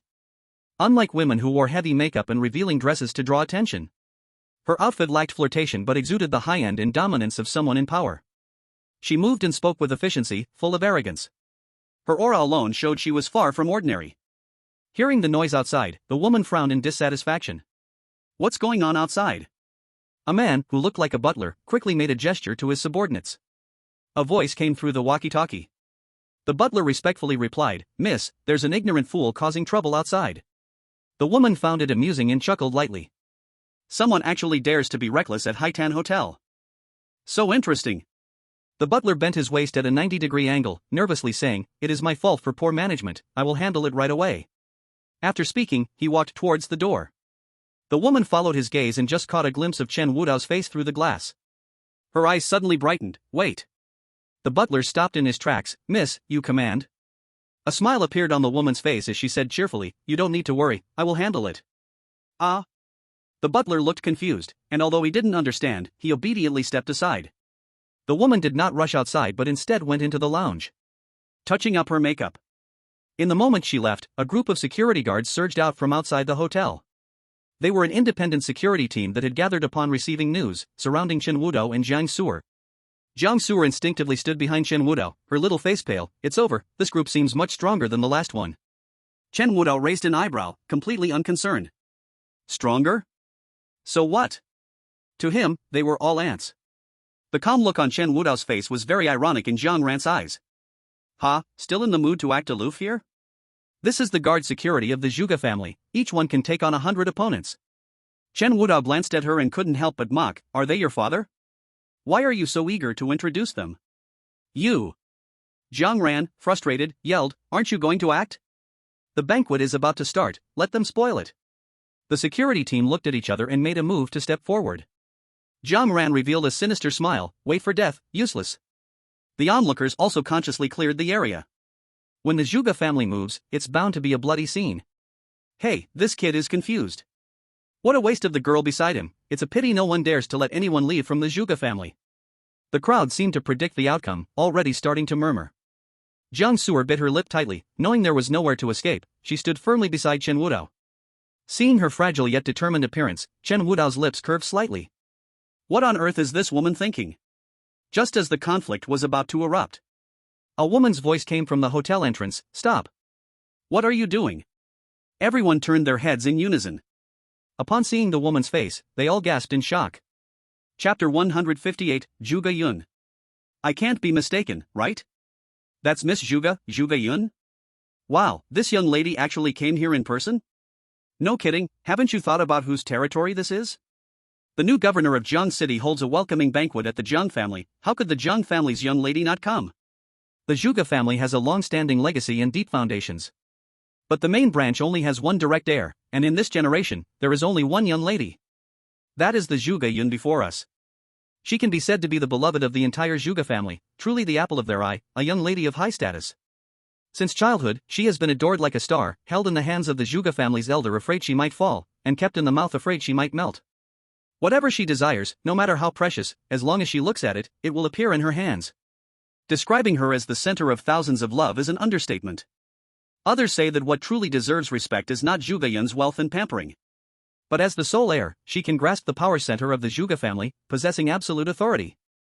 This is the real importance in trust. On top of that, Zhuge Yun is incredibly capable. Not only is her appearance outstanding, but her abilities are also remarkable, living up to her family's expectations. With numerous halos surrounding her, she is even more noble and cherished. If anyone dares to bully her in Jiang City, the Zhuge family's elder can overturn the entire Jiang City. Seeing her appear now, everyone's eyes sparkled, eager to rush forward and fawn over her. Zhang Ran was the same. Upon seeing Zhuge Yun, she completely forgot the presence of Chen Wudao and Jiang Su'er. She pulled Zhao Ping and rushed forward. Hurry, let's go greet Miss Zhuge. To get to know Zhuge Yun, she could solidify her status as a socialite in Jiangcheng. Zhang Ran had a big smile on her face. Just as she leaned in to flatter, Zhuge Yun walked straight away. She completely ignored them, not even a glance. Zhang Ran awkwardly stopped, her outstretched hand neither able to retract nor to let go. Zhuge Yun walked through the crowd to stand in front of Chen Wudao. The crowd paused, thinking Zhuge Yun was going to confront Chen Wudao.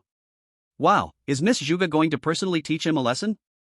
This scene is just too entertaining. The crowd whispered and laughed. Unexpectedly, in the next second, Zhuge Yun not only did not make trouble for Chen Wudao. She smiled gracefully and wrapped her arm around Chen Wudao's arm. Zhuge Yun's eyes sparkled with joy as she softly asked, "Why are you here? Is it because you miss me?" As soon as she said this, the whole place fell silent. Everyone was stunned. What's going on? Wow, I'm not seeing things, am I? How can I be drunk already without drinking? Miss Zhuge is hugging an unknown wild man. Jiang Su'er was so shocked her jaw dropped, and it took her a while to regain her senses. Although she was also stunned by Zhuge Yun's actions, she was curious about their connection. But more than that, a strange emotion surged in her heart. She stared at the arm Zhuge Yun was holding, feeling bitterness rise within her. Humph. Jiang Su'er inwardly huffed and turned her gaze away. Chen Wudao, facing Zhuge Yun's warm embrace, merely glanced at her coldly and then pushed her away, showing no tenderness or reluctance in his eyes. Who are you? We don't know each other, please show some self-respect. A light sentence stunned the whole crowd again. No way, someone actually rejected Zhuge Yun? She told him to show self-respect. Miss Zhuge, embrace me instead. A group of envious admirers were about to go crazy, their goddess, untouchable in their eyes, was actually pushed away by a man? If it were them, they would probably faint from happiness right now. Cannot bear it, Miss Zhuge must have mistaken him for someone else. Let's see how Miss Zhuge deals with him now. Chapter 159, The Thoughts of a Small Woman. The crowd was furious, gritting their teeth, only wishing that this fortune did not belong to someone else, eagerly waiting for Zhuge Yun to become angry after being pushed away. But what happened next directly shocked them, making their jaws drop. After being pushed away, Zhuge Yun was not the least bit angry. Instead, she smiled brightly and leaned in again. Did you forget? I'm the one you saved that day at the Red Rose Club. I even drove you to the bar to save another woman, you can't have forgotten that, right? Zhuge Yun said happily while her heart was cautiously testing him like a little girl. She prided herself on being a very exceptional and proud person, having others chase after her since childhood, not caring at all. No one could forget or ignore her existence. If she was forgotten so easily by Chen Wudao, it would be a real failure. She looked seriously at Chen Wudao's face and finally noticed a hint of relaxation. Oh, so it's you. Chen Wudao said calmly, merely recalling, but not deeply. Yet, that was enough to make Zhuge Yun feel joyous. She excitedly hopped up and down like a child being rewarded. Great, I knew you hadn't forgotten me. You left in such a hurry that day, didn't even leave a contact. I sent countless subordinates searching, but couldn't find you. I thought there would be more troubles and waits, I didn't expect to meet you so soon. Zhuge Yun spoke, her cheeks turning red. This small woman's demeanor was entirely different from her usual high and mighty self. Only the Zhuge family knew how much effort and thought this young lady spent to find Chen Wudao. An unprecedented seriousness.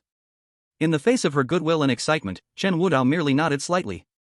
Just as he was about to speak, Jiang Ran, who had been standing aside, suddenly jumped out. Miss Zhuge, do you recognize this guy? He's just a worthless vagrant, always following women around, dreaming of climbing up the social ladder. Has he even looked in the mirror to see what he is? You must have mistaken him, you need to tell properly. Hearing this, Zhuge Yun's face immediately became dark. No one understood better than her the kind of pressure that Chen Wudao exuded. A person's face can change, their body can change, but the innate aura cannot be concealed or disguised. Especially when it came to the person she had been thinking about for so long. After finally finding him, was someone really jumping out to stir up trouble? Zhuge Yun raised her head proudly, bringing out her usual aura and stance, and coldly ordered, "Come here, throw this woman and her companion out." Jiang Ran was stunned, and Zhao Ping felt as if the sky had fallen. Miss Zhuge, I'm doing this for your own good, why are you angry? Humph, do you think I need you to worry about me? Or do you think I'm blind to not recognize people? Zhuge Yun retorted without mercy. That's not what I meant. Jiang Ran flusteredly explained, I'm just afraid this guy is fooling you, he's not a good person. Enough. Zhuge Yun interrupted her sharply, her eyes blazing. If I hear you say anything bad about him again, don't blame me for being rude. Today is the welcome banquet for the new commander, I don't want to ruin the guests' enjoyment. Otherwise, after what you just said, you would have already been thrown out. No one doubted Zhuge Yun's words, she had the ability and the courage. At the same time, everyone was extremely shocked. She was actually defending Chen Wudao like this? Chapter 160, I am Zhuge Yun, nice to meet you? Humiliated, Jiang Ran's face turned red, and Zhao Ping was at a loss. The Zhuge family's security watched closely, and Jiang Ran mustered her courage to say, actually, Miss Zhuge, I am also a guest at the banquet today. This is an invitation letter from Deputy Minister Songui, you can't just throw us out. Invitation letter? Humph. Zhuge Yun sneered and walked directly in front of the two. She reached out and snatched the invitation letter, and in front of everyone, she tore it to shreds. Now it's gone, you can leave. You. Jiang Ran's eyes widened, a string of curses stuck in her throat, and she felt like she was about to vomit blood from the suffocating anger. Zhuge Yun glanced at her and threatened, "Today, I've found the person I wanted, and I'm in a good mood. I advise you to leave quickly, otherwise, I'll make sure you regret it. At that time, no one can save you." Zhuge Yun threw out her final warning. It was clear that if Jiang Ran still didn't know how to take a hint, even with the important welcome banquet, she wouldn't care. Hearing this, Jiang Ran's heart raced, and her legs went weak. The security personnel were sharp-eyed, directly stepping forward to drag her and Zhao Ping out. The two fell hard to the ground, completely embarrassed like trash bags. Everyone present was sharp and understood the seriousness of the situation, quickly retreating far away and not daring to say anything more. Jiang Ran caught her breath and angrily pounded her thigh. How could this happen? When did Chen Wudao get connected with Zhuge Yun? Zhao Ping stood up in anger, looking at Jiang Ran, furious. He prided himself on having status in the Flying Dragon Group, flaunting his status, always respected and flattered. Yet today, he was utterly humiliated and lost the opportunity to attend the welcome banquet. What a huge loss. Just as he was about to shout at her, he suddenly thought of Duga Ao. No, I can't offend the Duga war god. Zhao Ping grumbled internally, suppressing his anger. He couldn't erupt with his grievances. Seeing his dark expression, Jiang Ran quickly approached with an apologetic smile. President Zhao, don't be angry, there must be some misunderstanding here. That vagrant and Jiang Su'er are in cahoots, definitely plotting something behind the scenes. Otherwise, how could Zhuge Yun, a rich young lady? Where would I have any entanglements with them? Zhao Ping pondered for a while and nodded. That's right, this guy is truly damnable. If it weren't for him, we wouldn't have lost such an important person. Sooner or later, I must settle this account with him. Jiang Ran echoed repeatedly, secretly relieved at having soothed the situation. Meanwhile, after chasing the two away, the entrance of the hotel suddenly became quiet. Zhuge Yun enthusiastically stood beside Chen Wudao, curiously asking, "How did you find your way here? Why didn't you contact me in advance? You've caused a big misunderstanding for no reason." Chen Wudao replied casually, "Song Gui invited me." "Oh, so that's how it is." Zhuge Yun nodded, casually hooking her arm around Chen Wudao's as they were about to enter.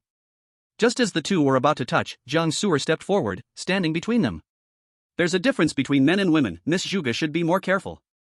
Jiang Su'er had a soft personality and would normally not dare to speak up. Today, facing Zhuge Yun who was several times her height, she surprisingly found this bit of courage. Zhuge Yun's deep gaze swept over Jiang Su'er's face, remembering that she was the woman Chen Wudao had rescued from the bar that day. For a long time, no words were spoken.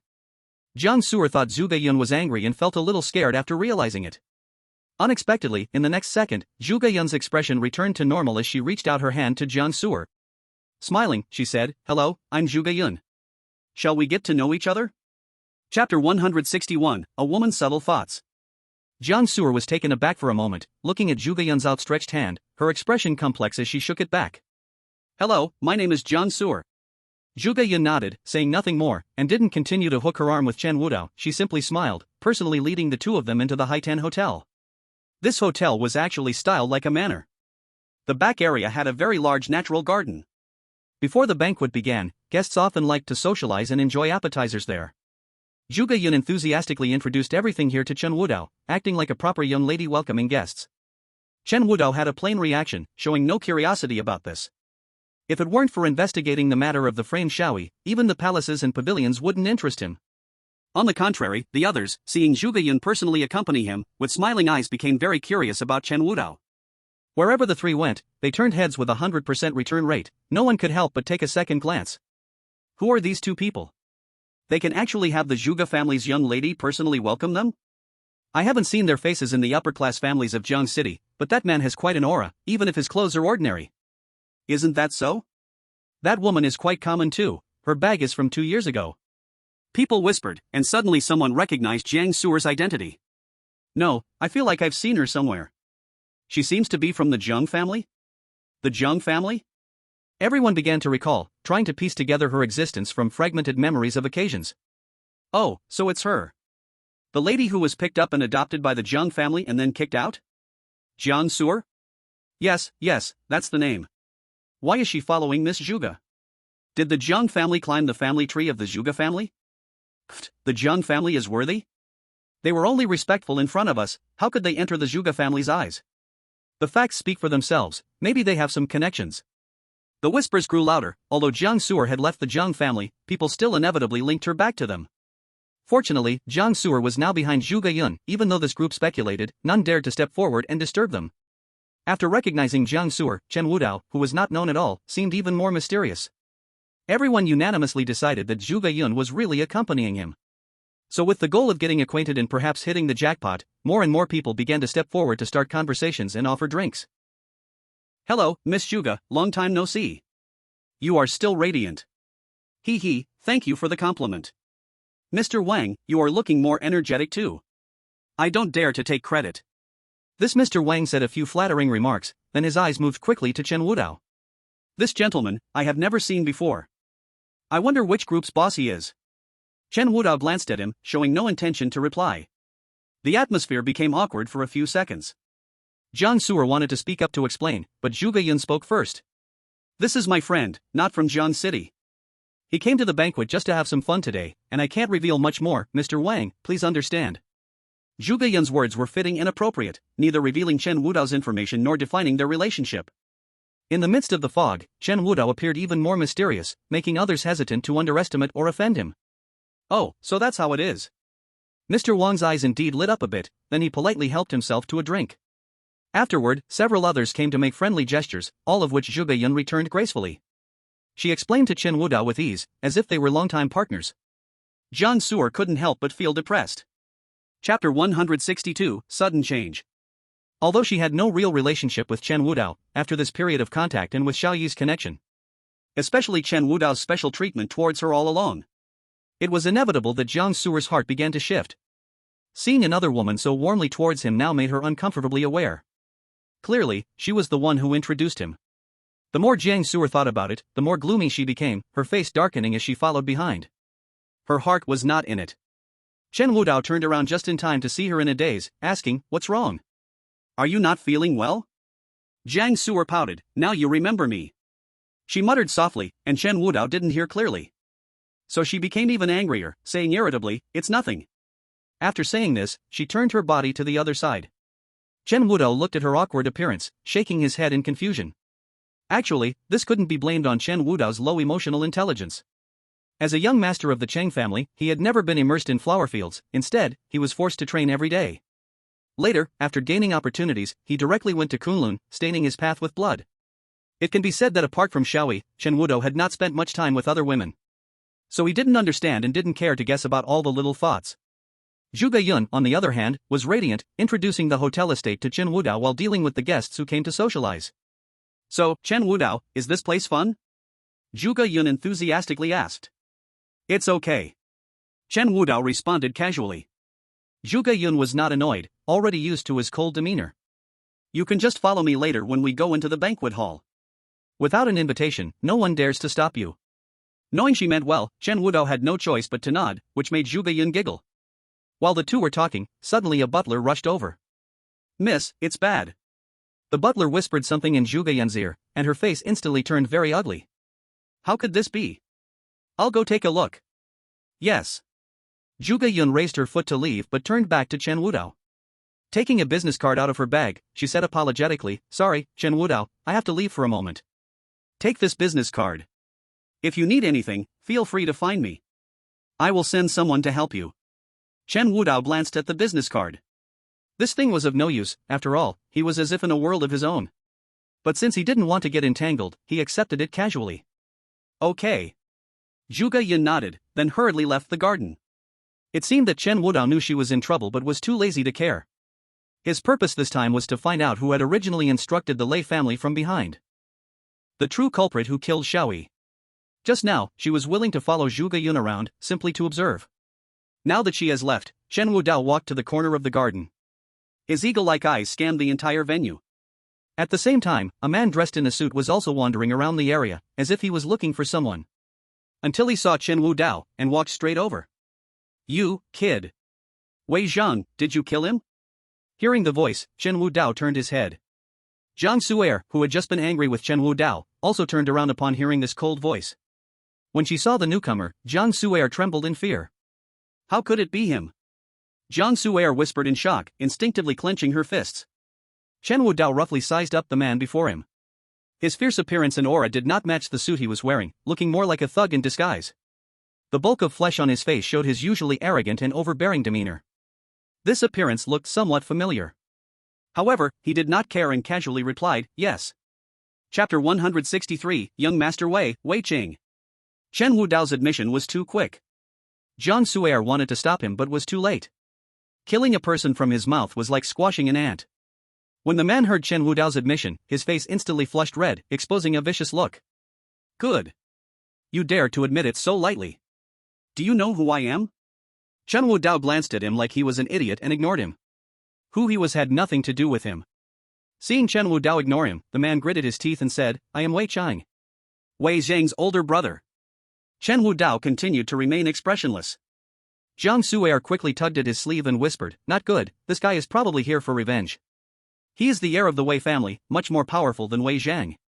Chen Wudao scoffed, so what? This kind of small character was not worthy of his attention. Chen Wudao's arrogant demeanor thoroughly angered Wei Qing. You little brat, how dare you act tough at this moment? My brother may be useless, but he is still the second young master of the Wei family. You actually dared to take his life? Don't you know how powerful the Wei family is, or do you want to die?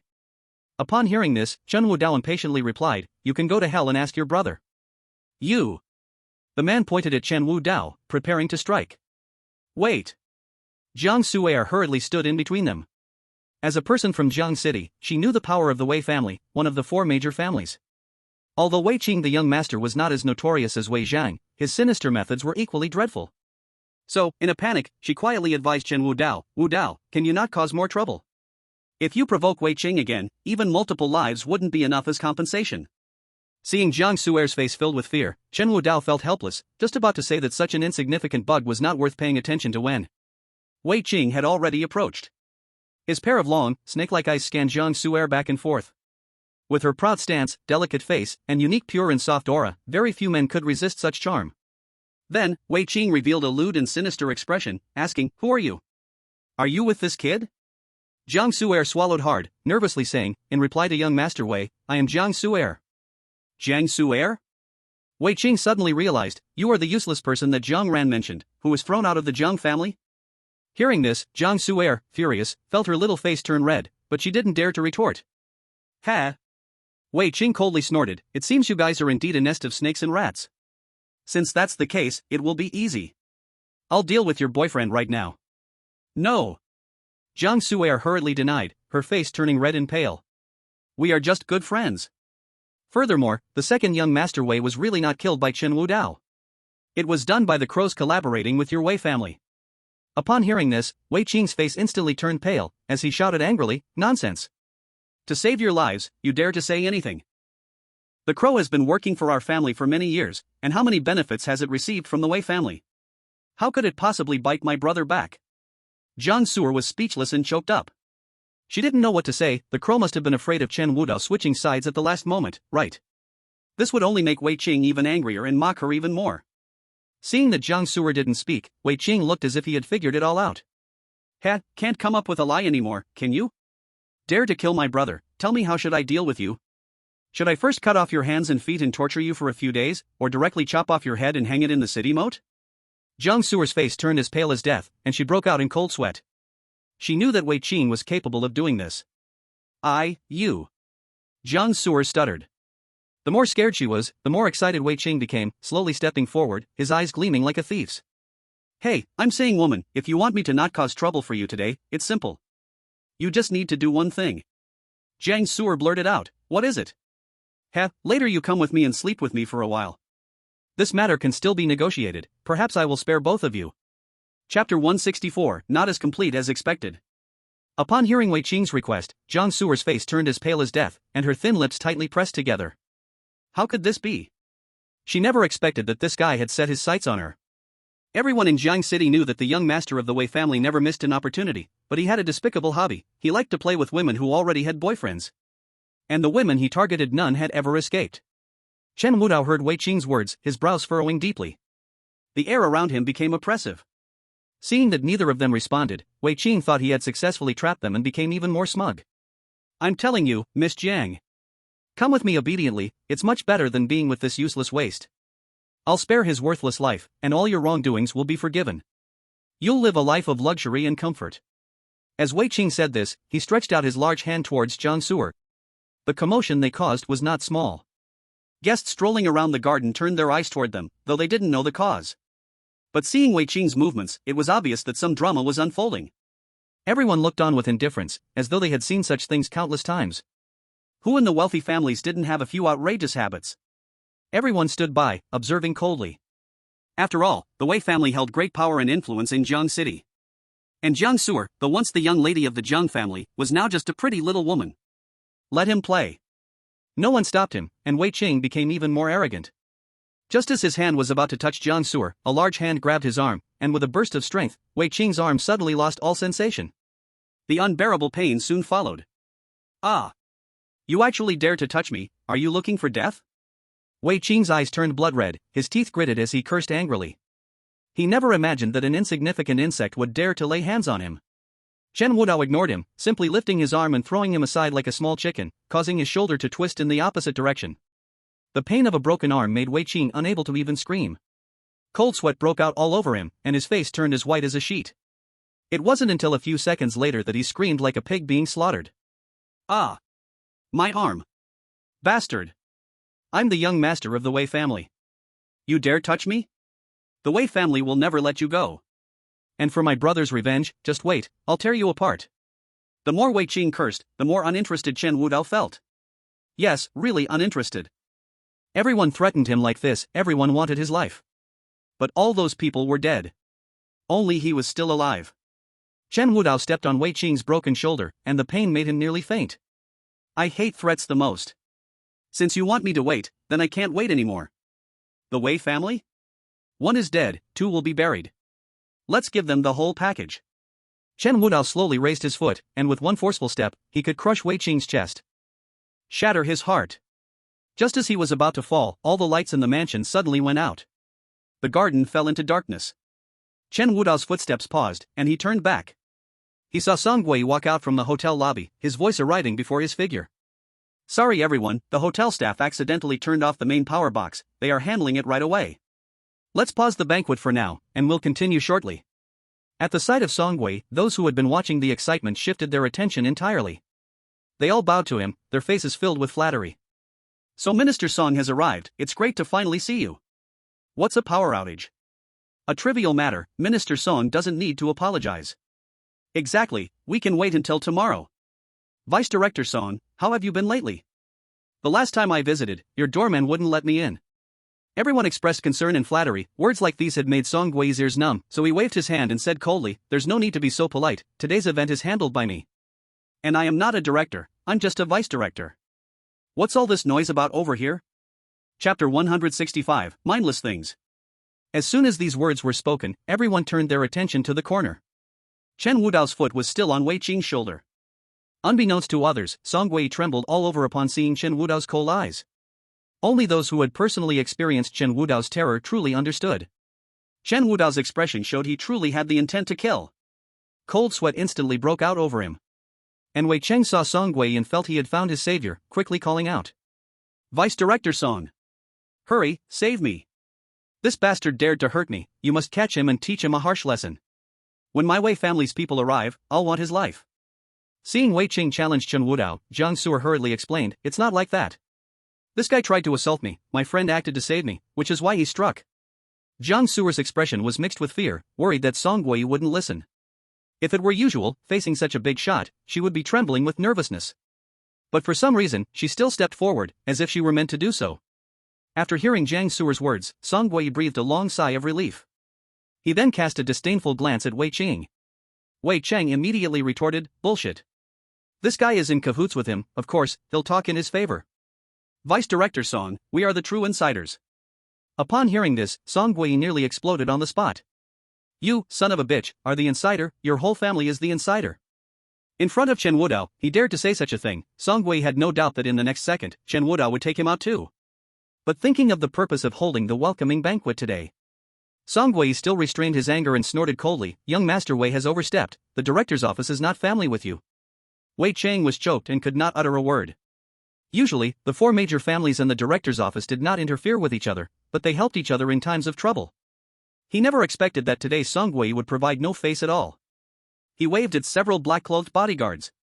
Wei Qing is causing trouble at the welcome banquet for Director Chiu, severely disrupting the order of the banquet, which is also a huge disrespect to the new director. Take him away and wait for the consequences. Yes. The black-clothed bodyguards answered swiftly, moving forward to directly grab the disabled Wei Qing. Wei Qing cried out in pain, yelling while cursing, "Song!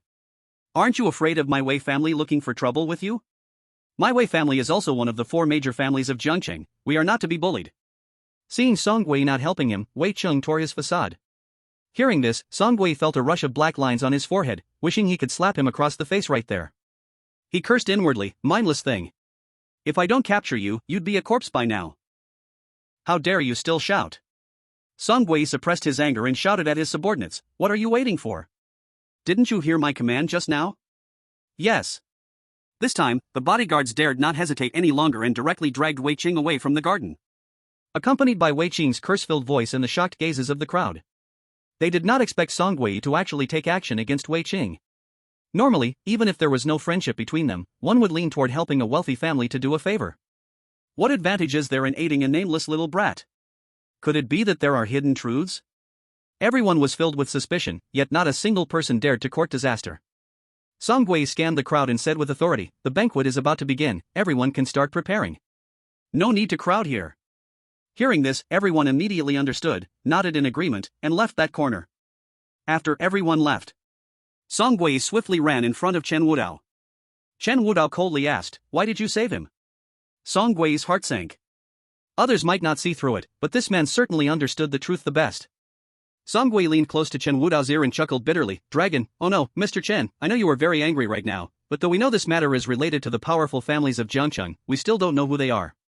It's not time to completely turn against them yet. If you act against the Wei family now, won't that alert the others? Then they will be prepared and will escape. Even if you kill everyone, it would still be hard to find the real culprit." Chapter 166, Zhuge Chinfeng. Song Gui's words were sincere, full of earnestness. Chen Wudao bowed his head in silence. He had always acted decisively, without much understanding of Zhengcheng. Previously, when he killed the Lei family, it was because he was too eager and left no survivors. Now, after a long while, Chen Wudao finally spoke softly, "All right."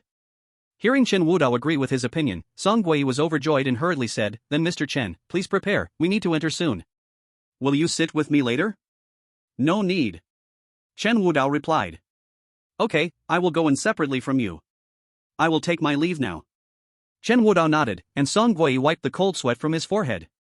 In front of Chen Wudao, even speaking felt like carrying a mountain on his back, making it hard to breathe. Fortunately, he could finally leave, and he hurriedly walked toward the backstage. Jiang Su'er, observing Song Gui's respectful attitude, took a while to come back to her senses, asking blankly, "You really know Song Gui? Otherwise? I thought you were just bragging." Jiang Su'er muttered softly. She had assumed that the invitation Chen Wudao mentioned was fake, but unexpectedly, it was real. Actually, this couldn't be blamed on Jiang Su'er. Although she had dealings with Song Gui because of Song Shan, it was merely a footnote in her life. That time, Chen Wudao was merely riding on the reputation of the god of war, Dugu. Now that the god of war is gone, yet Song Gui still treats him so favorably, leaving Jiang Su'er utterly confused. What could it be about? Just as Jiang Su'er wanted to ask more questions, the hotel doorman had already rushed over, "Two distinguished guests, the banquet is about to start, please enter." Though Jiang Su'er had countless questions, at that moment she had to swallow her words and followed Chen Wudao into the venue. As soon as the two entered the hall, they saw a bustling crowd. All the social elites and business giants of Zhengcheng were present. To keep a low profile, Chen Wudao chose a seat in the back corner. Jiang Su'er would gasp in admiration at one person and be surprised by another, completely excited. Chen Wudao, however, remained unfazed, his gaze locked only on suspicious individuals. Before long, a host appeared on stage and began to speak. "Ladies and gentlemen, first of all, we warmly welcome everyone to the welcoming banquet for the new governor of Zhengcheng. I now officially declare the banquet is open." A sparse round of applause erupted from below the stage. Actually, everyone here today understands. It's merely a change of the director and deputy director, getting familiar faces, making it easier for everyone to do things in the future. So, at least there is some basic respect. The host continued, "Next, let's welcome the main guests of this banquet, Director Chiu Hongyu. And the head of the 4 greatest families of Zhengcheng, Master Zhuge Chinfeng." As soon as the announcement was made, everyone stood up. They finally arrived. This is a big shot, it's truly an honor to see them today. John Sewer was excited and jumped up, wanting to clap. But seeing Chen Wudao sitting with an expression of I don't care, she felt embarrassed, not knowing whether to stand or sit. Why are you not excited at all? This is the top power in Jiangcheng. Jiang Sewer muttered softly. Chen Wudao didn't even lift his eyelids. That only shows that the ceiling of Jiangcheng is too low. Jiang Sewer was used to his indifference, losing the mood to argue back, and returned her gaze to the stage. She saw an old man in a Zhongshan suit and a bright woman in military attire step out simultaneously. Zhuge Changfeng greeted everyone warmly, exuding the aura of a respected elder. Qiu Hongyu scanned her surroundings, and when she saw Chen Wudao, her eyes filled with respect instantly. After a subtle nod, she regained her usual authority and calm. She completely ignored the other people. However, Chen Wudao, from beginning to end, didn't even lift his eyelids, his eyes were scanning the entire banquet hall. The mastermind behind Xiao Yi's death was hiding among them. Chen Wudao's breathing became heavier. The host wore a broad smile as he approached the two with respect, saying, "It's a great honor to have Director Qiu and Master Zhuge here. However, everyone is a bit curious, did you both agree to appear at the same time? You've truly surprised us." Down below, laughter erupted. Yes, indeed. What a coincidence. Zhuge Changfeng and Qiu Hongyu exchanged a glance. Zhuge Changfeng didn't waste words, he stepped forward and said with a chuckle, "At my age, it is truly a great honor to share the stage with Minister Qiu. Not long ago, I had the pleasure of enjoying music and tea with Director Qiu, times have indeed changed." Hearing Zhuge Changfeng's reminiscence, everyone felt a sudden chill. Then, Zhuge Changfeng skipped the pleasantries, let out a long, deep breath, and said, "After a lengthy discussion with Director Qiu, our Zhuge family is willing to assist the Directorate in any actions in Jiangcheng. And we will help Director Qiu purge the small evildoers of Jiangcheng." As soon as these words came out, the whole place was in an uproar. Chapter 167, The Beginning of Reshuffling. Zhuge Changfeng, head of the Zhuge family, has been prominent in Jiangcheng for over 70 years. In these 70-odd years, countless families have risen and fallen, yet he has firmly held the top seat among the influential families of Jiangcheng. No one dares to doubt the weight of the Zhuge family and the name Zhuge Changfeng. But the more it was like this, the atmosphere in the banquet hall grew heavier. The people who were just joyful a moment ago were now frozen, looking at each other in shock. What's going on? The Zhuge family and the Jiangcheng Directorate are teaming up? It seems that woman has established connections in Jiangcheng before taking office. With their alliance, what does it have to do with other families? The crowd began to whisper, their thoughts varied. Some felt that such big shots were doing things unrelated to themselves. They thought it wouldn't touch them anyway. Others felt uneasy, as the phrase about purging small evildoers struck at their vital points. In the business world, who doesn't have a few dirty debts left from their rough past? Even now, many are still testing the waters in the gray areas. Previously, everyone was a black crow, and no one minded whose hands were dirty. They tacitly adjusted the rules of this city. But now, the bell has tolled. Jiang Sewer sat in the corner, clicking her tongue twice. A smug look on her face. Chen Wudao, rarely curious, spoke up, "What are you so happy about?" "Hee, if the new inspector and the Zhuge family join forces to crack down on Jiangcheng, it will be a major reshuffling. The guys who used to bully others and monopolize the market will surely be exposed. Although I won't benefit in the short term, a clearer trade environment will always be good for the development of our small company." Chen Wudao's mouth twitched, not so stupid after all. Humph. Jiang Sewer playfully snorted, happily surveying the gloomy faces below her. Among them were a few familiar faces, all affiliated with the four major families. With ulterior motives, just hearing one sentence made them flustered. Is this woman giving us an early warning from the new official? Humph, warning? I say she's making a name for herself, otherwise, how would she dare to make such a public announcement? Jiangcheng is so big, why did she specifically choose the Zhuge family? This old man must have been working hard behind the scenes. This is a sign that she plans to go after the other major families. While everyone was panicking, there was also jealousy and resentment toward the Zhuge family, with many casting hostile glances. Beneath the big tree, it's easier to find shade. Everyone hoped their own support wouldn't fall while they were thriving. Qiu Hongyu observed the expressions of everyone present, remaining silent. Zhuge Changfeng, on the other hand, laughed heartily. Today, the Zhuge family was showcasing their power, and with the inspector backing them, the family's future development would only thrive. In contrast to his beaming face, the remaining members of the three families looked gloomy. However, they were seasoned old foxes, not prone to superficial reactions like the younger generation. Silence was filled with calculations. Seeing the crowd in chaos, Qiu Hongyu didn't speak. After a long pause, she finally interrupted everyone's discussions quietly. "Everyone, we just discussed and communicated. Do you have any answers in your hearts now? Do you all have any opinions on our collaboration between the inspectorate and the Zhuge family? After all, I've just taken over the job in Jiangcheng, and there are many things I don't understand. I need to hear everyone's suggestions. Qiu Hongyu's words sounded polite, but were filled with hidden meaning. With such a big hat on, who would dare to publicly refute and offend? It was merely a pleasant act of receiving a dirty pot. Yet even knowing the outcome was set, no one dared to be the first to respond. After all, many families hid their dissatisfaction deep inside. Although the Zhuge family was indeed powerful, having suppressed Jiangcheng for nearly 100 years with no one daring to defy them, Zhuge Changfeng was getting old. With no heir, only Zhuge Yun would ultimately be unable to accomplish anything significant.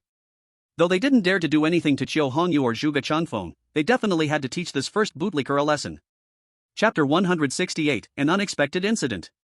As no one responded for a long time, Zhuge Changfeng's expression darkened a bit. He asked slowly, "It seems everyone has opinions, do you not support the inspectorate and our Zhuge family?" His words brought even more silence. The atmosphere became awkward. Just as Qiu Hongyu was about to speak, someone in the audience moved. It was the Zhao family, which had been silent until now. Head of the Zhao family, Zhao Wenping, stood up, speaking in a calm tone, "You two are joining forces for the development of Jiangcheng, to eliminate evil and create a clear environment. As residents of Jiangcheng, we couldn't be happier. How could there be any reason not to support you? The Zhao family first expresses unconditional support for your work." Zhao Wenping's steady words attracted everyone's attention. Chen Wudao looked over and whispered, "Is this a Zhao family person?" Beside him, Jiang Suer nodded, secretly thinking she finally had her use. She began to introduce him. This family head is named Zhao Wenping, the youngest among the families. He usually acts very low-key, and there are almost no scandals about him. One thing worth mentioning is that the Zhao family once fell into an economic crisis, and the family entered a period of decline. It was this Zhao Wenping who took over and preserved the family's glory. Back to the peak again. Jiang Suer spoke with undisguised admiration, showing that this person had a good reputation in Jiangcheng. Chen Wudao paused for a moment, then continued to ask, "Is there anything else special about him? Like quirks, habits, or features?" Jiang Suer thought for a long time and shook her head. Never, the Zhao family has always been watertight. This head of the family is no different, few outsiders know him. The simpler Jiang Suer spoke, the deeper Chen Wudao's attention to Zhao Wenping became. His black eyes, hidden behind golden-rimmed glasses, seemed to hold something inside. Chen Wudao averted his gaze and returned to normal. At the banquet, with Zhao Wenping speaking first, the wind direction instantly changed. Everyone stood up, raising their glasses and congratulating, "Yes, yes, we definitely support the minister and the Zhuge family. If you two need anything from us, just say the word. We will do our utmost. Thanks to Minister Qiu and head of the Zhuge family for holding the fort. We small families can finally catch our breath." Listening to these words, Qiu Hongyu and Zhuge Changfeng smiled with their eyes but not their lips and nodded. Qiu Hongyu also noticed Zhao Wenping. Being able to speak in such an occasion without provoking attacks from other families shows considerable wisdom. She didn't express doubt on the spot but turned to Zhuge Changfeng. "Head of the Zhuge family, since this matter is settled, let's take our seats. A simple meal and a chance to see each other, and we can wrap it up." "Good, good, good." Zhuge Changfeng replied with a big laugh. As he brushed his beard and stepped down the stairs, suddenly his pupils constricted, and his body stiffened. Qiu Hongyu paused, "Head of the Zhuge family, what's wrong?" She didn't wait for Zhuge Changfeng's response, but rather heard the sound of him falling to the ground, frothing at the mouth. The sudden accident stunned everyone in the room. Including Qiu Hongyu, they were all dazed for 2 seconds. Then her eyes blazed with intensity as she said loudly, "Get someone, surround the scene. Quick, see what happened to the head of the Zhuge family." "Yes." The minister's soldiers immediately took action, surrounding the banquet hall with several layers inside and out. A few who understood first aid jumped up to the stage and began to examine him. Chapter 169, Betting with Life.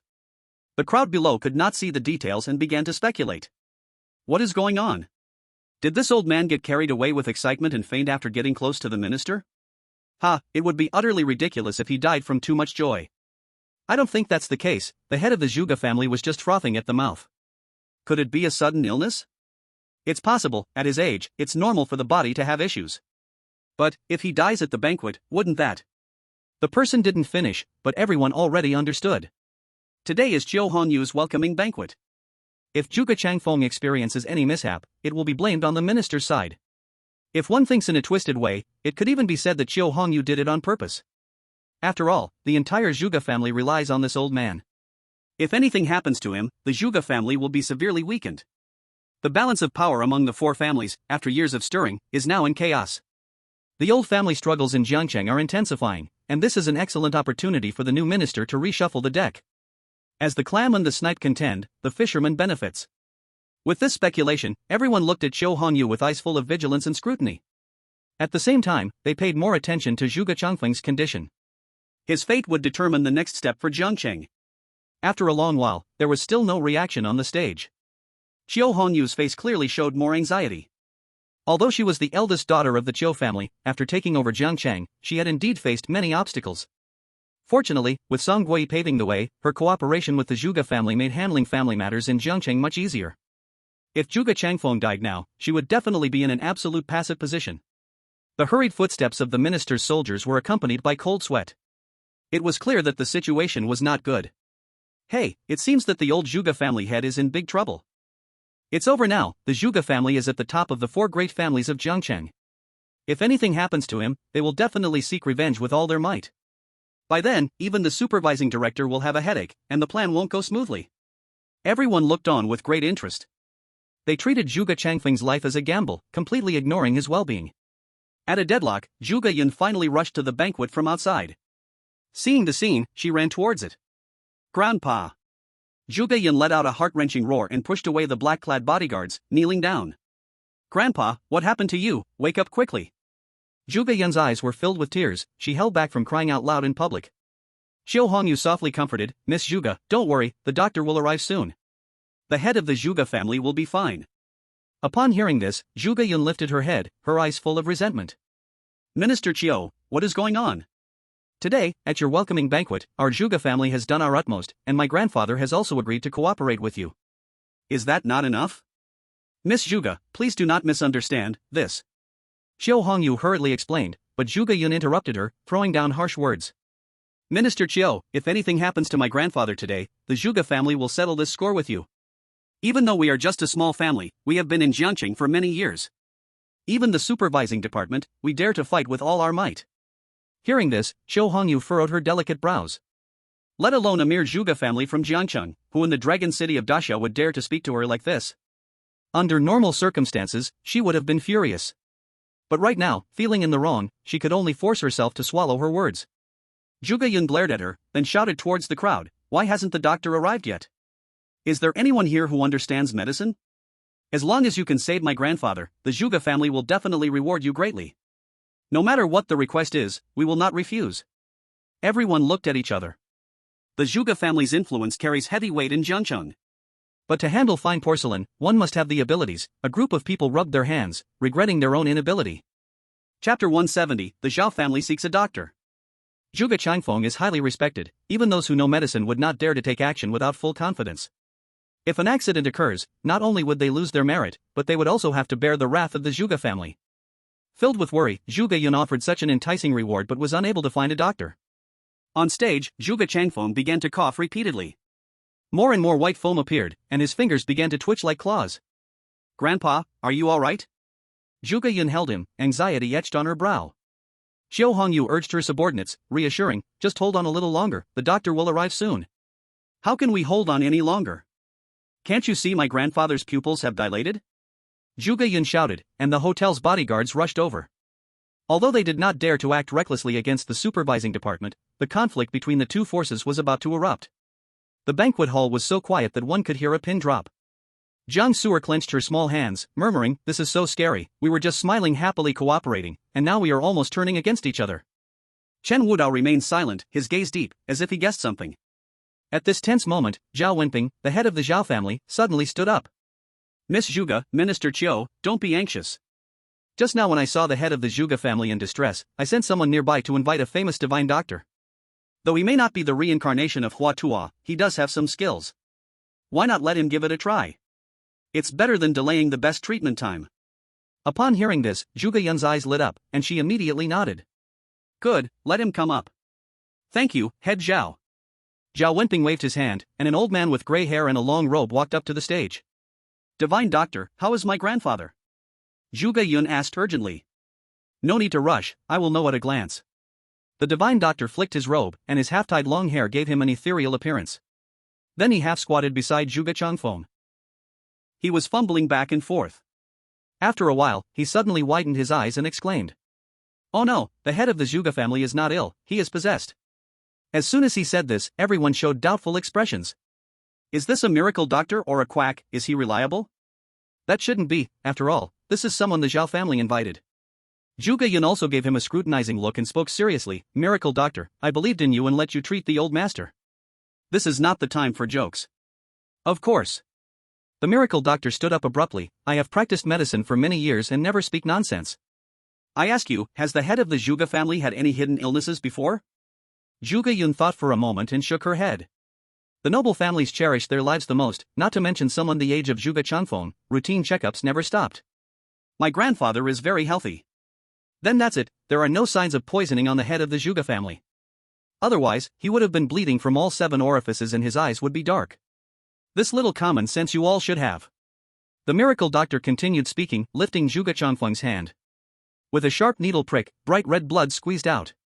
Not poisoned. This miracle doctor has some skills, could it really be possession? People below were whispering, and Zhuge Yun was also shaken. Miracle doctor, what should we do now to wake my grandfather up? It's simple, clear the room and I'll start the treatment. The miracle doctor held his head high, his eyes rolling around. The process of my treatment cannot be seen by outsiders, as it would affect the healing effect. If Miss Zhuge does not agree, then I can do nothing. Zhuge Yun thought for a moment and agreed. All right. Steward, ask everyone to leave. Today at Haitian Hotel, we will make it up for our inadequate hospitality another day. Chapter 171, Miracle Doctor? Killer Doctor? Yes. The steward obeyed and immediately led the bodyguards to clear the room. Some people in the audience were unwilling. What's going on? Isn't today the welcoming banquet for the new minister? How can the Zhuge family just kick people out? Exactly, even if we don't care about the new minister's face, there are so many noble guests. Zhuge Miss is a bit too domineering. I say this as a quack, deliberately seeking presence here. Leaving like this would make it seem like we fear the Zhuge family. I don't want to bow my head. Everyone complained, unwilling to leave their seats. The bodyguards felt very troubled. Even with the young lady's command, they didn't dare to move against so many big figures. The consequences could be even worse. On stage, the miracle doctor impatiently urged, What's the matter, Miss Zhuge? If people don't leave, I can't start. If we delay any longer, the old master will lose all hope. Zhuge Yun bit her lip anxiously. This was her first time encountering such a situation, which made things very tricky for her. Forget it, save grandfather first. Just as Zhuge Yun was about to order a violent eviction of the guests, Chen Wudao suddenly stood up and walked towards the stage. The bodyguards quickly blocked him, scolding, Hey, kid, are you looking for death? You dare to show up at this time? Chen Wudao coldly glanced at him, the deep killing intent in his eyes stared him into trembling. What do you want? Someone, drag him out. The bodyguards called for help through the intercom. The big shots did not dare to move, an unknown brat was just right to make an example of. A few were about to take action when Zhuge Yun happened to catch sight and recognized Chen Wudao, shouting, Don't touch him, he is my friend. The steward rushed over and kicked the bodyguard away. Are you blind? Just now, the young lady was accompanying him around the garden. How dare you shout? It was my subordinate's fault, I failed to recognize a noble guest. The steward smiled at Chen Wudao and immediately invited him onto the stage. Seeing Chen Wudao, Kyohanju was full of respect, trembling all over. If it weren't inconvenient at the venue, she would have bowed deeply and even knelt down on the spot. Zhuge Yun, on the other hand, was teary-eyed. Seeing him, she felt an unexplainable sense of relief, and the previous domineering aura faded away. Wudao, I'm sorry for not taking care of you today, troubled you to leave first. No problem. Chen Wudao lightly responded, then his eyes fiercely locked onto the divine doctor. The divine doctor felt a chill all over, forcing himself to remain calm as he said, You little brat, how dare you be so rude to me? Just a sneaky con artist. How do you want me to treat you? Chen Wudao's cold remark drew the attention of everyone present. Zhuge Yun immediately stood by his side. Chen Wudao, what are you saying? My grandfather still needs the divine doctor to save him. Save him? Your grandfather's condition was caused by this guy. Chen Wudao's words were shocking. Then he pointed to the so-called divine doctor's sleeve. I just saw him secretly fiddling with his sleeve, sneakily putting a cursed insect into the old man's ear. What? Zhuge Yun exclaimed, and Xiuhong Yu showed signs of anger. The divine doctor gasped, stamping his foot and cursing. Damn! You little brat dare to slander me!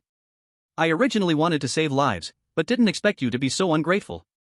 Miss Zhuge, if you don't throw this little brat out, I will never treat the old man.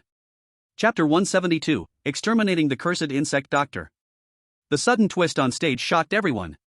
Never expected someone like Chang Yaojin to directly confront the divine doctor. Who is this kid? Haven't seen him before? Doesn't seem to be from Jiangchang. Before the banquet started, Zhuge Yun was still walking in the garden with him. He must have an unusual background. I see, no wonder he dared to step forward and speak. Now there's a good show to watch. Who will Miss Zhuge believe?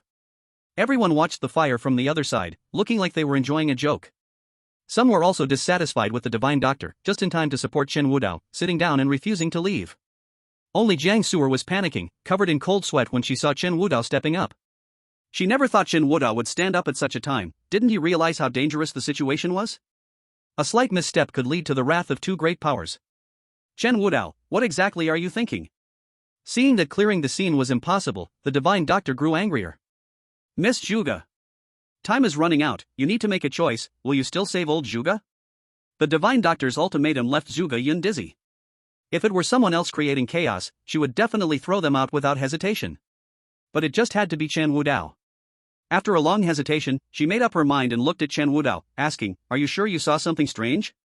If we offend the divine doctor, my grandfather will be lost." Chen Wudao did not answer but took a few steps closer to the divine doctor. The old man was so frightened that he trembled, hurriedly cursing, "You little brat, what are you trying to do? Lacking manners. Offending me will bring punishment." As he cursed, he secretly fiddled with his sleeve. Chen Wudao's gaze was sharp, and he grabbed the divine doctor's neck and threw him to the ground.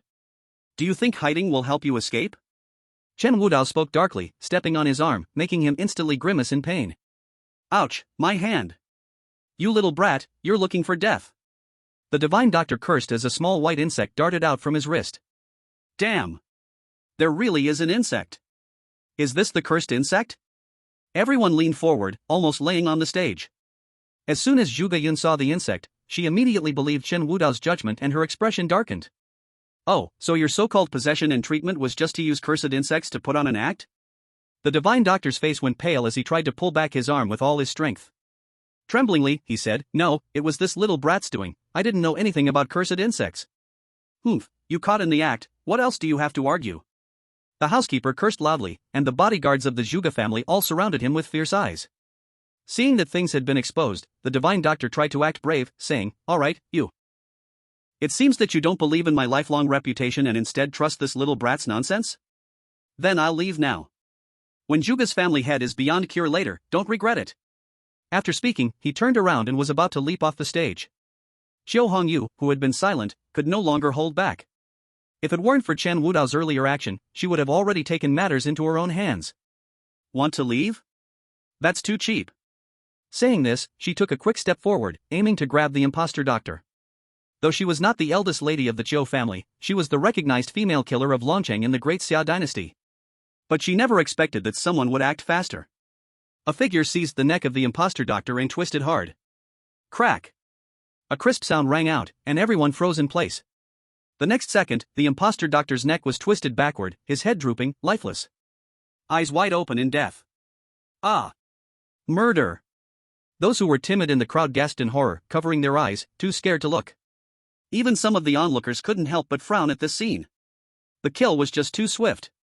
Seeing the doctor killed, Xiao Hongyu was about to explode. She had obviously had a chance to catch him and interrogate him. Yet, he was eliminated before she could act. Who? She, along with the others, looked over, only to find that it was Zhao Wenping's personal bodyguard who had taken action. Chapter 173, Mother and Son Double Bug. Before Qiu Hongyu could question anything, Zhao Wenping took the initiative to speak up. "Sorry, Minister Qiu. Sorry, Miss Zhuge, I really didn't expect this guy to be a quack. I only wanted to resolve the family head Zhuge's serious illness nearby out of goodwill, but I was fooled and almost caused a big problem. I apologize to both of you, please don't hold it against me." As Zhao Wenping said this, he bowed deeply, his attitude extremely humble. This was very uncharacteristic of someone from one of the four great families. Moreover, he spoke with such sincerity that it left little room for further discussion. Qiu Hongyu felt an air of frustration, unable to find a reason to interrogate. The imposter doctor was dead. As for his origins, it was naturally up to the Zhao family to decide. Zhao Wenping insisted he didn't know him, claiming he just passed by for a consultation. There was nothing she could do. "Good, very good," Qiu Hongyu murmured, shaking off her hands. Zhao Wenping, visibly more bent, endured the abuse silently, not saying a word in protest. Everyone present, being sly old foxes, seemed to understand something about the situation. The Zhao family was up to something. From inviting someone to abruptly silencing them and then apologizing, it all felt strange. However, since both Zhou Hongyu and Zhuge Yun hadn't spoken up, it naturally wasn't their turn to say anything. In the end, the frozen atmosphere of the banquet was shattered by Zhuge Changfeng. Just a moment ago, he had foamed at the mouth and had begun to twitch, his body shaking violently out of control. "Be careful." Chen Wudao, with quick reflexes, stepped forward and pulled a handkerchief from his suit pocket to stuff in his mouth. This prevented Zhuge Changfeng from biting off his tongue. Zhuge Yun, frightfully pale, exclaimed, "Grandfather." Zhou Hongyu crouched down to check, saying sternly, "This is bad." The Zhuge family head's heart is in chaos, his vital energy is colliding within him. If this continues, the outcome will be grim. What do we do? Where's the doctor? Why hasn't the doctor arrived yet? Zhuge Yun, holding Zhuge Changfeng, finally shed tears, filled with helplessness. Zhou Hongyu showed a worried expression. Such symptoms, if an ordinary doctor were to arrive, would probably be of no help at all. Gritting her teeth, Zhou Hongyu directly mobilized all her vital energy and poured it all into Zhuge Changfeng, trying to stabilize the backlash of the poisonous insects. She tried to stabilize his heart and buy some time. Aside from that, there was no other method. Zhou Hongyu looked hopefully at Chen Wudao, he was the only one present who could assist. Chen Wudao understood her meaning. If it were ordinary times, he wouldn't care about these trivial matters. But at this moment, wanting to fish. Not to mention Zhuge Changfeng's importance to the upcoming plans for Zhangcheng. After a moment of silence, Chen Wudao finally spoke, "Step aside. Let me take a look." As soon as Chen Wudao spoke, Zhou Hongyu immediately joyfully stepped aside. "I obey your command." Zhuge Yun hesitated for a few seconds, not yet able to ask, when Chen Wudao said, "The evil doctor just now used a curse, sending a child worm into the body, disturbing the vital energy and blood. Now, the evil doctor is dead, the mother worm is also dead, and the child worm has lost its connection, so it is rapidly causing trouble, releasing toxins within him." Chen Wudao spoke casually as he unbuttoned Zhuge Changfeng's clothes. His skin was covered with dark purple marks, the lines gradually spreading towards his heart. "What?" Zhuge Yun's face instantly turned pale upon hearing this. Zhuge Yun covered her mouth and instinctively grabbed Chen Wudao's arm, pleading, "Wudao, you have a way to save my grandfather, right? I can only rely on you now." Upon hearing this, Chen Wudao paused, casually pushed Zhuge Yun's hand away, and said with a blank expression, "I can't cure this child worm's poison, I don't know medicine. But I can try to force the worm out." Chapter 174, He is not a fraud. What child worm, mother worm? Hearing this, Zhuge Yun felt anxious and uneasy. Fortunately, there was a glimmer of hope. She hurriedly said, "Okay, as long as it can save my grandfather, any method will do. Do I need to prepare anything?" Chen Wudao shook his head and laid Zhuge Changfeng flat on the ground. Just as he was about to press his hand on the chest to locate the child worm, a middle-aged man came running from a distance, shouting loudly. "Wait!" Zhuge Yun turned her head, "Second uncle?" Chen Wudao frowned as he realized he was interrupted, and Zhou Hongyu quickly whispered a reminder, reporting to the Dragon Master. The person coming is Zhuge Changfeng's younger brother, Zhuge Changlong. The Zhuge family had dominated Jiang City for many years, relying entirely on Zhuge Changfeng to maintain the operation of the entire Zhuge family. Few knew that the Zhuge family was actually a duo of tigers. However, because Zhuge Changfeng was too famous, Zhuge Changlong had always been overshadowed. Even Zhou Hongyu had not expected Zhuge Changlong to appear at this moment.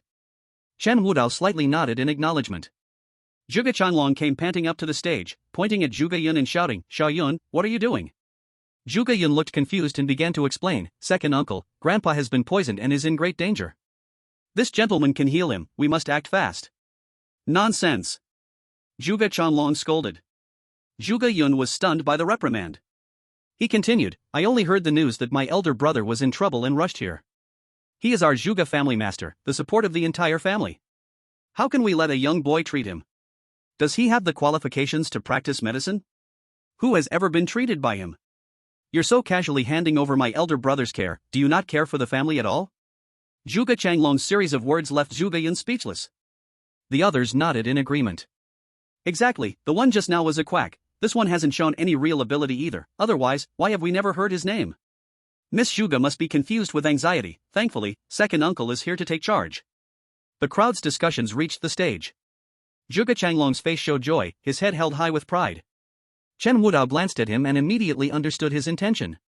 Though he accused Zhuge Yun of underestimating Zhuge Changfeng's life, this guy, who only knew how to put on a front, wasn't any better. Chen Wudao was naturally indifferent, although he understood, he was also too lazy to expose it. But down below, Jiang Su'er, hearing these criticisms, became displeased and bravely stood up. Wudao, he is not a fraud. I can vouch for him. He would never lie, as long as he says there is a way, he will definitely solve it. Everyone turned their heads to listen. Seeing Jiang Su'er, they all scoffed. Zhuge Changlong also displayed the superiority of a higher-up, sizing her up from head to toe. I already knew your name, the abandoned daughter of the Jiang family, Jiang Su'er? Jiang Su'er was caught off guard and nodded gently. Zhuge Changlong rolled his eyes. Humph, just a little girl like you is coming out to vouch for someone else. What do you think you are? Just a humble, lowly family outcast. If it weren't for coincidence, you probably wouldn't even have the right to attend today's banquet, would you? Zhuge Changlong's words pierced the heart, causing an uproar of laughter in the room. Jiang Su'er's face instantly turned red, but seeing Chen Wudao still mustering the courage to retort, she pressed on. Mr. Zhuge, I am indeed just an insignificant person. But Chen Wudao is not, I believe he has that ability. Enough! Zhuge Changlong interrupted her, scolding harshly, Girl, don't take my kindness for weakness. I'm only letting it go because you're a woman. My brother's life cannot be tied to worthless people like you. If anything happens, don't say you alone can't make amends. The entire Jiang family will have to pay the price. Humph, do you still think you can bear that? Chapter 175, Solve the Problem at its Roots. Zhuge Changlong's words hit Jiang Su'er's head like a hammer, leaving her dizzy. She dared to stake her own future, but she couldn't recklessly gamble the entire Jiang family. At that point, not to mention Jiang Ran and the others would tear her apart, even her grandfather would be implicated. After much consideration, Jiang Su'er dared not speak carelessly anymore. Seeing Jiang Su'er's aggrieved expression, Chen Wudao sighed softly. This woman was trying to think of him, her attitude and nature had improved, but her heart was still too soft. Heh, you know how to choose your battles. Zhuge Changlong spat on the ground, utterly disregarding the two. Just when Chen Wudao was about to directly eliminate Zhuge Changlong, this noisy irritant, to help Jiang Su'er vent her frustration, Zhuge Changfeng, lying on the ground, suddenly began to roll back and forth. At the same time, the bluish-purple marks visibly increased, gradually spreading upward. Signs of poisoning were also evident on his face, his condition was worsening. Chen Wudao turned around and saw that Zhuge Changfeng was now breathing more out than in, and couldn't help but sigh, we can't delay any longer. In Chen Wudao's eyes, the solution to the problem was simple and brutal. Since someone was blocking the way, then removing that person was the answer.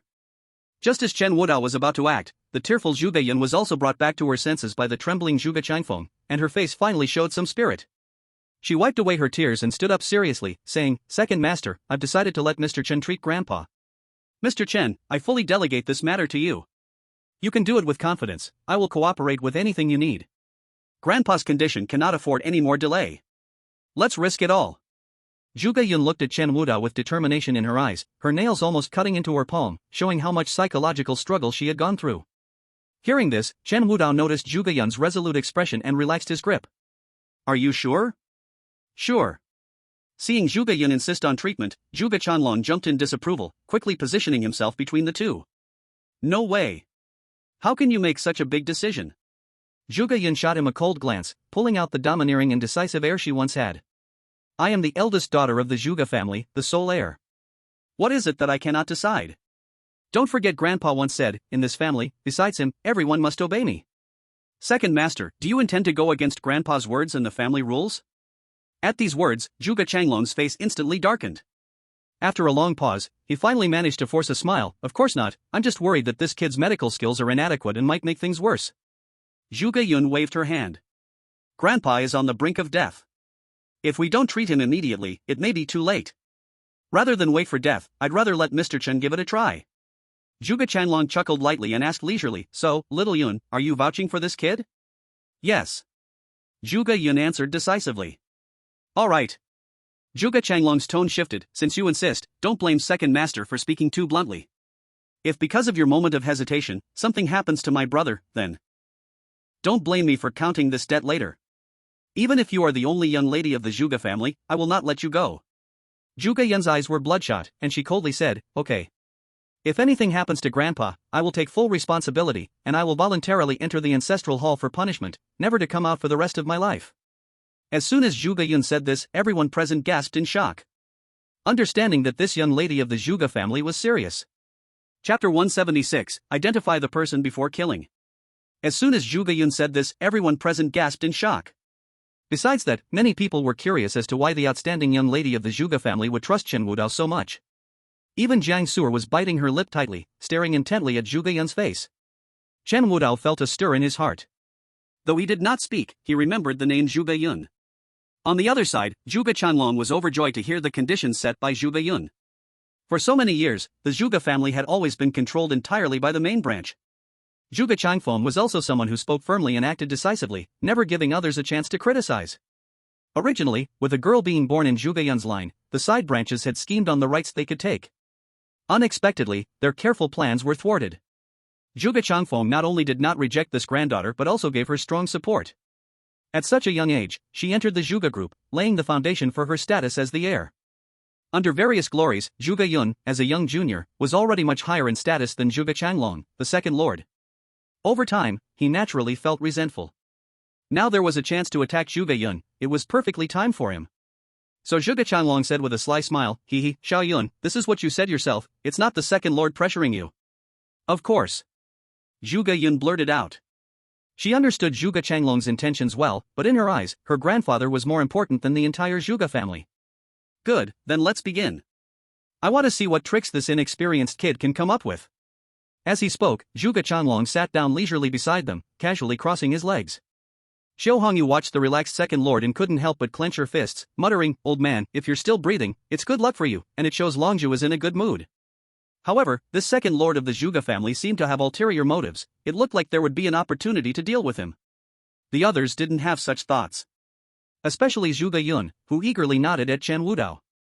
Chen Wudao helped Zhuge Changfeng up from the ground, accurately finding several acupoints on his back. The poison in Zhuge Chanfeng was not too brilliant, while there was a certain deceiving effect, it could be well resolved if he mastered the technique to remove it. Chen Wudao did not lie to Zhuge Yun, he really didn't know medicine. Compared to the astonishing medical skills of the ancient medical clinic, he was better at killing. But to kill, one must first be familiar with all human structures. So Chen Wudao was well versed in all the acupoints on a person. After sensing the writhing of the worms within Zhuge Changfeng's body, Chen Wudao first directed his palm force through his governor meridian, striking the Dazhui, Lingdao, Jiang, Shindao, and Yamen acupoints. Hot energy surged from the bottom to the top, and the poisonous lines with blue and purple marks were stimulated, surprisingly being controlled by Chen Wudao to converge in one place. This operation stunned everyone. Zhuge Yun and Jiang Su'er widened their eyes. They didn't expect Chen Wudao to have such skills. Zhuge Chanlong put his legs down, feeling a pang of doubt inside. Could this kid really have some skills? Then Chen Wudao used his palm force again to stimulate the Fingfu, Naohaks, Haoding, and Shangqing acupoints. Toxic lines instantly surged, rampaging under the skin. Zhuge Yun screamed in fright, "What's happening? Wasn't he stable just a moment ago? To force out the toxins and the larvae together will inevitably cause some damage." "Don't panic." Chen Wudao's calm tone soothed Zhuge Yun's heart. She looked at Chen Wudao with eyes that softened a bit more, and the warmth in her heart grew stronger. Chen Wudao did not notice her expression, fully focused on the action in his hands. Thus, after clearing several spots like Xinting, Shuigo, Dui Duan, and Yinjiao, the toxic line shot up all at once. Before anyone could react, Zhuge Changfeng bent down and spat out a mouthful of black blood. Among it was a small white worm wriggling wildly. With a vomit, it caught everyone's attention. Chen Wudao reached out and touched his neck, confirming his breathing was steady. He stepped on the worm and the black blood and squished it dead. Chapter 177, Saving Zhuge Changfeng. At the same time, Xiao Hongyu and the doctors invited by the Zhuge family rushed over. Seeing Zhuge Changfeng spitting black blood was initially a shock, and then they quickly began checking him on the spot. After a series of equipment operations, the doctor took off his white coat. "Miss Zhuge, the insect in your grandfather's body has been forced out. Although there are still toxic residues in his body, his blood flow is normal now, and he is no longer in absolute danger. But I detected that this poison is extremely severe. Even if it's just a residue, the instruments will need more than a week to prepare the antidote. Thank goodness you acted decisively to purge the poison. If you had delayed a few more minutes, the consequences would have been unimaginable." Upon hearing this, Zhuge Yun's tears flowed uncontrollably. "Really? That's great. Grandpa is finally okay." Zhuge Yun hugged Zhuge Changfeng and cried loudly, finally letting go of her anxious heart. The people present were left astounded. Wow, it really worked? Just now, the Zhuge family head was on the verge of death, yet he succeeded? This is the doctor of the modern age, like Hua Tuo alive today, forcing the poison out. No wonder Miss Zhuge respects and treats him so politely. Who would dare offend such a peerless doctor? The crowd below buzzed with discussion, their eyes toward Chen Wudao filled with awe. They no longer dared to speak to him rashly like they did before. Doctors, no matter the social class, hold a very high position. No matter how rich or powerful a person is, they cannot escape the cycles of life and death. And doctors are extremely important in this process. No one can predict when they might face life and death matters and need to go to their door. Therefore, the noble families, who had previously looked down and ridiculed him, all rushed up. They showered praise and flattery on Chen Wudao. Mr. Chen is truly remarkable. No wonder you could see that fraud's tricks at a glance. I said Mr. Chen is a talented young man who keeps a low profile, he must be an extraordinary person. Mr. Chen, can I keep your contact information? If you need any help in Jiang City, just let me know. As they spoke, business cards were handed to Chen Wudao one after another. Chen Wudao merely glanced at them faintly, then turned his back to the crowd, choosing to ignore them. He had seen too many opportunists like this. Aside from disgust, he felt nothing more. Moreover, he was not a miracle doctor and did not possess any medical skills. The embarrassed executives took a few steps back, though they felt angry inside, they did not dare to speak out. Standing to the side, Zhuge Changlong was displeased. Before Zhuge Yun could pull herself from her joy, he jumped into the center of the banquet. No, that's impossible. This kid must have just gotten lucky, the doctor needs time to prepare the antidote, and he just poked him a few times to succeed? Zhuge Yun dried her tears, her face showing anger. Second master, this can only show Chen Wudao's medical skills are profound. Is it too picky to say that timely diagnosis and treatment are a flaw? Zhuge Changlong was momentarily speechless and argued, you have been deceived by this kid, but I haven't. He must have done something while everyone wasn't paying attention. If you don't believe me, search him. You. Zhuge Yun was so angry her chest rose and fell. Unfortunately, he is an elder, and the dirty words that came to his mind were swallowed back down. Just as the two faced off with their stubbornness, Zhuge Changfeng slowly opened his eyes. He, exhausted, pointed at Zhuge Changlong and cursed, you rascal. How dare you offend my lifesaver? Apologize immediately. Chapter 178, Refusing Kindness?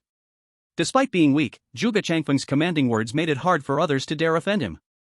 Zhuge Changlong's legs went weak instinctively, after all these years of being suppressed by this brother, yielding had become a habit.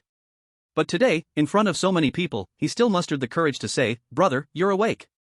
I'm just looking out for you, worried that this kid might deceive you. Shut up. Are you not going to apologize?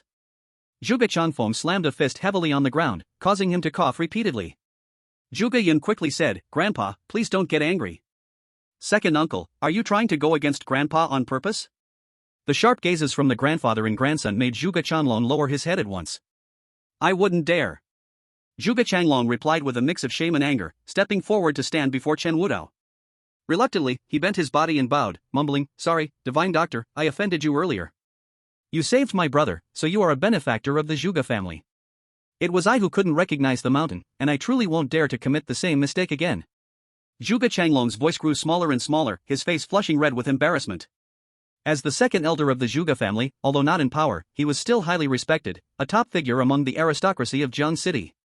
Being publicly slapped in the face and then having to admit fault made him feel utterly humiliated. But Zhuge Changfeng's words were not to be defied. Though he was old, even his cards, if pressed down, could crush him alive. What he thought was a chance to seize power ended up being an opportunity for him to embarrass himself. Chen Wudao saw Zhuge Changlong apologize. He neither responded nor rejected. The awkward Zhuge Changlong wished he could find a hole in the ground to hide in. In the end, it was Zhuge Yun who couldn't watch any longer, stepping in to mediate. Alright, since it was a misunderstanding, let it go. Second uncle, you can head off now, I'll take care of Grandpa. Yes, Mississippi. Zhuge Changlong didn't dare raise his head again and hurriedly changed his address. Then he swiftly slipped out of the venue. The crowd below wore various expressions, silently watching this farce without daring to speak. Zhuge Changfeng was alive, and the Zhuge family's status was still unshakable. Who would dare provoke them? On stage, with Zhuge Yun's support, Zhuge Changfeng propped himself up. Politely, he said to Chen Wudao, Esteemed one, I heard everything just now. Thank you for saving my life. If it weren't for you stopping that man from acting against me and applying your skills to drive out the poison, I would have already stepped into the halls of Yama. Chen Wudao waved his hand dismissively, no need, saving or not saving you is irrelevant to me. Zhuge Changfeng paused, someone was actually pushing away the Zhuge family's kindness? Zhuge Yun was also stunned for a moment, her pretty face turning red. Could it be because of her? Just as she shyly wanted to say something, she saw Chen Wudao pull over Jiang Su'er from the side.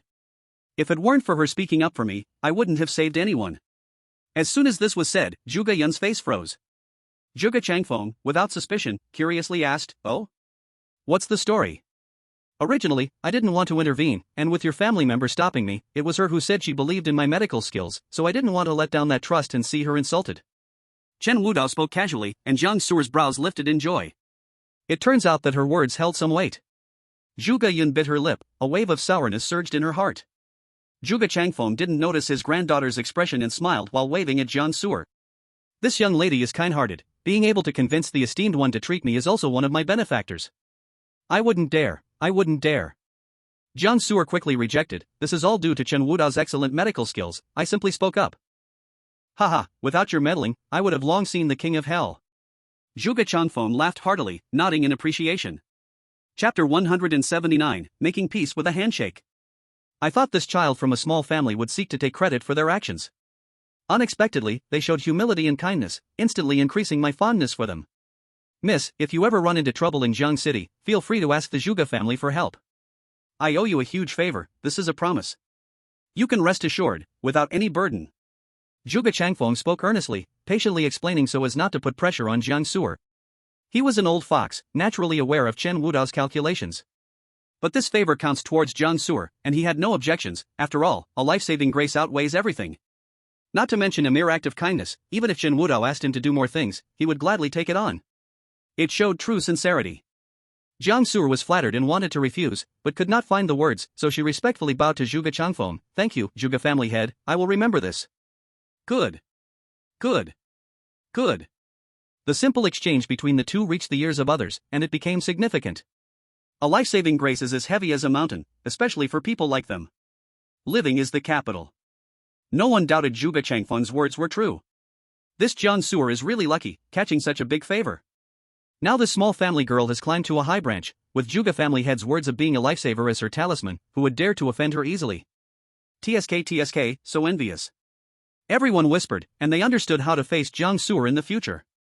What Zhuge Changfeng wanted was exactly this effect.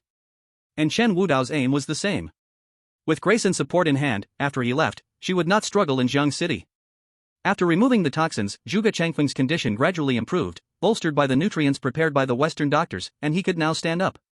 The long-ignored host of the banquet, Xiu Hongyu, approached with an apologetic tone. Zhuge family head, the unexpected event today was due to poor supervision from my side. Rest assured, I will thoroughly investigate the poisoning incident and give you an explanation. Upon hearing this, Zhuge Changfeng chuckled, waving his hand. Xiu district head, you're being too harsh. This is also considered the Zhuge family's territory. We also had some negligence. It has indeed disturbed your welcoming banquet, and I feel quite apologetic. Xiu Hongyu waved his hand, and the two exchanged a knowing glance.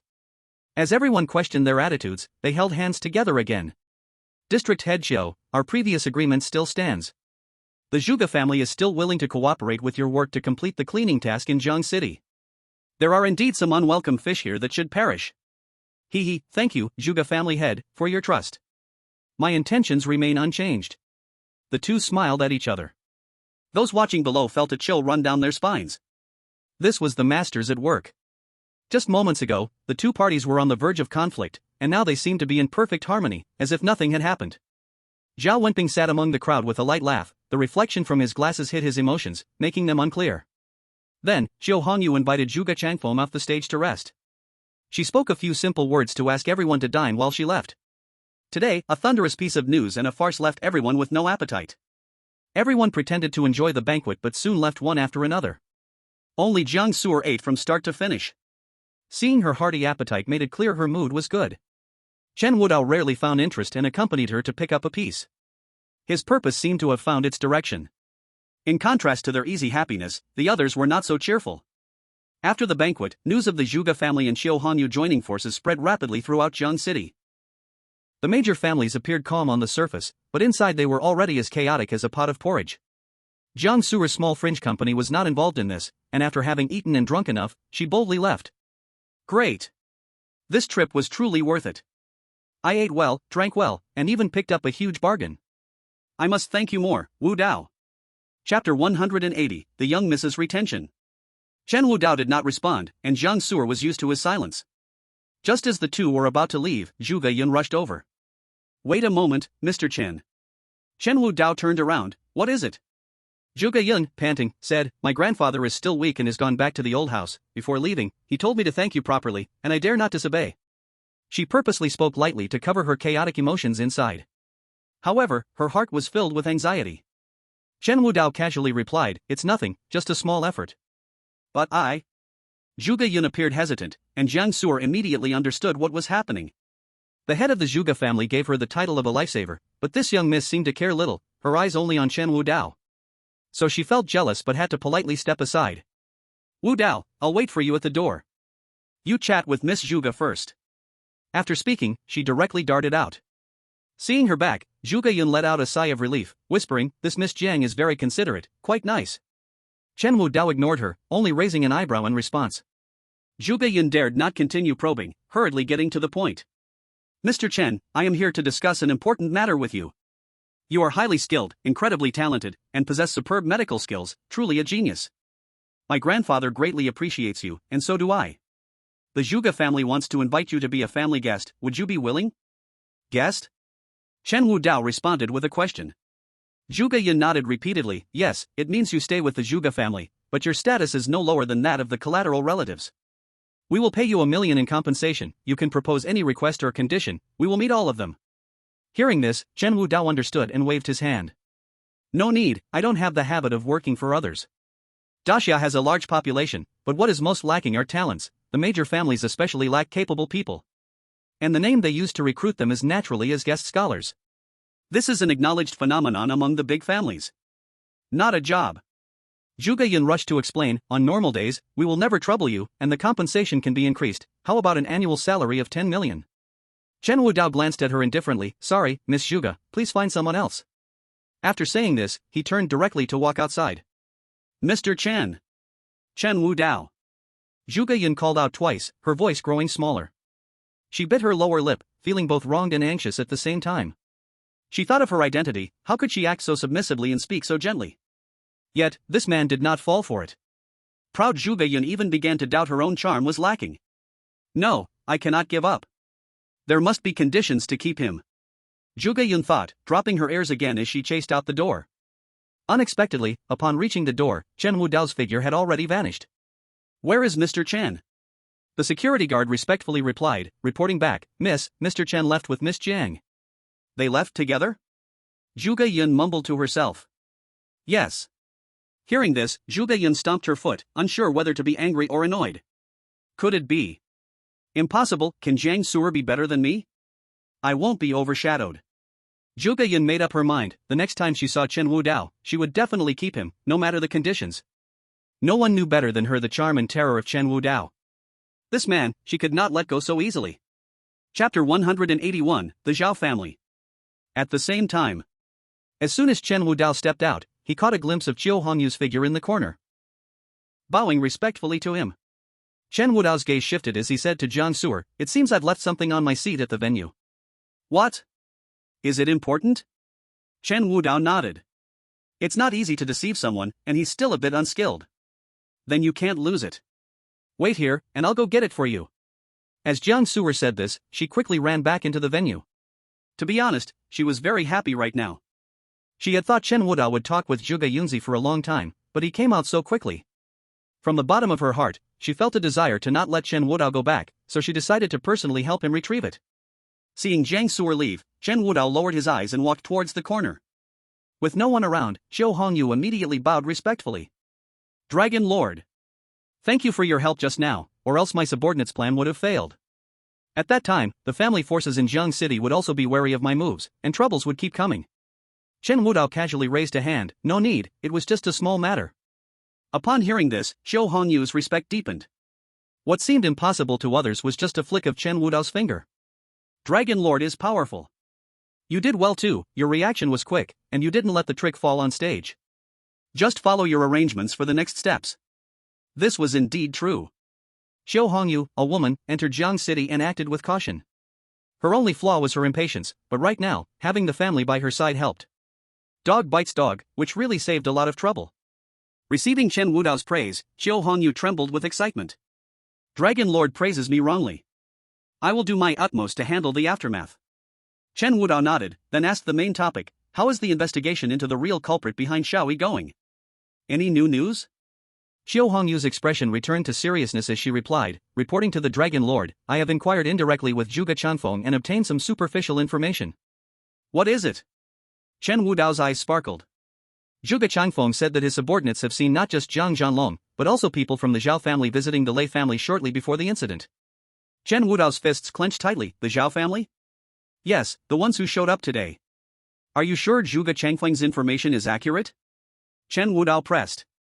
Xiao Hongyu nodded firmly. Yes, I checked this out from various angles a few times. Also, I sent my subordinates to follow up. There are passers-by who can confirm this. Then, does the Zhao family have any connection to the Lei family? Xiao Hongyu thought for a moment and shook her head. In the open business world of Jiang City, these two families have no dealings, so I hadn't thought of this at first. As for under the table, I haven't found out more due to my lack of experience. Since Xiao Hongyu had just arrived at her position, this was her best effort. So Chen Wudao expressed his understanding. This information is enough. I will find a way to handle the rest. As the two talked, Xiao Hongyu saw Jiang Su'er sweating as she walked out of the hotel and quickly said, Dragon Lord, Miss Jiang is back. I will take my leave now. After Xiao Hongyu darted away, Chen Wudao repeatedly murmured the name of the Zhao family. Connecting it with Zhao Wenping's strange behavior today, his suspicion deepened. He wouldn't let go of any clues related to the murder of Xiaoyi. While Chen Wudao was lost in thought, Jiang Su'er's playful voice came, Chen Wudao, you liar. I went back and searched the venue inside and out and didn't find the thing you mentioned. Chen Wudao looked up and casually brushed it off. There wasn't? Maybe I remembered it wrong. You. Jiang Su'er pouted, your one careless word made me go through all this trouble. I even had to trouble Zhuge family's subordinates to help. Oh. Chen Wudao responded indifferently, seeming absent-minded. Seeing his odd expression, Jiang Su'er thought it was because he was tired from treating Zhuge Chanfeng, and immediately didn't dare to throw a tantrum. So are we leaving now? Okay. Chapter 182, The Location of the Old House. I will take you to the company before I leave. Chen Wudao said directly. No problem. Jiang Su'er answered obediently and followed him. In the car, Chen Wudao's mind had already flown to the Zhao family. Jiang Su'er, feeling bored, couldn't help but ask, Chen Wudao, do you know medicine? I never heard you mention it before. Chen Wudao casually replied, no. Impossible. So many eyes watched you cure the Zhuge family head. That was just forcing the toxins out through acupoints, not detoxifying. Upon hearing this, Jiang Su'er blankly nodded, feeling puzzled. She felt Chen Wudao became even more mysterious. Looking at his profile, her heart involuntarily raced a bit faster. Before long, the car arrived at Qinghe Design. As soon as they went upstairs, Jiang Su'er began to get busy. Now at Qinghe Design, she was the only one left and had to do everything herself. She couldn't help but feel overwhelmed. Chen Wudao, you can go rest in the lounge at the back for a while. I usually sleep in there. I'm really sorry, but I need to prepare the cooperation intention letter for Yanlong Group and cannot take care of you. Saying this, he revealed a look of guilt. Chen Wudao's mouth twitched slightly. What do I need to be taken care of? I'm not the one poisoned. But treating people is exhausting too, right? Don't be stubborn, I understand. Chen Wudao was too lazy to explain to her and directly asked, I want to ask you something. Where is the Zhao family manor? Jiang Su'er raised her head. Why do you ask that? Nothing, just curious to meet Zhao Wenping for the first time today. Upon hearing this, Jiang Su'er didn't think much and casually replied, Ilong Bay Villa area, I don't know exactly which building. But the Zhao family's old house is there. Okay. Ilong Bay, huh? Chen Wudao silently noted it down. To avoid arousing Jiang Su'er's suspicion and to act better late at night, Chen Wudao actually stayed in the office with Jiang Su'er for a long time. Jiang Su'er was writing a project proposal, occasionally looking up. As long as she saw Chen Wudao's face, she felt at ease. The large office didn't feel empty anymore. Feeling relaxed, Jiang Su'er gradually grew sleepy and yawned several times. Chen Wudao put down his book and said, It's already late, you should rest early. I still haven't finished preparing the materials. I need to get it done before Yanlong Group arrives. Chen Wudao helplessly rubbed his forehead. Don't worry, there's still time. If you want, I can postpone it for another week. Hearing this, Jiang Su'er looked at him suspiciously and muttered, You're bragging again. You think you can decide for Yanlong Group? Chen Wudao was too lazy to respond to her and stood up to leave. I'm leaving, you do as you like. Hey, that's not what I meant. Jiang Su'er hesitated to explain, afraid that trying to keep Chen Wudao would seem suspicious, so she swallowed her words. This guy is really unpredictable, he's so strange. Jiang Suer murmured, actually taking his words to heart. She quietly turned off the office lights and went back to the lounge to sleep. Before sleeping, Jiang Suer reflected on everything from today, and a smile crept upon her lips. It seemed that since Chen Wudao appeared, her luck had become smooth. Today, she even gained a great opportunity. Xiaoyi, is this your way of protecting me? Jiang Suer whispered. She fell asleep with a tear in her eye. Chapter 183, Mysterious Man in Black. Late at night, the entire Zheng city fell into silence. Only a few passers-by were scattered on the streets. Chen Wudao hid his figure along the corners of the streets and headed towards Yilong Bay. As he approached the villa area, there was completely no one on the street. Chen Wudao raised an eyebrow in suspicion. Although Yilong Bay is the top villa area in Zheng City and a low occupancy rate is normal. But there was an unusual, eerie silence here, unlike ordinary luxurious mansions. Sure enough, the Zhao family is suspicious. Chen Wudao murmured and moved closer. The security here was strict, with cameras everywhere. To avoid alarming the snake, Chen Wudao found an empty villa. Start the investigation across the courtyard, searching for the lighted portal. Meanwhile, inside the Zhao family's study, Zhao Wenping sat high in his position, looking at his trembling subordinate with a cold expression. Steward Zhao, you did a good job today. Wasn't the cursed insect and that old man arranged by you ahead of time, saying it was foolproof? In the end, not only did you fail to kill Zhuge Changfeng, but you also exposed my flaws in front of everyone. Tell me, how should I deal with you? Hearing this, the silver-haired steward knelt down on the ground, repeatedly bowing his head. Master, I was wrong. It is my old fault for not handling matters well. Please give me another chance, I promise to handle things perfectly next time. Zhao Wenping angrily slapped the table and stood up in a rage. Chance? Where would that chance come from? If one strike fails, the Zhuge family will surely guard against us. Zhou Hongyu is also on alert against us, it will be extremely difficult to take action again. The steward dared not lift his head, lying flat on the ground. Zhao Wenping took a long breath, finally calming down a little. The steward thought he had calmed down, and boldly said, Master, I have been with the Zhao family for so many years. Working like an ox or a horse without complaint, can you consider our many years of friendship? Before the steward could finish his words, Zhao Wenping coldly interrupted him with a sneer. Many years of friendship? No, being able to stay in the Zhao family is your blessing. Now, you no longer have that chance. The steward's eyes widened in disbelief, his face ashen. To outsiders, Zhao Wenping is refined, humble, and gentle, without the flaws of the noble families in Jiangcheng. He is also very kind to those around him, like a breath of spring. But the steward, who spends every day with him, understands the ruthlessness and poison hidden beneath his smile. The steward hesitated for a few seconds, the desire to survive made him take a desperate gamble, standing up and rushing towards the door. Zhao Wenping narrowed his eyes and directly pressed a mechanism on the table. A fine, almost invisible steel wire was stretched across the doorway of the study. The moment the steward dashed out, his head was caught by the wire. Ah! Zhao! The steward exerted himself to utter his last word, dying with his eyes wide open. Blood gushed out, spreading across the floor. Looking at the sea of red, Zhao Wenping perversely leaned down to sniff intensively. So fragrant, it's just a pity this dead thing is a bit old.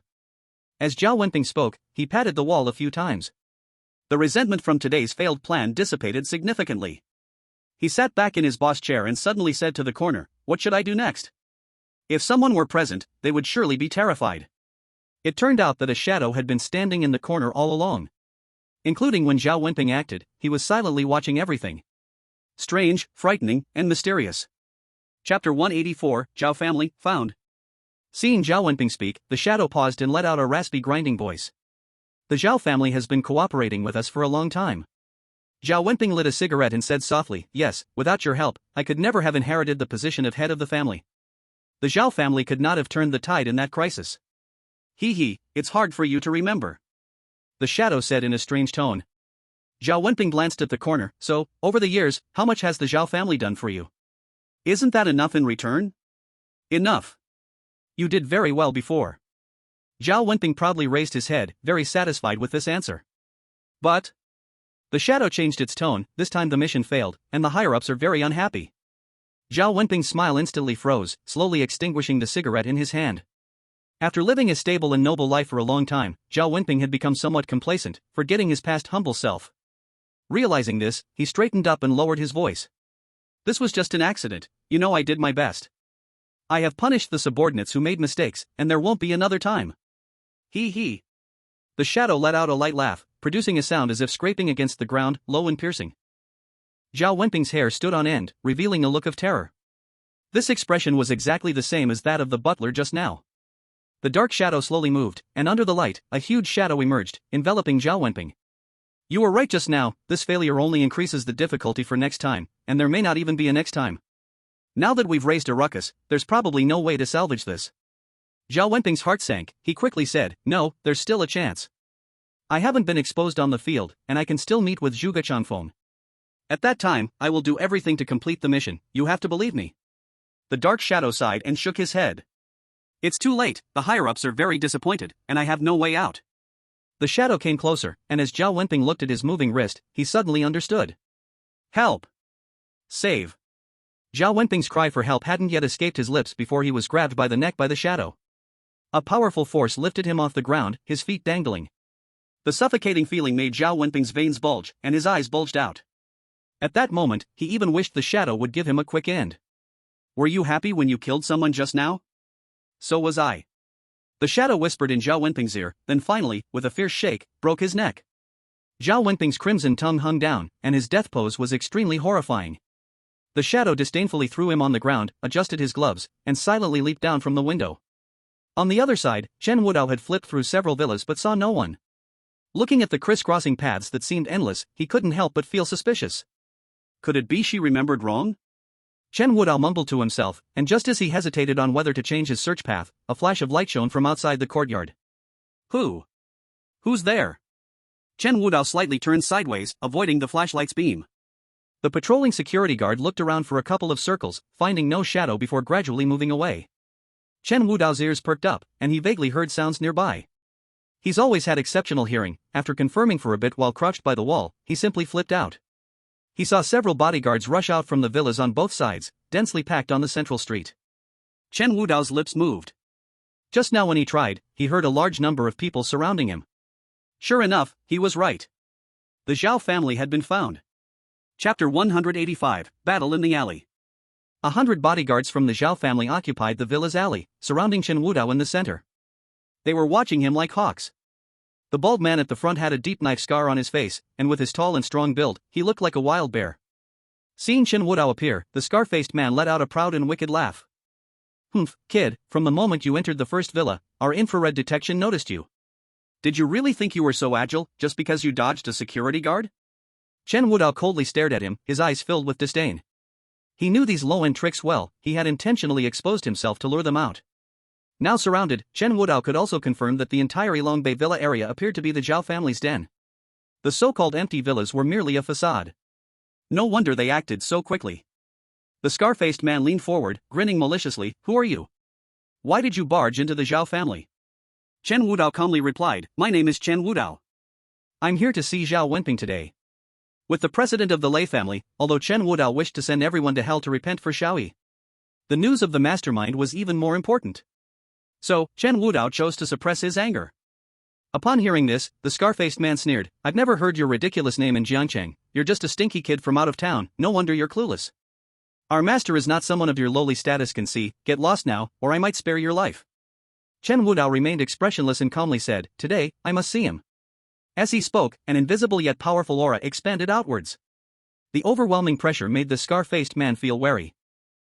He sensed that the person in front of him was definitely extraordinary. So, he took a step back and cautiously asked, it seems you're well prepared. Where are your companions?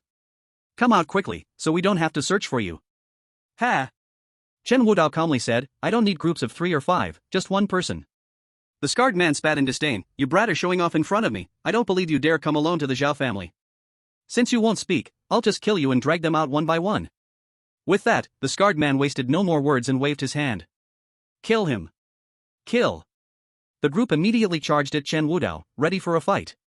Chen Wudao's eyes suddenly turned sharp, standing firm, ready to face hundreds with just one. Looking for death. As soon as the words were spoken, the Zhao family bodyguards rushed forward. When the lead bodyguard was about to charge, Chen Wudao threw a powerful punch, shattering the man's chest. The strike sent him flying several meters, crashing into the rear of the group. The bodyguard spat blood, the ground turning crimson, before another swift kick broke the neck of a man on the right. With such force, another row of men collapsed. The second row was even hit by the shockwave, vomiting blood and falling to the ground. The scarred man widened his eyes, taking a deep breath. What? How can this guy have such terrifying strength? Brothers, grab your weapons, don't engage in close combat with him. Yes. The Zhao family bodyguards, realizing Chen Wudao's power, quickly shed their disdainful attitude of overwhelming the few. They drew their clubs from their waists and continued charging. What they never expected was that the stainless steel clubs, in Chen Wudao's hands, were like clay. With just a light squeeze, they bent into two pieces. Chen Wudao reversed the broken club and drove it straight into a bodyguard's chest, his movements ruthless and decisive, not wasting a single moment. Several strikes later, a pile of corpses lay around him. The Zhao family bodyguards were horrified. They had ruled Jiangqing for many years, never having faced such a lesson. Chen Wudao's terrifying strength made their hearts fill with dread. Seeing the bodyguards retreating, the scarred man immediately grew furious. Damn it! What are you all standing there for? One man can't beat him, and you still can't take him down as a group? Don't be afraid, two fists can't defeat four hands. As long as we kill this bastard, the master will reward us handsomely. Hearing the scarred man's words, the bodyguards who had hesitated earlier regained their energy. Yeah, no matter how strong this man is, can he be invulnerable to blades and guns? With that thought, the bodyguards twisted their clubs, revealing the hidden blades inside. Brothers, charge together. Don't give this brat a chance to pick us off one by one. Attack him with our knives and avenge our fallen brothers. Yes. Like a group of people on a high, they charged forward with their blades. Just when they thought Chen Wudao would be scared and flee, he didn't even bat an eyelash. Chen Wudao's feet moved like the wind, his movements fluid, as he executed a set of palm techniques. The bodyguards that came close were all knocked back, their knives turning in their hands and stabbing into their own bodies. Ah! A chorus of screams filled the air. The air was thick with the smell of blood. Chen Wudao was like a god of death. Wherever he passed, no one was left standing. This was the first time Chen Wudao killed with slow hand movements. After all, if one's hands and feet grew too stiff from not practicing for too long, it would slow down killing speed. Sometimes, one still had to slow down and practice often. In the end, Chen Wudao didn't even need to strike. The shockwaves from his palm technique alone created a powerful pressure, making the hundreds of bodyguards' limbs go weak, not even giving them a chance to swing their knives. The scarred man stood at the back of the crowd, watching batch after batch of men fall, his heart pounding like a drum. Is this guy even human or a ghost? How could he fight 100 alone? Is he a demon incarnate? The scarred man muttered to himself, drawing a pair of twin knives from his waist. He was a death warrior for the Zhao family, and there was absolutely no chance of retreating in battle. Otherwise, Zhao Wenping would have taken his life. The scarred man took a deep breath. In the blink of an eye, Chen Wudao had crossed over the sea of corpses and stood before him. He forced himself to remain calm and cursed, "Kid, I have to admit you have some skill. But no matter what your background is, today the Zhao family has a grudge with you. Don't think you can leave Jiangqing alive." Chen Wudao coldly wiped away the blood on his hands. Instead of wasting time talking here, why not quickly tell me Zhao Wenping's location? I might even make it easier for you to leave. Do you think you can find our family head? What a dream. You think the Zhao family only has this little manpower? Facing the scarred man's shout, Chen Wudao was utterly indifferent. He said lightly, "It seems you don't want this opportunity anymore. Very well." After speaking, Chen Wudao reached out and grabbed the scarred man's neck. Relying on his massive size, the scarred man wanted to fight back, but he couldn't move at all. How is this possible? The so-called strongman now felt like a chick in Chen Wudao's hands. He hurriedly turned both knives, trying to get close and slash his throat. In response, Chen Wudao simply exerted some force and removed one of his arms. Then he threw him down and sliced off the other arm with a single stroke of the knife. Ah! The scarred man groaned in unbearable pain, screaming out, "Bastard! If you dare to kill me, my family head will never let you go. I am." Before the scarred man could finish, Chen Wudao struck the top of his head with a palm. What seemed like a light motion actually contained immense internal energy. The scarred man's words choked in his throat, blood spewing out as his eyes burst, blood flowing from all 7 orifices. He had gambled wrong. What Chen Wudao feared the least was threats, and he never held back. As long as everyone was killed, the mastermind would eventually show up. Sure enough, after Chen Wudao ruthlessly slaughtered the bodyguard team, lights lit up in the back of the villa area. 3 middle-aged men walked out, exuding a powerful aura. With Chen Wudao's strength, even from several meters away, he could easily sense that these were 3 martial arts masters. Chapter 187, Slaying the Masters. Ha, the Zhao family truly has hidden talents. There are no more than 5 martial arts masters in the whole of Jiangqing, yet the Zhao family has secretly raised 3. They have hidden their depths well. Chen Wudao spoke calmly, surprised but not at all worried. Let alone 3 martial arts masters. Even if 100 more came, so what? His hands grasped 10,000 unicorns. Weren't they all top martial arts masters in the world? However, the depths of the Zhao family, compared to other small fish, indeed seemed deeper. Clearly, Xiao Yi's death was closely related to the Zhao family. Opposite him, the three men detected the indifference in Chen Wudao's tone. Immediately, they snorted coldly. "Kid, we saw your earlier moves, and indeed, you have some skills. Where did you come from? State your name." "You don't deserve to know." Chen Wudao slightly shook his head. "You. Impudent." One of the buzzcut men, clearly hot-tempered, stepped forward and pointed at Chen Wudao, scolding, "We three brothers had the intention to recruit you into the Zhao family and spare your life. But you dare to turn us down, truly seeking death." Another older one waved his hand. "Third brother, why say more? This kind of rookie is the most arrogant. After suffering a bloodbath, he thinks he's learned something. Humph, brother is right. Let me teach this stinky kid a lesson." After speaking, the third brother walked straight towards Chen Wudao.